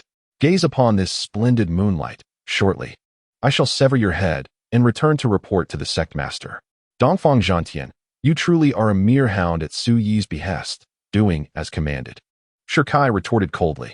The man before him was none other than Dongfang Zhantian, a disciple of the Xiantian sect's inner circle and once his sycophant. Furthermore, he was one of the holders of the Human King Order. It appeared that the old dog could no longer remain idle. The moment Dongfang Zhantian appeared, Shikai realized that Su Yi must have dispatched him to assassinate him after learning of the tower fight. "Humph, Shikai, do not be so arrogant. Do you still consider yourself the former top disciple of the Xiantian sect, the sect master's favorite student?" Dongfang Zhantian seethed with fury. "Without your supreme celestial vein, what are you? Merely a waste. Do not assume that possessing the Human King Order and having broken the Human King Steel's record gives you the right to be arrogant." In response, Shikai chuckled coldly. "Why don't you try breaking it yourself?" "You." Dongfang Zhantian's expression darkened. As someone who had experienced it firsthand, he understood the formidable challenge posed by the steel. Each step up the ladder subjected one to immense pressure. He had exhausted all his strength and barely managed to ascend 390 steps, a stark contrast to Shirkai's 610. Without that capability. "Do not pretend here." Shirkai's tone was particularly sharp. At that moment, Dongfang Zhantian was visibly perturbed. He had intended to overwhelm Shikai with his presence, but found himself at a disadvantage from the outset. Boom. Suddenly, a powerful aura surged forth, emanating from Dongfang Zhantian, as waves of energy pulsed around him. "Shikai, what is mere verbal sparring? Let us see your true abilities." After a cold snort, spiritual energy surged forth. The third level of the celestial domain. The aura soared like a rainbow, and in an instant, the sky darkened and thunder rumbled. This moment drew the attention of others on the deck. who turned their gazes towards the scene. Upon seeing the sword-bearing man before them, an exclamation erupted from the crowd. Is he not Dongfang Zhantian? Do you know him? Of course I do. He is a disciple of the inner sect of the Xiantian sect, having achieved the 3rd level of the celestial domain at such a young age. It is said that during his qi refinement stage, he secured the 1st place in the human tower, later ascending the Saint Stele of the human king, forcefully sealing his kingship. I wonder who has offended him today. It seems that person is in for a rough time. Unlike the astonishment of the crowd, Shikai, upon sensing Dongfang Zhantian's realm, wore a look of disdain. When you were groveling before me, you were already at the 3rd level of the celestial domain. Over a month has passed without any progress. Dongfang Zhantian, have you not had enough to eat this month? Recalling how he had previously shared good fortune with Dongfang Zhantian, who had called him Brother Kai, only to be betrayed later when he was incapacitated, Shikai felt a surge of bitterness. Such behavior could only be described as ingratitude. Shikai, you are courting death. Shikai's words ignited Dongfang Zhantian's fury. Gripping his long sword, he gathered a radiant sword aura and thrust it forward with ferocity. In response, Shikai coldly snorted, waved his hand, and grasped a long spear. With a swift motion, he propelled himself, and the spear collided with the long sword. Boom! The clash of spear and sword produced a resounding explosion. In the next instant, Dongfang Zhantian was forced to retreat 15 steps, while Shikai remained steadfast, not moving an inch. One strike, and the outcome was clear.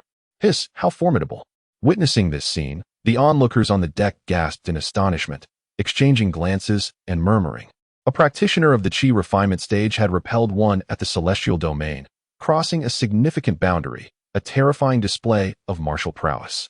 To think he could push Dongfang Zhantian back. Who could this young man be? It seems his name is Shikai. Shikai? Is he not the one who was discarded by the Xiantian sect's leader? At that moment, the son of a city lord stepped forward, exclaiming, "It is indeed him. I have seen him in Fengyan City. He is the discarded disciple of the Xiantian sect, Shikai. By heavens, it is true." Thus, it was evident that Dongfang Zhantian was sent by the leader of the Xiantian sect to eliminate Shikai. How intriguing. A disciple of the inner sect of the Xiantian sect against a discarded disciple. This duel promises to be a spectacle. Let us not forget. Both possess the human king's decree. It is said that kings do not meet, and today, one shall surely fall while the other is wounded. I wager that the one to perish will undoubtedly be Shikai. Upon hearing this, everyone turned their gaze to the old man nearby, who began to analyze the situation. Although Shikai is exceptionally gifted, without the Supreme Immortal vein, he is akin to an ordinary person. Even breaking the record of the human tower only attests to his solid foundation. Meanwhile, Dongfang Zhantian has been training within the Xiantian sect, holding a significant advantage in realm. Moreover, he is a swordsman. Should he unleash his full strength, Shikai may not withstand the onslaught. Upon hearing these words, the crowd fell silent. Indeed, the old man spoke with great wisdom, albeit in a rather foolish manner. However, for Dongfang Zhantian, the subject of the discussion, his countenance turned ashen. When masters clash, a single move reveals the opponent's strength. From the previous exchange, he was acutely aware of the disparity between himself and Shikai, causing a tremor within him. A genius remains a genius. Even in defeat, they are not to be underestimated by ordinary individuals. Breaking the record of the king of men and withstanding 3 strikes from Zhantai Yuan only adds to the prestige. At that moment, had he been alone, he would have retreated immediately. Yet, surrounded by onlookers and compelled by the old man's words, he felt as if he had been cornered. Reluctantly, he steeled himself for the confrontation. With a thunderous roar, Dongfang Zhantian channeled all his spiritual energy into his longsword. After a brief hesitation, he struck his dantian with his right hand, and in an instant, a surge of dark energy erupted from within him. Was he burning his lifespan? The spectators widened their eyes in astonishment. All those standing on the deck were individuals of some standing. Their keen insight allowed them to discern Dongfang Zhantian's actions in an instant. To sacrifice one's lifespan in exchange for a surge in combat power, what was happening? Dongfang Zhantian possessed a significantly higher cultivation level and was a swordsman. Did he not have a guarantee of victory?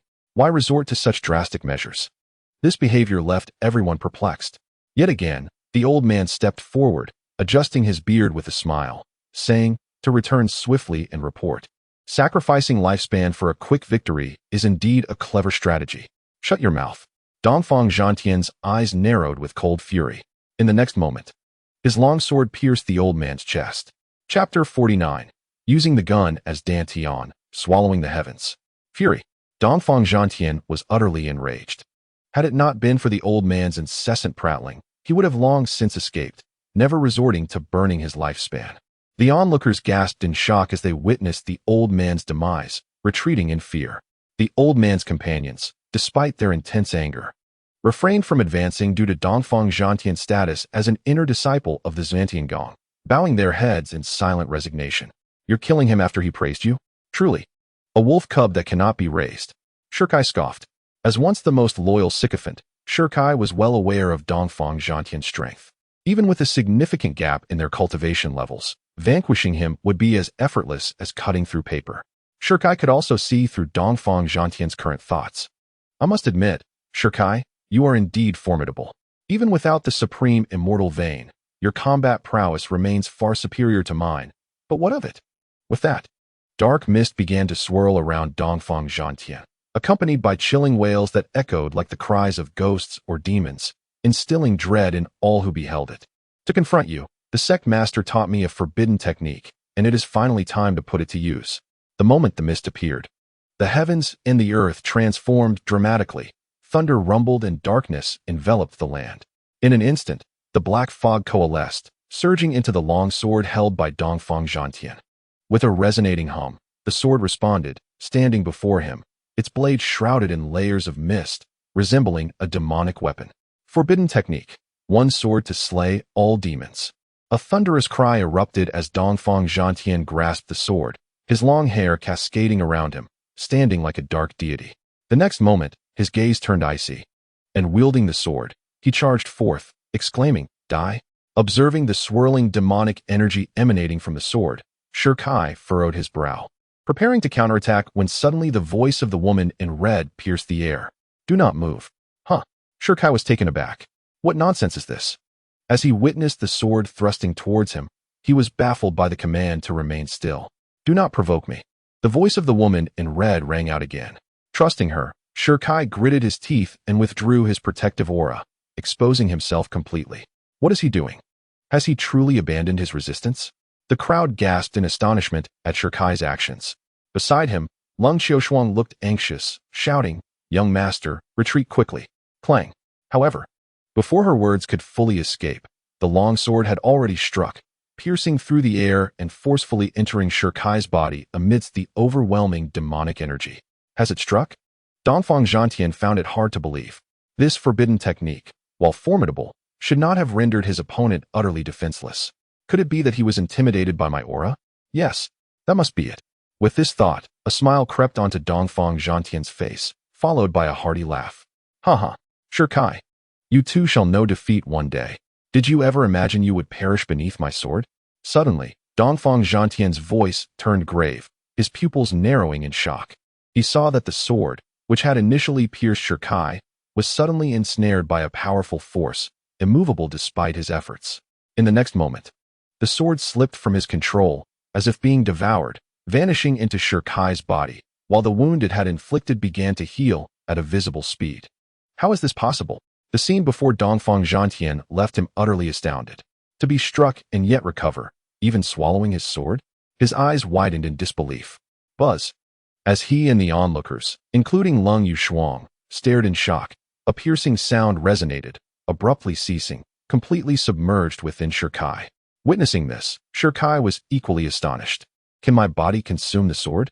You possess a gun as your Dantian, and that gun is a sacred artifact. Therefore, you can absorb all weapons beneath the level of a sacred artifact. Furthermore, the infusion of demonic energy into that sword accelerated the absorption process, replied the woman in red. Why did it accelerate? Shirkai inquired. Do not forget the devouring demon vein coursing through your body, one of the 5 most formidable bloodlines. Those who possess this vein are naturally adept at countering all demonic energies in existence. Now do you understand? So it is. Upon hearing the explanation from the woman in red, Shirkai finally comprehended that any demonic essence before him would be rendered utterly ineffective. All could be consumed by the devouring demon vein. What astonished him even more was the revelation that his Dantian could absorb the weapons of others. With this realization, Shi Kai turned his gaze towards Dongfang Zhantian, uttering not a word, but raising his hand to deliver a resounding slap. Slap. How audacious. Slap. Continue your arrogance. Slap. Display your bravado. After 3 resounding strikes, Dongfang Zhantian's face was left resembling that of a pig's head, causing him to retreat in panic, pleading for mercy. Kai Gu, spare me. I have acted treacherously. I am not human. Please let me go. As he retreated, he begged for clemency. Spare you?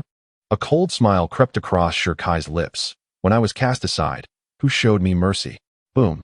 In the next instant, a fist like a gale struck Dongfang Zhantian's chest, and then, like a specter, Shi Kai's figure shifted, his massive hand gripping tightly around his throat.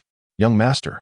At that moment, Lung Xiushuang approached, stating, he is now an inner disciple of the Xintian sect. Should you kill him, the sect will surely investigate. You must consider this carefully. I have considered it thoroughly. Shi Kai's gaze turned frigid. Those who attempt to kill me, I shall undoubtedly slay in return. It is as simple as that. With a forceful squeeze of his right hand, he snapped Dongfang Zhantian's neck, then proceeded to seize the monarch order and storage ring from him, subsequently devouring his life force. Thus far, Shi Kai had acquired nearly 2,000 years of lifespan. The onlookers were left astounded, unable to fathom that Dongfang Zhantian, a 3rd-level Tianfu realm cultivator, could be defeated by Shi Kai, who was merely at the 5th level of the energy manipulation realm. It is worth noting that the former was a sword cultivator who had even burned his lifespan. Yet, despite this, he was still slain. At this moment, the gazes of the crowd towards Shi Kai were tinged with complexity, expelling such a talent from the sect. The Xintian sect truly lacked wisdom. Unlike the others, Lung Xiushuang stared at the corpse in silence. While others might be astonished by Shi Kai's combat prowess and terrified by his ruthless decisiveness, she perceived that this youth, barely 20, had already traversed the peaks and valleys of life, teetering on the brink of death time and again, experiencing both the warmth of humanity and the chill of the world, having suffered betrayal as well. Without enduring the hardships of others, one should not hastily advise them towards virtue. Lung Xiushuang quietly withdrew to the side. Shi Kai simply wiped the blood from his hands, and after tidying himself, he looked towards Lung Xiushuang, smiling gently. Miss Lung, let us continue our discussion on ideals. Lung Xiushuang furrowed her brow, perceiving in Shi Kai's calm demeanor that he had just taken a life, yet it seemed as if he had merely slaughtered a pig. Chapter 50. The inability to retain the status of a steward. What is happening? Just then, an angry voice resounded from below the deck. It was Steward Mo. A gasp rippled through the crowd as Mo Yin, accompanied by 2 attendants, strode forth with an imposing presence. Upon encountering the lifeless body sprawled on the ground, his expression darkened. Who did this? In an instant, all gazes converged upon Shi Kai. Mo Yin narrowed his eyes and inquired, Did you commit this act? Shi Kai replied coolly, What of it? Is there a problem? A significant one, Mo Yin asserted, his tone growing cold. On the spirit ship of the Qixin Pavilion, you dare to take a life? What of our Qixin Pavilion's dignity? At these words, Shi Kai furrowed his brow. The prior killings of Qixin Pavilion members had gone unpunished. Yet now, the slaying of a disciple from the Xintian sect was an issue. It was evident that this was a retaliation for his refusal to join forces against Lung Xiushuang. Should the Qixin Pavilion demand respect, must he then forfeit his life? Shi Kai gestured toward Dongfang Zhantian and then turned to Mo Yin. He sought to kill me first. Should I simply stand by and allow him to succeed? Where are the witnesses? Who can attest to his aggression? Mo Yin scanned the onlookers. Those who met his gaze promptly averted their eyes, none daring to step forward. Observing this, a cruel smile crept across his lips. No one can testify. Thus it falls upon you, Shi Kai, to be deemed the perpetrator of this premeditated murder. Do not presume that your possession of the human king's edict grants you impunity. The authority of the Qixin Pavilion is not to be trifled with. You are truly overstepping. Shi Kai's eyes darkened. I have taken a life. What will you do about it? Mo Yan's expression darkened. Given Shi Kai's defiance, he had intended to deliver a stern reprimand, yet Shi Kai's audacity surpassed his expectations. He yearned to retaliate, but given that Shi Kai wielded the human king's edict, he was restrained by his current rank from acting against him. Should he attempt to do so, even the headquarters would not spare him. Nevertheless, he remained undeterred, for he had a backup plan. With a disdainful snort, Mo Yin led his attendants to the opposite side of the deck, standing in silence, as if awaiting something. Observing this, Kai chose not to engage further and returned to his corner. Moments passed as he gazed at the starry sky, lost in conversation with Lung Qiushuang about their aspirations, when suddenly a fierce voice shattered the tranquility. "You little wretch, dare to fight back?" Albeit the towering man was hurled backward, crashing onto the deck. His massive frame quivered as blood oozed from his mouth. Just as he summoned all his strength to rise, a pair of iron fists struck again. Boom! The fists landed heavily on his face, instantly dislodging 26 teeth and grotesquely deforming his entire cheek. "Who dared to touch my sister?" Kai's voice was hoarse as he clenched his jaw. In the next moment, he exerted force through his right foot. Crack! The towering man's right leg shattered. With another forceful push, crack! His left leg broke as well. With a thud, the towering man collapsed onto the deck, his flesh a gruesome mess. Gasp! Witnessing this scene, those around them inhaled sharply, horrified by the brutality. "Who ordered this? Speak!" Kai roared, his crimson eyes radiating fury as he swung his right fist toward the towering man's face, mercilessly obliterating half of it. The towering man, gasping for breath, his remaining half of the face displaying sheer terror, recognized, "It's the steward." As the words left his lips, he succumbed to his injuries and collapsed lifelessly. Kai kicked the corpse off the deck and, like a demon, turned his piercing gaze toward Emoji Shi. "Old dog, it's you." "What?" Mo Yin trembled at Kai's icy stare. Yet, recalling his status as a steward of the Scarlet Immortal Pavilion, he forced himself to stand tall. "I don't understand what you're saying." "Don't understand?" Kai's eyes darkened as he instantaneously appeared before Mo Yin. In the latter's astonished gaze, he delivered a resounding slap. Smack! "You dare strike me?" Smack! "You're nothing but filth." Kai's gaze was frigid as he swung his hand again, landing another heavy slap on Mo Yin's face, followed by a barrage of punches to his abdomen until his ribs shattered. Mo Yin, drenched in sweat from the pain, cried out, "I am a steward of the Scarlet Immortal Pavilion. You dare to hit me? To hell with your steward status." With a kick, Kai sent him flying several meters away. As soon as Mo Yin hit the ground, Kai appeared before him again, his massive hand gripping Mo Yin's throat tightly. His eyes blazed with fury as he yelled, "Is it because I refused you that you ordered harm against my sister? Are you even human?" Slap! Slap! Slap! Slap! With his hand raised, dozens of slaps fell upon Mo Yin, until all his teeth were knocked out. Before Kai finally ceased his assault, Kai, Emoji Shi, barely clinging to life, managed a cold smirk. "This is the consequence of defying me. I commanded the humiliation of your sister. What can you do to me? I am a steward of the Scarlet Immortal Pavilion, of high status. How dare you?" Suddenly, a pair of iron fists pierced through Mo Yin's skull, causing his head to explode in a shower of gore, silencing him instantly. Thud! The remnants of his body collapsed to the ground. A devil! The two servants standing nearby were so shocked that they fainted, their vision fading to black. Had he truly killed Mo Yin? Upon witnessing this scene, the onlookers were utterly astonished, their eyes wide with disbelief as they turned to stare at Kai. Mo Yin was an enforcer of the Red Immortal Pavilion.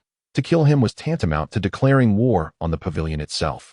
A grave disaster had unfolded. The heavens themselves seemed to have collapsed, as this young man had pierced the very fabric of fate. Shock enveloped the crowd.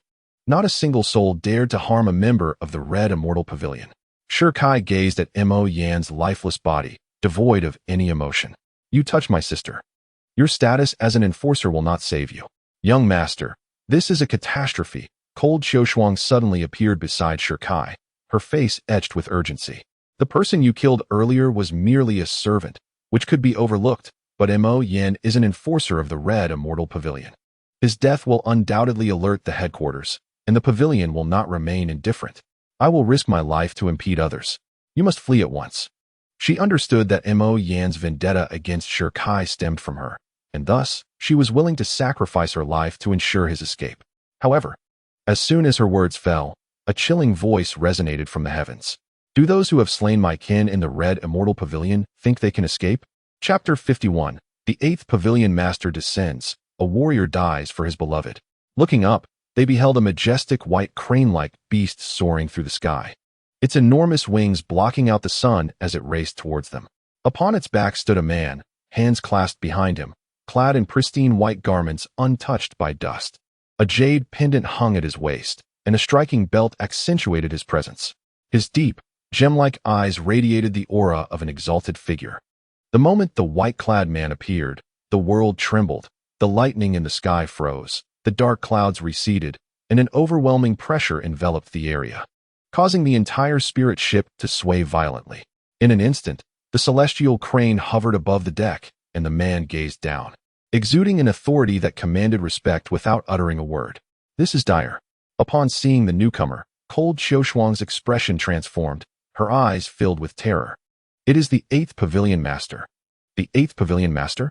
Kai furrowed his brow, realizing that the one who had been observing him was indeed this formidable figure. During his battle with Dongfang Zhantian, he had sensed a powerful aura in the vicinity. Scrutinizing the spirit ship, little did he know it was the 8th Pavilion Master. Kai turned to cold Xiaoshuang. What is his cultivation level? Opening origin realm. At least the 5th level, she replied, trembling. Kai frowned. As a leader of the Red Immortal Pavilion, the 8th Pavilion Master's strength was likely on par with that of the elders of the Shantian sect. Such powerful beings could easily annihilate a city with a mere wave of their hand, far beyond what someone at the Qi manipulation realm could contend with. Even if he was a genius, it would be impossible for him to fight against someone 3 levels above him. Cold girl, I will do my utmost to hold him off. You must swiftly take Wanner to safety. Kai's expression turned grave. Facing the 8th Pavilion Master at the opening origin realm, he had little hope of victory, and escaping seemed an arduous task.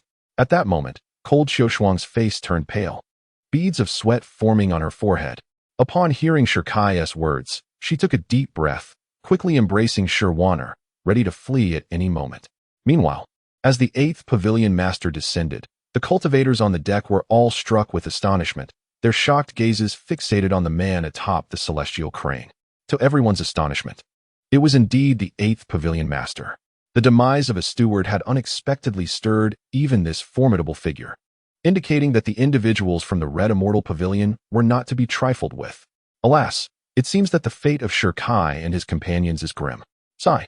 They are merely youthful and impulsive. Had that young man exercised a modicum of restraint, would they have found themselves in such dire straits today? Whispers swirled around them. Boom.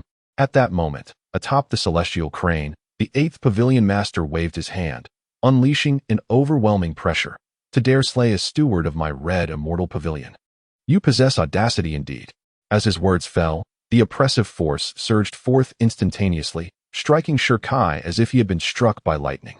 His body trembled violently, and he hastily summoned his spiritual energy to counteract it. Yet, the disparity in strength was insurmountable. The moment his energy met the oppressive force, it dissipated like a pebble cast into the ocean. Cursed fate. Kai furrowed his brow, realizing that the gap in their realms was vast, akin to a chasm. Nevertheless, he relied on sheer willpower to withstand the pressure with his body. Observing this scene, the 8th Pavilion Master's eyes glimmered with surprise. Such a solid foundation. This wave of pressure possessed the destructive power to obliterate a figure of the heavenly mansion realm. Yet here was Kai, merely at the 5th level of the Qi mastery realm, who not only survived but withstood it with sheer tenacity. Truly, he was a prodigy capable of shattering the record of the King of Men's sacred steel. The 8th Pavilion Master smirked coldly, and in the next moment, a glint of cold light flickered in his depths.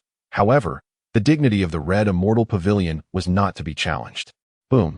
The 8th Pavilion Master swung his hand fiercely, releasing a powerful aura that struck Kai with ferocious intensity. Exhausted from resisting the pressure, Kai's complexion turned ashen, and he coughed up a mouthful of blood. You wretched child, kneel before this Pavilion Master. Another wave of spiritual energy surged forth. Kai's countenance changed dramatically. In the next instant, his right leg buckled, and with a thud, he knelt on one knee, his breath faint, eyes beginning to bleed. His bones creaking ominously, as if they could shatter at any moment. Brother, Wan, witnessing her brother's injury, was filled with tears, anxiously rushing forward. But cold autumn frost promptly restrained her. Wanner, do not approach. The pressure released by the 8th Pavilion Master would cause even a figure of the heavenly mansion realm to explode upon contact. If Wan rushed forward, she would be reduced to ashes in an instant. At this moment, Kai's eyes burned crimson, blood gushing forth uncontrollably from his mouth. The knee he knelt upon was nearly shattered, pressing so forcefully against the deck of the spiritual vessel that it caved in under the strain of the overwhelming pressure. Do you regret it? Suddenly, the voice of the woman in red echoed in his mind. Shirkai gasped for breath, his scarlet eyes wide open. My sister is being bullied. If I, as her brother, do not stand up for her, what kind of brother am I? Even if I perish today, I will not regret it. In the depths of the immortal prison, the woman in red arched her brows. If you were to express regret, even a moment's hesitation in your response would lead me to crush you without mercy. To protect your sister, you would sacrifice your life. This indeed earns my respect. At that moment, outside, high in the sky, the 8th Pavilion Master observed Shirkai kneeling on one knee, and a thought flashed through his mind. Instantly, his gaze swept over the trembling figure of Lung Xiaoshuang below, a cold smile curling at the corners of his lips. Lung Xiaoshuang, having betrayed this sect leader, you ought to be executed on the spot. However, I shall grant you a chance for redemption. Take up the sword on the ground, slay Shirkai, and the position of saintess shall still be yours. Boom. These words reverberated in Lung Xiaoshuang's heart like a thunderclap. The 8th sect leader commanded her to slay Shirkai, and afterwards, she would still retain her position as saintess? She glanced at the long sword left by Dongfang Zhantian on the ground, her delicate hands clenching tightly as she fell into turmoil. What are you hesitating for? You must discern the weight of the saintess position in this young man's life. The 8th sect leader urged. Lung Xiaoshuang gasped, her body trembling violently, her hesitant gaze shaking its head repeatedly. No, I cannot kill young Master Shi. If it had been before, she would have struck without hesitation for the sake of the saintess position. Yet, after 2 days of interaction, she discovered that Shirkai was not the traitor the Xuantiangong had depicted. Instead, he was genuine, loyal to his affections, willing to risk his life for those he cared about. Moreover, his vision and ambition mirrored her own. He sought not dominion over a mere city or region, but the entire world, willing to stand against all for the sake of protecting his loved ones. To befriend him was a stroke of fortune in Lung Xiaoshuang's life. She cast a glance at Shirkai, a smile blooming on her face, radiant as a flower. A scholar would die for a friend, she thought, for in her heart, Shirkai was her kindred spirit. In stark contrast, the 8th sect leader was narrow-minded and ruthless, not to mention the trustworthiness of his words, even if they were true. Should he be provoked one day, her position as saintess would undoubtedly be revoked. In that moment, she felt no fear or trepidation. Slowly releasing her grip and fixing her resolute gaze upon the 8th sect leader. I am willing to share life and death with Shirkai. Chapter 52. I will ensure your safety with her declaration. The crowd erupted in astonishment. What? Did I hear incorrectly? She actually rejected the 8th sect leader? What kind of charm did Shirkai possess that Lung Xiaoshuang would forsake her position as saintess for him? Such an act was akin to courting death. The onlookers gasped in disbelief. Meanwhile, the 8th sect leader, atop his celestial crane, felt his eyes turn icy upon hearing Lung Xiaoshuang's response. You truly seek death. With that, he began to gather spiritual energy in his palm, preparing to strike. Old dog. At that moment, Shirkai, struggling against the oppressive force upon him, lifted his bloodied gaze to the sky. It was the Xuantiangong that commanded you to attack me, wasn't it? The 8th sect leader narrowed his eyes. What do you wish to say? If I am not mistaken, you must have struck a deal with that old dog, Su Ez, to have me eliminate him. Easing his concerns, Shirkai rasped.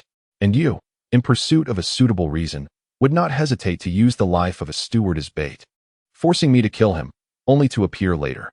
What a splendid scheme you have devised. Upon hearing this, the 8th sect leader's expression grew icy, realizing why the esteemed leader of the Xuantiangong regarded him with such trepidation. As Shirkai had often remarked, upon learning of the events concerning Su Yitzi in the Dota, he felt an overwhelming sense of dread. Subsequently, he reached out to Su Yitzi, offering a martial technique as a means of negotiation to eliminate the boy at an opportune moment. Previously, the 8th Pavilion Master had deemed Su Yitzi to be overly sensitive. However, in retrospect, the youth below not only exhibited extraordinary talent, but also possessed a keen intellect. This boy could not be allowed to survive. A cold glimmer flickered in the 8th Pavilion Master's eyes. Having decided to act, he resolved to eradicate the threat entirely. For Shirkai's innate abilities instilled a certain fear within him. In response to the murderous intent emanating from the 8th Pavilion Master, Shirkai remained undaunted, retorting coldly. As the master of the Qixin Pavilion, Sacrificing a subordinate for personal gain is an act of folly. The 8th Pavilion Master, already resolved to kill, instantly darkened in countenance. In the next moment, he raised his right hand, a formidable aura surging forth. Halt! Just as he was about to strike, an unexpected turn of events occurred. From the east, a powerful presence approached, heralded by a majestic white crane flapping its grand wings, identical in form to the one beneath the 8th Pavilion Master. Upon the crane stood another man, who gracefully rode towards them, a benevolent smile gracing his face. Old Ninth, the 8th Pavilion Master narrowed his eyes. The newcomer was none other than the 9th Pavilion Master of the Chisian Pavilion. As the 9th Pavilion Master descended to hover above the deck, he waved his hand, dissipating the oppressive aura surrounding Shirkai. Instantly, Shirkai felt a weight lifted from his shoulders, gasping for breath. "Thank you, Senior." The 9th Pavilion Master smiled gently, observing the situation. The 8th Pavilion Master furrowed his brow. "What do you mean by this? Old 8th, is there truly a need for such wrath?" The 9th Pavilion Master inquired, directing his gaze at the 8th Pavilion Master. The 8th Pavilion Master, his gaze icy, retorted, "He has slain a steward and provoked the dignity of the Chisian Pavilion. He must be punished." In response, the 9th Pavilion Master glanced at the injured Shirkai below, retracting his gaze with a shake of his head and a smile. "This boy is a holder of the Human King Order. Even if he has taken a life, the decision of punishment should arise from a meeting at headquarters. You should not act unilaterally, nor should you strike with such ferocity." Upon hearing this, the 8th Pavilion Master narrowed his eyes. A scheme. The 9th Pavilion Master's words were nothing short of an attempt to win Shirkai over. In an instant, he recalled his wager with the 9th Pavilion Master, which had resulted in the Human King Order being conferred upon the latter due to his loss, and that day, the 9th Pavilion Master had engaged in extensive conversation with Shirkai. Contemplating this, the 8th Pavilion Master's expression darkened. "Old 9th, to win this boy over, you have even taken out an additional 100,000 spirit stones from your own reserves. Now, you openly intervene to protect him. How shameless can you be?" "What? The 100,000 spirit stones were solely from the 9th Pavilion Master?" The 8th Pavilion Master's voice was raised, and Shirkai, upon hearing this, was momentarily taken aback, instantly recalling Feng Peng from earlier. No wonder he was so impoverished. It turned out that not everyone could acquire 100,000 spirit stones. His possession had solely come from the 9th Pavilion Master's own pocket. Regardless of the underlying reasons, Shirkai etched this act of kindness into his memory. Even Leng Qiushuang, standing nearby, was momentarily stunned. The 9th Pavilion Master had indeed offered 100,000 spirit stones to win over Shirkai, the 9th Master of the Red Immortal Pavilion.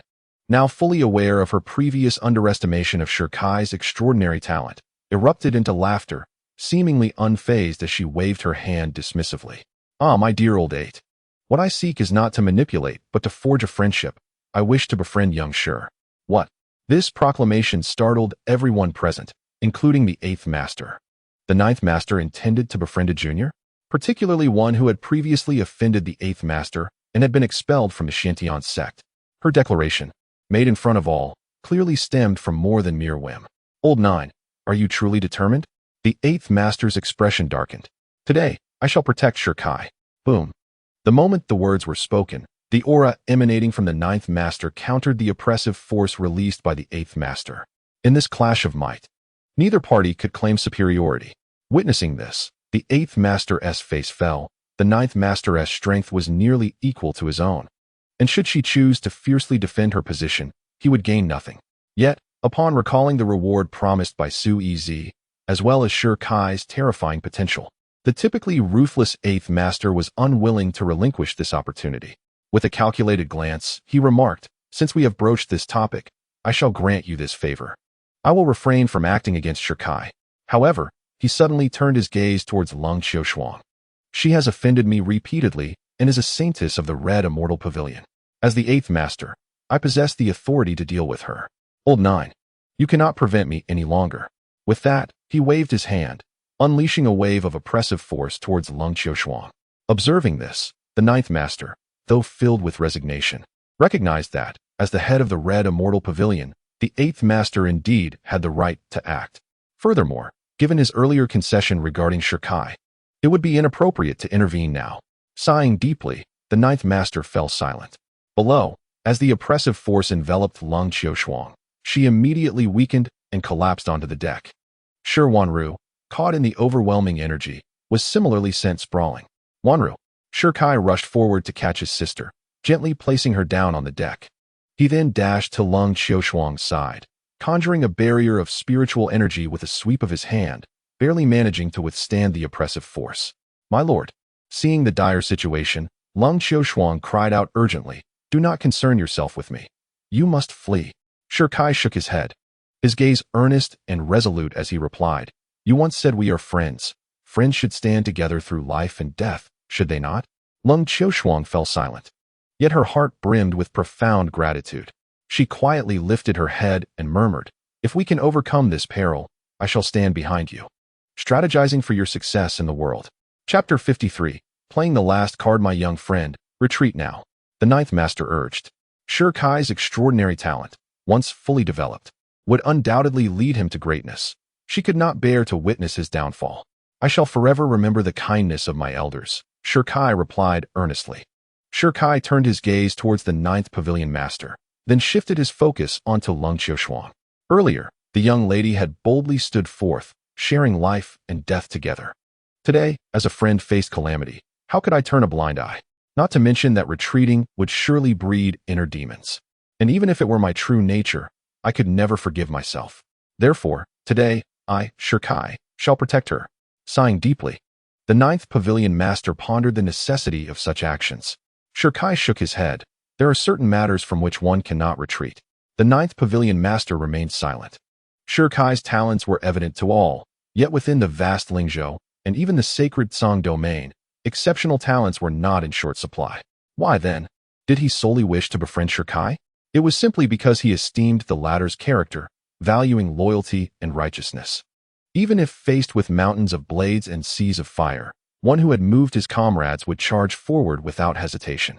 To forge a friendship with such a person brings immense comfort and joy. To meet a young friend like him is indeed a fortunate event in life.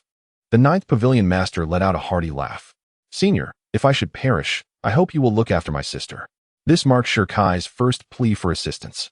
Reluctant to seek help or owe favors, he set aside his reservations for the sake of his sister. The ninth pavilion master waved his hand, enveloping Shi in a surge of spiritual energy. "Rest assured, young friend. This is all I can do for now. If Shi Kai were to withdraw, he might save himself. But should that happen, he may lose his value in my eyes." With his sister's safety assured, Shi Kai held no reservations. With a hum, in the next instant, a long spear burst forth from his dantian. With a mighty wave, he grasped the spear, an overwhelming battle intent coursing through his entire being. A spear wielder.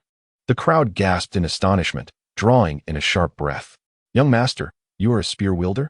Lung Qiushuang's beautiful eyes widened in surprise. A transcendent warrior, gifted beyond compare.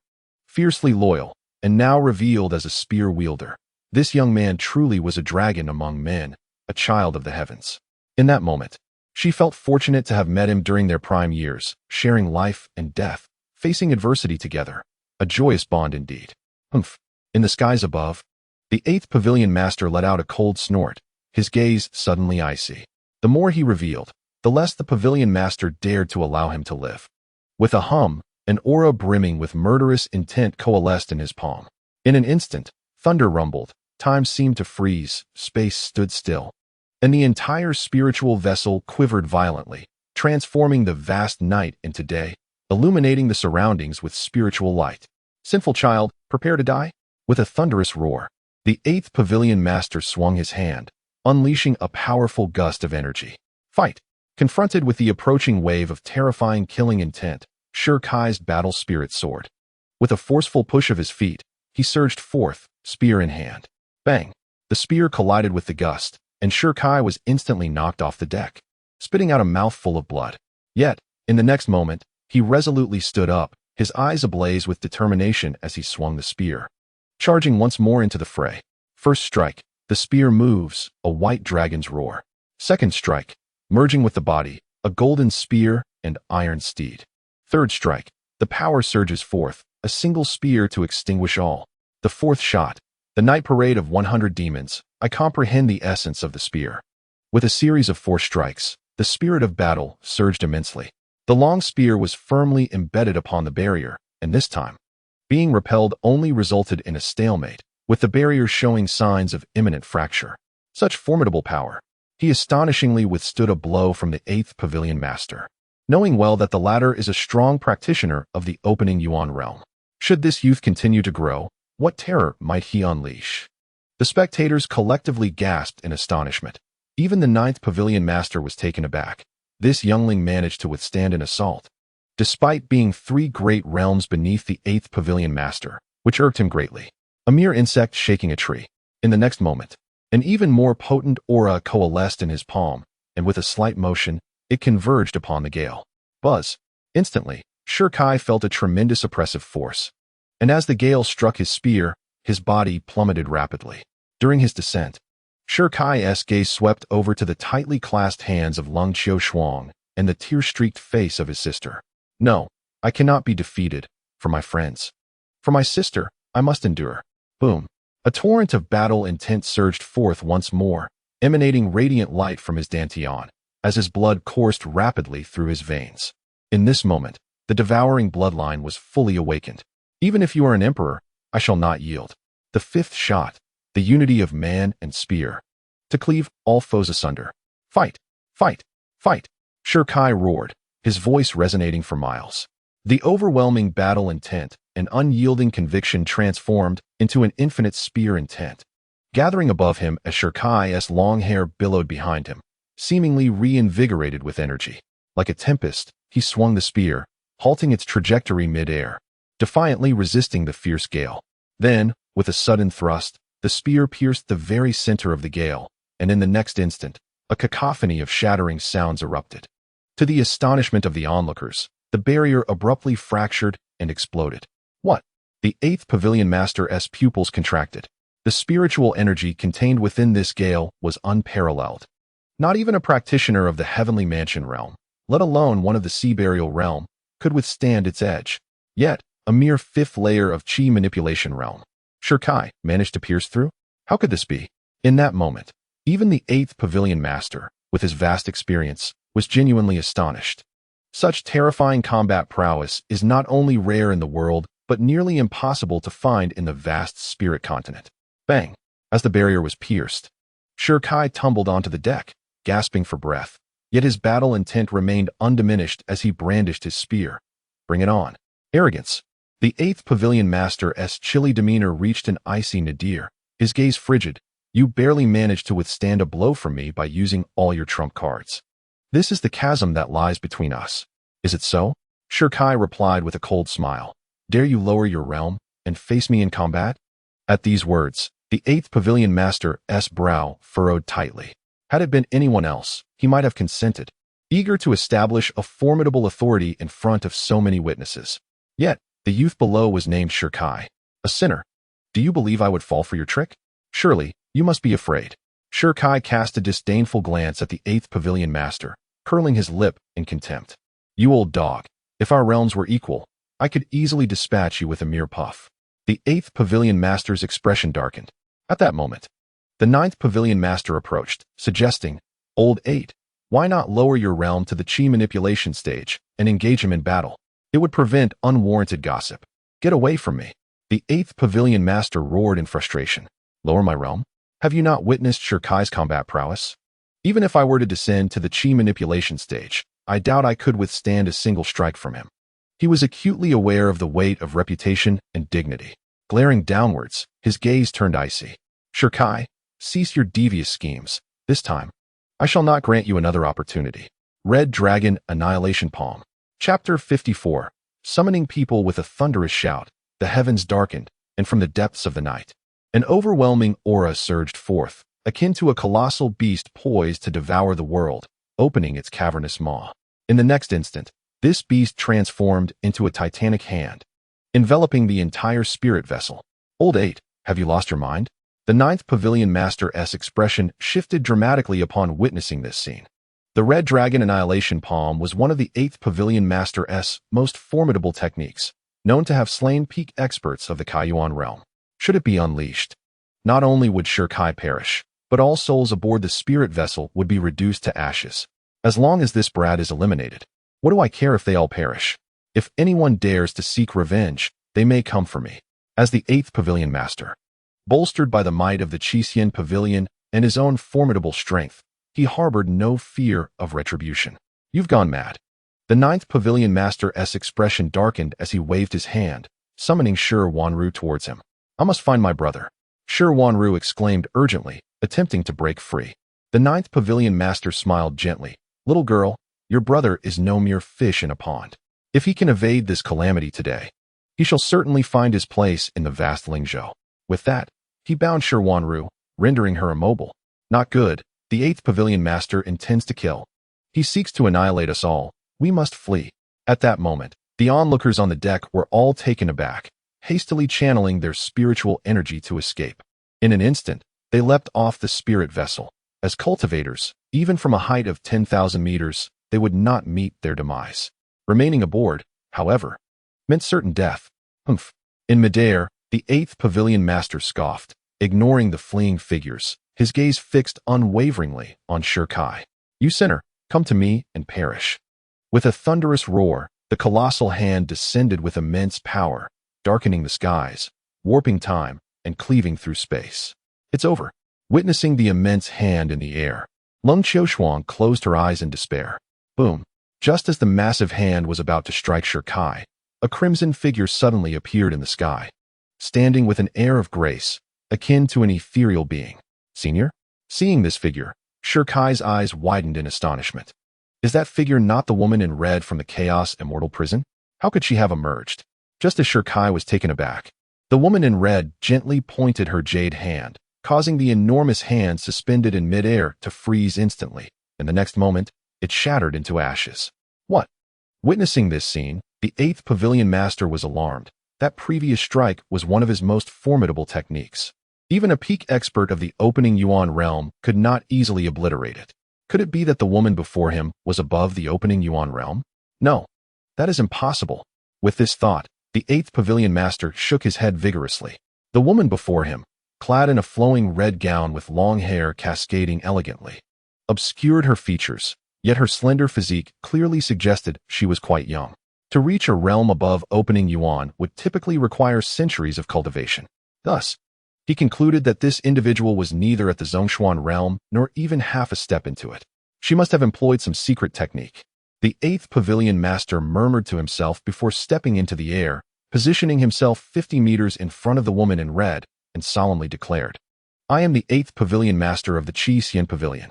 You stand in my way. Do you intend to declare war on my Qixin Pavilion? He invoked the name of the Qixin Pavilion at once, hoping to impose a heavy label upon her. In his view, no one from Lingzhou would be unfamiliar with the Qixin Pavilion. However, just as his words fell, a green spear was suddenly pressed against his forehead. The 8th Pavilion Master felt as if he were facing a formidable adversary, his eyes widening in shock. How could this be possible? In that fleeting moment, he had not even discerned her movement. With the spear's tip merely an inch from his brow, he broke into a cold sweat. The woman in red slightly parted her crimson lips. Call someone. The 8th Pavilion Master was taken aback at her request. Call someone. She actually dared to ask him to summon aid? You are rather presumptuous, he retorted, his expression darkening. My Qixin Pavilion has existed for over 1,000 years. Its profound foundation capable of shaking the entirety of Lingzhou. Clang. Just then, a flash of sword light sliced through the air. Speak another word, and you shall die. The 8th Pavilion Master was so frightened that he immediately fell silent, his eyes gravely scanning the woman in red. This is of your own making. With that, he retrieved a jade pendant from his waist and crushed it. In the next moment, a fissure appeared in the sky, followed by the emergence of a dark figure traversing the void. It was the 7th Pavilion Master. Upon seeing the newcomer, Leng Qiushuang was taken aback. Previously, all matters of the Qixin Pavilion were handled by the 8th and 9th Pavilion Masters, while the others remained in seclusion.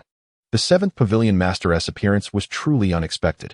After manifesting, his profound gaze fell upon the 8th Pavilion Master, and he spoke in a deep voice, Old 8. Why have you summoned me? I have encountered an adversary whom I cannot defeat. The 8th Pavilion Master replied gravely. Cannot defeat? The 7th Pavilion Master furrowed his brow. Old 8 was at the 6th level of the opening Yuan realm. Even a peak expert of that realm could contend with him. Yet now he claimed to be unable to withstand this foe. Could it be that he had encountered someone above the opening Yuan realm? At that moment, he inquired in a deep voice, "Is the opponent at the Zhongxian realm?" The 8th Pavilion Master shook his head, stating that the adversary was merely at the 8th level of the Kai Yuan realm, a far cry from a Zhongxian level powerhouse. Upon hearing this, the 7th Pavilion Master felt a weight lift from his heart. He himself was currently at the 8th level of Kai Yuan realm. Although he questioned why someone of that caliber was deemed invincible by the 8th Pavilion Master, he refrained from further inquiry. He turned to the 8th Pavilion Master and asked, "Where is that person?" The 8th Pavilion Master discreetly pointed to a figure hovering in midair. The 7th Pavilion Master followed suit, and, upon realizing that the figure was merely a woman, a look of disdain crossed his face as he remarked, "You, sir." In the next instant, a green sword pierced through his skull. The 7th Pavilion Master had no time to react as his head was severed from his body. Rolling onto the deck, the scene sent shockwaves throughout the crowd. The esteemed 7th Pavilion Master of the Qi Pavilion, at the 7th level of Kai Yuan realm, had been killed in an instant. Shi Kai, witnessing this, was equally astonished, exclaiming, "How formidable!" At that moment, in midair, the 8th Pavilion Master gazed at the lifeless body beside him, his expression drastically changing as he trembled uncontrollably. His terrified eyes fixed upon the woman in red as he stammered, "You are at the half-step Zhongxian realm?" To dispatch the 7th Pavilion Master with a single sword strike was beyond the capabilities of a peak Kai Yuan realm warrior. Thus, there was only one explanation. The woman before him was indeed a half-step Zhongxian realm powerhouse. Heaving a deep sigh, the 8th Pavilion Master realized the gravity of the situation he had entangled himself in. This was all due to that Su Ez. Had it not been for him, he would not have dared to confront Shi Kai, nor could he have anticipated that a half-step Zhongxian realm expert stood behind him. "Senior," the 8th Pavilion Master said, steeling himself as he approached. "Continue," the woman in red commanded, her icy gaze unwavering. Chapter 55. Where is the Qi Pavilion? Point the way.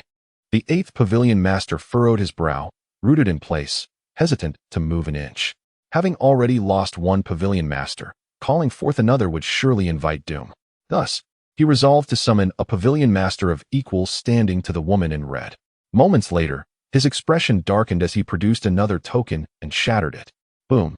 The instant the token fragmented, the heavens shifted, and an overwhelming force surged from the horizon. The next moment, an elder clad in white appeared, stepping through the air. "I pay my respects to the 5th Pavilion Master." The 8th Pavilion Master bowed respectfully, though both were Pavilion Masters of Qi Pavilion. The presence before him was one he could not dare to disregard, for this individual was truly a half-step Zhongxian realm expert. As he arrived, a palpable pressure enveloped the crowd, rendering them breathless. "It's over." Upon seeing the newcomer, the gaze of Lung Qiushuang below flickered with a hint of despair. Shi Kai looked towards Lung Qiushuang and asked, "What is the matter?" In the chilling autumn, Ling Qiu, in a state of alarm, spoke, "My lord, you may not be aware, but 3 centuries ago, the Qi Pavilion faced a grave crisis. At that time, there were 10 Pavilion Masters, yet during that perilous episode, the 8th, 9th, and 10th Masters were slain by 3 peak experts of the Kai Yuan realm. Just as these 3 formidable beings were poised to encircle the 5th Master, he managed to entangle them. After a fierce battle spanning hundreds of exchanges, the 5th Master grasped the essence of combat and forcefully transcended to the threshold of the Zhongshuan realm, ultimately vanquishing the 3 powerful adversaries single-handedly. From that moment on, no one dared to covet the Qi Pavilion again. Upon hearing this, Shi Kai's expression darkened, and a flicker of concern flashed in his eyes as he gazed at the woman in red. "Senior, be cautious." Meanwhile, above the deck, the 5th Master cast a piercing glance across the assembly. Upon seeing the severed head rolling on the ground, his eyes turned icy. Who did this? It was this person. The 8th Master pointed ahead. Audacious. The 5th Master turned to the woman in red, snorting coldly. "Do not presume that achieving the threshold of Zhongshuan renders you invincible. Offending the Qi Pavilion, even if you are a person of the Holy Land, you shall pay with your life today." As his words fell, a formidable surge of spiritual energy coalesced around him. "Impertinent," the woman in red retorted, delicately punctuating the air with her jade hand.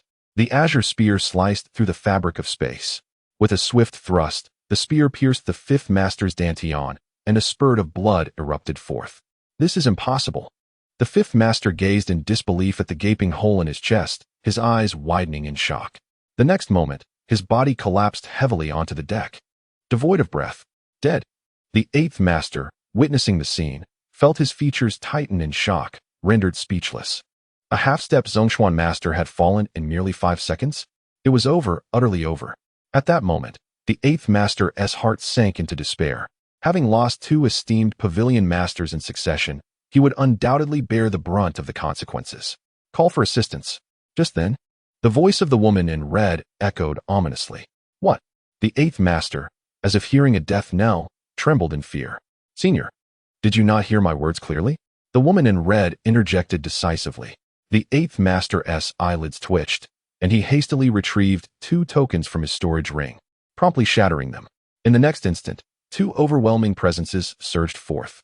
One clad in white, with a visage as refined as jade and eyes ablaze with intensity. The other donned in black, with flowing hair and a cane in hand. The 2 were none other than the 3rd and 4th pavilion masters of the Qixin Pavilion. Honored masters, the 8th master stammered, his heart quaking.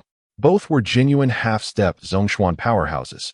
Even if the woman in red possessed extraordinary combat prowess, she would surely perish today. As the 2 masters materialized, suddenly, a cerulean spear lunged toward them from the front. Seeking death, the 2 masters' eyes narrowed, and with a fierce gesture, they summoned a torrent of energy, propelling it forward with great force. In the blink of an eye, confronted by the energy beams of the 2 individuals, the spear pierced through them as effortlessly as a blade through paper. With a swift motion, it impaled their chests. The 3rd and 4th masters were caught off guard, their bodies giving way, crashing heavily to the ground. Upon landing, they exhaled their last breaths. Thus, the 2 fell. Clang. In the next moment, the woman in red approached the 8th master, disregarding his terrified gaze. With a flick of her right hand, a wave of oppressive energy surged forth as she coldly stated, "Speak again." And no. The 8th master's eyes were wide with fear, his outstretched right hand trembling violently as he pointed at the woman in red, exclaiming in horror, "Why, you are a demon." A single strike had shattered the confidence of this half-step master. After a century of seclusion, devoted to pursuing a higher realm, he realized that in her eyes, his aspirations were mere jest, easily extinguished by her blade. In that moment, he recognized himself as nothing more than an oversized insect. And the earlier scene had made it abundantly clear just how formidable the woman before him truly was. A true master of the Zhongshuan realm. Thud. The 8th master's legs buckled, and he knelt, utterly devoid of the strength to stand before the woman in red. Meanwhile, the 9th master, frowning yet secretly reveling in the moment, felt his heart racing in excitement. Casting a glance at Shirkai, a smile creeping into his eyes. "You should have mentioned your backing earlier. Call them," the woman in red commanded once more from above. Huh. Upon hearing her voice, which resonated like a soul-binding melody, the 8th master shuddered in fear, realizing he dared not defy her. He promptly produced his last 2 tokens, uttering, "Great master, 2nd master, I am guilty." He then crushed them. Silence. An extraordinary stillness enveloped the space. Upon shattering the tokens, unlike before, no one appeared. The surrounding atmosphere stabilized, the fissures sealed, devoid of any turbulence. Witnessing this, the 8th master was momentarily taken aback, but soon he comprehended the implications. The great master and 2nd master dared not show themselves. In that moment, despair washed over him. If even these 2 esteemed masters feared to appear, the woman in red must possess unfathomable terror. Suddenly, he coughed up a mouthful of blood, his dantian shattered, his breath fading away. He was dead. He had been frightfully overwhelmed to death. Below, Shirkai wore an expression of astonishment. It was his first encounter with such a demise. In stark contrast to his calm demeanor, Lung Xiaoshuang's face was etched with shock, her beautiful eyes involuntarily drifting towards the youth beside her. Was this his hidden card? A half-step Zhongshuan master dispatched with a single thrust, frightening both the great master and 2nd master into hiding, and directly causing the 8th master's demise. All these occurrences stemmed from the influence of the individual behind this young man. At that moment, her confusion only deepened, despite having formidable protection. Why did he still feign a state of peril? It was incomprehensible. However, what Lung Xiaoshuang comprehended was that she had made the right wager. With the assistance of Shirkai, even the leaders of the Qixin Pavilion would have to bow their heads. In midair, the woman clad in red observed the 8th pavilion master, who was paralyzed with fear, a cold smile gracing her crimson lips. She looked down and spoke with an air of indifference. Where is the Qixin pavilion? Just point me in the right direction. Chapter 56. Have you submitted? To the east. Leng Qiushuang stammered. Buzz. As her words fell, the figure of the woman in red vanished in an instant. When she reappeared, she had already arrived at the central region of Lingzhou. Before her stood a towering edifice, approximately 100 zhang high, resplendent and exuding an aura of authority. This place was undeniably the headquarters of the Qixin Pavilion. Clang! A cerulean spear descended from the heavens, hovering directly above the Qixin Pavilion's headquarters. The woman in red gazed at the magnificent structure ahead, her voice icy as she declared, "If you do not emerge within 3 seconds, I shall sever your ancestral roots that have persisted for 1,000 years." Her voice soared, piercing the sky. The entire space trembled violently at that moment. Time seemingly paused, as the spear transformed into a radiant beam, slicing through all voids from above. "Senior, please halt." At that instant, a cry echoed from within the pavilion. In the next moment, 2 elderly figures, looking disheveled and alarmed, rushed out. They were none other than the Grand Master and the second master of the Qixin Pavilion. Upon seeing the woman in red, the foremost elder immediately knelt with a thud, pleading, "Senior, please spare the Qixin Pavilion its life." The elder behind him quickly followed suit. Terror etched across his face. While the two were in seclusion, they had sensed everything that transpired on the spirit vessel, fully aware of the woman's formidable abilities. Above the Kaiyuan realm, a master of the Zhongshuan realm, they were incapable of contending against her. Their only recourse now was to quell her wrath and beseech her to preserve the millennia-old foundation of the Qixin Pavilion. Clang! The woman in red's expression was frigid, and her mere presence instilled an overwhelming sense of pressure in the two elders. The Grand Master was drenched in cold sweat. Even the weight of her aura left him breathless. At that moment, he realized he had grossly underestimated her strength. She was likely far beyond the Zhongshuan realm. "Senior," the Grand Master stuttered. The woman in red's gaze was frigid. "I have already eliminated 4 of your pavilioness leaders. Do you harbor any grievances?" "And no." The second master quickly interjected. After centuries, he had never felt such trepidation as he did today. The Grand Master immediately added, "They brought this upon themselves. We cannot blame the senior. If you feel aggrieved, you may seek me out at any time," the woman in red replied coolly. "And no, we wouldn't dare," the Grand Master exclaimed, hastily lowering his head. "It would be akin to courting death to seek revenge against you." Hearing this, the woman in red merely smiled faintly and then said, "Since you hold me in such high regard, I shall spare your lives." "Thank you, senior." The two elders, feeling as though they had been granted a reprieve from death, hastily expressed, "In the future, should you require anything, the Qixin Pavilion will certainly lend its utmost support." If one could align themselves with such a formidable figure, even the loss of 4 esteemed leaders would be deemed worthwhile. "However, I have a task for you to undertake," the woman in red proclaimed. "Please, issue your command." The Grand Leader responded with delight, eager for a request. The woman in red produced a portrait of Shi Kai and instructed, "You two are to protect him for a year, during which you must not interfere in his affairs. You may only act in matters of life and death." Upon hearing this, the second leader was momentarily taken aback. With such a powerful figure present, why would they need to guard him? Sensing his thoughts, the elder beside him swiftly tugged at him, exclaiming, "Are you foolish? Would such a high-caliber individual intervene, personally, every time?" Indeed, the second leader smacked his forehead, realizing the truth in the Grand Leader's words. To intervene at every minor occurrence would be rather undignified. He quickly clasped his fists and assured, "Rest assured, senior, we shall protect him thoroughly." The woman in red remained silent, instead gesturing with her delicate hand. A surge of spiritual energy flowed from her fingertips and entered the two men. Buzz. In the next moment, the Grand Leader and the second leader felt a surge of enlightenment before their eyes, an insight into the Tao. They had been stuck at the half-step Zhongshuan realm for 300 years, unable to break through. Unexpectedly, the mere release of a fragment of energy by the woman in red had granted them a glimmer of opportunity for a breakthrough. "Thank you, senior." The Grand Leader expressed his gratitude hastily. "I could have directly elevated you both to the Zhongshuan realm, but alas, your comprehension is too low. A forced breakthrough would be detrimental. After a year, I shall bestow upon you another opportunity." The woman in red's expression remained calm as she shifted her tone, her eyes glinting with a hint of coldness. Conversely, should you fail to safeguard that young man, a year from now shall mark the demise of your Qi pavilion. With that, her figure gradually faded away. Phew. As the woman in red departed, the two men exhaled deeply. The second leader's countenance darkened as he muttered coldly, "Damn that old eighth. He nearly brought about our pavilion's destruction." Losing several leaders would be a significant blow to Qi Pavilion. A trace of gravity flickered in the Grand Leader's eyes. Fortunately, we are still alive. Otherwise, the forces painstakingly established by the Holy Venerable would become mere history. Sighing, he continued, "Our immediate priority is to protect that young man.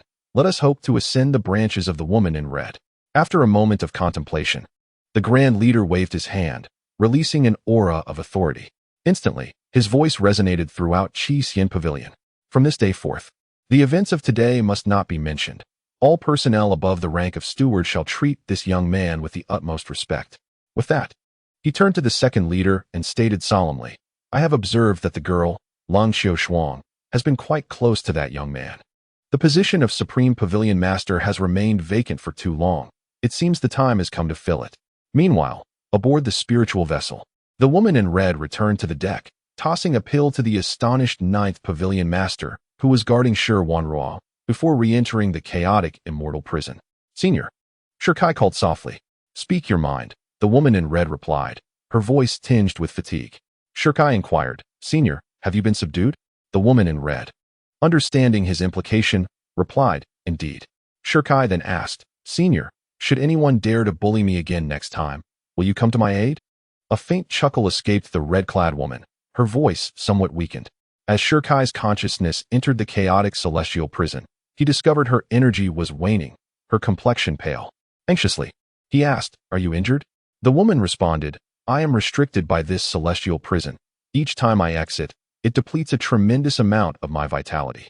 Upon hearing this, Shirkai felt a wave of guilt wash over him, blaming himself. If it were not for him, the woman in red would not be in such a state. "Do not be overly self-reproachful. I merely need to rest for a while to restore my strength," she said calmly. "However, during this period, you must refrain from coming here." With that, she gestured gently, sending Shirkai's consciousness out of the celestial prison. "Senior." Shirkai's brow furrowed slightly. They were both teacher and friend. Without the woman in red, he feared he would have met his demise long ago. Her current weakened state filled him with deep concern. Suddenly, as Shirkai was engulfed in regret, a powerful wave of energy surged from the horizon. In the next moment, a figure clad in white descended, followed by a dozen men in dark robes, all eunuchs. "Shirkai, respond to the imperial decree." Chapter 57, Annulment? "No, I divorce my wife." Was this the white-clad guard? In midair, the white-clad man wore a ceremonial cap and a black sash adorned with a large red gemstone, with a prestigious token of the court hanging at his waist.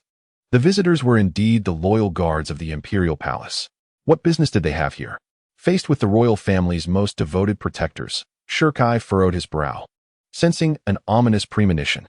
At that moment, the white-clad guard's piercing gaze swiftly locked onto a spot on the deck where Shirkai stood.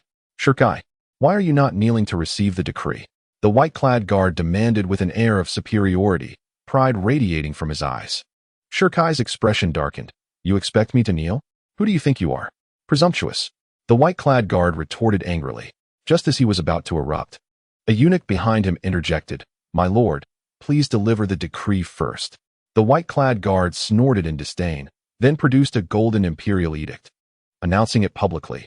"By the will of heaven and the emperor, it is decreed, Shirkai, you were to be wed to the third princess. But due to your poor character and the framing of the sect master of Shintian, such a disgraceful individual cannot be allowed to become a consort, bringing shame upon our royal family." Upon learning of this, the third princess firmly opposes the union. After careful consideration and discussions with the noble lords, I hereby declare that the engagement is annulled immediately. The voice of the white-clad guard echoed throughout the spiritual ship. Instantly, an uproar ensued. Annulment? The royal family wishes to annul the engagement? Even the third princess herself has refused, and the monarch and ministers have all agreed. What kind of chaos is this? Setting aside Shirkai's innate talent, the mere presence of the crimson-clad woman behind him, who single-handedly dispatched 5 esteemed leaders of the Red Immortal Pavilion, raises questions about the royal family's decision to not only dismiss such a formidable successor, but also to audaciously annul the marriage. The ninth master, overhearing this, could not suppress a twitch at the corner of his mouth, exclaiming how brazen the royal family truly is. In the air, a white-clad guardian cast down the imperial edict, declaring, "Shirkai, accept the decree with gratitude." All eyes converged upon Shirkai. Upon hearing the contents of the decree, he clenched his fists, his expression darkening. He held no desire to become the royal consort, nor did he harbor any feelings for the so-called third princess. However, the public announcement of the annulment, especially in the form of an imperial decree, would soon spread like wildfire throughout Lingzhou. This act was akin to a resounding slap to Shirkai's face, a public humiliation of the highest order. In that moment, Shirkai bent down and seized the decree from the deck, tearing it apart with force. "How dare you?" The white-clad guardian's eyes widened in fury. To tear asunder an imperial decree is a capital offense. To hell with your decree. Shirkai's gaze turned icy, fixed upon the heavens. "Return to the royal family and inform them that I hold no interest in the third princess. Today, it is not she who annuls our engagement, but rather, I who cast her aside." He proclaimed, "I, Shirkai, have transcended her." With a sweeping gesture, a colossal character for divorce, imbued with ethereal energy, materialized in the air. "You dare defy the decree." The white-clad guardian and the 10 eunuchs behind him were struck with disbelief. They regarded the royal family as a formidable power, rulers of vast dominions, and even the 4 great sects would not openly challenge them. The royal princess was an object of desire for countless noble families, yet here was Shirkai, brazenly severing ties and tearing the imperial edict. The white-clad guardian glared at Shirkai, declaring, "To insult the royal family and tear the decree warrants the annihilation of your entire clan." Shirkai chuckled coldly. "Annihilation of the clan? There are but 2 members in the entire Shir family, my sister and I." Furthermore, he understood the royal family's motives all too well. Their decision to annul the marriage stemmed from his loss of the Supreme Immortal Vein and expulsion from the Shantian sect, rendering his prospects bleak. After all, the royal family was notoriously ruthless, prioritizing profit above all else. At that moment, a surge of energy emanated from the white-clad guardian, revealing his formidable prowess. 9th level of the Heaven's Mansion realm. As a royal guard, each individual possessed immense strength, and despite this guardian being a peripheral member, he had attained the pinnacle of the Heaven's Mansion realm. With his energy at its zenith, he coldly addressed Shirkai. "The royal family cannot be insulted. You shall face death." As his voice fell, the white-clad guardian lunged forward, palms converging with energy aimed directly at Shirkai. In the face of the looming attack, Shirkai remained unperturbed, his demeanor calm and steady. In the next instant, he raised his spear and pointed it skyward. Uft! A sudden sound of blood splattering resonated as a long spear pierced the forehead of the white-clad guardian, his wide, menacing eyes still unable to utter a word before he fell heavily onto the spirit vessel. What? Witnessing this, the 10 eunuchs were struck with shock and horror. A white-clad guardian at the 9th level of the heavenly realm had been slain with a single thrust. Instantly, a wave of fury washed over their faces. The murder of a white-clad guardian would not be forgiven by the royal family. In response, Shirkai nonchalantly waved his hand, declaring that he had long been locked in a bitter feud with the Shantian sect, and would he truly care about an additional royal family? "I grant you 3 seconds to remove yourselves from my sight, or I shall not hesitate to add 10 more corpses to this spirit vessel." Upon hearing Shirkai's cold words laced with murderous intent, the leading eunuch was taken aback. It had been many years since anyone dared to speak in such a manner. However, due to the opponent's formidable strength, he could only grit his teeth and retort with resentment. "To so blatantly disregard the royal family, you will come to regret it." With that, he led the eunuchs away. Shirkai shook his head in exasperation. Why do some individuals always presume themselves superior? Why do they consistently overestimate their own significance? A mere royal family, a mere third princess, such trivial matters held no allure for him, truly none at all. "Brother!" At that moment, Shi Wanru suddenly cried out, prompting the 9th pavilion master to release her restraints. Shi Wanru rushed to Shirkai's side, her eyes brimming with tears. "I thought I would never see you again." "Silly girl," Shirkai affectionately embraced his sister, gently wiping away the tears from the corners of her eyes. At this juncture, he noticed the 9th pavilion master who had landed on the spirit vessel and immediately cupped his hands in gratitude, Thank you, esteemed elder, for your care of Wanru. I shall never forget your kindness. When dealing with adversaries, one must employ ruthless measures, yet when addressing those who offer assistance. Shirkai resolved to respond with utmost respect and profound gratitude. Had it not been for the Ninth Pavilion Master's intervention, his sister would likely have been adversely affected by the terrifying pressure released by the Eighth Pavilion Master. My young friend, you overstate things. It is entirely due to the esteemed figures behind you that this calamity has been averted. I merely lent a hand, the Ninth Pavilion Master replied with a smile. Despite his repeated gestures of humility, his heart swelled with joy. To be remembered by such a prodigy, especially one who had a formidable gun cultivator behind him, was a matter of great pride. The thought further brightened his smile, and he then produced a pill given to him by the woman in red. This pill was gifted by the esteemed figure behind you. Forgive my ignorance, for I cannot discern its purpose. Might you inquire about it on my behalf? Chapter 58. The 7-rank pill. After receiving the pill, the Ninth Pavilion Master observed it for a long while. Apart from the rich aroma emanating from it, he could not ascertain its properties or rank. However, he was amazed to discover that upon inhaling the fragrance, a wave of comfort enveloped him. With his joints and blood circulating rapidly, an experience quite extraordinary. Let me give it a try, Shirkai said, and then, feigning to approach the edge of the spirit vessel, he called out, Master. Yet within his mind, he chuckled mischievously. That esteemed elder possesses a 7-rank pill. The Brachion pill. Suddenly, the voice of a woman clad in red echoed, yet her tone was exceedingly frail. She instructed the young man in black to consume the pill gradually, warning that swallowing it whole might lead to an inability to withstand its explosive potency. Acknowledging her words, Shirkai ceased his interruptions and approached the Ninth Pavilion Master. Before he could speak, the master, with an expression of astonishment, inquired, Is that esteemed elder your master? Shirkai nodded in affirmation. Gasping in disbelief, the Ninth Pavilion Master had previously speculated on the nature of Shirkai's relationship with the elder. Initially, he thought the elder might be a guardian or someone who had intervened due to some connection, but he never anticipated that she was indeed his master. As a master, it was only natural to safeguard one's disciple, and having intervened this time, she would undoubtedly do so again in the future. This alliance with the young friend was, in the old man's estimation, the most sagacious decision of his life. The Ninth Pavilion Master, feeling a surge of relief, then asked with a smile, Young friend, could your master enlighten us on the purpose of this pill?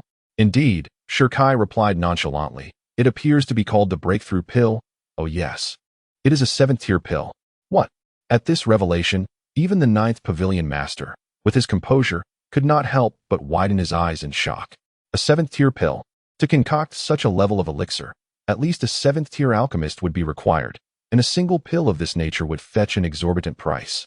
With only 3 available even at the Red Immortal Pavilion, the Breakthrough Pill, as its name suggests, could facilitate a breakthrough into the open-source realm upon consumption. At this moment, the Ninth Pavilion Master's hand trembled slightly as he held the pill. By the way, esteemed elder, my master instructed me to remind you to consume it gradually. Do not attempt to swallow it whole, or you may risk being unable to bear its potency, leading to an explosion. Recalling the woman in red's warning, Shirkai offered a reminder, glancing inadvertently at the Ninth Pavilion Master, who indeed appeared somewhat pallid. Meanwhile, the Ninth Pavilion Master hesitated, inspecting the pill from various angles, uncertain of how to proceed. Observing his dilemma, Shirkai promptly suggested, Esteemed elder, for safety's sake, it would be best to lick it. Lick it. The Ninth Pavilion Master looked taken aback. Shirkai nodded earnestly, confirming his advice. After a moment of contemplation, the Ninth Pavilion Master extended his tongue and licked the pill. Buzz!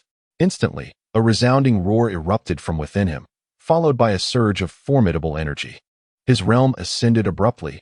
Open source realm, 7th level. 8th level. It only ceased at the 9th level. Exhaling deeply, the Ninth Pavilion Master felt the transformation within him, his heart racing with exhilaration. Is this truly the 9th level of the open source realm? Previously, he had been at the 6th level, yet merely by licking the pill, he had instantaneously risen to the 9th level, a leap of 3 minor levels. It was worth noting that he had toiled for a century to barely breach a single minor level. Such a rapid ascent of 3 levels would typically require 300 years of comprehension. A single lick had saved him 3 centuries of effort. Overwhelmed with gratitude, The ninth pavilion master gazed at Shirkai, exclaiming, "Thank you, young friend." Shirkai, understanding the implications, hastily waved his hand, attributing the credit to his master. "Do not be modest, my young friend. Without your connection, your master would not have come to my aid." The ninth pavilion lord, comprehending the situation, spoke with a tremor in his voice. "Could you summon your master? I wish to express my gratitude in person." Shirkai responded, "Summon him? Are you jesting? How could I possibly summon such a revered figure?" Internally murmuring while maintaining a stoic expression, he thought, "My master is currently in seclusion, perhaps another time." "That is quite reasonable," the ninth pavilion lord replied, recognizing that someone capable of easily producing a broken yuan pill is not someone one could meet casually.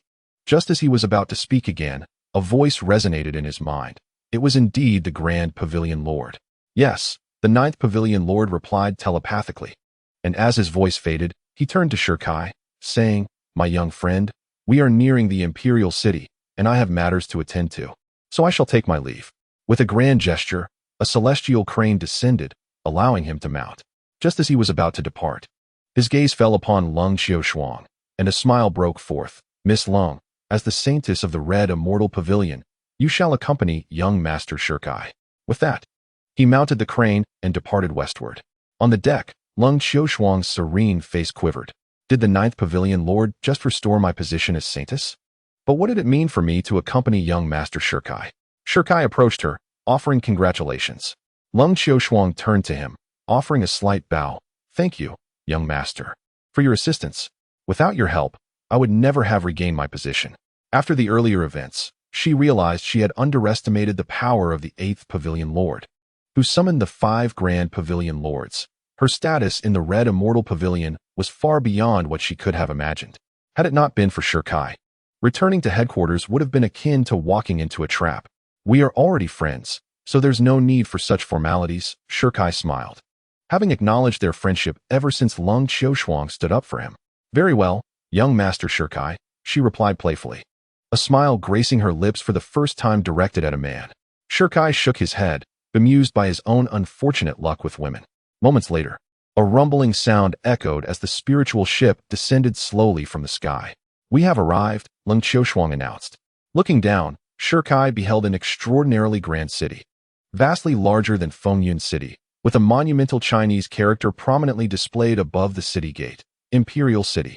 The city below was none other than the capital of the Great Han. In the heart of the capital, magnificent palaces rose majestically, a sight to behold.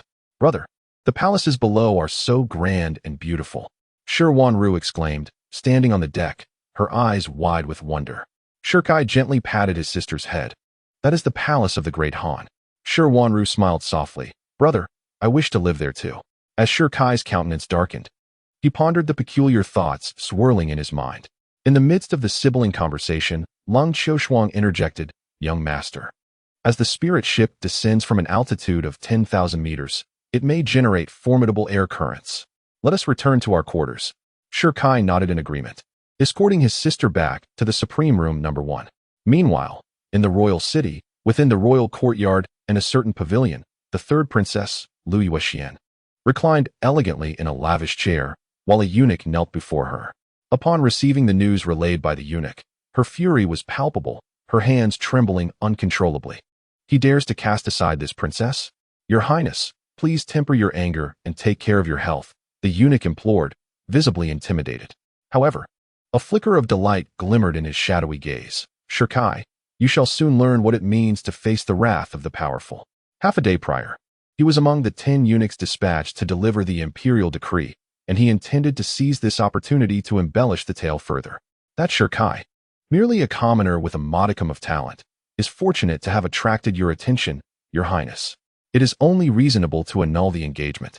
Yet, he not only rejected you, but publicly tore up the decree and killed the white-clad guards. Such audacity is akin to defecating on the heads of the monarch and the third princess. The eunuch lamented dramatically, emphasizing the gravity of Shirkai's actions witnessed by thousands. Suddenly, a teacup shattered on the floor, and Lu Yuexian's face hardened with ice. "Shirkai, I have truly underestimated you." As her voice fell, she abruptly fixed her penetrating gaze upon the eunuch. "You witnessed it too, did you not?" "Ah." The eunuch was momentarily taken aback, Before he could fully comprehend the situation, a figure materialized behind him, and with a swift motion, a curved blade severed his head, which fell with a thud to the ground. The crown prince, Lu Yuan, revealed himself, stating, "Father has already ordered the discreet elimination of the eunuchs who delivered the decree." Lu Yuexian, unfazed by Lu Yuan's words, recognized that the annulment of the engagement was a blow to the royal family's dignity, and it was prudent to minimize the number of informed parties. "I have ascertained that there were not thousands aboard the spirit ship, as he claimed, but merely a handful. Therefore, the news should not disseminate swiftly. I have also commanded that once the spirit ship lands, those aboard should be apprehended immediately." Lu Yuan's eyes darkened with intent. The royal family had initially believed that the annulment would serve as a statement of their power, simultaneously appeasing the Xuantiangong and establishing their supremacy domestically. However, Shi Kai's actions not only thwarted their plans, but also dealt a severe blow to their pride, an affront to the royal family's honor, which they held in the highest regard. As the crown prince, he felt compelled to take decisive action. Nevertheless, Lu Yuexian, after a moment of contemplation, declared resolutely, "Allow them to disembark, do not apprehend them." Lu Yuan paused, but understanding his sister's astute mind, chose to remain silent. At this moment, Lu Yuexian turned to Lu Yuan and explained, "The news cannot be contained. It will ultimately be disseminated. Before that happens, it would be wiser for us to spread the word ourselves, particularly among the prominent families in the imperial city." "Brother, do you understand what I mean?" Upon seeing the profound glint in Lu Yuexian's enchanting phoenix eyes, Lu Yuan's lips curled slightly, recognizing a clever ploy. As the crown prince, with a mind as deep as the ocean, he was well aware of his younger sister's intentions. The Han dynasty, with its millennia of history, had established a formidable presence. Once the esteemed families learned that a royal princess had been divorced by a commoner, they would not remain passive, whether out of loyalty or disdain. Thus, they could effortlessly eliminate Shi Kai without anyone daring to speak ill of the royal family. High above the imperial city, 5,000 meters in the air, the spirit ship descended slowly. After a quarter of an incense stick's time, it had only dropped halfway, yet as it lowered further, the spiritual energy grew increasingly dense. In the supreme cabin of the ship, Shi Wanru gazed at the clearer view below, filled with curiosity and yearning. Observing his sister's expression, Shi Kai felt a pang of heartache. The offspring of the prominent families lived in such places from birth, enjoying superior education and robust backgrounds, while Wanru was like a child from the mountains, having never encountered the enchanting world beyond, confined to the small realm of Fengyan City. "I will no longer allow you to suffer. What others possess, you shall have too," Shi Kai murmured to himself. At that moment, Lung Qiushuang approached, noting, "It will take another 3 hours for the spirit ship to land. You should rest for a while, young master." Shi Kai stood still, unmoving. Seeing this, Lung Qiushuang arched her brow. "Do you have something on your mind?" "Yes," Shi Kai replied, his gaze deep as he looked down at the city below. "I am contemplating how the royal family will retaliate." Given his understanding of the royal court, honor was paramount, having killed the white-clad guards and divorced the third princess. The royal family would undoubtedly seek vengeance. "Regardless of what the royal family decides, I will always stand by your side," Lung Qiushuang said earnestly. "As for the Red Immortal Pavilion, although I am a saintess, I lack the authority to make decisions." Shi Kai shook his head with a smile, finding her words sufficient. As a man, he would never hide behind a woman, except for extraordinary figures like the woman in red. Watching Shi Kai's silhouette, Lung Qiushuang felt a surge of delight, her curiosity toward the young man growing by the moment. 3 hours later, the ship suddenly jolted violently as it approached the edge of the cabin, now merely 10 meters from the ground. "Brother, we have arrived," Shi Wanru exclaimed joyfully, eager to step out and admire the imperial city's grandeur. "Slow down," Shi Kai chuckled, sharing in her excitement. Once the spirit ship came to a halt, he carried his sister out. What an abundance of spiritual energy. Shi Kai inhaled deeply, realizing that the richness of the energy surrounding them far surpassed anything Fengyan City could offer. Under the nurturing essence of this environment, even an inconsequential individual can ascend to the realm of cultivation. The disparity among regions remains evident. The coveted places for cultivation are perpetually monopolized by the elite, leaving the common folk to secure their meager existence in the shadows. Such is the rule of the local world. The strong prey upon the weak. Survival of the fittest prevails, and the powerful reign supreme. Esteemed sir, there exists a place known as the Red Immortal Pavilion in the Imperial City. Please, follow me. Cold Xiaoshuang stated with a calm demeanor. Very well, Shirkai nodded in agreement. With only a few days remaining until the day of recruitment at the Dao sect, it would be prudent to rest at the Red Immortal Pavilion, especially with your esteemed presence ensuring my expenses are spared, Shirkai jested. Upon hearing this, a hint of a smile graced Cold Xiaoshuang's icy visage. As long as you wish, esteemed sir, you may reside at the Red Immortal Pavilion indefinitely. What is happening here? This is an unusual turn of events. Could it be that this lady has developed a fondness for me? Shirkai pondered. What occupies your thoughts, esteemed sir? Cold Xiaoshuang inquired, noticing Shirkai's contemplative silence. Shirkai was abruptly roused from his reverie, and upon meeting Cold Xiaoshuang's gaze, he quickly scanned the vicinity to ensure no one else was present. With a sheepish grin, he asked, "Do you find me handsome?" This query left Cold Xiaoshuang momentarily speechless, and it took her a considerable while to regain her composure. She scrutinized Shirkai before responding. "Do you truly wish to hear the honest truth?" "Of course." "Unremarkable," came her candid reply, causing Shirkai's expression to darken. At that moment, Cold Xiaoshuang walked a few paces ahead, then suddenly halted, turning back with a smile. "But in my heart, you are the most handsome." Chapter 60. The three young masters of the Imperial City. Shirkai laughed, a pure and untainted joy enveloping him, for he had received the answer he yearned for. This lady indeed harbored interest in him.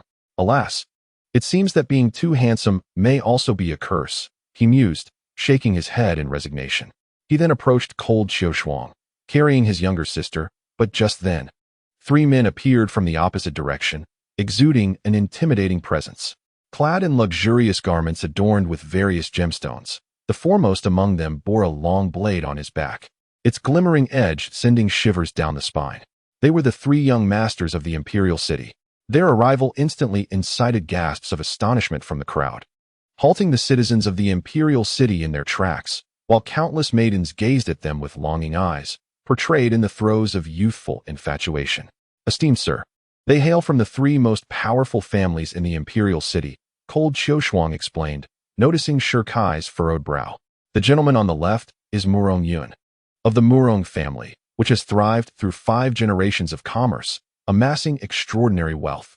He is renowned as the wealthiest man in the Han dynasty, with even the royal family relying on the Murong family's fortune during times of crisis. The gentleman on the right is Ling Yifei, whose lineage has been steeped in politics for generations.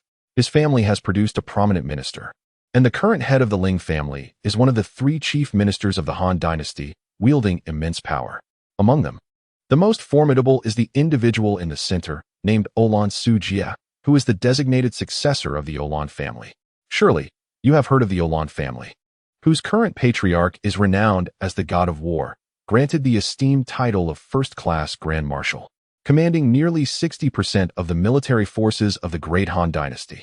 Most generals hail from his ranks, marking the Olan family as the most powerful clan in the dynasty, even compelling the imperial family to bow in deference. Olan Sujia is hailed as the most gifted member of the Olan family's golden generation. It is said that he awakened a formidable bloodline at the tender age of 10, subsequently ascending to the dragon rankings. Although he ranked at the bottom, it nonetheless attests to his terrifying prowess. Indeed, he is exceedingly strong. Shirkai furrowed his brow. The families behind these 3 individuals seemingly monopolized wealth, politics, and military power. With a mere stomp of their feet, the Great Han would tremble. It is no exaggeration to assert that if the 3 families united, even the imperial family could be overthrown. Shirkai turned to Ling Xiaoshuang, inquiring how their 3 families compared to the Qixin Pavilion. "There is no comparison," she replied with a faint smile. "Even if they are strong, their influence is confined to a single nation, whereas the Qixin Pavilion's reach extends throughout the Lingzhou region.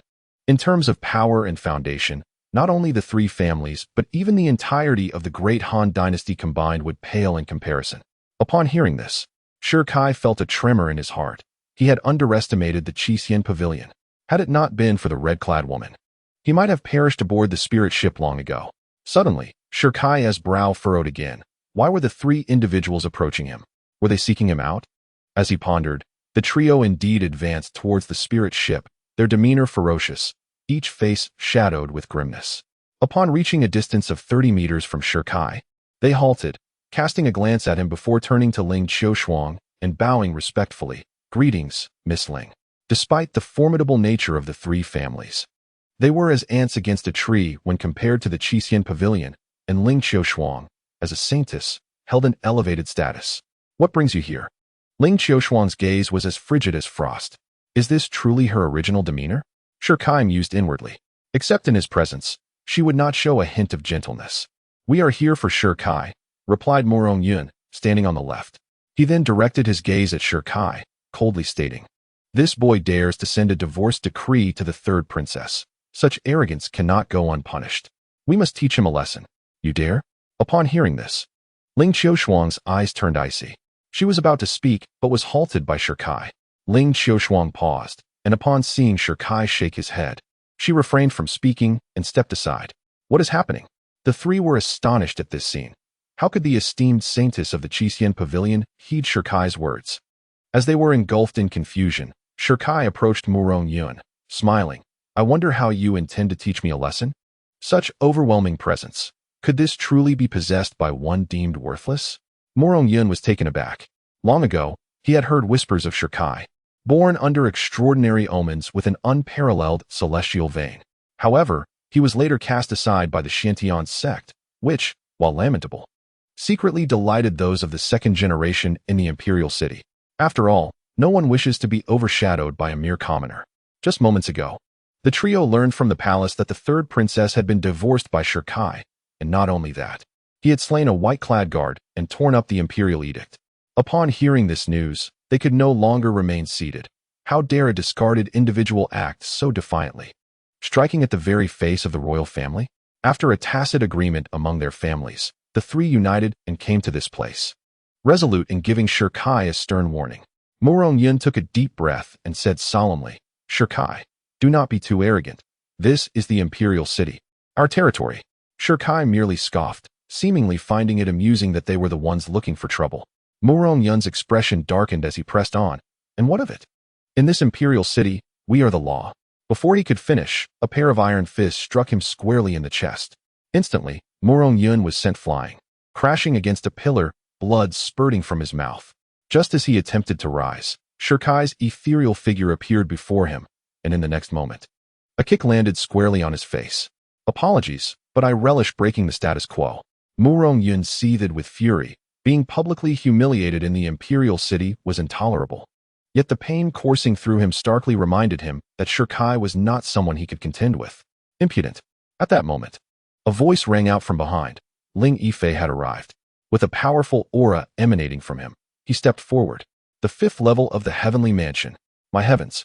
At merely 18 years of age, he has reached such heights. Truly a remarkable descendant of the Ling family. The crowd gasped at the pressure Ling Yifei exuded. "Shirkai, you may be audacious outside, but here in the imperial city, dragons must lie low, and tigers must crouch." Ling Yifei wore a proud expression. Yet, Shirkai felt a headache coming on. What was wrong with people today? Must they always prattle before striking? With a long sigh, Shirkai's figure suddenly shifted, and he reappeared before Ling Yifei. What? As he stared into the proximity of Shirkai, Ling Yifei's pupils constricted in shock. He could hardly perceive the other's movement. With a loud crash, Shirkai's iron fist sent Ling Yifei flying, much like Morong Yun, crashing into a pillar.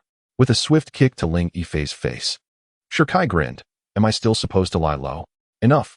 A voice, tinged with anger, rang out abruptly.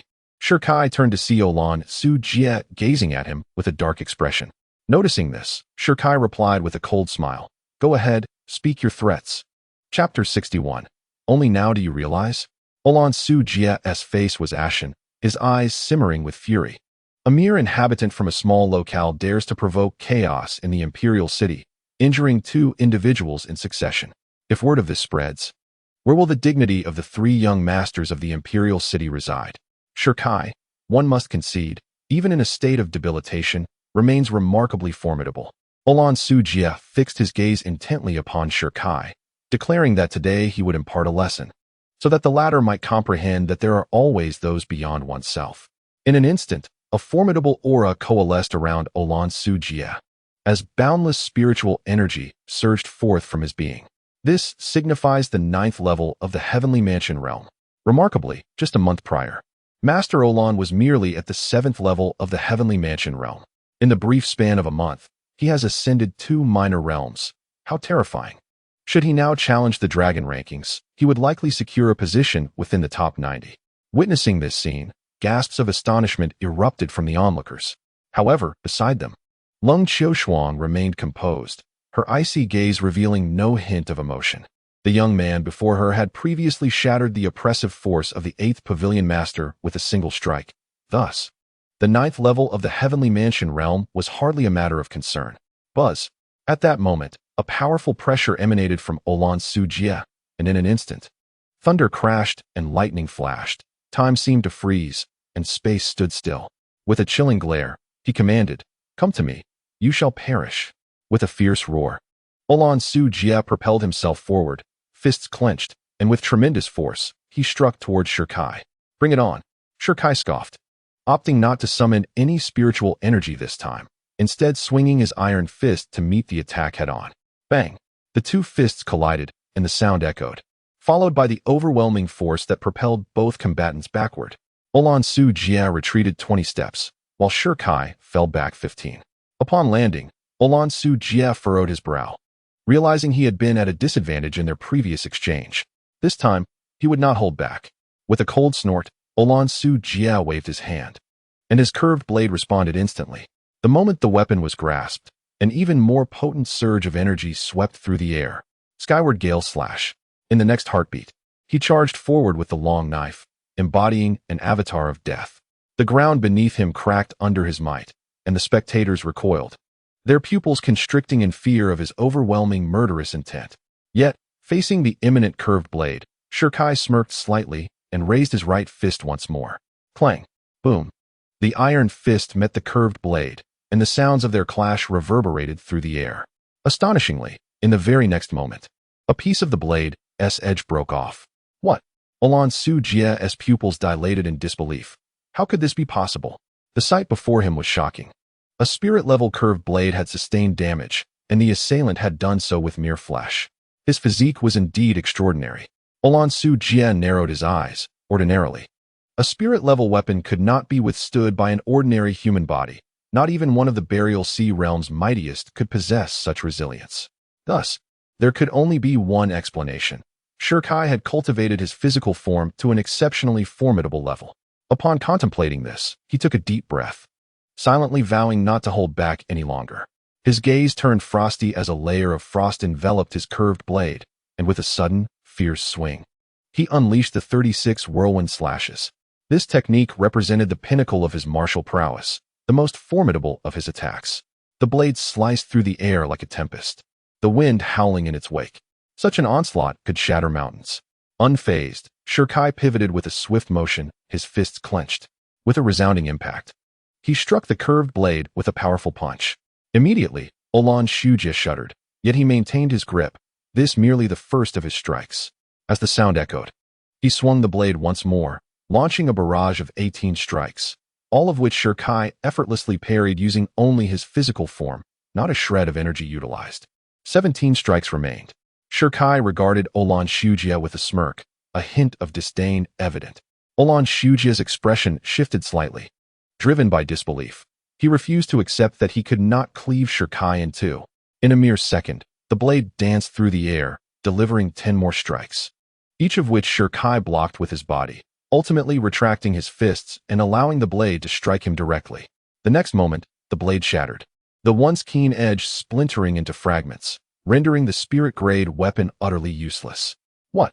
The onlookers, save for Lung Qiushuang, were astounded, setting aside the fact that Shirkai, at the Qi Master level, could contend with Olan Sujie, who was at the 9th level of the Tianfu realm. The mere feat of enduring the strongest blow with his flesh was beyond the capacity of an ordinary individual. What manner of formidable physique was this?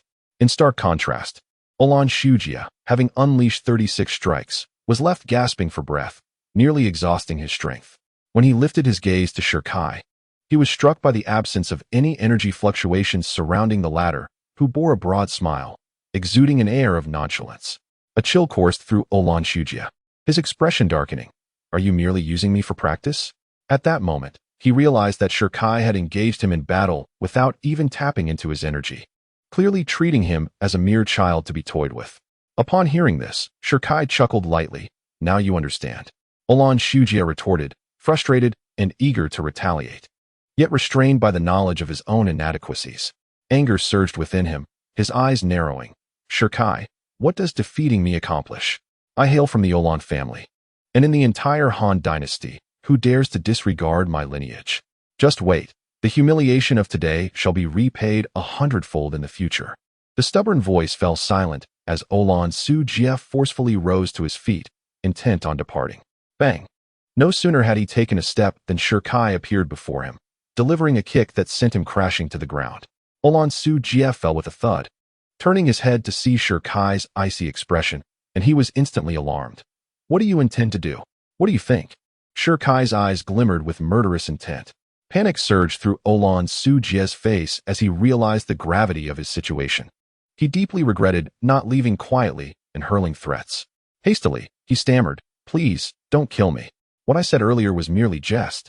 It has nothing to do with that." Shirkai shook his head, his gaze chillingly indifferent. "The moment you dared to strike at me, your life was forfeit." No, please." Olan Shujia exclaimed in horror, summoning the last remnants of his spiritual energy as he attempted to flee. But just as he turned, a long spear pierced through his chest. Olan Shujia's pupils constricted sharply as he looked down at his abdomen, blood gushing forth. Moments later, he collapsed to the ground, filled with resentment. Olan Shaozhu is dead. This scene unfolded before the eyes of the onlookers, who were struck with shock and disbelief. In the realm of the great Han dynasty, who dared to lay hands on a member of the Olan family, especially a mere youth? As Olan Shujia fell, Lung Xiaoshuang remained remarkably calm. She had already witnessed Shirkai's decisiveness in battle. Shirkai stepped forward, absorbing Olan Shujia's lifespan. And just as he prepared to confront the other two, a battalion of soldiers surged from all directions, encircling him tightly with a force of several thousand. Chapter 62. A warning. It was the Imperial City Guard. With a gasp, a figure clad in purple emerged slowly from the ranks of soldiers. The newcomer was a woman dressed in a flowing purple gown, adorned with a green sash. Her beauty was striking, and her phoenix-like eyes sparkled with spirit. 2 red gemstones dangled from her earlobes. But the most captivating feature was the golden phoenix crown atop her head, shimmering with an aura of immense authority. The third princess. At this moment, the 1,000 soldiers knelt on one knee, paying homage to the woman in purple. The third princess? Shirkai furrowed his brow, realizing she was none other than his former fiancé, Lu Yuexian. What he had not anticipated was their encounter occurring so swiftly. At that moment, Lu Yuexian stepped into the arena, halting 5 meters from Shirkai. Her keen eyes flickered over to the nearby corpse, and her brows knitted in concern. It was she who had disseminated the information, believing that even if Olan Shujia and the others could not eliminate Shirkai, at the very least, they should be able to teach him a lesson. Yet the outcome was entirely unexpected. Murong Yun and Ling Yifei were gravely injured, and Olan Shujia lay dead, while Shirkai remained unscathed before her. This scene caught her off guard. How could this be? Wasn't Shirkai supposed to be stripped of his supreme celestial vein? How could he possess such formidable combat prowess?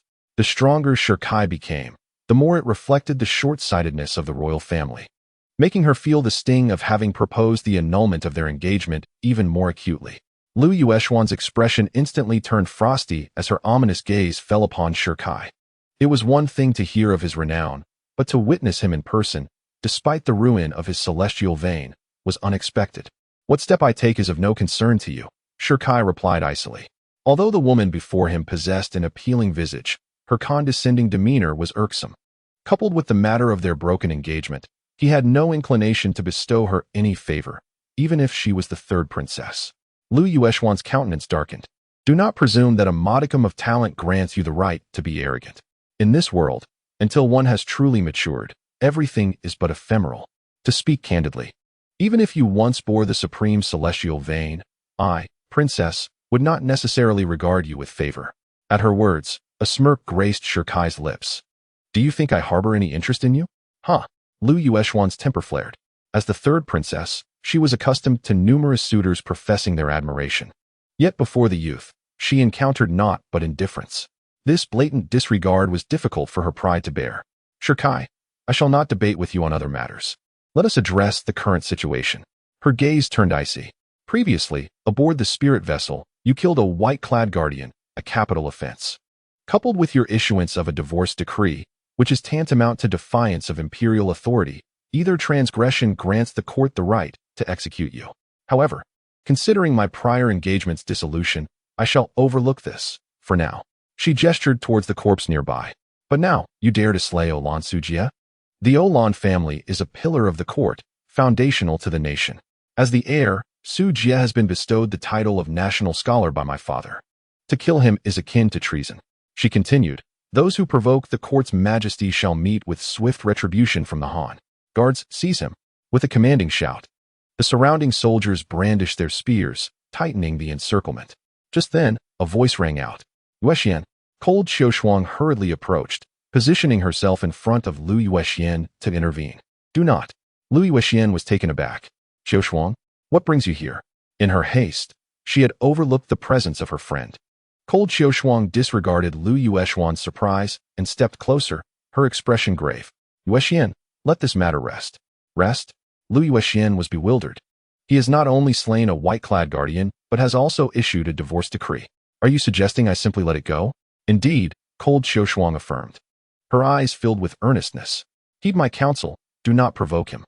Among those present, only she grasped the depths of Shirkai's situation.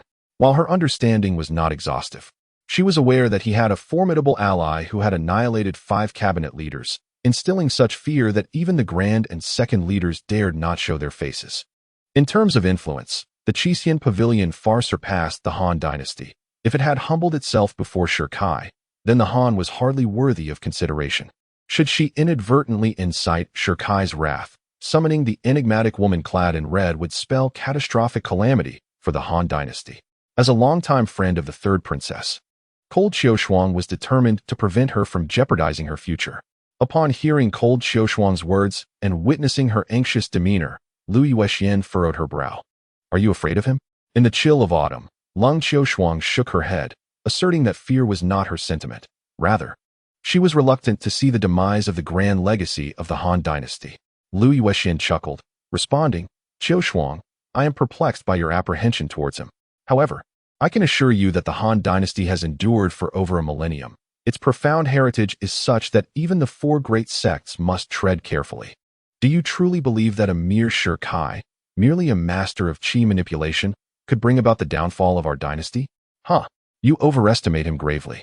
Before Lung Xiaoshuang could retort, she was interrupted by Shirkai, who remarked, to preserve the dignity of the royal family, you have contrived a clever scheme, even employing 3 scapegoats to justify an attack against me. At that moment, he discerned that Olan, Sujia, and the others were merely pawns Lu Yuexian had enlisted to compel him into slaying them, thereby inviting further retaliation from the royal family. It was a peculiar coincidence that the moment Olan and Sujia fell, 1,000 soldiers appeared without delay, a scenario he found incredulous. Regardless, you have indeed killed Olan and Sujia, Lu Yuexian stated plainly, and you cannot escape the consequences. Both the Olan family and the royal family possess the right to execute you. Lu Yuexian. Lung Xiaoshuang attempted to interject, but Lu Yuexian cut her off, asserting, do not speak, Xiaoshuang. While I am unaware of the motives behind your words, the notion that a mere Shirkai could destabilize the Han dynasty's millennial foundation is sheer folly. With a graceful wave of her hand, she commanded, Guardians, heed my order, attack. In an instant, 1,000 soldiers brandished their spears and surged forth. Just as they moved, a spear materialized from thin air, poised at Lu Yuexian's brow. Impudence. Lu Yuexian's brows arched. Suddenly, the spear pierced slightly, a drop of blood trickling down from her forehead. The onlookers and guards were astounded. To dare strike at a princess within the imperial city was tantamount to courting death. You dare to lay hands on me? Lu Yuexian exclaimed in disbelief. Yuexian, cease your words, Lung Xiaoshuang admonished. Yet, Lu Yuexian remained oblivious to her tone, coldly declaring, Shirkai, do not attempt to intimidate me. In the imperial city, I do not believe you would dare to kill me. Is that so? A glint of murderous intent flickered in Shirkai's eyes. What has become of this world? Why does everyone seek death? In the next moment, his gaze turned icy, and the spear's tip threatened to pierce her skull. If you dare to take her life, You shall not leave the imperial city. Chapter 63. The Crown Prince emerges, master of the Supreme Pavilion, if you dare to take her life. You shall not leave the imperial city. A resonant voice echoed, seemingly from nowhere. As the sound faded, a figure clad in a golden dragon robe and adorned with a crown approached, exuding an air of command and unyielding authority. Behind him trailed 3 armored guards, radiating formidable spiritual energy, safeguarding the golden-robed man. Shirkai's brow furrowed immediately. The Burial Sea Realm? It was evident that the 3 guards were formidable entities, each a powerhouse of the Burial Sea Realm. It appears that the man in the python robe holds a significant status. As he pondered this, the man approached the gathering, casting a glance at Lung Xiaoshuang and offering a slight smile. Miss Lung, it has been quite some time. Lung Xiaoshuang nodded in acknowledgement, replying, Indeed. It has been a while, Your Highness. Your Highness? Shirkai narrowed his eyes. The man in the python robe was none other than Lu Yuan, the crown prince of the Great Han Dynasty. Lu Yuan smiled faintly, redirecting his gaze toward Shirkai. Upon noticing the scars on Lu Yueshuan's brow, his expression immediately turned icy. Do you realize the consequences of harming a princess of the Great Han? Such an offense deserves death. Before Shirkai could respond, Lu Yuan's chilling voice resonated once more. In the next instant, the 3 individuals behind him simultaneously unleashed their oppressive aura, enveloping Shirkai. Get lost, Shirkai scoffed, channeling his internal energy to repel the pressure. The trio exchanged astonished glances at this unexpected display. Lu Yuan also paused, realizing why Shirkai dared to be so audacious. The 3 protectors were members of the white-clad guards, the most formidable protectors of the imperial family. To repel their oppressive force was indeed surprising, yet merely surprising. In an instant, Lu Yuan's eyes turned cold. Shirkai, regardless of your innate talent, the Great Han Dynasty will loom over you like an insurmountable mountain. With a wave of his hand, a fierce gust of wind pushed away the spear aimed at Lu Yueshuan's brow. My younger sister's decision to annul the engagement is a mark of respect towards you. How dare you write a letter of divorce? What does that say about the dignity of our royal family? Upon hearing this, Shirkai let out a cold laugh. What does your royal family's dignity have to do with me? It is absurd that the royal family can annul an engagement while I am prohibited from doing so. Is it not a case of allowing the officials to set fire while forbidding the common people from lighting lamps? Others might tolerate such treatment. But Shirkai would not swallow this indignity. He would never act like a coward. One may be bold, yet excessive arrogance can lead to disaster. As Lu Yuan's cold words fell, he waved his hand. Seize him. Instantly, the 3 behind him unleashed a powerful wave of pressure. Hold on. At that moment, Lung Xiaoshuang shouted. Lu Yuan turned to her, questioning her intentions. Your Highness, Shirkai must not be harmed. Lung Xiaoshuang stepped in front of Lu Yuan, her brows arched. Lu Yuan chuckled. Are you here to protect him? Not at all. Lung Xiaoshuang shook her head, her cold gaze intensifying. Rather, I am here to issue a warning. Lu Yuan's expression darkened. A warning? The Saintess of the Red Immortal Pavilion was warning him? Was she willing to offend the Crown Prince of the Great Han for someone as insignificant as Shirkai? Could it be that Shirkai possessed an undisclosed identity? No, that was implausible. Lu Yuan vigorously shook his head, recalling that he had already sent someone to investigate Shirkai's background. He was merely the young master of the Shi family in Fengyun City, notable only for some talent, with nothing particularly extraordinary about him. Though he could not fathom why Lung Xiaoshuang would defend Shirkai, Lu Yuan was not inclined to relent. Miss Lung, do not let yourself be deceived by this young man. Lu Yuan's expression darkened. He had betrayed his master and ancestors. His supreme celestial bones were shattered, and he was expelled from the Shantian sect. Now, he was akin to a rat scurrying through the streets, met with disdain and hostility from all quarters. Enough. Cold autumn frost interrupted, an icy demeanor settling upon her countenance. Did you not hear my words? Should you dare to lay a hand on young Master Shi again, our Crimson Celestial Pavilion shall take action. While others regarded Lu Yuan's princely status with trepidation, cold autumn frost, as the Saintess of the Crimson Celestial Pavilion, remained utterly unfazed.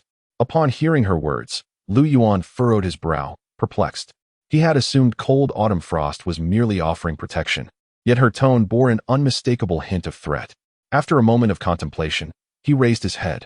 Upon noticing the bystanders and the approaching guards, all eyes fixated upon him, he clenched his teeth and declared, Miss Long, this is a matter of the Great Han. I fear it is not your place to interfere. Furthermore, he shifted his tone, a smirk playing at the corners of his mouth. You are merely a saintess. Do you truly believe you can represent the Crimson Celestial Pavilion? Who says she cannot? A sudden, deep, and resonant voice echoed through the air. In the next moment, a gigantic celestial crane descended from the horizon. It was the 9th Pavilion Master. The arrival was none other than the 9th Pavilion Master of the Crimson Celestial Pavilion. Upon seeing him, Lu Yuan immediately quelled his smile and bowed deeply. I pay my respects to the esteemed 9th Pavilion Master. The figure atop the celestial crane was indeed the 9th Pavilion Master, a formidable presence of the opening origin realm, wielding substantial authority, one even his father would hesitate to offend, let alone Lu Yuan himself. The 9th Pavilion Master hovered in midair, not even sparing Lu Yuan a glance, and turned to greet Shirkai. Young friend. It is good to see you again. What? The 9th Pavilion Master was actually initiating a conversation with Shirkai? The entire assembly gasped in astonishment, and Lu Yuan's frown deepened in confusion. Senior, Shirkai replied below, smiling.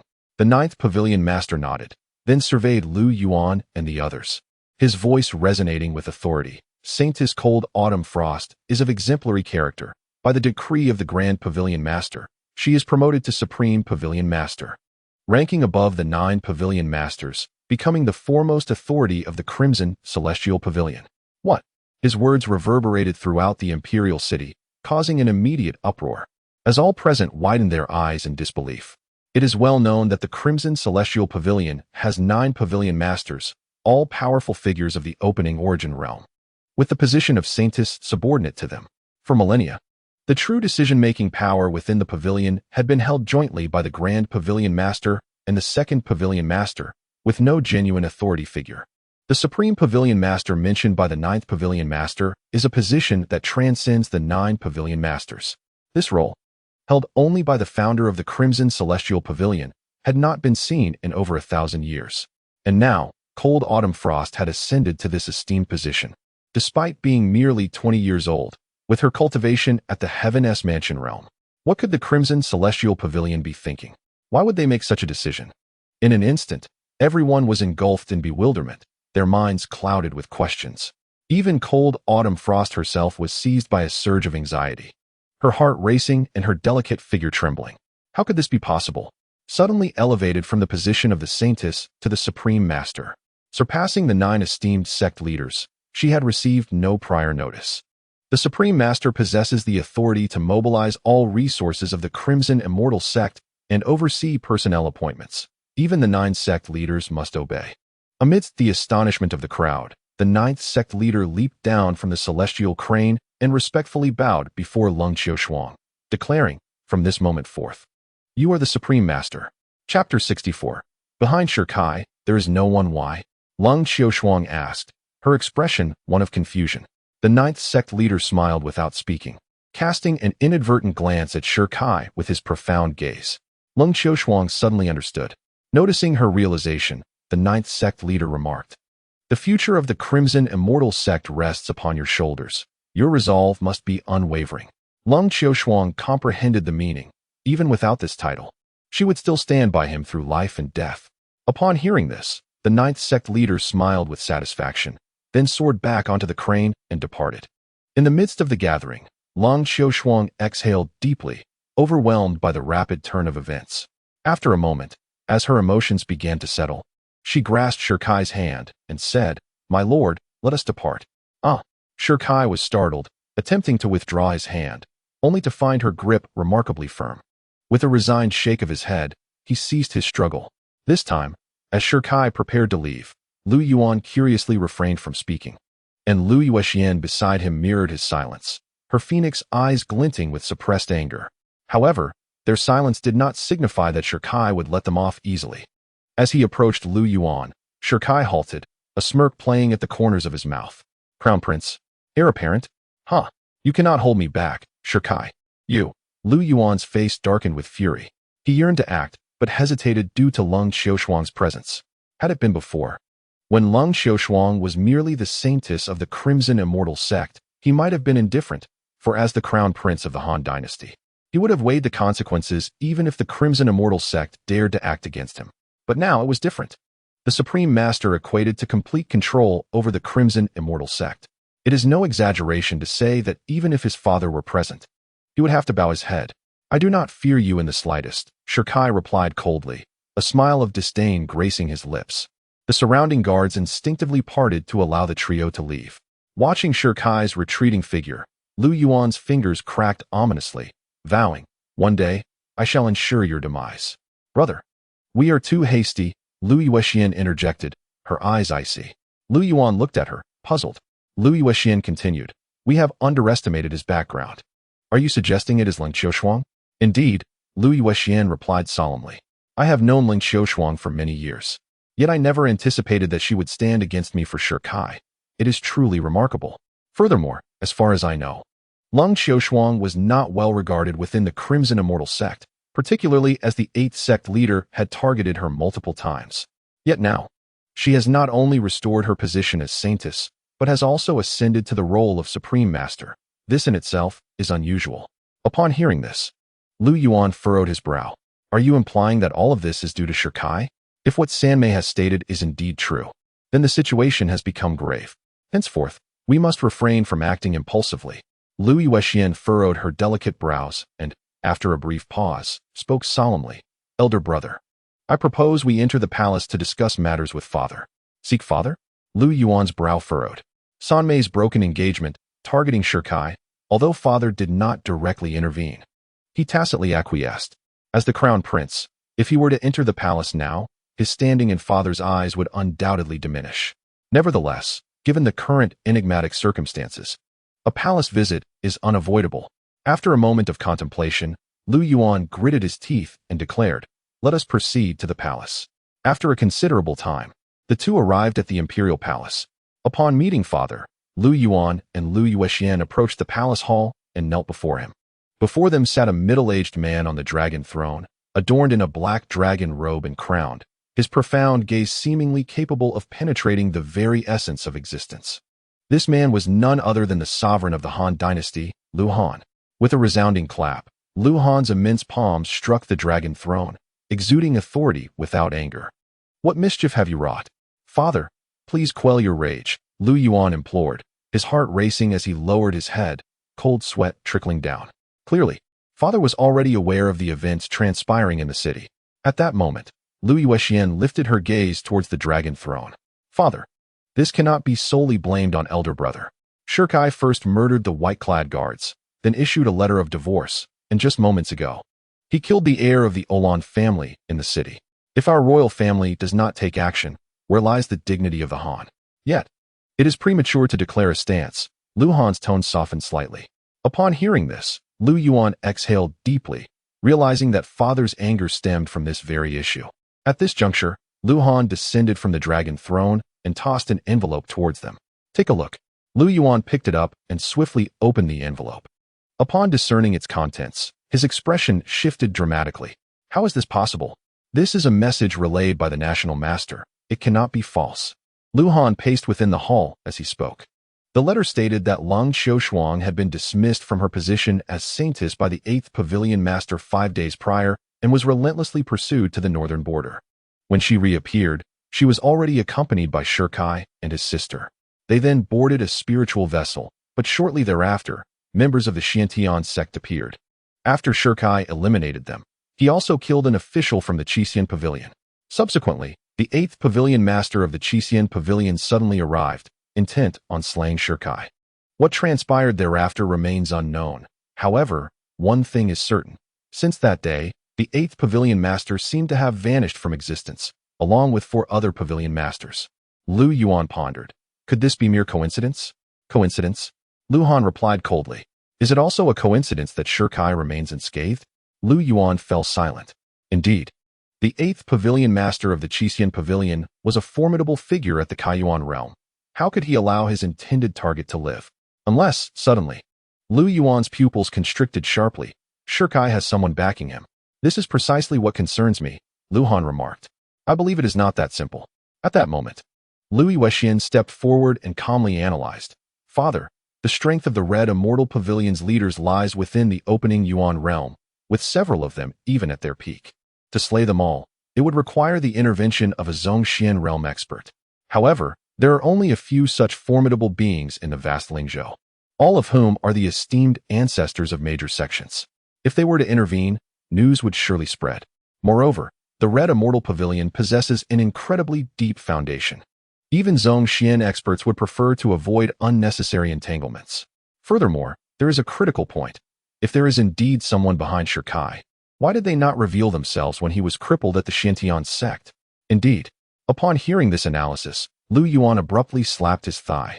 Lu Han turned to his astute daughter and continued, "Thus, I dare to speculate that there is no one backing Shikai, and that Lung Xiaoshuang's protection of him is likely due to personal ties."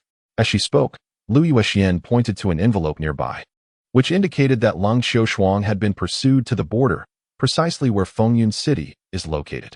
It is highly probable that Shikai saved her during that pursuit, hence her willingness to stand up for him out of gratitude. Acknowledging this analysis with a nod, Lu Han was still puzzled by one aspect and promptly inquired, "Then why is Shikai still alive, while several leaders of the Red Immortal Pavilion have vanished?" In response, Lu Yuexian narrowed her phoenix eyes slightly and replied, "It should be related to the Heavenly Demon Cave." The Heavenly Demon Cave. At the mention of these words, even the dignified face of the monarch Lu Han unconsciously displayed a hint of greed. This mysterious cave, which had appeared in northern Lingzhou a month prior, was rumored to have been opened by a powerful figure from the demon realm, containing countless treasures, techniques, and weapons. Acquiring even a single item could significantly enhance the foundation and strength of the Great Han Dynasty. Not long ago, when the cave first emerged, the royal family had dispatched an opening Yuan realm expert to investigate, but all had been expelled without exception. Upon hearing Lu Yuexian's words, Lu Han instantly understood and solemnly remarked, "Are you suggesting they have likely ventured into the cave?" "Indeed," Lu Yuexian affirmed. "The only reason the Red Immortal Pavilion would abandon their pursuit of Shikai is this matter. According to scouts, there are signs of movement at the Heavenly Demon Cave. The 7 entrances are subtly emanating demonic energy. I suspect." At this point, her phoenix eyes revealed a glimmer of seriousness, indicating that the cave might soon be fully opened. Hiss. Upon hearing this, Lu Han exhaled deeply. The Heavenly Demon Cave represented boundless opportunity. The Great Han Dynasty had remained dormant for many years. If they were to obtain even a fraction of its treasures, they might surpass the 4 major sections. Contemplating this, Lu Han's deep-set eyes sparkled with determination. "Lu Yuan, Lu Yuexian, heed my command. You are to immediately proceed to the Heavenly Demon Cave and seize this opportunity." "But, father..." Lu Yuan, taken aback, appeared puzzled. Just as he was about to speak, Lu Yuexian interjected and respectfully bowed, "As you command." With that, the two departed from the grand hall. Upon exiting, Lu Yuan could hardly contain his impatience as he exclaimed, "Since Shikai lacks any influential backing, why not eliminate him first to avert future troubles? Otherwise, how can our royal family maintain its dignity?" For years, although the 4 great sects dominate Lingzhou, the foundation of the Great Han Dynasty remains profoundly robust and has never endured such humiliation. First, the royal princess was dismissed with a mere letter. Then, the white-clad guard, Olan Sujie, was slain, and a single shot nearly claimed the life of the 3rd princess. Such events will soon spread, and if the royal family fails to act, our authority will undoubtedly wane. Alas, dear brother, why can't you comprehend this? At this moment, Lu Yuexian halted, casting a glance at Lu Han that revealed a hint of disappointment. This elder brother of hers, had it not been for the favor of Tianyu, would he have ever been appointed as the crown prince? In response to Lu Yuan's perplexed gaze, Lu Yuexian replied coolly, "No matter how formidable Shikai's talent may be, he is yet to fully mature before the towering might of our Great Han Dynasty. He is but a trifling presence. Moreover, the Tianma Cave may very well be the site of a fallen elder, concealing boundless treasures within. Securing even a couple of these could potentially transform the Great Han Dynasty into a true empire. Additionally, this presents a perfect opportunity to gauge the intentions of the regional vassal kings. Brother, this is the true intent of father. As for Shikai, do you truly believe he would forego the chance to explore the Tianma Cave?" A glint of ruthlessness flickered in Lu Yuexian's eyes. "As long as he shows up, no. He will certainly appear. Then we can eliminate him within the cave. A trifecta of benefits." Lu Yuan fell silent. After a lengthy pause, he solemnly raised his head and declared, "Sister, You instill in me great fear." He could not help but recognize that his younger sister surpassed him in both beauty and cunning. Even he had to concede that had Lu Yuexian been male, the position of crown prince would undoubtedly not belong to him. "Fear not, dear brother. I shall not covet your throne," Lu Yuexian replied, a tantalizing smile gracing her lips. Lu Yuan was taken aback. "Is there news from the Holy Land?" Lu Yuexian remained silent, yet her proud expression spoke volumes. With a graceful sway, she descended the stairs. For only the prodigies of the Holy Land deserve the likes of Lu Yuexian. Meanwhile, in the royal city, at the Qixin Pavilion, upon cold autumn frost's arrival with Shi Kai, he was met with the highest standards of reception, an abundance of precious demon beast delicacies and spirit stones offered in abundance. The room, the most esteemed royal suite #1, was vast, covering over 1,000 square meters, equipped with alchemy chambers, cultivation rooms, and spirit herb baths, far more luxurious than anything aboard the spirit ship. Finally, a moment to unwind. After lulling his sister to sleep, Shi Kai approached the bathing tub and, with a splash, leapt into the soothing waters. As he submerged in the concoction of various spirit herbs, a wave of soreness enveloped him.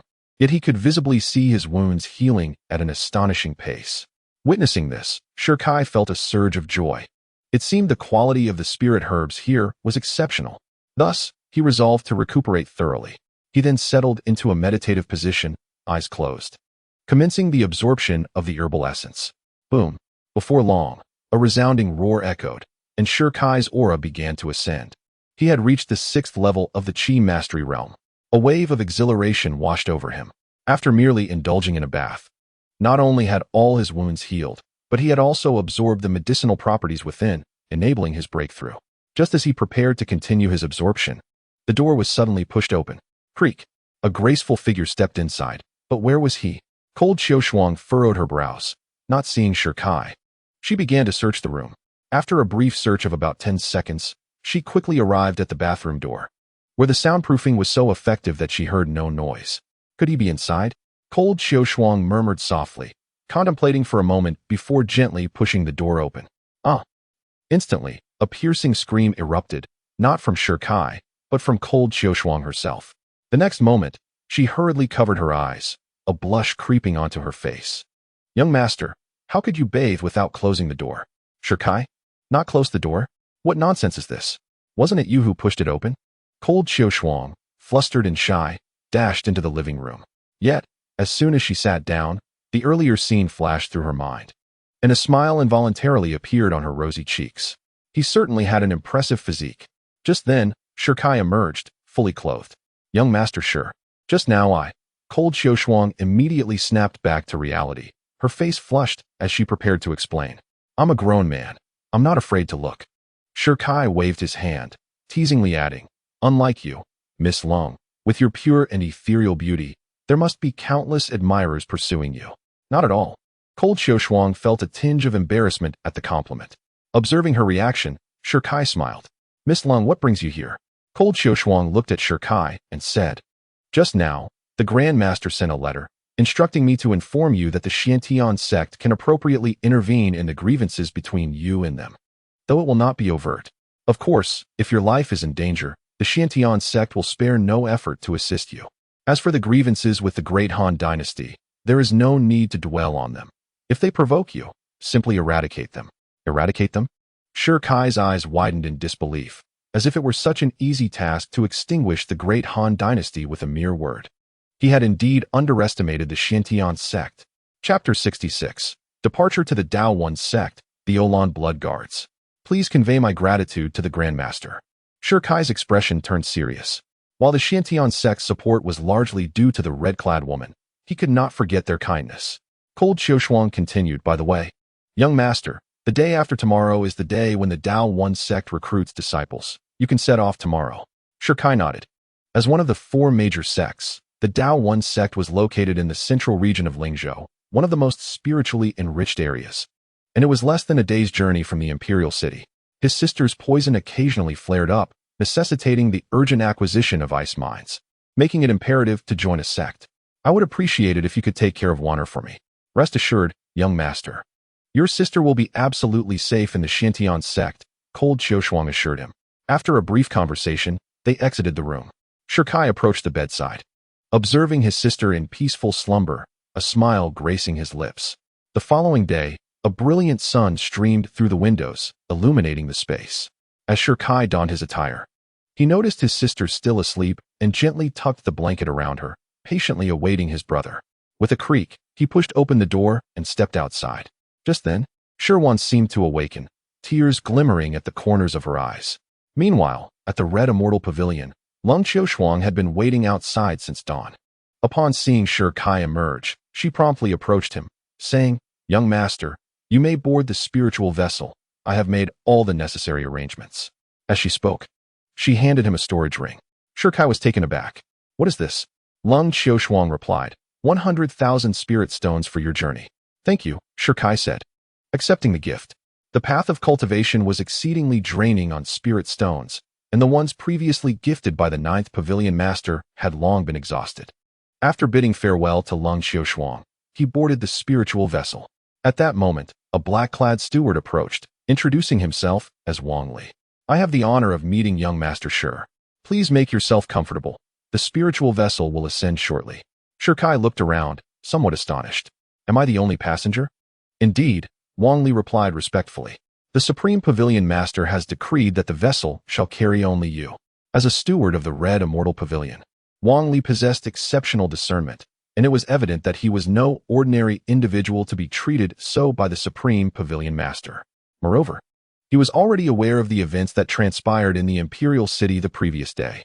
A person bold enough to slay both Olan and Su Jie was indeed formidable. Shirkai shook his head in resignation. He had not anticipated that such a vast vessel would accommodate only him. This round trip would certainly squander tens of thousands of spirit stones. Alas, such is the nature of human connections. Before long, the spiritual vessel ascended. The Dao One sect was not far from the Imperial City, requiring less than a day's journey. Shirkai entered the cultivation chamber and began his practice. Senior? During this time, Shirkai ventured into the Chaos Immortal Prison but found no trace of the woman in red, even after calling out several times without receiving a response. Could something have happened? He pondered, frowning. You would perish, yet my essence would remain. At that moment, the voice of the woman in red suddenly echoed. Hearing the voice of his beloved brought him joy, even amidst reprimands. "I have instructed you to focus on your cultivation and refrain from unnecessary disturbances. Have you earned another slap?" The woman's icy tone resonated. And no, not at all. Startled by her words, Shirkai shuddered and quickly withdrew his consciousness. Just as he was about to resume his practice, a terrifying pressure surged from outside the window. "Who goes there?" Shirkai's expression shifted dramatically. In an instant, a massive curved blade pierced through the cabin, hurtling toward him with alarming speed. Upon witnessing the unfolding scene, Shirkai swiftly propelled himself with a forceful push of his right foot, evading the impending assault. As he regained his balance and lifted his gaze, he beheld a towering figure before him, a man clad in armor, his visage marred by a prominent, deep brown scar. Dangling from his waist were 9 skulls, an unsettling sight indeed. "Who are you?" Shirkai inquired in a grave tone. "To dare take the life of my family's young master. You possess quite a boldness," the towering man scoffed, his eyes glinting with murderous intent. "Your young master?" Shirkai murmured, a smirk playing upon his lips as realization dawned upon him. "So, you hail from the Olan family." He recognized the Olan family as one of the most powerful clans in the Han Empire. The death of their young master would undoubtedly incite their wrath. Yet he was surprised by the swiftness of their response. "You've been tailing me for quite some time, haven't you?" Shirkai retorted with a cold laugh. "Since you stepped out, I've been following you discreetly, all to evade the prying eyes of the Qixin Pavilion," the towering man admitted, believing the youth before him was already doomed. "Remember this, you insolent brat. The one who will take your life is the blood guard of the Olan family, commander of the 2nd Legion of the Han Empire, Olan." His voice, robust and laced with malice, echoed ominously. In the next moment, an overwhelming aura erupted from his being, causing the entire spirit vessel to tremble and shattering the glass windows. A half-step into the burial sea realm? Shirkai frowned upon sensing the oppressive pressure emanating from his opponent. If it were merely the 9th level of the Tianfu realm, he could easily obliterate it with a single punch. However, the half-step into the burial sea realm harbored a trace of burial sea power, far beyond the contempt of the Tianfu realm, even should he engage in a fight beyond his level. Facing a half-step into the Burial Sea realm would still pose considerable strain. Yet, it was merely pressure. Clang. In an instant, Shirkai, unwilling to be outdone, summoned his long spear from his dantian, gripping it firmly as a powerful intent surged forth. Is that the intent of the spear? Alon's eyes darkened as he grasped the situation, suddenly enlightened. No wonder the young master was no match for you. You have comprehended the spear's intent. But what of it? For killing my young master, you shall surely die. With a thunderous roar, Alon brandished his curved blade and struck fiercely. Battle. Shirkai's fighting spirit ignited. It was his first encounter with a half-step into the Burial Sea realm. Without hesitation, he lunged forward, spear in hand, to clash with his foe. Boom. The spear collided with the curved blade, unleashing a powerful shockwave that shattered everything in the room. As Shirkai landed, a grave expression crossed his face. The man before him was unlike any adversary he had faced before. He was not merely a hollow figure of high rank, but a formidable warrior blessed with immense combat prowess. What a challenge! The commander of the Second Legion of the Han Empire indeed possessed considerable strength. In contrast, Alon was astounded beyond measure, his shock magnified by several folds. How is this possible? A mere chi master has managed to repel me. Even a half-step into the Burial Sea realm could contend against a true Burial Sea realm warrior. Yet here he was, evenly matched against a mere youth who had only reached the chi master level. Clang. Just as he pondered, Shirkai suddenly swung his spear, launching a fierce thrust towards him. Upon witnessing the scene, Orlan's pupils dilated sharply. You disregard the principles of martial ethics. A cold smile crept across Shirkai's face. To hell with martial ethics. Is there any place for such principles in a life-and-death battle? The only undeniable truth is the ability to vanquish one's opponent. With a forceful thrust, his spear transformed into a streak of white wind, slicing through the void like a silver dragon, and suddenly lunged towards Orlan's chest. Humph. Orlan scoffed, attempting to retreat. However, caught off guard by Shirkai's unexpected move, he reacted a fraction too late. Although the spear did not pierce his chest, it still grazed his shoulder. With a sharp gasp, blood erupted from his wound. Damn it! Orlan steadied himself, his expression darkening ominously. As a dignified Legion commander, to be ambushed by a mere junior was utterly humiliating. His eyes widened in fury. You seek death, boy. What? Are you coming at me again? Chapter 67. The fusion of demonic chi and spear. The clarity of spear art as he spoke, Shirkai charged once more, devoid of any words or flamboyant gestures. He executed a straightforward thrust. In an instant, the spear tip pierced through Orlan's ribs, causing blood to spill forth. Enough. Orlan's face darkened further, having endured successive ambushes. When had a Legion commander ever suffered such indignity? Boom. In an explosive moment, his entire aura erupted, converging upon his curved blade. With this strike, I shall cleave you in two. Upon uttering these words, Orlan unleashed his most formidable attack, swinging his blade with ferocity. Seeing this, Shirkai's fighting spirit surged. He did not flinch. With a resonant hum, he too gathered his energy atop the spear. In the next heartbeat, the devouring sky demonic veins activated, enveloping his dantian in layers of dark energy. Fifth strike, the unity of man and spear, to sever all foes. With a resounding shout, Shirkai plunged forth. The spear now cloaked in swirling black, demonic energy. The devouring sky demonic chi fused with the 13 spear techniques of Azura. Even a true master of the Grave Seal realm would find it challenging to withstand my strike, due to the influence of the devouring sky demonic veins.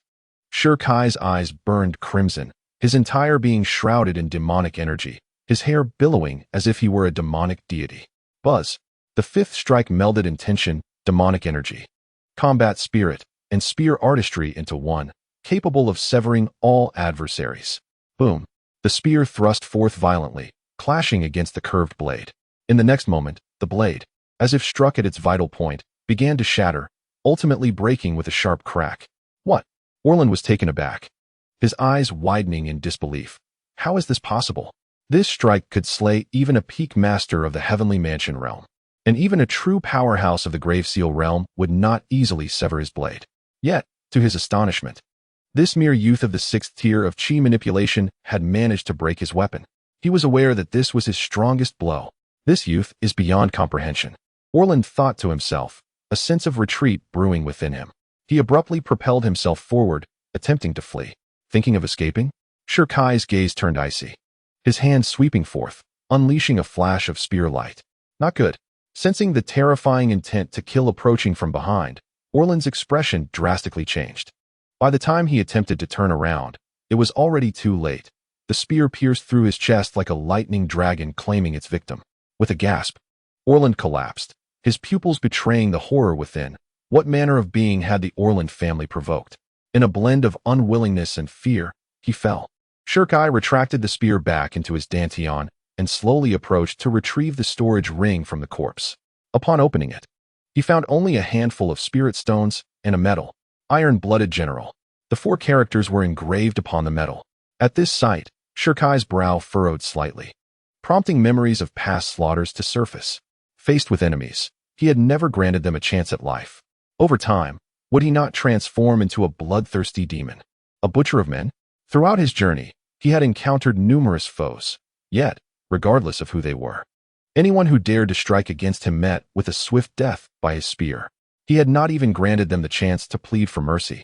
Now, having slain yet another formidable general, Shirkai found himself momentarily lost in thought. You are doubting yourself. At that moment, the voice of the woman in red suddenly echoed. Hearing her words, Shirkai shook his head. I merely feel a touch of indifference. Indifference? The woman in red suddenly laughed coldly. Are you indifferent towards your family? Towards your sister? Your indifference is solely directed at your enemies. There are those who bully your sister, who wish to take your life, yet you remain unmoved, preoccupied with the so-called path of the sage. That is weakness, that is worthlessness. Only by taking up arms and confronting fate, treating cruelty with cruelty, violence with violence, can you truly fulfill your purpose. I am not afraid to tell you that I once decimated an entire realm over a trivial matter, yet here I stand, unharmed.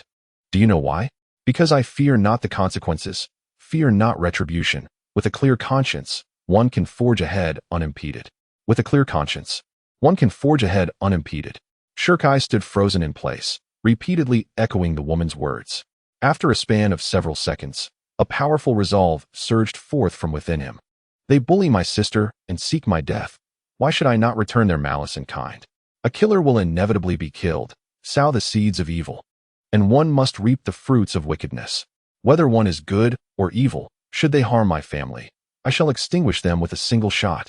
Boom. In an instant, layers of profound light enveloped Shirkai's being. The next moment, the spear within his dantian responded, its intent radiating outward, transforming his mind into clarity and his vision into enlightenment. Witnessing this scene, Shirkai's pupils constricted.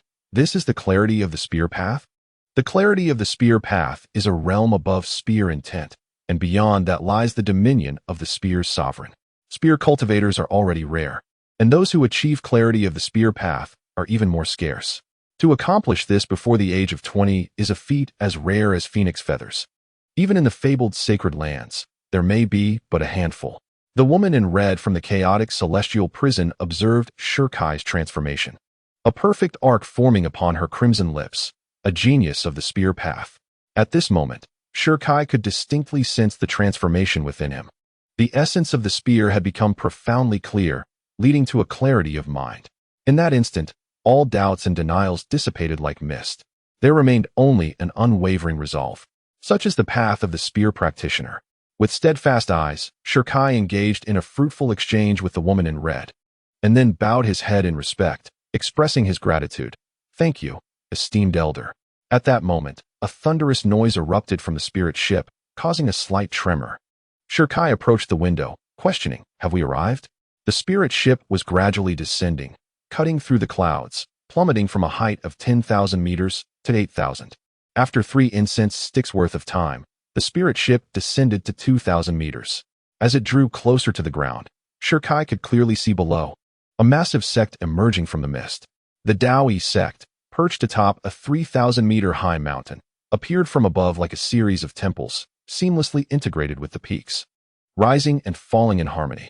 The clouds floated upwards, enveloped in mist, rich with spiritual energy, exuding an air of mystery. Creak. Just then, the door swung open, and Wang Li entered. Young master, below is the Daoi sect. However, due to its esteemed status, we must land 50 kilometers away. Since Shirkai had already disposed of a landeress body, Wang Li remained oblivious to the matter. Shi Kai nodded. Recognizing the characteristic of the four major sects, to assert their stature and authority, no treasures were permitted to fly within a 50-kilometer radius, nor could any cultivators traverse the skies above. Subsequently, the spirit ship altered its course, arriving 50 kilometers from the Dao Yi sect. Below lay a desolate mountain, with towering pines and rampant underbrush. At this moment, the spirit ship hovered 30 meters above the ground. "We have arrived, young master." Wang Li entered again. As the spirit ship could descend no further, Shi Kai surveyed the landscape below. In such a densely forested area, a descent to 30 meters was indeed the limit. He turned to Wang Li and instructed, "Please relay my thanks to Miss Long." With that, he leaped down. Chapter 68. Lu Ming. Nie Shaoqi in the distance to Dao Yi sect was a mere 50 kilometers, a journey that could be completed in half a day. After descending from the spirit ship into a forest, Shi Kai gazed at the towering trees around him, murmuring to himself. After pausing for a moment, he sprinted toward the mountain peaks. Boom. After about an hour of running, a sudden clap of thunder echoed in the sky, dark clouds gathering ominously. The previously clear sky turned dim, and soon, raindrops began to fall. Shi Kai dashed through the rain, grateful for the dense foliage that shielded him from the downpour. Yet soon, his brows knitted slightly. Damn it, the trees had vanished. Although the forest had been vast, after running approximately 10 kilometers, the trees gradually disappeared, revealing an expanse of desolate grassland. At this point, Shi Kai was fully exposed to the rain. Previously, he might have taken a moment to rest, but now, with the Dao Yi sect's recruitment imminent, he knew he could not afford to miss the opportunity to join. With a firm resolve, I braved the rain and pressed onward. Soon, aided by the ethereal energy swirling above my head to shield me from the downpour, I hastened my journey. After a while, I stumbled upon a fork in the road, just as a horse-drawn carriage approached. As the carriage drew near, a young lad leaned out from within. "Are you heading to the Dao Yi sect?" he inquired. "Indeed," I replied, turning to gaze at the youth, only to be taken aback the next moment. "Is that a boiled egg?" The young man, no older than 20, was exceedingly rotund, weighing at least 300 pounds, with a round face and large ears. Remarkably, he had shaved his head completely bald, making his plump, white scalp resemble a boiled egg, and not just his head, his eyebrows were also bare. Completely hairless? I glanced at him, noticing that his arms and the rest of his body bore no trace of hair. Surely not everywhere. Just as I pondered this, the youth spoke again. "Coincidentally, I am also heading to the Dao Yi sect. With the rain pouring, why not join me in the carriage?" I looked at the torrential rain and chose not to decline. Once aboard, the youth introduced himself. "I am Lu Ming. May I ask your name?" "Shi Kai," I replied. "Are you also going to participate in the Dao Yi sect's disciple recruitment?" Lu Ming, as he called himself, inquired with a grin. His lack of hair and considerable girth made his smile cause his eyes to vanish entirely. "Indeed." I chuckled lightly. "Are you going as well?" "Naturally," he responded. "The Dao Yi sect is one of the four major sects, and now that they are recruiting disciples in Lingzhou, I must give it a try. If I can join, my ancestors will surely rejoice from their graves. However, sure brother, you must be cautious. The central region of Lingzhou is rife with deceit. I almost fell victim to a scam just moments ago." Scammed? I was taken aback. By whom? Although the lad appeared corpulent, his keen eyes betrayed a sharp intelligence, making it hard to believe he could be easily deceived. Alas, Lu Ming sighed deeply, casting a furtive glance outside to ensure no one was watching before withdrawing his head and whispering, "To be honest, I encountered an old man on the road who insisted that I possessed a natural Xian Gang physique and urged me to join his so-called Di Yuan Hall. I had never even heard of such a sect before. It must be a trivial one. Fortunately, I reacted swiftly and fled, or I could have ended up who knows where. You are quite astute, Lu brother." I gave him a thumbs up, silently reminding myself to remain vigilant while away from home. Just then, amidst our conversation, the sound of hurried footsteps echoed from outside the carriage. I leaned out to see a woman traversing through the rain. Due to the torrential downpour, her light yellow fitted dress clung to her, revealing her alluring figure in full. "Miss, are you heading to the Dao Yi sect?" Lu Ming suddenly interjected. The woman halted, frowning as she replied, "What is it?"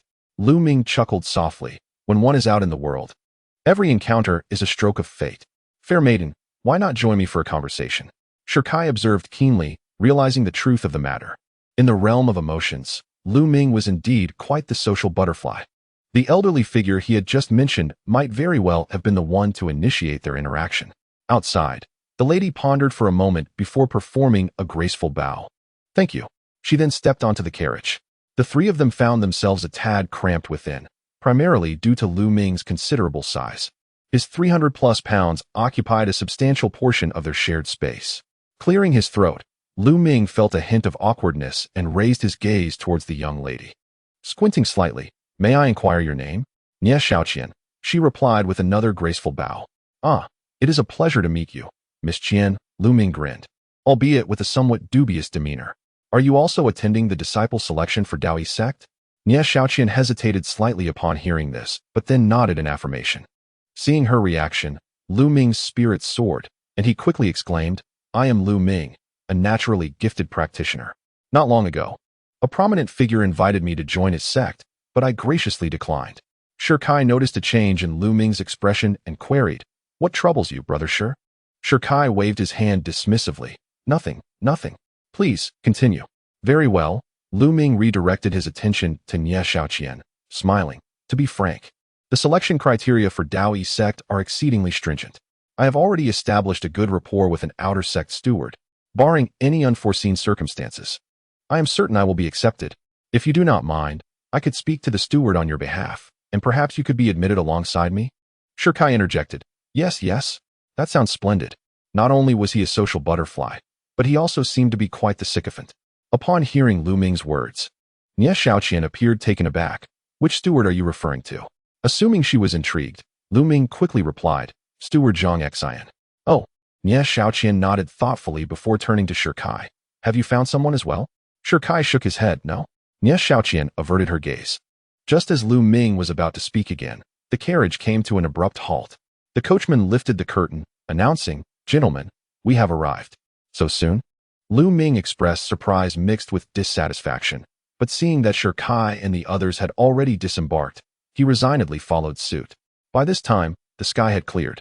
As they raised their heads, a magnificent mountain gate came into view, with three large characters prominently displayed at the summit. Daoyi Men. The gate stood wide open, revealing a sea of people below, predominantly young practitioners around the age of 20, all gathered in front of Daoyi Men, ready to partake in the disciple recruitment ceremony.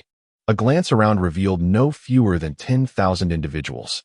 What a spectacular sight! Lu Ming marveled, his eyes sparkling with excitement. He nudged Shi Kai beside him. "Thank goodness I made arrangements in advance. Otherwise, standing out among such a crowd would be quite the challenge. The road to Shu is perilous, more daunting than ascending to the heavens." Just as Lu Ming was indulging in his own amusement, a broad smile illuminating his face, suddenly, Nie Xiaoqian flew to the mountain gate from his left. With a sweeping motion of her hand, a mystical aura enveloped the entire area. The crowd fell silent as she declared, "I am the outer sect elder of the Daoyi sect, entrusted with presiding over the disciple recruitment ceremony." Chapter 69. The Mysterious Elder and the Talent Assessment. Lu Ming. "Shi Kai? Is she truly an elder of the Daoyi sect?" Lu Ming's eyes widened in disbelief, his voice trembling with incredulity. "This is it." At that moment, before the Daoyi sect, Nie Xiaoqian waved her jade hand, and a stream of spiritual energy coalesced. Instantly, a middle-aged man at the recruitment station was summoned forth by her. This man was none other than Zhang Xian, the outer sect steward responsible for recording personnel information. Upon being summoned, he was momentarily taken aback. "Elder Nie, what is the matter?" he inquired. Nie Xiaoqian offered no response. Instead, she swiftly seized the astonished Lu Ming and brought him before her. Upon seeing Lu Ming, Zhang Xian's pupils constricted sharply, realizing the gravity of the situation. "Do you have anything to say?" Nie Xiaoqian's voice was icy. Thud. In the next moment, Zhang Xian knelt down, cold sweat pouring from his brow. "Elder, I was wrong. Please spare me." "Humph." Nie Xiaoqian let out a cold snort, waving her hand once more. A mystical aura enveloped Zhang Xian, and instantly, the spiritual energy surrounding him began to dissipate. Zhang Xian, outer sect steward, found guilty of accepting bribes. From this moment forth, your cultivation is revoked, and you are expelled from the Daoyi sect. Seeing this unfold, thousands of cultivators gasped in shock. Was an outer sect steward caught accepting bribes? It seemed that the perpetrator was likely the plump boy standing before them.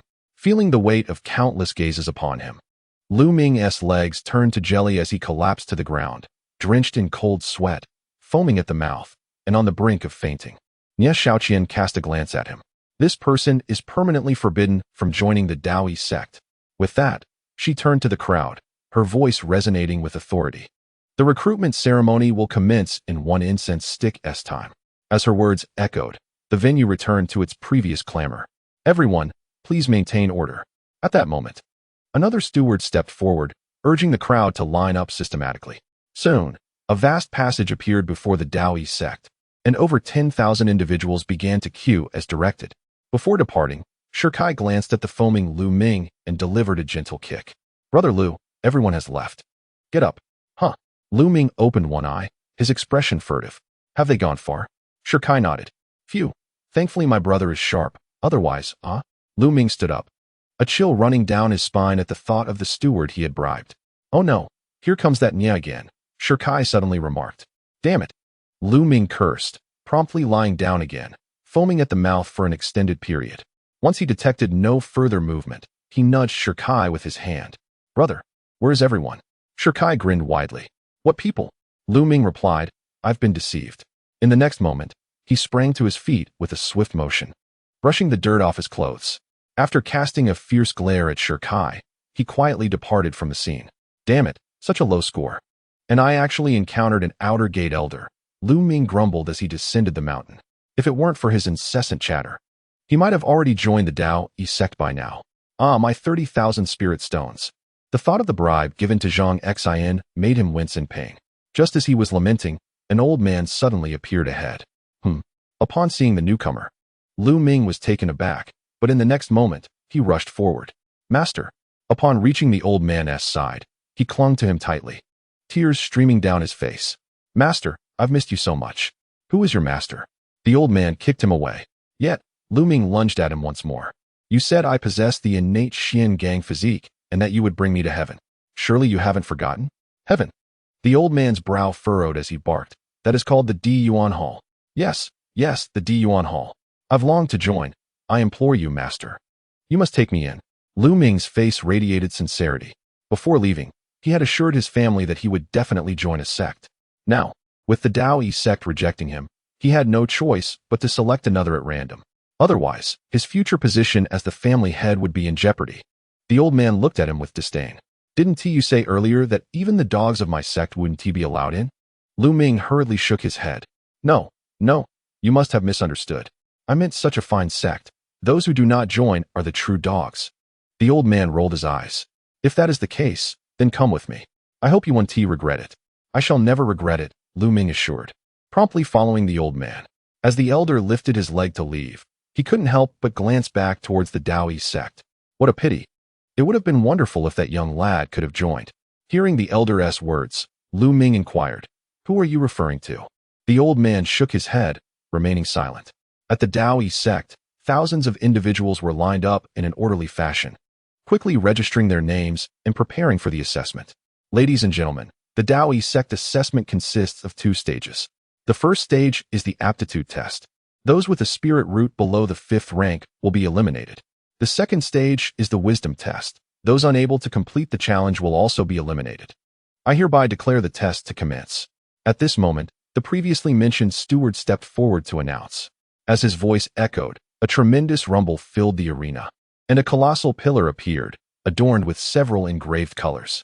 A purple mystical light, resembling droplets of water, traversed the entire length of the pillar. It is the pillar of heaven. Upon seeing the immense structure, the crowd erupted in gasps of astonishment. Every genius must possess an extraordinary bloodline or an exceptionally strong physique.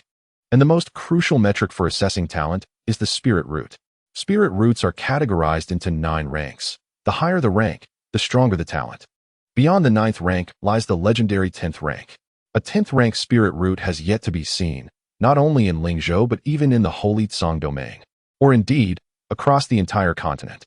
Even in the era thousands of years ago, when spiritual energy was at its zenith, the most formidable spiritual roots were merely of the 9th grade. Before them stood the celestial pillar, specifically designed to gauge the grade of one's spiritual roots. At that moment, a steward approached with a list in hand, announcing the first candidate, Zhang Han, who stepped forward from the crowd. He was the foremost genius of Survival City. It was rumored that he had broken through to the Heavenly Mansion realm at the tender age of 16 and had single-handedly slain 3 peak Heavenly Mansion warriors, showcasing extraordinary combat prowess.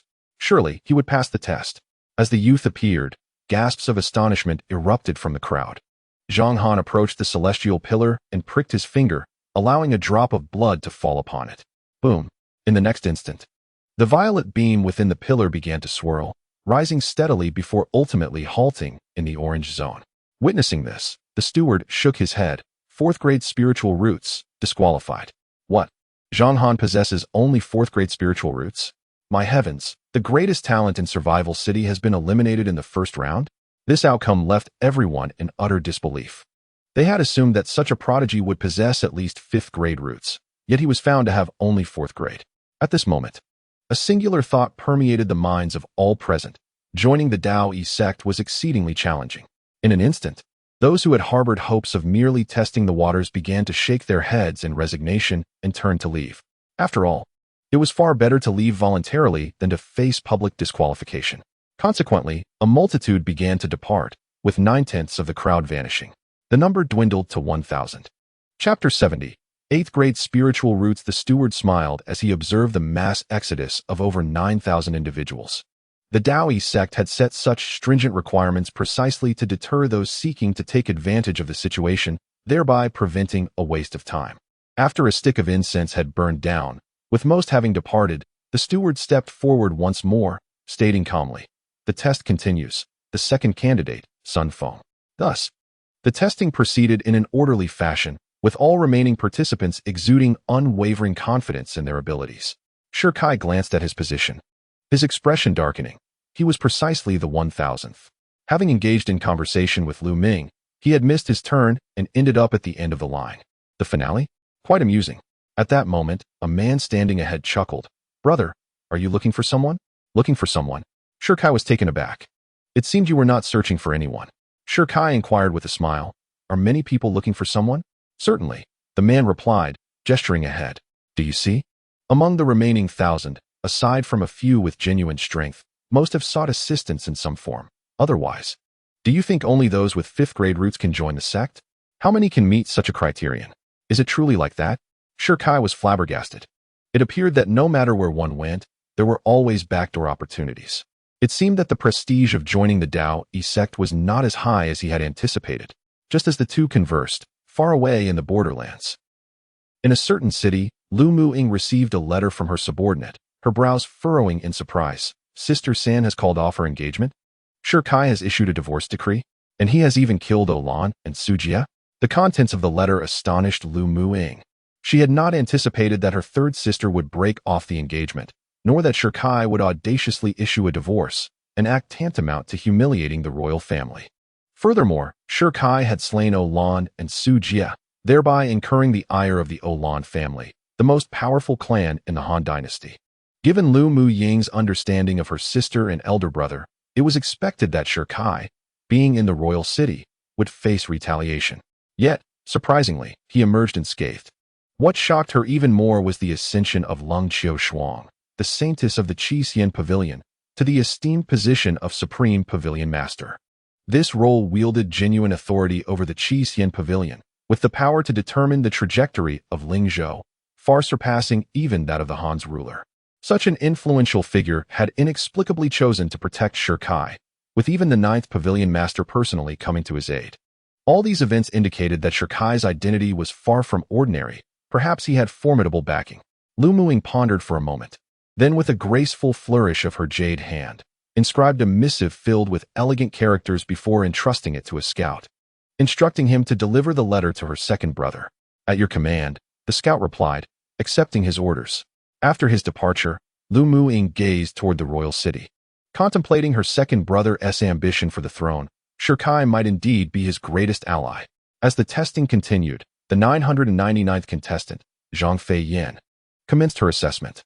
Meanwhile, at the entrance of Tao Yi Gate, the attendant, appearing somewhat weary, spoke up. After half a day's testing, nearly 99% of the participants had been eliminated, leaving only a handful who qualified, with most possessing only 5th grade spirit roots. and not a single 6th-grade spirit root in sight. As the attendant concluded his remarks, Zhang Fei Yin stepped onto the stage, casting a glance back at Shi Kai before departing. "Brother, await my good news," she called out, to which Shi Kai responded with a smile. Upon reaching the testing platform, Zhang Fei Yin dripped a drop of blood onto the surface. Buzz! Instantly, a purple beam of light began to oscillate and then ascended, ultimately halting at the orange position. Eliminated? The orange position corresponded to the 4th-grade spirit root. Just as the crowd assumed her fate was sealed, suddenly, the beam surged, landing on the blue position. A 5th-grade spirit root. Gasped the onlookers. Zhang Fei Yin glanced at the results, nodding in satisfaction, advancing to the next round. The attendant stepped forward, subsequently directing his gaze toward the final position. The 1000th contestant, Shi Kai, begin your test. It was his turn. Shi Kai felt a surge of excitement, as this was his first spirit root test. Approaching with a mix of apprehension, he passed by Zhang Fei Yin, who suddenly remarked, surprised? Aware of her implication, Shi Kai chuckled, "I truly did not expect the beam to rise after it stopped. Do you know why?" Zhang Fei Yin leaned closer, a mischievous glint in her eye. "Because my friend sought assistance." Shi Kai replied, "Ah, I see. Another one with deep pockets." After a brief moment, Shi Kai ascended the pillar of heaven. He then used his spiritual energy to create a small incision at the tip of his finger, allowing a drop of blood to fall upon it. Suddenly, a resounding hum echoed as the purple beam of light surged upward with remarkable speed. The pillar of heaven displayed 9 colors: red, yellow, green, orange, blue, cyan, purple, white, and black, each corresponding to a rank. The instant the blood touched the surface, the beam shot directly to the orange position, and within a mere second, with a thunderous roar, it leapt into the blue area. Another individual with a 5th-grade spiritual root. Gasps of astonishment filled the air, but before the words could fully escape their lips, the purple beam ascended once more, visibly quickening its pace. "Look, it has reached the cyan area." The crowd exclaimed, 6th grade, what is a 6th-grade spiritual root? Yet it continued to rise. Just as the onlookers anticipated a halt at the cyan region, the beam surged into the purple area, and with renewed vigor, it ascended to the white zone. 8th grade. Witnessing this spectacle, the entire assembly was taken aback. Even the steward of the Tao sect abruptly stood from his seat, his eyes wide with disbelief. An 8th-grade spiritual root. Today, an individual possessing such a root has emerged. Even the sect leader possesses only a 7th-grade root. This implies that the talent of the youth below surpasses that of the esteemed leader. "Quick, inform the elders," the steward shouted, urgency lacing his voice. Shortly thereafter, Nie Xiaoqian appeared on the scene. The steward hurried towards her, his voice trembling. "Elder, we have a person with an 8th-grade spiritual root." 8th-grade spiritual root? Nie Xiaoqian furrowed her brow and gazed upwards. Upon observing the position of the purple beam on the pillar, her eyes widened in astonishment. 8th grade. In that moment, her breath quickened. An 8th-grade root holder, if nurtured properly, would undoubtedly become a formidable figure. Amidst the crowd's astonishment, the purple beam flickered, seemingly still possessing strength. However, this sight went unnoticed by the assembly as their attention remained fixated on Shi Kai. Regaining her composure, Nie Xiaoqian looked down. "Is it you?" She realized that the one with the 8th-grade root was indeed another youth from the carriage. "What is your name?" Nie Xiaoqian inquired. "Shi Kai," he replied. Nie Xiaoqian nodded.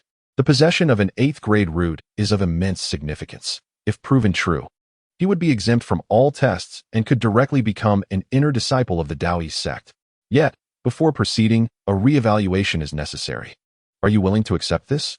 Shi Kai shrugged nonchalantly. "Whatever." "Very well." With a graceful wave of her hand, Nie Xiaoqian prepared to arrange for the re-evaluation. Just then, a figure suddenly burst forth from the sect. 8th-grade spiritual root? Preposterous. Clearly a fabrication. Chapter 71. You claim my talent is inferior? Fabrication? The crowd gasped in shock. The 8th-grade root was allegedly a ruse. Instantly, they turned to see an elder gliding through the air, gradually approaching from the sect. "It is Elder AI." A chorus of exclamations erupted. The one who has arrived is none other than Elder AI Junqian, one of the 3 distinguished elders of the Taoist sect. It is he. Shi Kai furrowed his brows. This Elder AI is known to him. He is the grandfather of AI Ritian, the foremost figure of the human tower, who had previously slain one of Shi Kai's avatars in the Tower of Combat. Encountering him in such a setting could lead to an unfavorable resolution. At that moment, AI Junshin stepped into the arena, casting a critical glance at the heavenly pillar, and let out a cold snort. How laughable. In the 1,000 years of Lingzhou, or even the 10,000 years of the sacred Song domain, has there ever been an emergence of an 8th grade spiritual root? Elder AI, but the heavenly pillar clearly indicates. Nie Xiaoqian, too perplexed, began to interject, yet before she could finish, she was abruptly interrupted by AI Junshin. Falsified. AI Junshin's gaze shifted to Shikai below. As he spoke in a grave tone, on this continent, it is utterly impossible for an 8th grade spiritual root to exist. Therefore, I boldly assert that this young man has tampered with the results. With a wave of his hand, a powerful pressure enveloped Shikai. 8th layer of the Burial Sea Realm.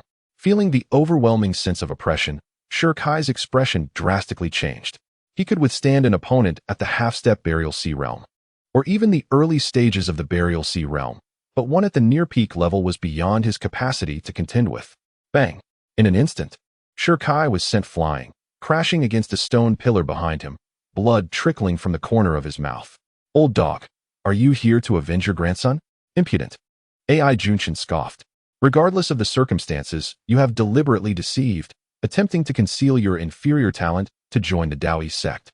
As an elder, I possess the authority to deal with you. You claim my talent is inferior? Shikai retorted with a cold smile, and in the next moment, a formidable aura surged throughout his being. The power of the 6th layer of the Qi manipulation realm was fully unleashed. Upon witnessing Shikai's cultivation level, the crowd remained unmoved. Being under 20 and at the 6th layer of Qi manipulation indeed seemed somewhat lacking. Yet, in the next instant, their pupils suddenly constricted in shock. What bloodline is this? At that moment, dark demonic energy coalesced around Shikai, enveloping him entirely. As his aura reached its zenith, the sky darkened, and dust swirled violently. A series of purple lightning crackled ominously, and in the next second, a black thunder dragon soared through the clouds, hovering above him. With a resonant hum, it surged directly into Shikai's body. A celestial phenomenon had occurred. The thunder dragon had entered his being, marking him as one with a top 10 bloodline. Witnessing this spectacle, everyone gasped in astonishment, and Nie Xiaoqian's beautiful eyes widened in surprise at the young man before her. It is well known that upon fully activating a powerful bloodline, a cosmic phenomenon is triggered. Those within the top 10 of the bloodline ranking would elicit even more potent manifestations. And the thunder dragon entering the body is one such instance. As if that were not enough, the moment the thunder dragon entered him, the sound of a gunshot reverberated through the air. From his dantian, a long spear resonated in response, which Shikai grasped firmly and swung fiercely towards the sky. In an instant, the previously overcast sky cleared brilliantly. What? This scene was even more intense than before, causing everyone to gasp in awe as they looked up at the sky. It is the clarity of the spear path. The young man, not only an adept gunsmith, has astonishingly reached the realm of clarity in the art of firearms. My goodness, to achieve such clarity in the realm of gunplay before turning 20, what an extraordinary talent. It is hard to believe he possesses merely an 8th grade spiritual root. I would not be surprised if it were a 9th grade. In an instant, thousands of gazes converged upon Shikai, exclamations of astonishment escaping their lips. Is this what you refer to as a mediocre talent? Are you content now? Shikai glanced at AI Junshin with a cold smile. In stark contrast, AI Junshin's expression was one of terrifying gloom.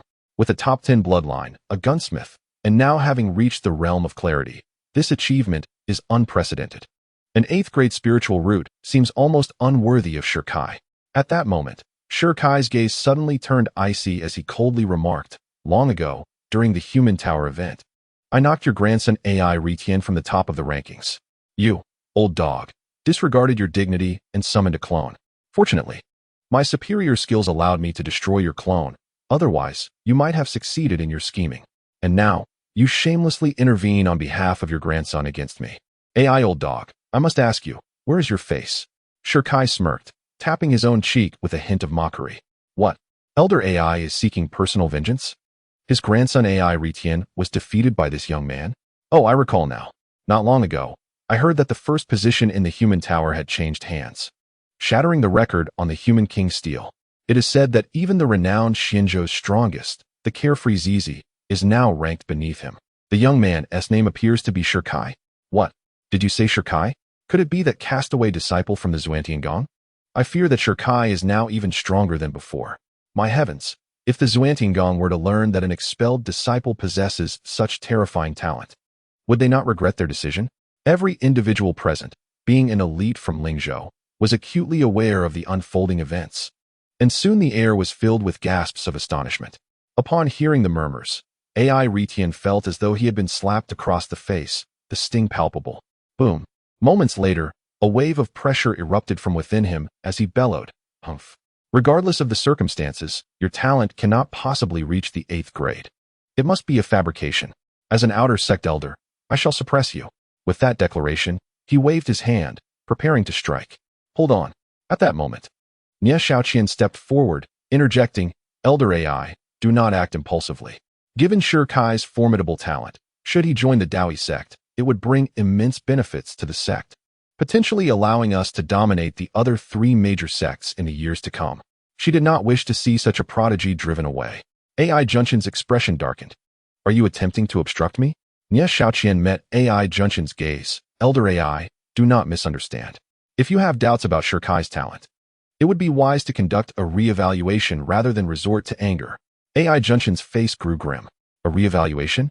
Would that not thwart his plans?" "No," he coldly replied. "The situation is clear. How could I afford him such an opportunity?" As the sound descended, a mighty hand waved, channeling powerful energy throughout the body. "Bold Shirkai, you dare deceive the Daoi sect, a grave offense indeed.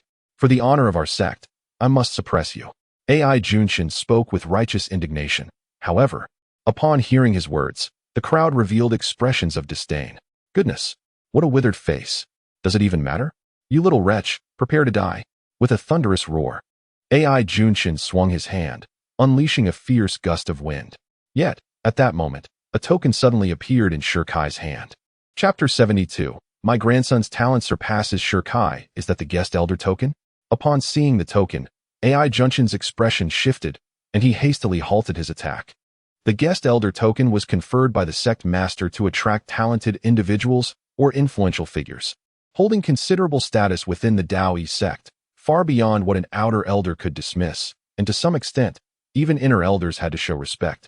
"Where did you acquire this token?" AI Junshin inquired sternly. "It was given to me by a maiden named Zhan Tai Yueyin," Shirkai replied truthfully. "You speak nonsense." In response, AI Junshin erupted with a curse. Miss Zhan Tai hails from the Holy Tsang region, possessing tremendous talent and an extraordinary background. Even the sect master is unaware of her true identity, and you, a mere impoverished wretch from a borderland, dare to make such claims? Believe it or not. It's your choice. I certainly do not believe it. AI Junshin's eyes turned cold. Not only have you committed fraud, but you also dare to forge a guest elder token, showing such disdain for our Daoi sect? Who dares say the token is forged? At that moment, an ethereal voice resonated from the horizon, and in the next instant, a stunning young woman clad in a form-fitting dress, exuding a playful charm, gracefully approached. How beautiful! The maiden's visage resembled that of a celestial being, pure and radiant, drawing the gaze of countless men who could not bear to look away for even a second. "Miss Zhan Tai?" Shirkai's eyes widened in astonishment. The newcomer was indeed Zhan Tai Yueyin. Her icy gaze softened upon seeing Shirkai, and a smile graced her exquisite face. "Young master Shir, we meet again." Shirkai chuckled. "Did you not leave?" Zhan Tai Yueyin turned her gaze toward him.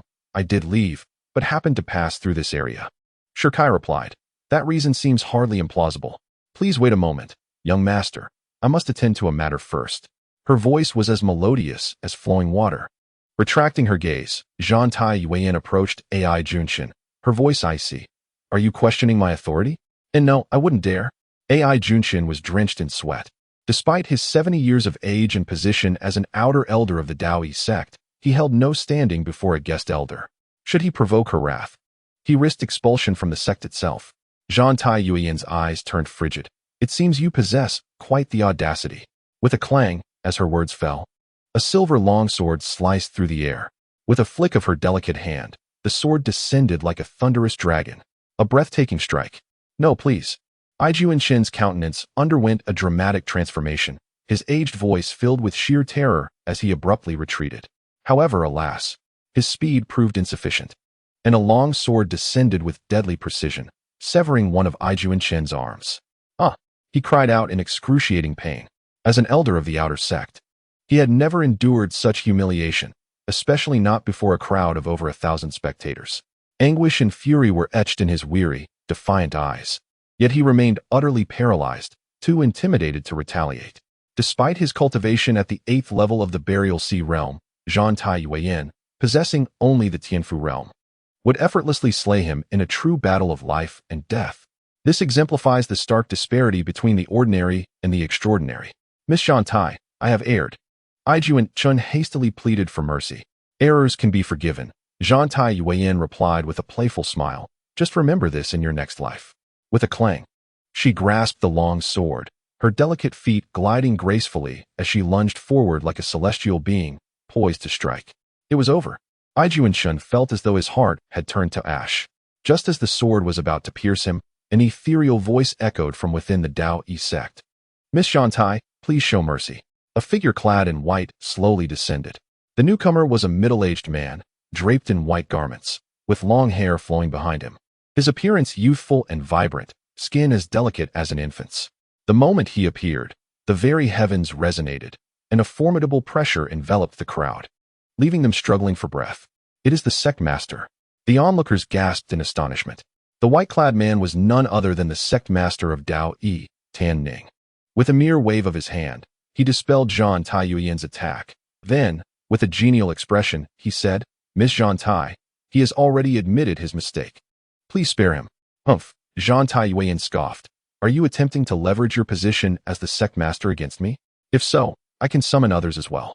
With that, she pulled out a token from her waist, poised to shatter it. Hold on. Tan Ning interjected immediately.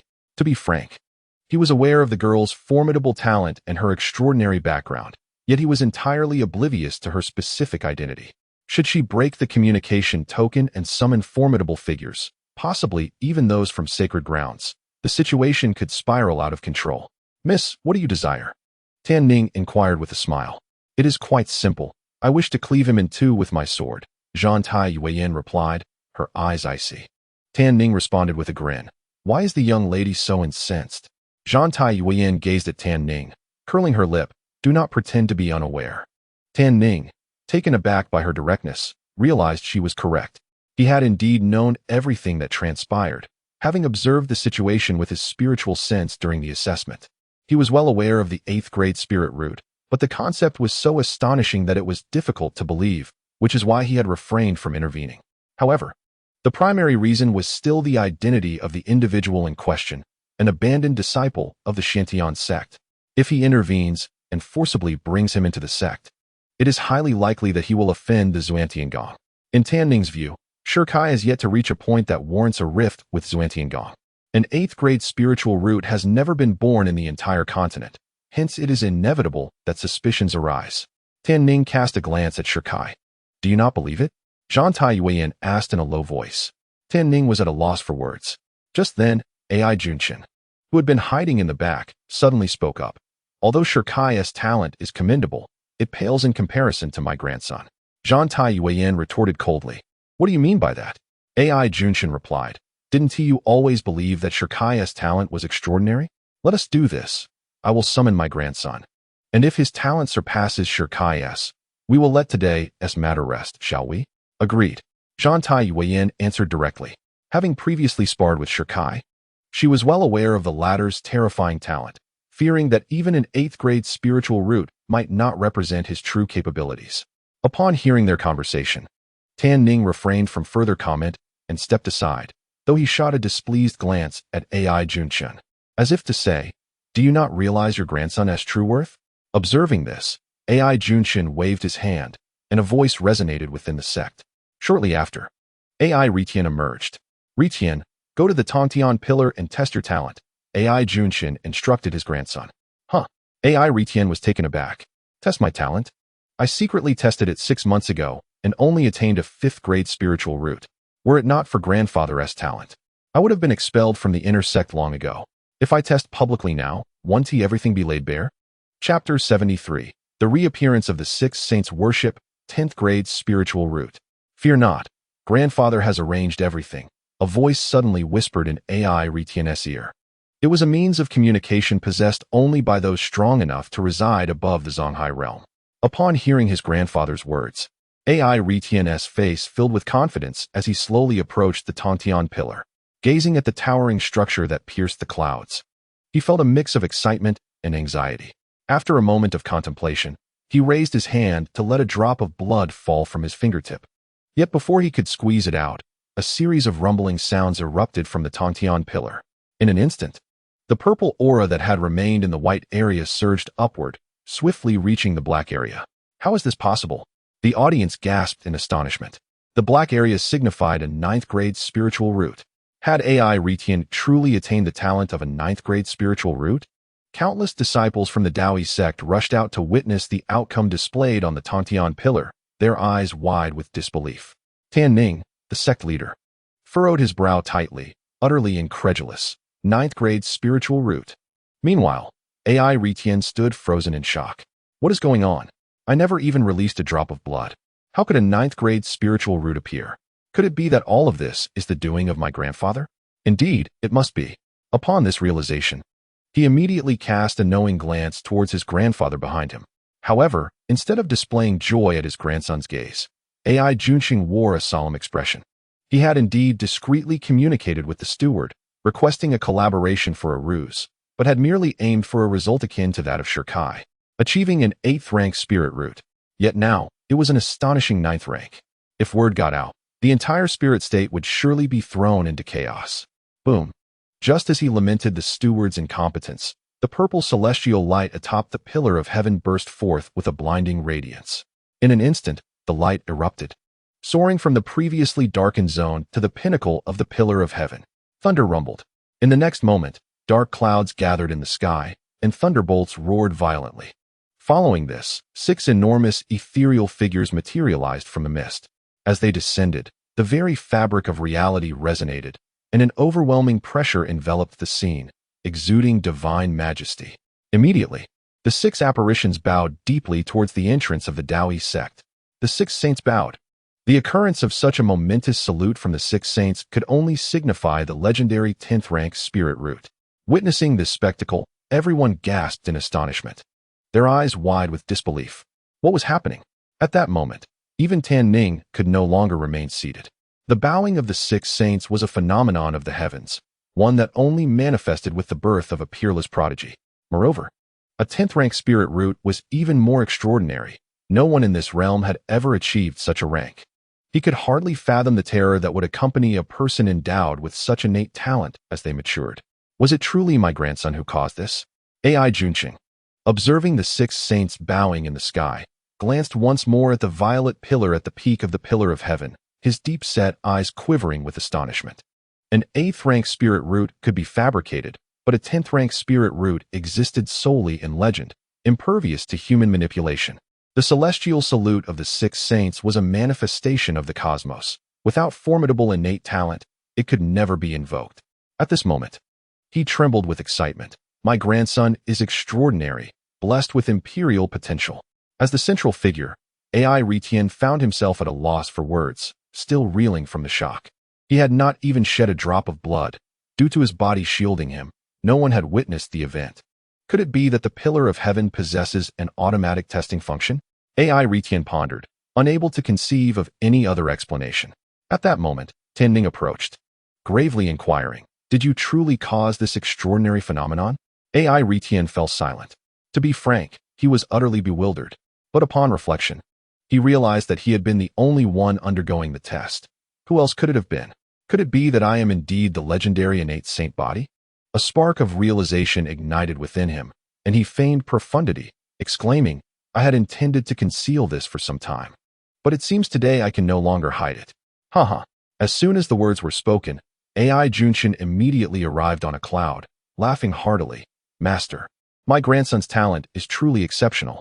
Had it not been for Miss Zhantai's relentless pursuit, I would not have wished for him to reveal himself so soon. After all, a tall tree attracts the wind." The sound of their voices echoed around, instantly causing a stir. What? It turns out that AI Retien and his grandfather AI Junshin had long been aware of this, and today's revelation was entirely unavoidable. Such profound schemes. Good heavens. Had this been announced earlier, the Daoist sect would have surely devoted all its resources to nurturing AI Retian.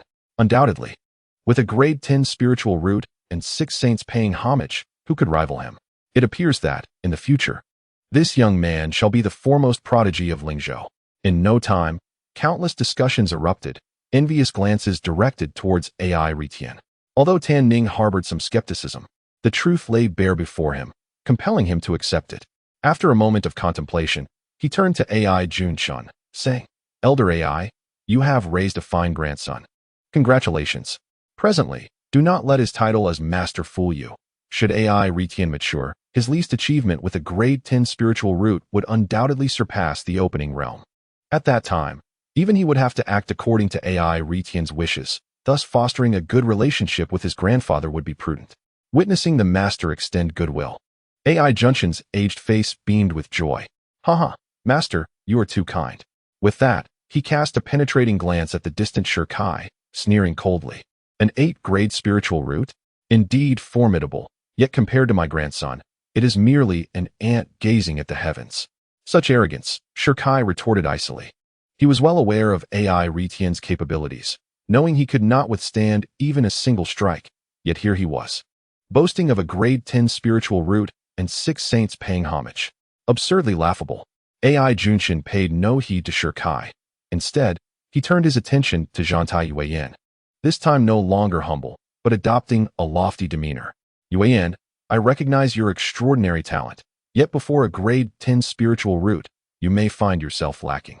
Withdraw now, and I shall consider this matter as if it never occurred." Otherwise, suddenly, a piercing sound of a sword echoed through the air as Zhantai Yuan, wielding her long sword, lunged forward fiercely. "I increasingly feel the urge to slay you." AI Junshun's expression changed dramatically. He had not anticipated that his grandson possessed such extraordinary talent, nor that Zhantai Yuan would dare to attack him. As the sword was poised to strike, he hastily shouted, "Master, save me." Tan Ning's expression darkened. What on earth prompted you to provoke her? He thought, baffled. However, considering AI Retian's astonishing abilities, he could not merely stand by and watch AI Junshun meet his demise. With a swift motion, he intervened, deflecting Zhantai Yuan's assault. "Young lady, it would be wise to cease." Zhantai Yuan's eyes narrowed, and the sound of the sword rang through her entire being, poised to retaliate against him. "Hold on," Tan Ning quickly interjected, his voice firm. "Your attack is solely for him." As he spoke, he pointed to Shirkai below. Now that the Daoist sect had a grade 10 spiritual root holder, this young man's talents appeared somewhat ordinary in comparison. Grade 10 spiritual root? Zhantai Yuan cast a disdainful glance at AI Retian, curling her lips in contempt. Can such trash truly possess a 10-grade spiritual root? Chapter 74. The hope of Daoist sect. Upon hearing Zhantai Yuan's words, AI Retian below erupted in fury, ready to charge forward. Yet, recalling the formidable strength of his opponent, he immediately wilted. Observing this, Zhantai Yuan's exquisite eyes revealed disappointment. "If you were to strike, I might have held you in esteem. However, your fear renders you worthless, regardless of whether your spiritual root is of the highest grade." AI Retian's face darkened, and AI Junshin's expression mirrored his gloom. Zhantai Yuan shifted her gaze to Tan Ning and solemnly inquired, "Sect Master Tan, I ask you but one question. Do you wish for young Master Shi?" Upon hearing this, Tan Ning furrowed his brows tightly. It has indeed come to this. He had heard of Shirkai's extraordinary talent, first in the human tower and a record breaker of the human king's sacred steel. Even without a supreme celestial vein, he remained unrivaled among his peers. Yet, he had offended the Xintian sect, lost the supreme celestial vein, and possessed only an 8th-grade spiritual root. In contrast, AI Retian was said to possess the legendary 10th-grade spiritual root, complemented by the fact that his entire lineage belonged to the Daoist sect. The comparison was stark and evident. Ultimately, Tan Ning appeared to make a significant decision, exhaling deeply. The Daoist sect is too small. It cannot accommodate such a great figure as Shirkai. With this declaration, his stance was clear. Though the crowd was astonished, they had anticipated this outcome. Zhantai Yuan's expression darkened. "Sect Master Tan." At that moment, Shirkai interjected, "Thank you, Miss Zhan, for your words on my behalf. Since the Daoist sect has made its stance clear, Further discussion is unnecessary. In this vast world, there shall be a place for me. My sister's affliction requires treatment from the ice mine, yet remaining here would only bring humiliation. I must seek other means. With those words, Shirkai expressed his gratitude to Zhang Taiyuyan and resolutely descended the mountain. Watching the solitary figure of the young man retreating down the slope, Zhang Taiyuyan's eyes glimmered with admiration. One should not possess arrogance, yet one must not lack integrity. Among all she had seen, it was only this youth who captured her attention. Clang! In the next moment, a sword cleaved the guest token in two. Daoyi sect, having lost such a talent. I hope you shall not regret this. From this day forth, my sister shall no longer be a guest of the Daoyi sect. With her graceful silhouette vanishing into the clouds, Zhang Taiyuyan departed. What utter nonsense regarding talent. After her departure, Ai Junshin finally dared to speak. Glaring with ire. Compared to my grandson, he falls far short. Tan Ning gazed at the shattered token, feeling a twinge of disappointment, but he quickly regained composure. With a 10th-grade spiritual root now within their ranks, it would not be long before the Daoyi sect rose to prominence. Moments later, he stood at the sect's entrance. His voice resonating throughout the sect. Inner disciple Ai Ritian, with extraordinary talent, is hereby promoted to a true disciple, entitled to all sect privileges and free access to the treasure vault. Outer elder Ai Junshin is, effective immediately, permitted entry to the inner sect. Sigh. Upon hearing the words of the sect master, Ai Junshin and his grandson's eyes brightened with excitement. The status of a direct disciple surpasses that of the elders, second only to the deputy sect master, and is a position reserved for the true prodigies of the sect. Due to his grandson, Ai Junshin had entered the inner sect, becoming an elder therein, thus rising to become a pivotal figure within the Daoyi sect. Immediately, the two hastily clasped their hands in gratitude, exclaiming, "Thank you, sect master." Tan Ning turned his gaze to Ai Ritian, expressing hope that in 3 months, during the sect's grand competition, he would excel and emerge victorious over other sect prodigies. Furthermore, on the day of the competition, powerful beings from the Holy Land of the sacred Song domain would come to observe. Those who perform exceptionally and possess extraordinary talent may have the opportunity to be invited to the Holy Land. Should you join, Daoyi sect will gain the backing of the Holy Land, and you, Ai Ritian, shall be the future of Daoyi sect. Upon hearing this, Ai Ritian was filled with immense excitement. As a possessor of a top-tier spiritual root, he was destined to become the foremost figure in Lingzhou and to claim victory in the grand competition, suppressing an entire generation. Rest assured, sect master, first place is mine, and I will make them plead for my entry into the Holy Land. Meanwhile, at the foot of the mountain, Shirkai walked along the path, feeling somewhat despondent. Unable to join Daoyi sect, he worried about his sister's poison affliction worsening. He had considered joining either of the other two major sects, Qingyun sect or Blood Demon Valley. However, the former was known for its low profile and avoidance of conflict, representing a moderate faction, while the latter solely focused on the demonic path, with all disciples, elders, and even the valley master practicing dark arts and committing countless murders, which made it unsuitable for cultivation. It seemed he would have to devise another plan. Shirkai sighed deeply, just as he had taken a few steps. A sound of footsteps echoed from behind. It was Zhang Taiyuyan. Shirkai halted, a smile gracing his lips. "Miss Zhang Tai, what brings you here?" He felt a sense of gratitude towards the young woman before him. Zhang Taiyuyan approached, her expression tinged with regret. "I sincerely apologize for not being able to secure your entry into Daoyi sect. It's not your fault." Shirkai waved his hand dismissively. At that moment, Zhang Taiyuyan sighed. "I wonder what trick that old man employed to enable his grandson to achieve a top-tier spiritual root." Shirkai chuckled. "What if he truly possesses that capability?" "That guy?" Zhang Taiyuyan scoffed. "His foundation is trash, his combat prowess is lacking, and his temperament is even worse. How could such a person evoke a phenomenon that draws the reverence of the 6 saints? It is utterly unbelievable." Wait a moment." Suddenly, Zhang Taiyuyan seemed to recall something, her brows arching in realization. "By the way, did the phenomenon you caused earlier also attract the worship of the 6 saints?" Shirkai nodded.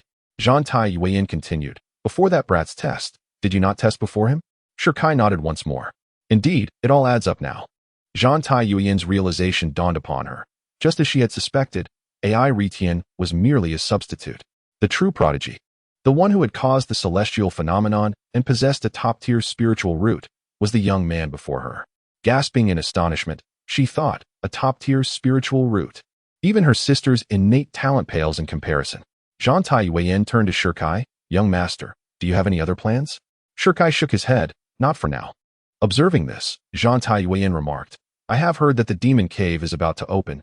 You might as well try your luck. The emergence of the demon cave was a grand affair, and while Zhang Taiyuan found it unsurprising, she was taken aback that it was mentioned now, suggesting that treasures indeed lay within. Miss Zhang Tai, will you be going? Shikai inquired. Zhang Taiyuan shook her head. Not at the moment. My sister is facing difficulties in the wilderness, and our family is mobilizing all forces to assist her. Your sister? Shikai frowned, finding the young lady's features eerily familiar. As this thought crossed his mind, he asked, Miss Zhang Tai, are you? Suddenly, a tremendous roar erupted from the north, followed by a blinding beam of light accompanied by an overwhelming surge of demonic energy. The demon cave has opened. Chapter 75. The Master of the Earth Element Hall. Lonely Cloud. Shikai exclaimed in surprise. The demonic energy emanating from the north could only be unleashed by the most formidable of demon cultivators, clearly indicating the stirrings of the demon cave. Zhang Taiyuan glanced towards the sky. Do not rush, young master. The demon cave has not truly opened yet. This demonic energy is merely a precursor. Shikai questioned, how long until it fully opens? Zhang Taiyuan, with a serious expression, replied, no more than 10 days. So soon. Shikai furrowed his brow. The demon cave had appeared before, but closed for some unknown reason. Now, it re-emerged, releasing such potent demonic energy. It would likely draw all cultivators from Lingzhou. When the time comes, tens of thousands, perhaps even hundreds of thousands of cultivators will vie for the treasures. And the most valuable ones will surely be monopolized by the 4 major sections. It's like pulling teeth from a tiger. Shikai sighed deeply. Zhang Taiyuan looked at Shikai and smiled lightly. With your talent, perhaps all the treasures within the cave will be yours. Shikai was taken aback. How is that possible? Zhang Taiyuan chuckled, but just as she was about to speak, her jade pendant suddenly glowed, and her brow furrowed slightly. My family has sent a message for me to return immediately. Farewell, young master, and take care. Be cautious. Shikai clasped his fists in a gesture of respect. Zhang Taiyuan smiled gently, her stunning beauty blooming like a flower, her playful lips curling into a faint smile. Once I rescue my sister, I shall seek you out again. With that, her cheeks flushed slightly, and with a graceful gesture, she stepped into the clouds and departed. Shikai? Seek me out again. Surely, she cannot be enamored with me. Ah, my troublesome charm. That young lady is formidable. Just as Shikai indulged in self-admiration, an ancient voice suddenly resonated from behind him. Who? Shikai exclaimed, quickly turning around. Behind him stood an elderly man, his hair a stark white, his frail body draped in tattered garments riddled with patches, occasionally emitting a pungent odor. With a chuckle, the old man approached Shikai, revealing a mouthful of yellowed teeth adorned with remnants of green vegetables. Upon noticing this, Shikai couldn't help but grimace. Sensing Shirkai's gaze, the old man scratched at his teeth with a fingernail, dislodging a piece of chive which he promptly consumed, afterwards sniffing his fingers with a look of satisfaction. Ah, just right. The foul stench assailed Shirkai's nostrils, making it difficult for him to keep his eyes open, prompting him to turn swiftly and attempt to leave. Wait. At that moment, the old man's voice rang out, and in the blink of an eye, he appeared right in front of Shikai, astonished by the old man's sudden appearance. Shikai squinted. He hadn't even comprehended the man's previous movements. Could he be more than an ordinary beggar? Shikai mused, recognizing that such speed was beyond the capabilities of most practitioners, hinting at the old man's extraordinary identity. Indeed, a promising talent in martial arts, the old man mused, surveying Shikai with a look of approval. Young friend, would you consider taking me as your master? Become your disciple? Shikai was taken aback, scrutinizing the old man in turn. While he was not one to judge by appearances alone, the old man's disheveled attire and foul odor made it challenging to form a favorable impression. Perhaps it would be best to decline. The old man, seemingly anticipating Shirkai's response, displayed a grin revealing his yellowed teeth. Young friend, I am aware of your identity and your intentions. If you accept me as your master, I can assist in curing the poison afflicting your sister. What? Shirkai's eyes narrowed, his breath quickening. Could this unremarkable old man truly cure his sister's ailment? I never deceive, the old man replied with a wide grin. Shikai fell silent. After a moment, he inquired, "Why do you wish to help me?" The old man replied, "I seek to take you as my disciple." He stroked his unkempt beard, adding, "Your celestial meridian has been extracted, yet you still possess remarkable talent. Who wouldn't covet such potential? I am but a wandering hermit. Yet I cannot remain indifferent for the sake of my sect." "A sect?" Shirkai seized upon this revelation. "You have a sect? Who says I don't?" The old man suddenly appeared displeased. "Listen well, I am Gu Duyun, the head of the Duyun Hall." Duyun Hall? Shirkai's brow furrowed deeper. He had never heard of such a sect. Gu Duyun snorted, "It's no surprise you haven't heard of it. 1,000 years ago, Duyun Hall was the foremost sect in Lingzhou." He sighed, "But enough of that." After a moment of introspection, his gaze turned sharp as he fixed it upon Shirkai. "So, what do you say? Will you take me as your master? Will you join Duyun Hall? If you do, within a month, I can cultivate you into the leading figure of the younger generation in Lingzhou." Shirkai remained silent. A millennium ago, the foremost sect. Within a month, he would be cultivated into the leading figure of the younger generation in Lingzhou. Yet, none of this mattered to him. His sole concern was whether the elderly man before him could save his sister. He must agree, as Shirkai pondered. The voice of a woman in red echoed in his mind. "Can he truly rescue my sister?" Shirkai inquired. Regarding matters related to his sister, no matter how much he believed in the woman in red, he could not afford to be careless. This individual possessed strength surpassing even that of the Grand Master of the Qixin Pavilion, suggesting he had some formidable means. What? Stronger than the Grand Master of the Qixin Pavilion? Shirkai was taken aback. The Grand Master was a figure standing at the pinnacle of Lingzhou, and yet the elderly man before him was even mightier. Gasp! Shirkai drew a sharp breath. One must not judge by appearances. "Senior, I accept your terms," Shirkai declared, refocusing his thoughts and addressing the solitary Yun. "Haha, splendid." The solitary Yun rejoiced, and in the next moment, with a grand gesture, a blue orb materialized in his hand. "This is the Ice Mystic Jade. It can suppress all toxins and will ensure your sister's safety for a year." Upon hearing this, Shirkai was astonished. He immediately accepted the orb, and as it entered his grasp, a wave of icy energy surged through him, chilling him to the bone. If he did not channel his spiritual energy to resist, he would be frozen solid in an instant. Such fierce cold. Without delay, he withdrew his storage ring and respectfully bowed. "Thank you, master." Hearing the term master, the solitary Yun felt a surge of joy and patted Shirkai on the shoulder. "The future of the sect rests entirely upon you now." "Rests entirely upon me." Shirkai furrowed his brow. That statement sounded peculiar. "Master, what about the other senior brothers?" "What other senior brothers?" The solitary Yun chuckled. "Your senior sister is preoccupied with sword training and pays no heed to the sect. And the second senior brother I just accepted is a rather rotund fellow, lacking any combat prowess. Thus, the sect relies solely on you, doesn't he? What nonsense." Shirkai's expression darkened. "So, are you saying there are only 3 disciples in the entire sect?" The solitary Yun nodded. "Clever." Shirkai exclaimed. "The first sect of a millennium ago, and this is all there is? A grand sect, and counting myself, there are only 3 disciples.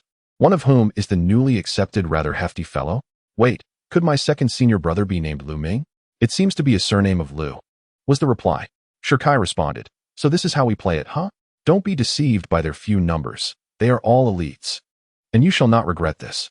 Successfully enrolling Shirkai into the sect, the solitary Yun felt invigorated and waved his hand. "Quickly return to pack your belongings. Come to the sect tomorrow to report." With a flick of his wrist, a map appeared. Shirkai accepted the map. His face darkened as he turned to leave. Behind him, the solitary Yun appeared oblivious, humming a cheerful tune as he sauntered away. For today he had accepted 2 prodigies, ensuring a promising outcome for the sect's grand competition. Shirkai arrived before the spirit ship, returning to the imperial city. "Understood." Seeing Shirkai with a dark expression, Wang Li, the steward who typically gauged others' emotions, refrained from speaking excessively.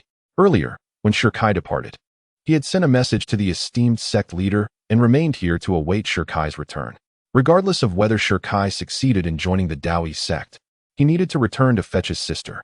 After a brief moment, the spirit ship activated, and within less than a day of flight, it swiftly arrived above the imperial city. Shirkai leaped down and arrived at the Qixin Pavilion. Familiar with the surroundings, he pushed open the door to the sect leader's chamber. Creak. Upon entering, he saw Lung Qiushuang resting her head on the table, her hair elegantly coiled atop her head. clad in a purple dress that tightly embraced her long legs, with a pair of white boots that exuded an alluring charm. Hearing the sound, Leng Qiushuang slowly opened her eyes. Young master? Upon recognizing the visitor, her fair and rosy complexion lit up with surprise. Have you joined the Daoyi sect? Shi Kai shook his head. With this, Leng Qiushuang's bright eyes reflected confusion. Why not? With your talent, even if the Daoyi sect did not actively seek you out, joining should not be difficult. Subsequently, Shi Kai recounted everything that had transpired to Leng Qiushuang. 10th grade Dao root. That person ranked first, AI Retian? Leng Qiushuang's stunning eyes were filled with astonishment, bewilderment, but primarily skepticism. As a former saintess, she was well aware of the foundation and talent distribution of the Qixin Pavilion's Do Tower. Each practitioner ranked at the top had been observed.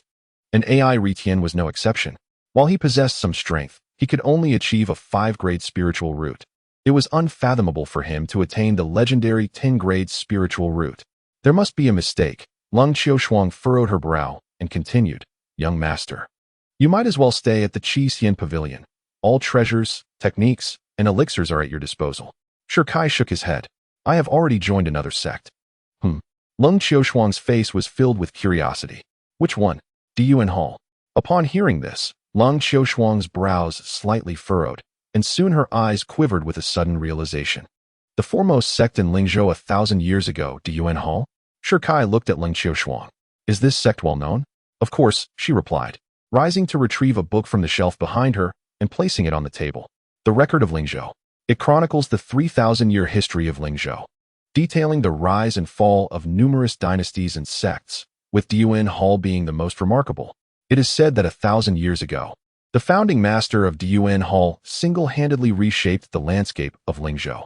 Before his demise, he took in 9 disciples, each exceptionally talented, capable of suppressing a generation and unrivaled among their peers, thus elevating Diyuan Hall to the pinnacle of Lingzhou's sects, reigning supreme for hundreds of years.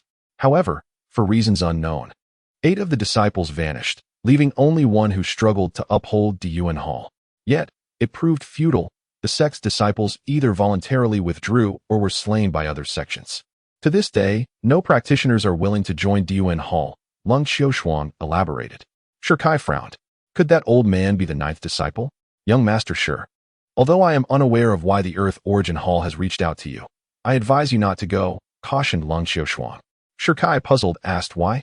Leng Qiushuang gazed at him and replied, in just a month, the sect competition will take place.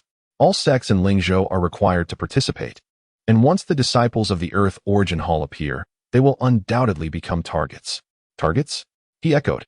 Indeed, she said, her expression fraught with concern. Before rising and pulling Shi Kai out of the room. Come with me, and you shall see. They arrived at a lofty mountain where a colossal square arena, stretching 1,000 meters, stood at its summit. This is the venue for the sect competition.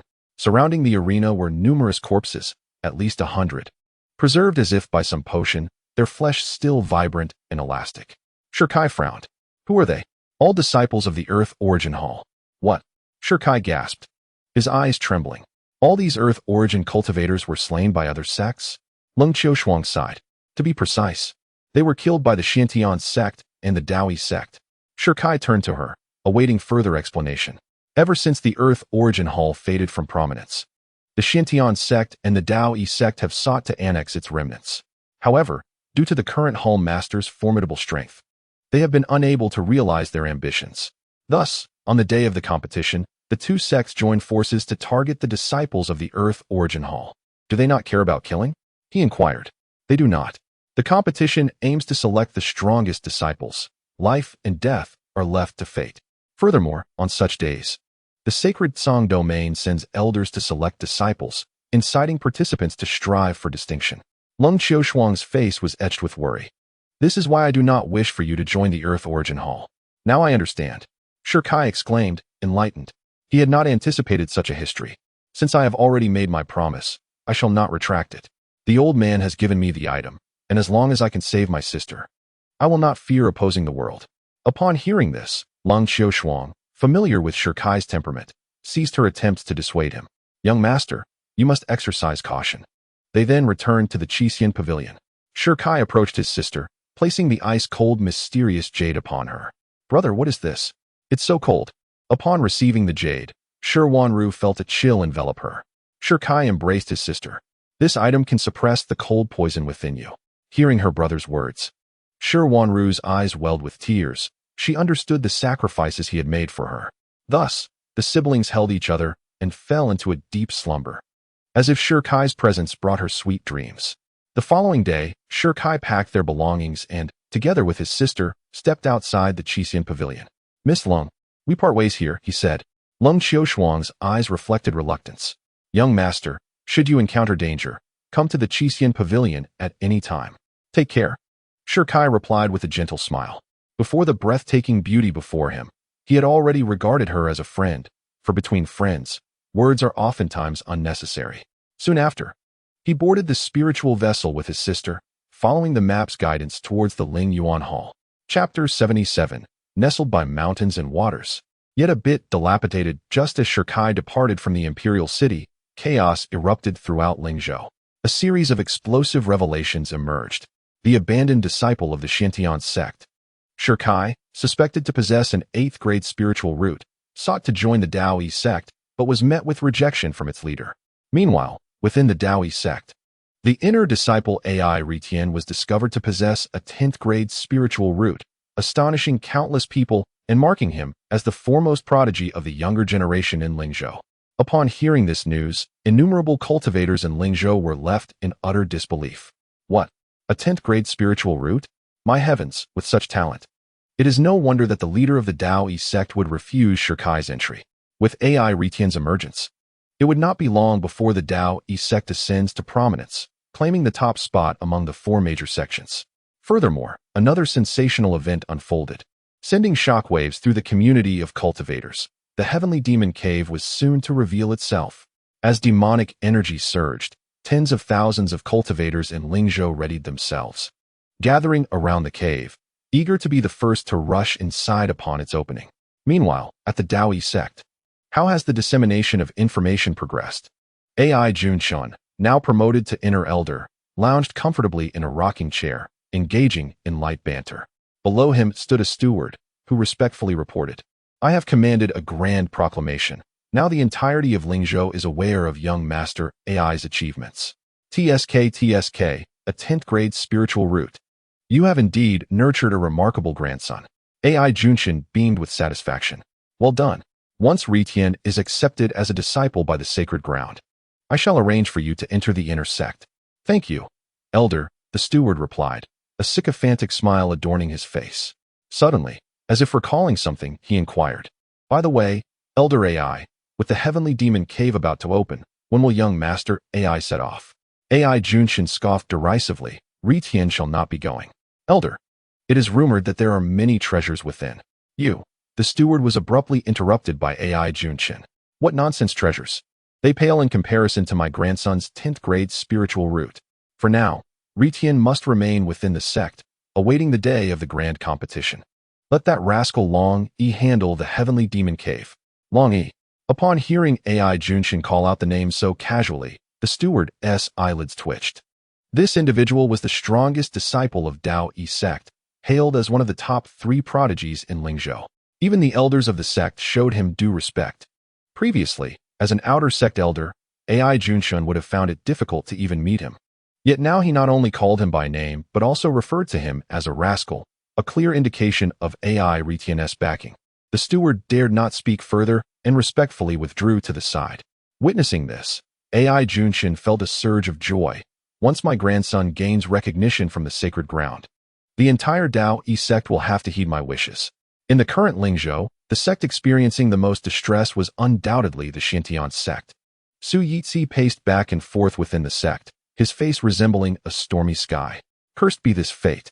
At this moment, he was consumed by overwhelming fury, his entire being radiating an immense oppressive aura that enveloped the entire sect. According to verified reports, the previously dispatched Eastern Wartian sent to eliminate Shi Kai had been slain instead, while Shi Kai emerged unscathed. Not only that, but he had also gained the favor of the Supreme Pavilion Master of the Crimson Immortal Pavilion, with even the 9th Pavilion Master extending goodwill on multiple occasions. Yet this wasn't what troubled him most.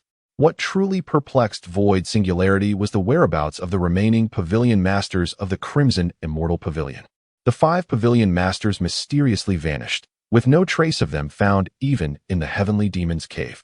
According to certain sources, the 8th pavilion master had once targeted Shirkai, yet for unknown reasons, the matter was later resolved.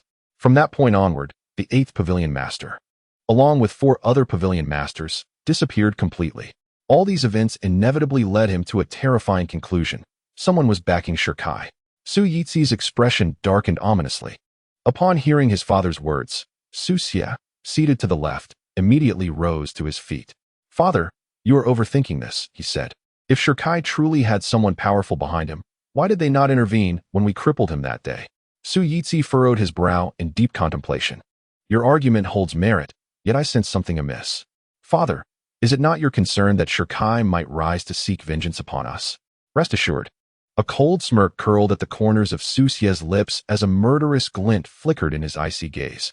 "I have flawlessly assimilated the Supreme Immortal Vein into my being. Let alone a mere Shirkai. Even the prodigies of the sacred lands would fall before me. Tomorrow I shall depart for the demonic cave abode. Should Shirkai dare show his face there, his demise is certain." Su Yixi regarded Su Xie solemnly. "Beyond Shirkai, you must remain vigilant against the Taoist sect as well. You speak of AI Retian?" Su Yixi's eyes were heavy with solemnity. Upon hearing the report of a 10th grade spiritual root being detected, he dared not continue that train of thought. As the sect master of Shantian's sect and a peak-level expert at the Kaiyuan realm, he naturally understood the significance of a 10th grade Tao root. Should this individual grow safely, their minimum achievement would undoubtedly be that of a sage. At that point, not just Lingzhou, but the entire Xingsong domain would have to bow before their might. Su Xie remained silent, his fists clenched so tightly that his nails dug into his flesh. A 10th grade spiritual root, in terms of innate talent, it was in no way inferior to the supreme immortal veins within his own body.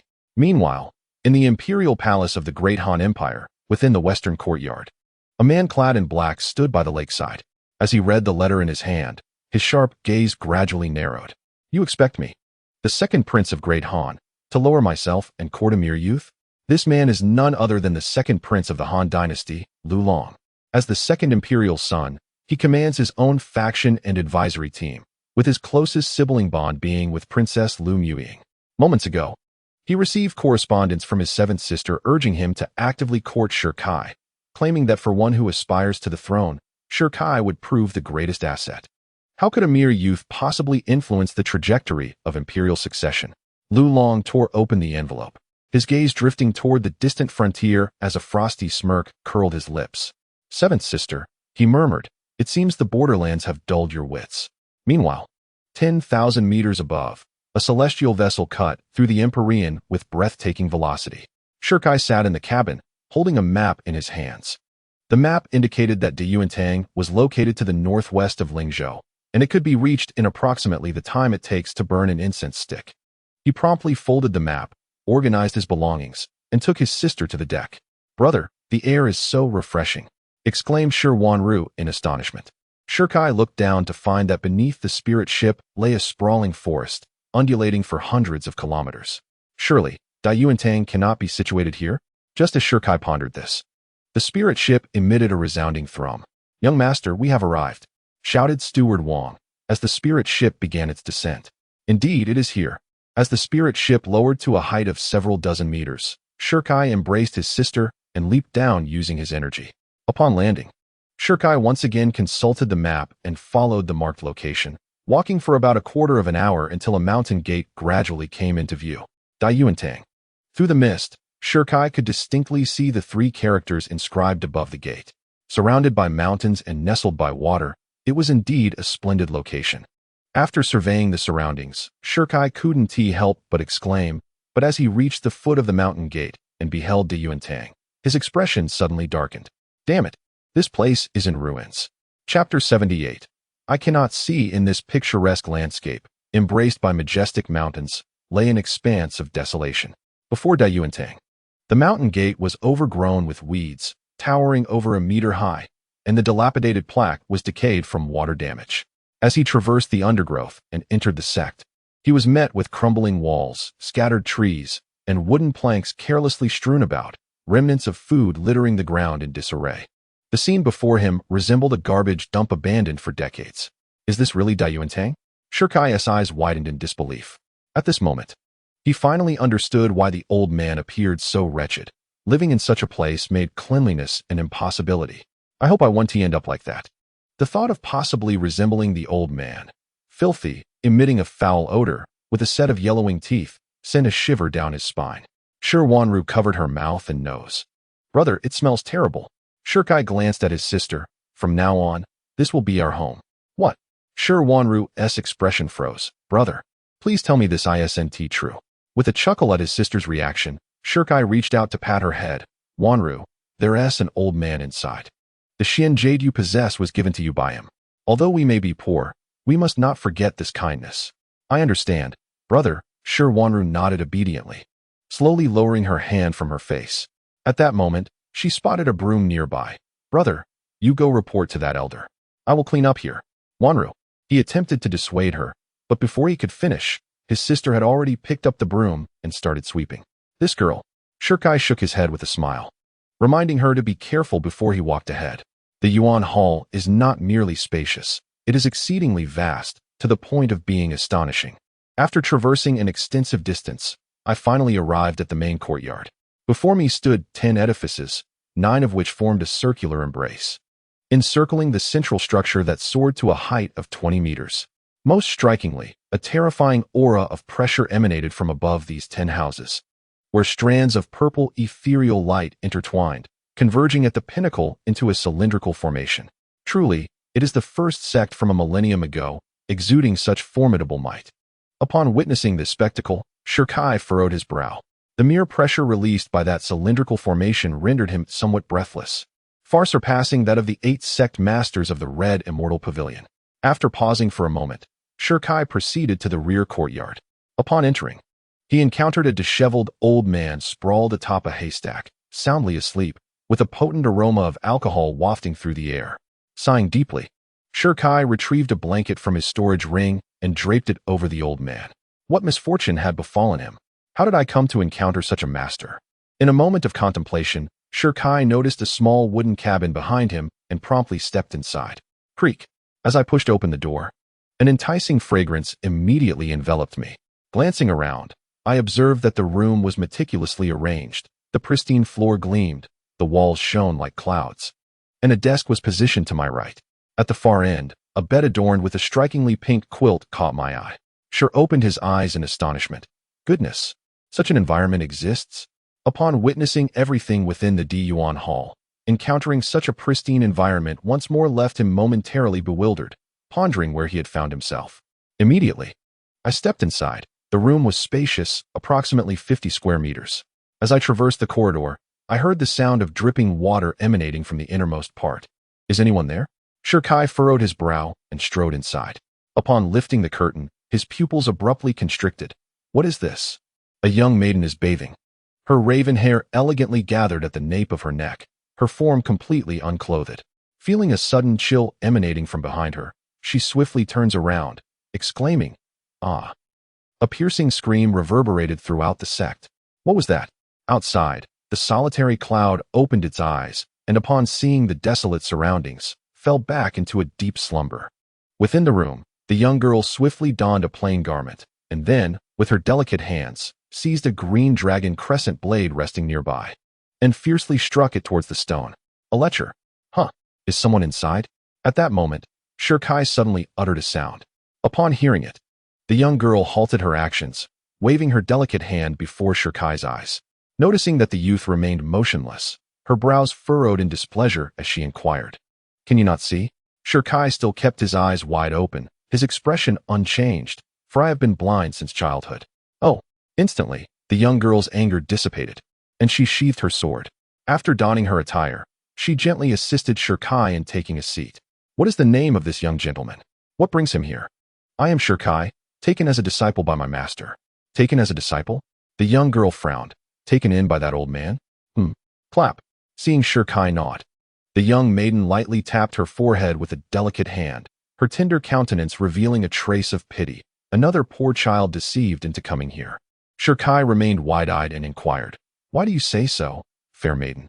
You probably aren't aware yet, but our sect is called the Earth Origin Hall, targeted by two of the four great sects, the Mystic Heaven sect and the Taoist Unity sect. No one is willing to join us anymore." The young woman pointed outside. "You must have seen it yourself, the ruins and dilapidated walls. This once grand sect now has only a pitiful 2 or 3 members left. That wretched old man drowns himself in wine every day, neither taking in disciples nor, no, even if he wanted to, he couldn't. Any disciple who joins the Earth Origin Hall is killed within a month. What sane person would willingly come here?" With her limpid, sparkling eyes fixed upon Shirkai, she entreated earnestly, "Though I know not what deceitful methods that old man employed to lure you here, heed my sisterly counsel. Flee at once. Even a sound man could scarcely survive here, let alone one bereft of sight." Shirkai. By now he understood perfectly. This must be the senior apprentice sister the old man had mentioned. "Having given my word to our master, I shall not recant," he responded, shaking his head slightly.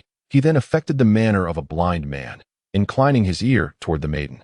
"Might I inquire after the fair lady's esteemed name?" he asked with deliberate courtesy. "Qin Miaoxue. So it's you, Miss Qin." Shirkai's face lit up with sudden realization. "Could it be that you're my senior sister?" Qin Miaoxue blinked her eyes without responding to Shirkai's words, instead countering with a question. "You truly cannot see?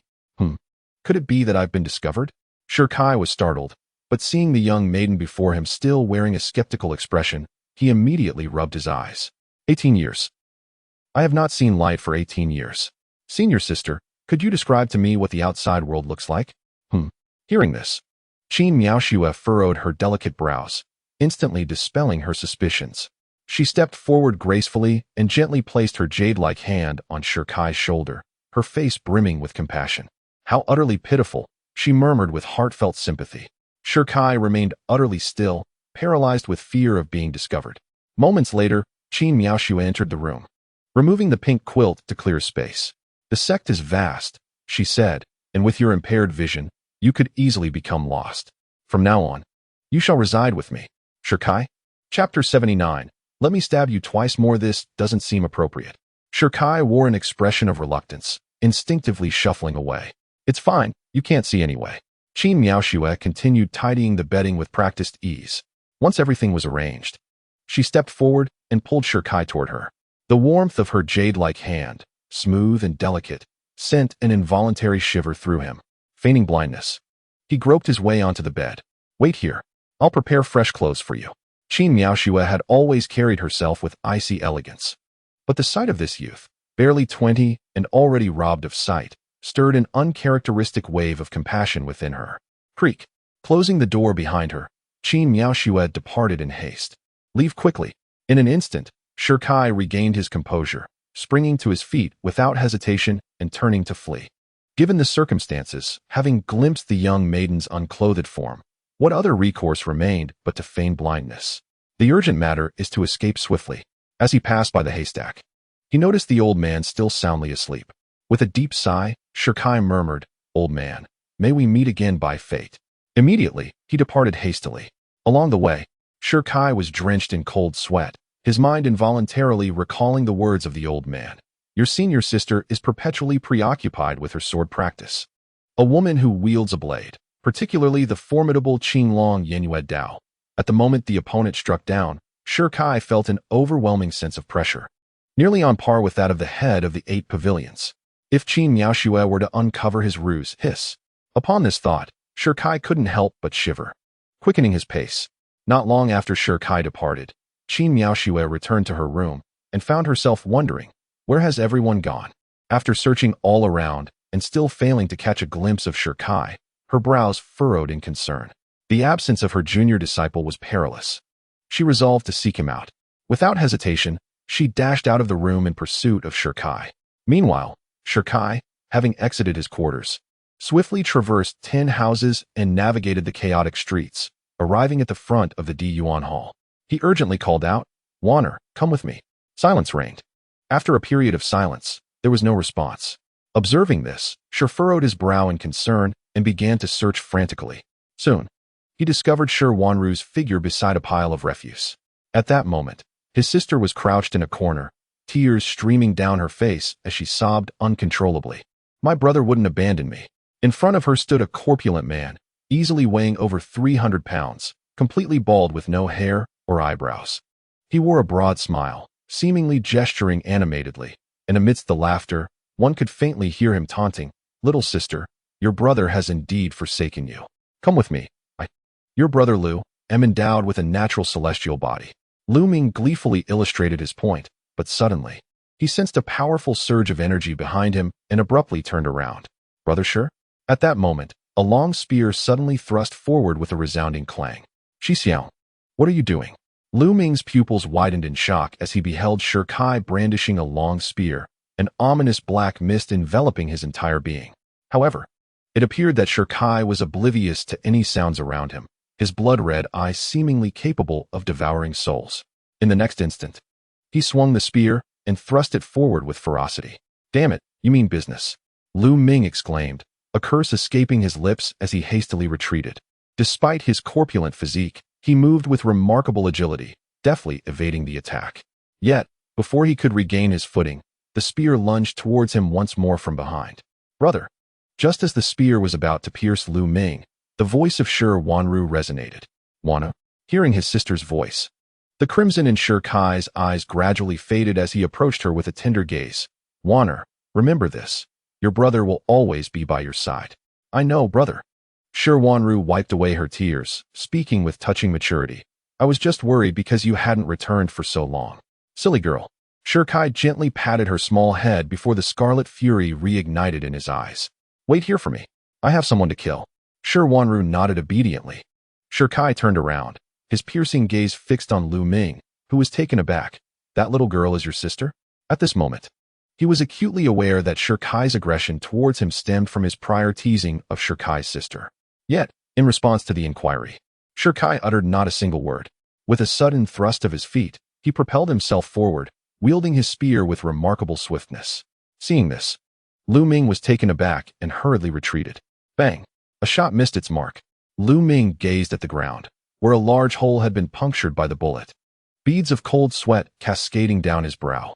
Goodness, had that shot struck him instead, it would have surely resulted in either death or a life-altering injury. "Dear Shi, I truly had no idea she was your sister. I sincerely apologize to you. Could you refrain from taking action?" Lu Ming hastily shouted, "Damn you." Shi Kai's expression turned as cold as ice. With a sweeping motion of his hand, a formidable surge of energy erupted forth. In an instant, thunder rumbled and lightning flashed, while dark clouds obscured the sun and waves of ominous black mist swept across the scene. Witnessing this spectacle, Lu Ming was struck with terror, his face paling as he hurriedly fled towards the sect, shouting in desperation, "Help!"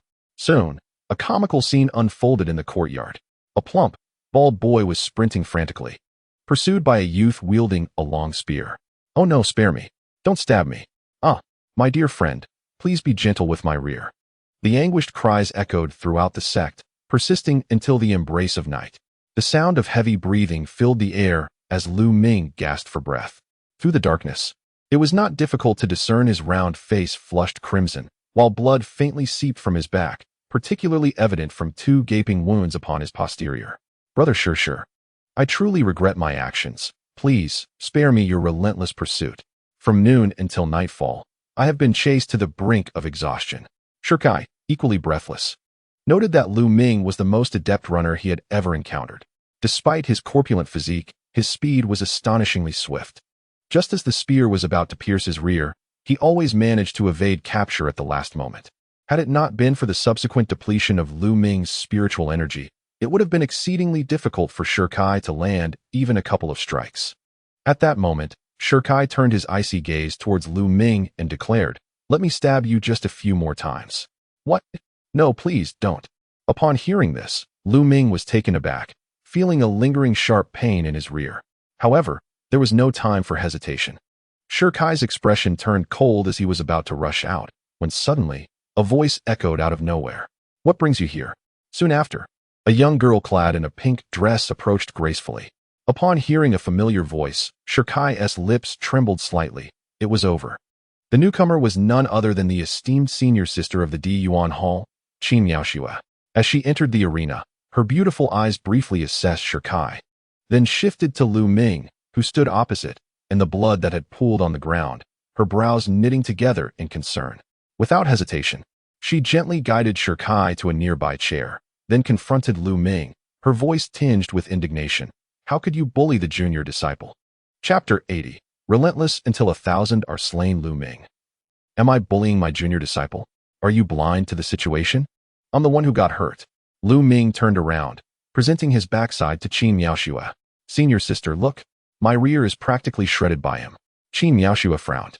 Senior sister, you must uphold justice for me. Lu Ming wailed, tears and snot streaming down his face. Qin Miaoxue fixed her gaze on Lu Ming. What exactly happened?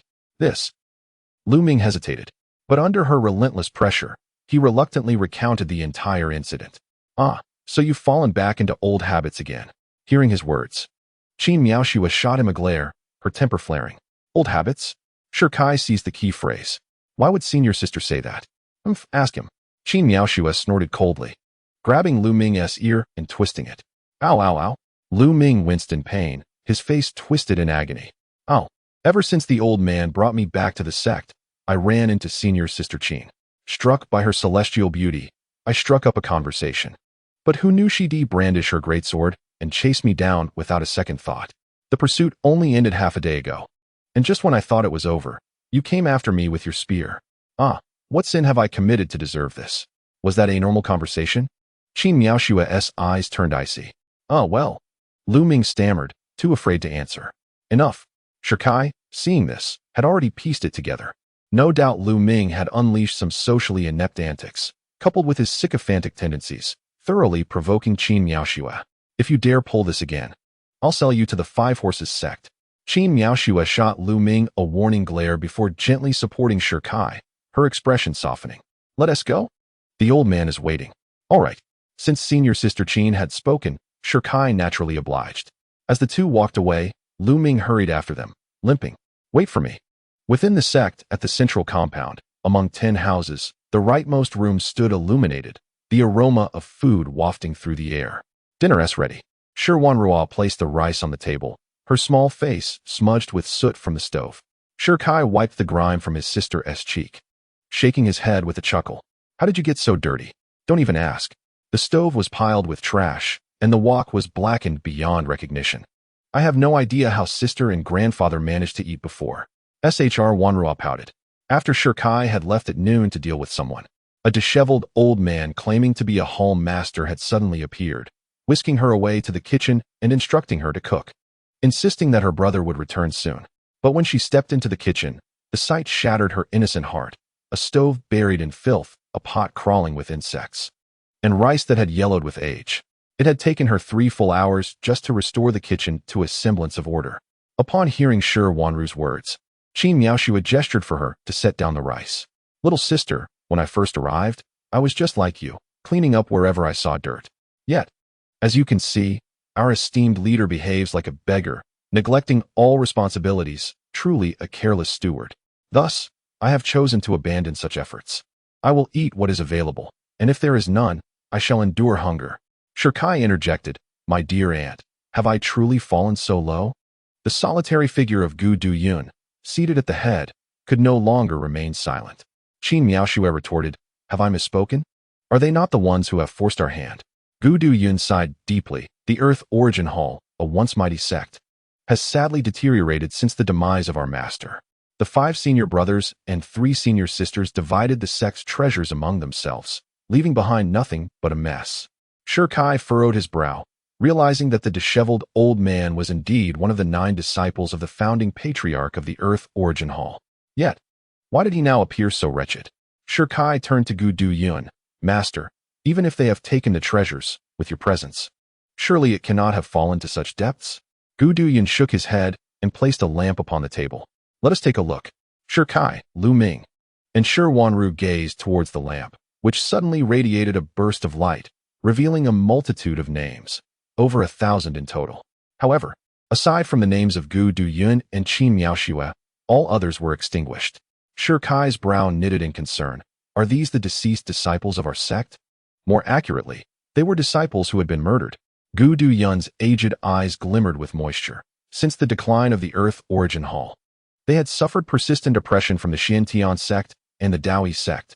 Apart from those lost in the sect competition, nearly 900 others had been slain through various means. A sea of blood and deep-seated enmity. Shirkai's expression darkened. Why do you not take action? Gu Duyun regarded Shirkai. If the leaders or elders of those two sects were to intervene, I would naturally step forward. However, they were all killed by disciples of those sects, and in Lingzhou, there exists an unwritten rule. Juniors must resolve their conflicts without the interference of their sections. In simpler terms, it means that the disciples of the Earth Origin Hall are simply inferior. Lu Ming discerned the underlying message and interjected, drawing all eyes upon him. If one cannot speak wisely, it is best to remain silent. Qin Miaoshua glared at him. Miaoshua, he speaks a truth, Gu Duyun sighed. Since the passing of my master and the departure of my senior brothers and sisters, I have witnessed the decline of the Earth Origin Hall. Countless young ones have perished before my eyes, and my heart has been wrenched in agony. I fear you may mock me, but I have wept in secret countless times. Yet, one must live on. Only by living can one hope for a future and seek vengeance. Today, I have 2 points to share with you, which are also my aspirations. First, we must journey to the Holy Tsang domain to retrieve my 5 senior brothers and 3 senior sisters, allowing them to witness firsthand the destruction of the sect established by our master, and compel them to kneel for 100 days at our master's grave to atone. Second, we shall exact vengeance upon the Xintian sect and the Dao sect by slaying 1,000 of their disciples. Blood debts must be repaid in kind. As he spoke, his gaze swept over the crowd, ultimately resting upon Shirkai. Young Shir, you are the most gifted cultivator I have encountered in my lifetime. As a disciple of the Earth Yuan Hall, you must bear this burden of fate. Do you dare to accept it? Shirkai suddenly smiled. Lu Ming was taken aback. Brother Shir, no, third junior brother, what are you smiling about? Shirkai stood up, exuding a proud demeanor, a blend of carefree spirit and resentment. Master asks if I dare. Let us not mention my unresolved enmity with the Xintian sect, just based on your kindness in healing my sister. Even if it costs my life, I would repay it. Today, I, Shirkai, vow once more that in this lifetime, my fate with the Xintian sect and the Dao sect shall be intertwined eternally. I shall not rest until I have slain 1,000. Good, good, good. Gu Duyun was momentarily stunned, repeating the word thrice. He saw in Shirkai's sincerity, glimpsed the future, and envisioned the rise of the Earth Yuan Hall. Come, let us drink to this. Gu Duyun exclaimed joyfully, lifting his cup and downing its contents. Observing this, Shirkai accurately raised his cup and drank as well. But as soon as he finished, he sensed something amiss. A sudden surge of murderous intent enveloped the air. Chapter 81. Digging deep, where is this murderous aura coming from? Shirkai furrowed his brow. The ominous energy grew nearer, almost as if it were beside him. No. He abruptly turned his head and was met with Qin Miaoshua's icy gaze. Her eyes locked onto him with chilling intensity. You are indeed pretending. With those words, Qin Miaoshua waved her delicate hand, summoning the azure dragon crescent blade, which she then swung violently towards Shirkai. What the? Shirkai's pupils constricted as he hastily retreated. With a resounding crash, the blade cleaved the table in two. What is happening? The sudden turn of events left Gu Duyun, Lu Ming, and Shi Wanru in shock. Why are they fighting? Especially Lu Ming, who blinked in disbelief. Weren't we told not to bully the junior brother? As Qin Miaoshua's strike missed its target, she raised her hand once more. You big liar. I didn't mean to. Shirkai cried, tears welling in his eyes. Senior sister, who knew you were bathing inside? You still dare to say that? Qin Miaoshua, fuming, felt her face flush. The azure dragon crescent blade surged towards his vital points. Seeing this, Shirkai immediately bolted outside. If it were anyone else, he could retaliate, but before him stood his senior sister, and more importantly, he was in the wrong. Not hesitating for a moment, Qin Miaoshua seized her large blade and pursued him outside, followed by a chorus of anguished cries. Back in the room, the three were left in stunned silence. After a long pause, Lu Ming broke the quiet. Did the third junior brother peek at the senior sister while she was bathing? You're talking nonsense. My brother is not that kind of person. Shi Wanru interjected immediately. He said so himself, and look, even Master heard it. Shi Wanru pouted, wanting to refute but at a loss for words. She could only sit quietly in her chair, her fingers poking each other. Brother, be careful if you're sneaking a peek. Lu Ming gazed out with his aged eyes, a hint of a smile gracing his lips, 27. It is time for marriage. Within the sect, one individual fled while another pursued with a large blade. However, this time it was not Lu Ming who was fleeing, but rather Shirkai. Please, stop chasing me, Shirkai pleaded as he ran. Clang. The moment he spoke, a flash of the blade cut through the air, and in an instant, a formidable aura erupted. Is this the Blade King?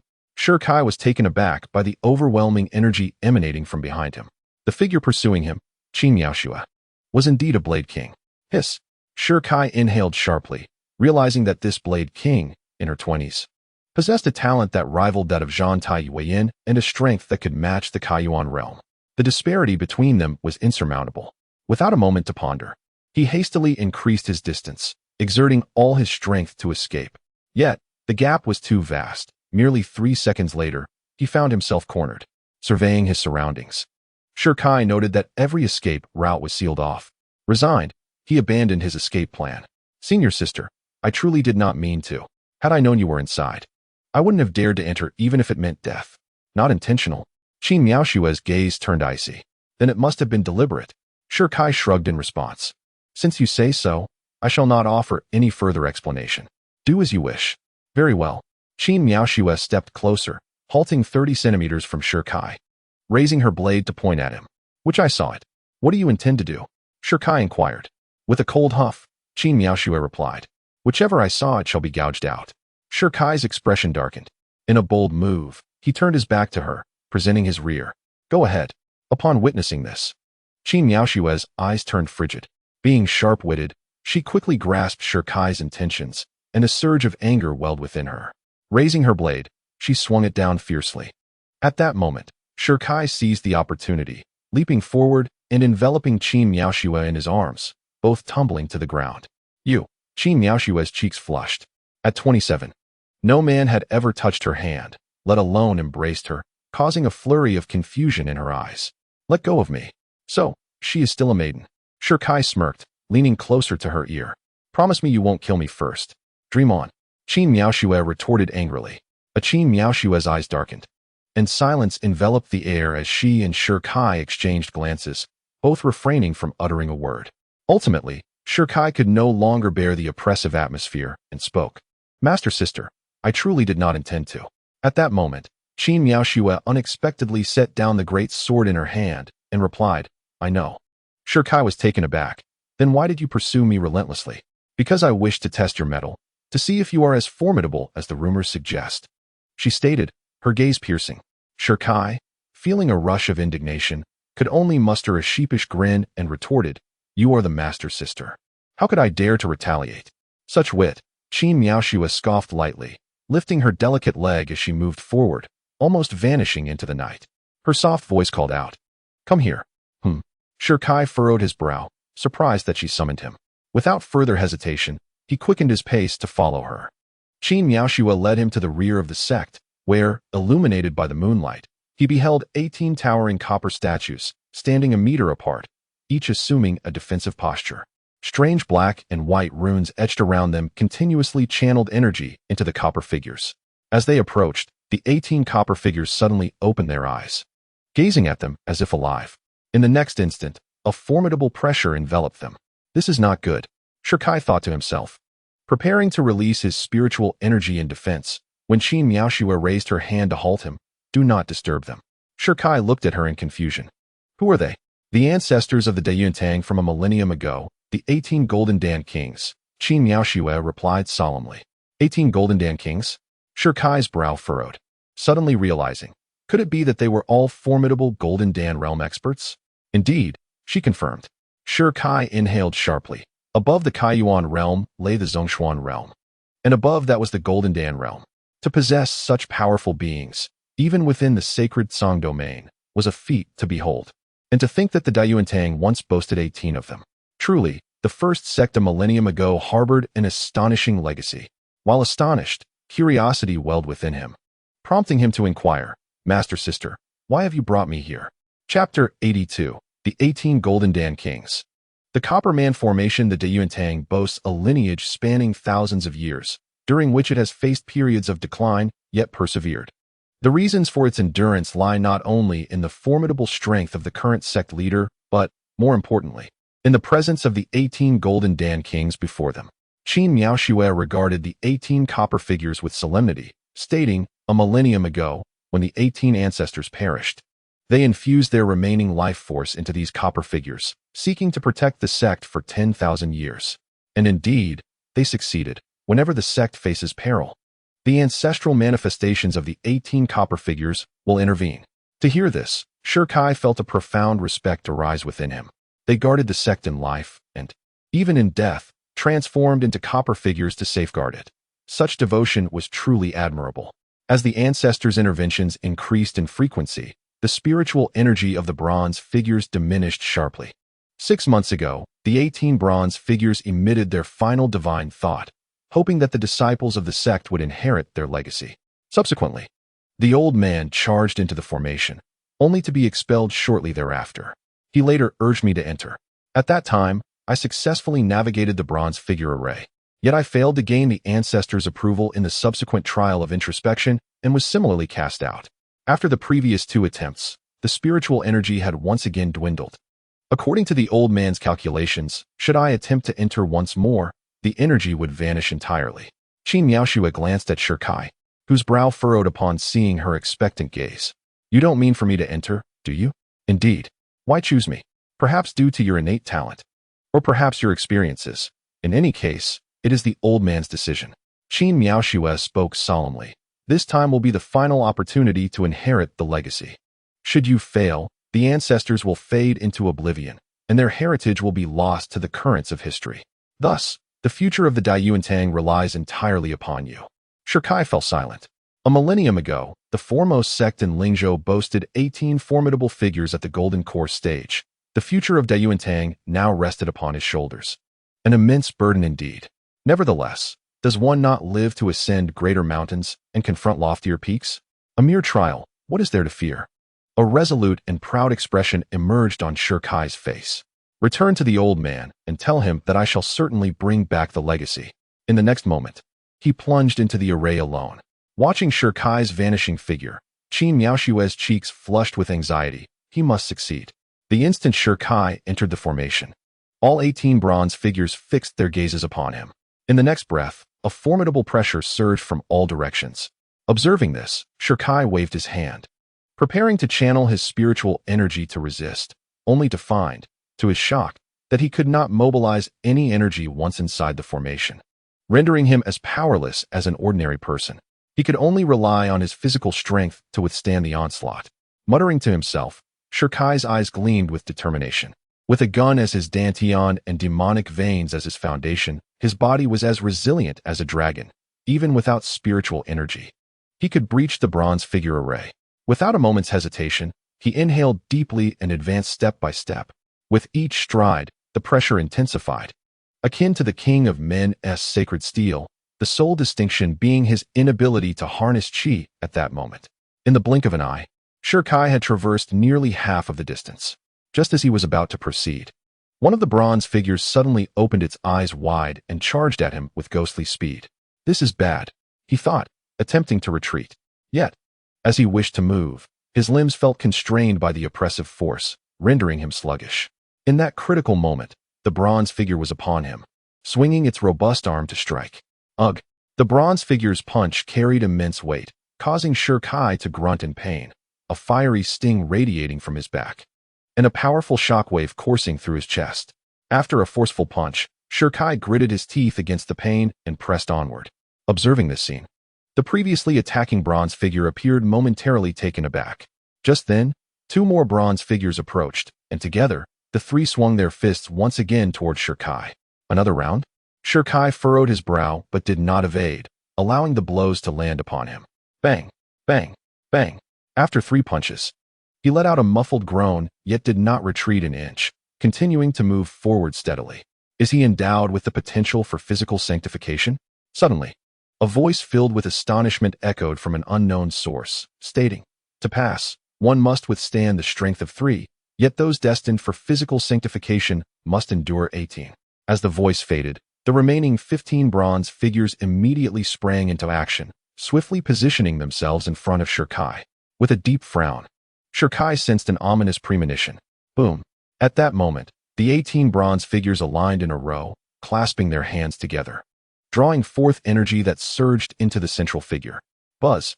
In an instant, a tremendous rumble reverberated, and Shirkai turned in shock to see the bronze figure before him radiating with golden light, its energy reaching a terrifying zenith, all concentrated in its right fist. The bronze figure propelled itself forward, launching its right fist heavily towards Shirkai. Boom! In the next second, a thunderous sound echoed, followed by the chilling sounds of bones fracturing and blood spraying. Thud! Uft! Shirkai coughed up a mouthful of blood and sank to one knee, his strength giving way. At that moment, he comprehended that even the elder had been unable to pass this trial. A single punch, regardless of whether one was an ordinary practitioner of the opening Yuan realm, could spell instant death. Had it not been for his body's divine resilience, he too would have succumbed. As for what Qin Miaoxue had mentioned about overcoming the bronze figure array, it seemed that not all the bronze figures had attacked simultaneously at that time. Suppressing a groan, Shirkai endured the searing pain in his back and stood tall, his determined gaze fixed upon the bronze figure ahead as he bellowed, "Come again." Upon his command, the bronze figures ceased their movements, retreating to the sides. With this, Shirkai lifted his foot and continued forward at a measured pace. Though the oppressive aura lingered, without the obstruction of the bronze figures, he easily reached the opposite side. Buzz! Just then, a booming sound erupted as 18 streams of white mist poured forth from the bronze figures, transforming into 18 elders seated serenely upon clouds. The elders, with their flowing white hair and beards, regarded Shirkai with penetrating gazes, their faces expressing a gentle and approving demeanor. What a promising talent. As the words settled, the oppressive force that had weighed upon Shirkai vanished, and the broken bones in his back began to mend, returning him to peak condition in a mere 3 seconds. Shirkai hurriedly stepped forward, bowing deeply. Disciple Shirkai pays his respects to the esteemed elders. Congratulations, you have passed the first trial, spoke the elder seated at the center with a gentle smile. Shirkai promptly replied, "It was merely a stroke of luck." The elderly man, with a benevolent expression, remarked, "Not at all. The bronze figures we have assembled, powered by the strength of 18 golden elixirs in a single strike, you, young friend, could withstand with your corporeal form. Not by mere chance. If my judgment serves me right, you possess the potential to become a saint in physical form, with your spear as your core. Am I correct?" "Indeed," came the reply. Upon hearing this, Shirkai was momentarily taken aback. It was no surprise that a golden elixir realm expert could discern his foundation so quickly. Just as Shirkai was reeling from the revelation, the elderly man suddenly shook his head, adding, "However, I cannot ascertain the nature of your bloodline." How peculiar indeed. Chapter 83. The 3 questions of ancestral legacy. As the elders' words settled, the 17 other elders turned their gaze towards Shirkai, and soon a voice of astonishment erupted. In this realm, aside from the supreme bloodlines that elude our perception, we can recognize all others at a glance. Could it be that this youth possesses a bloodline ranking within the top 10? Feeling the weight of their collective scrutiny, Shirkai clasped his hands in respect and said, "Esteemed seniors, your insight is commendable." With that pronouncement, the assembly erupted in a clamor of astonishment. Truly, it was a supreme bloodline.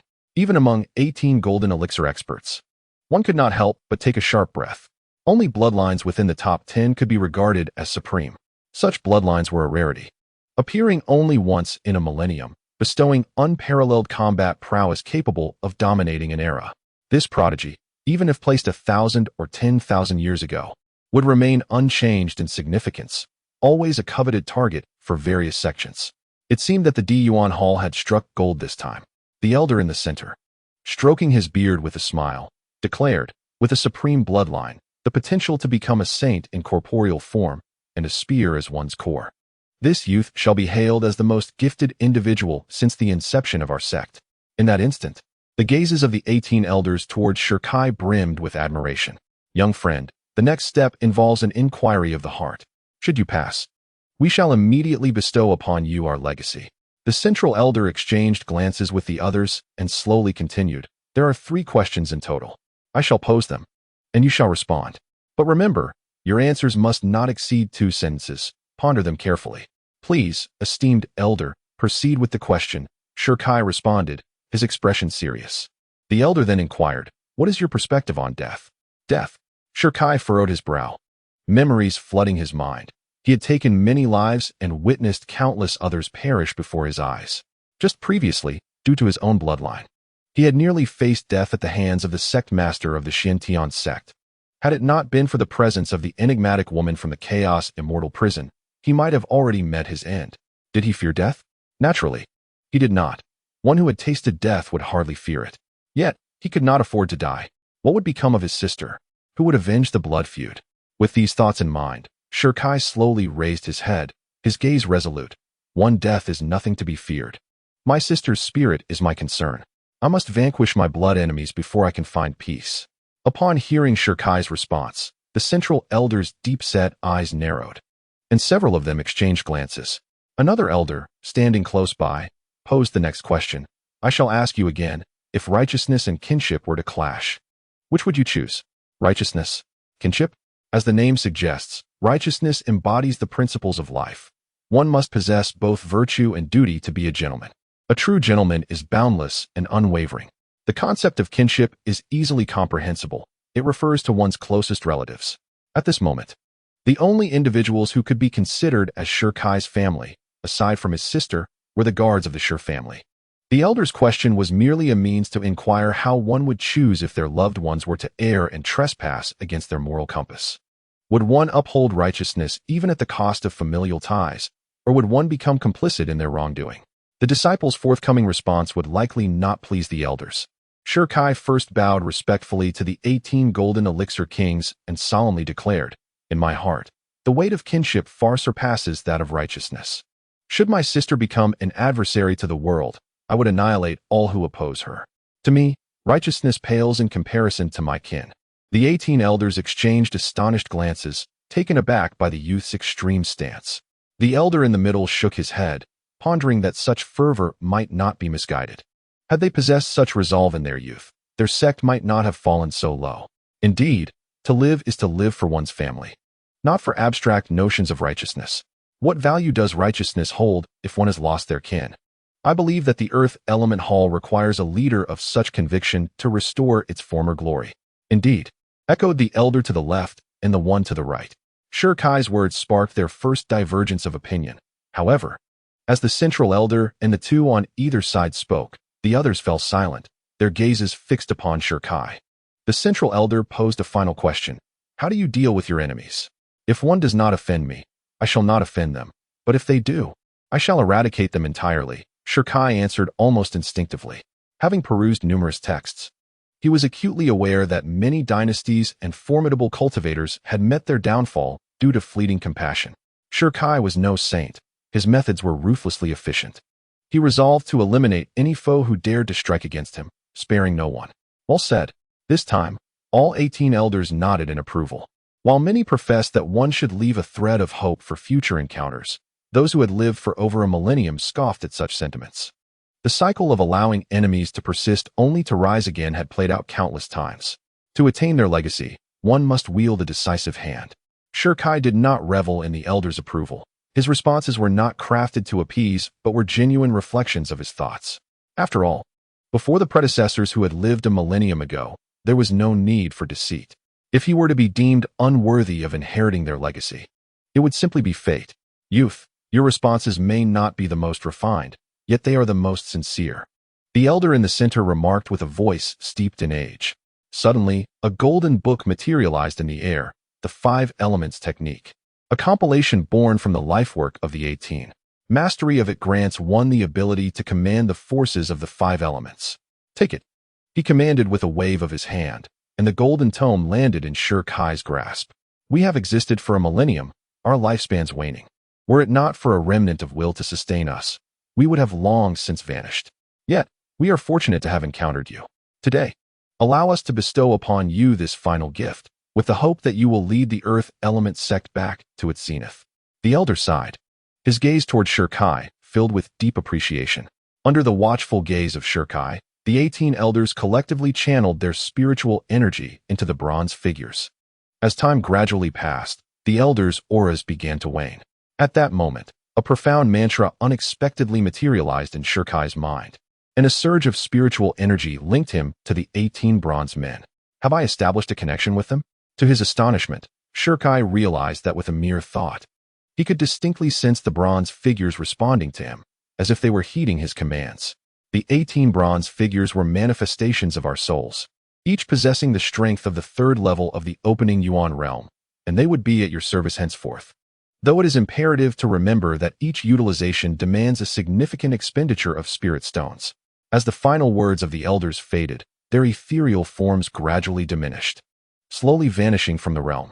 Witnessing this scene, Shirkai promptly stepped forward and bowed deeply. Thank you, ancestors. The 18 elders, whom he had never met, bestowed upon him both a powerful technique and these bronze warriors capable of combat, deserving of his reverence. I shall fulfill your wishes and revive the sect, Shirkai declared, his gaze resolute. Subsequently, with a grand gesture, the 18 bronze figures shrank to the size of fists and were stored within his storage ring. Having completed these tasks, Shirkai emerged outside, only to be surprised to find not only Qin Miaoxue, but also Gu Duyun and Lu Ming waiting for him. Chapter 84. Bring me my green dragon crescent blade. What brings you here? Shirkai asked, taken aback. Before he could elaborate further, Lu Ming, with a disgruntled expression, retorted, if we hadn't come, would you have dismantled the sect? Shirkai was left bewildered. Qin Miaoxue explained, not long after you entered, there was a sudden and intense tremor. Initially, it was manageable, but then, out of nowhere, there was a loud crash, and the entire sect nearly toppled. Even the old man's house barely withstood it. Feeling embarrassed, Shirkai immediately deduced that it was undoubtedly the result of the 18 bronze figures unleashing their full strength. How did it go? At that moment, Gu Duyun approached, his deep-set eyes filled with gravity. Did you receive the ancestors' inheritance? Indeed, Shirkai nodded, retrieving the tome. The 5 Elements Technique. Upon seeing the yellow book before him, Gu Duyun trembled with excitement, realizing that this technique, lost for a millennium, had finally re-emerged. He instinctively reached out to take it. But just as his hand was about to make contact, a powerful force repelled him. What just happened? Shirkai frowned. It seems the ancestor has placed a restriction, preventing anyone but you from cultivating it, Gu Duyun remarked, looking at Shirkai with caution. Do not tarnish the ancestor's legacy. Shirkai nodded in understanding. The trust bestowed upon him by the 18 ancestors in entrusting him with their most formidable technique served as a constant reminder. By the way, Master, the ancestors also entrusted me with the 18 bronze figures. With that, he gestured grandly, and the 18 bronze figures materialized in the midst. As they appeared, an overwhelming pressure emanated from them. 18 beings of the opening Yuan realm. Lu Ming gasped in astonishment. With this younger apprentice, who had joined the sect later than him, had essentially acquired the support of 18 formidable warriors.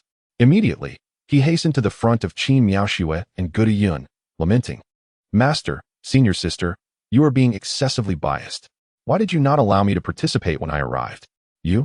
Qin Miaoxue scoffed, elegantly pointing at the bronze figures. Do you truly believe you could withstand even a single punch from one of them? Lu Ming pouted defiantly, anyone could. Without further ado, Qin Miaoxue turned to Shirkai and commanded, manipulate the 18 bronze figures.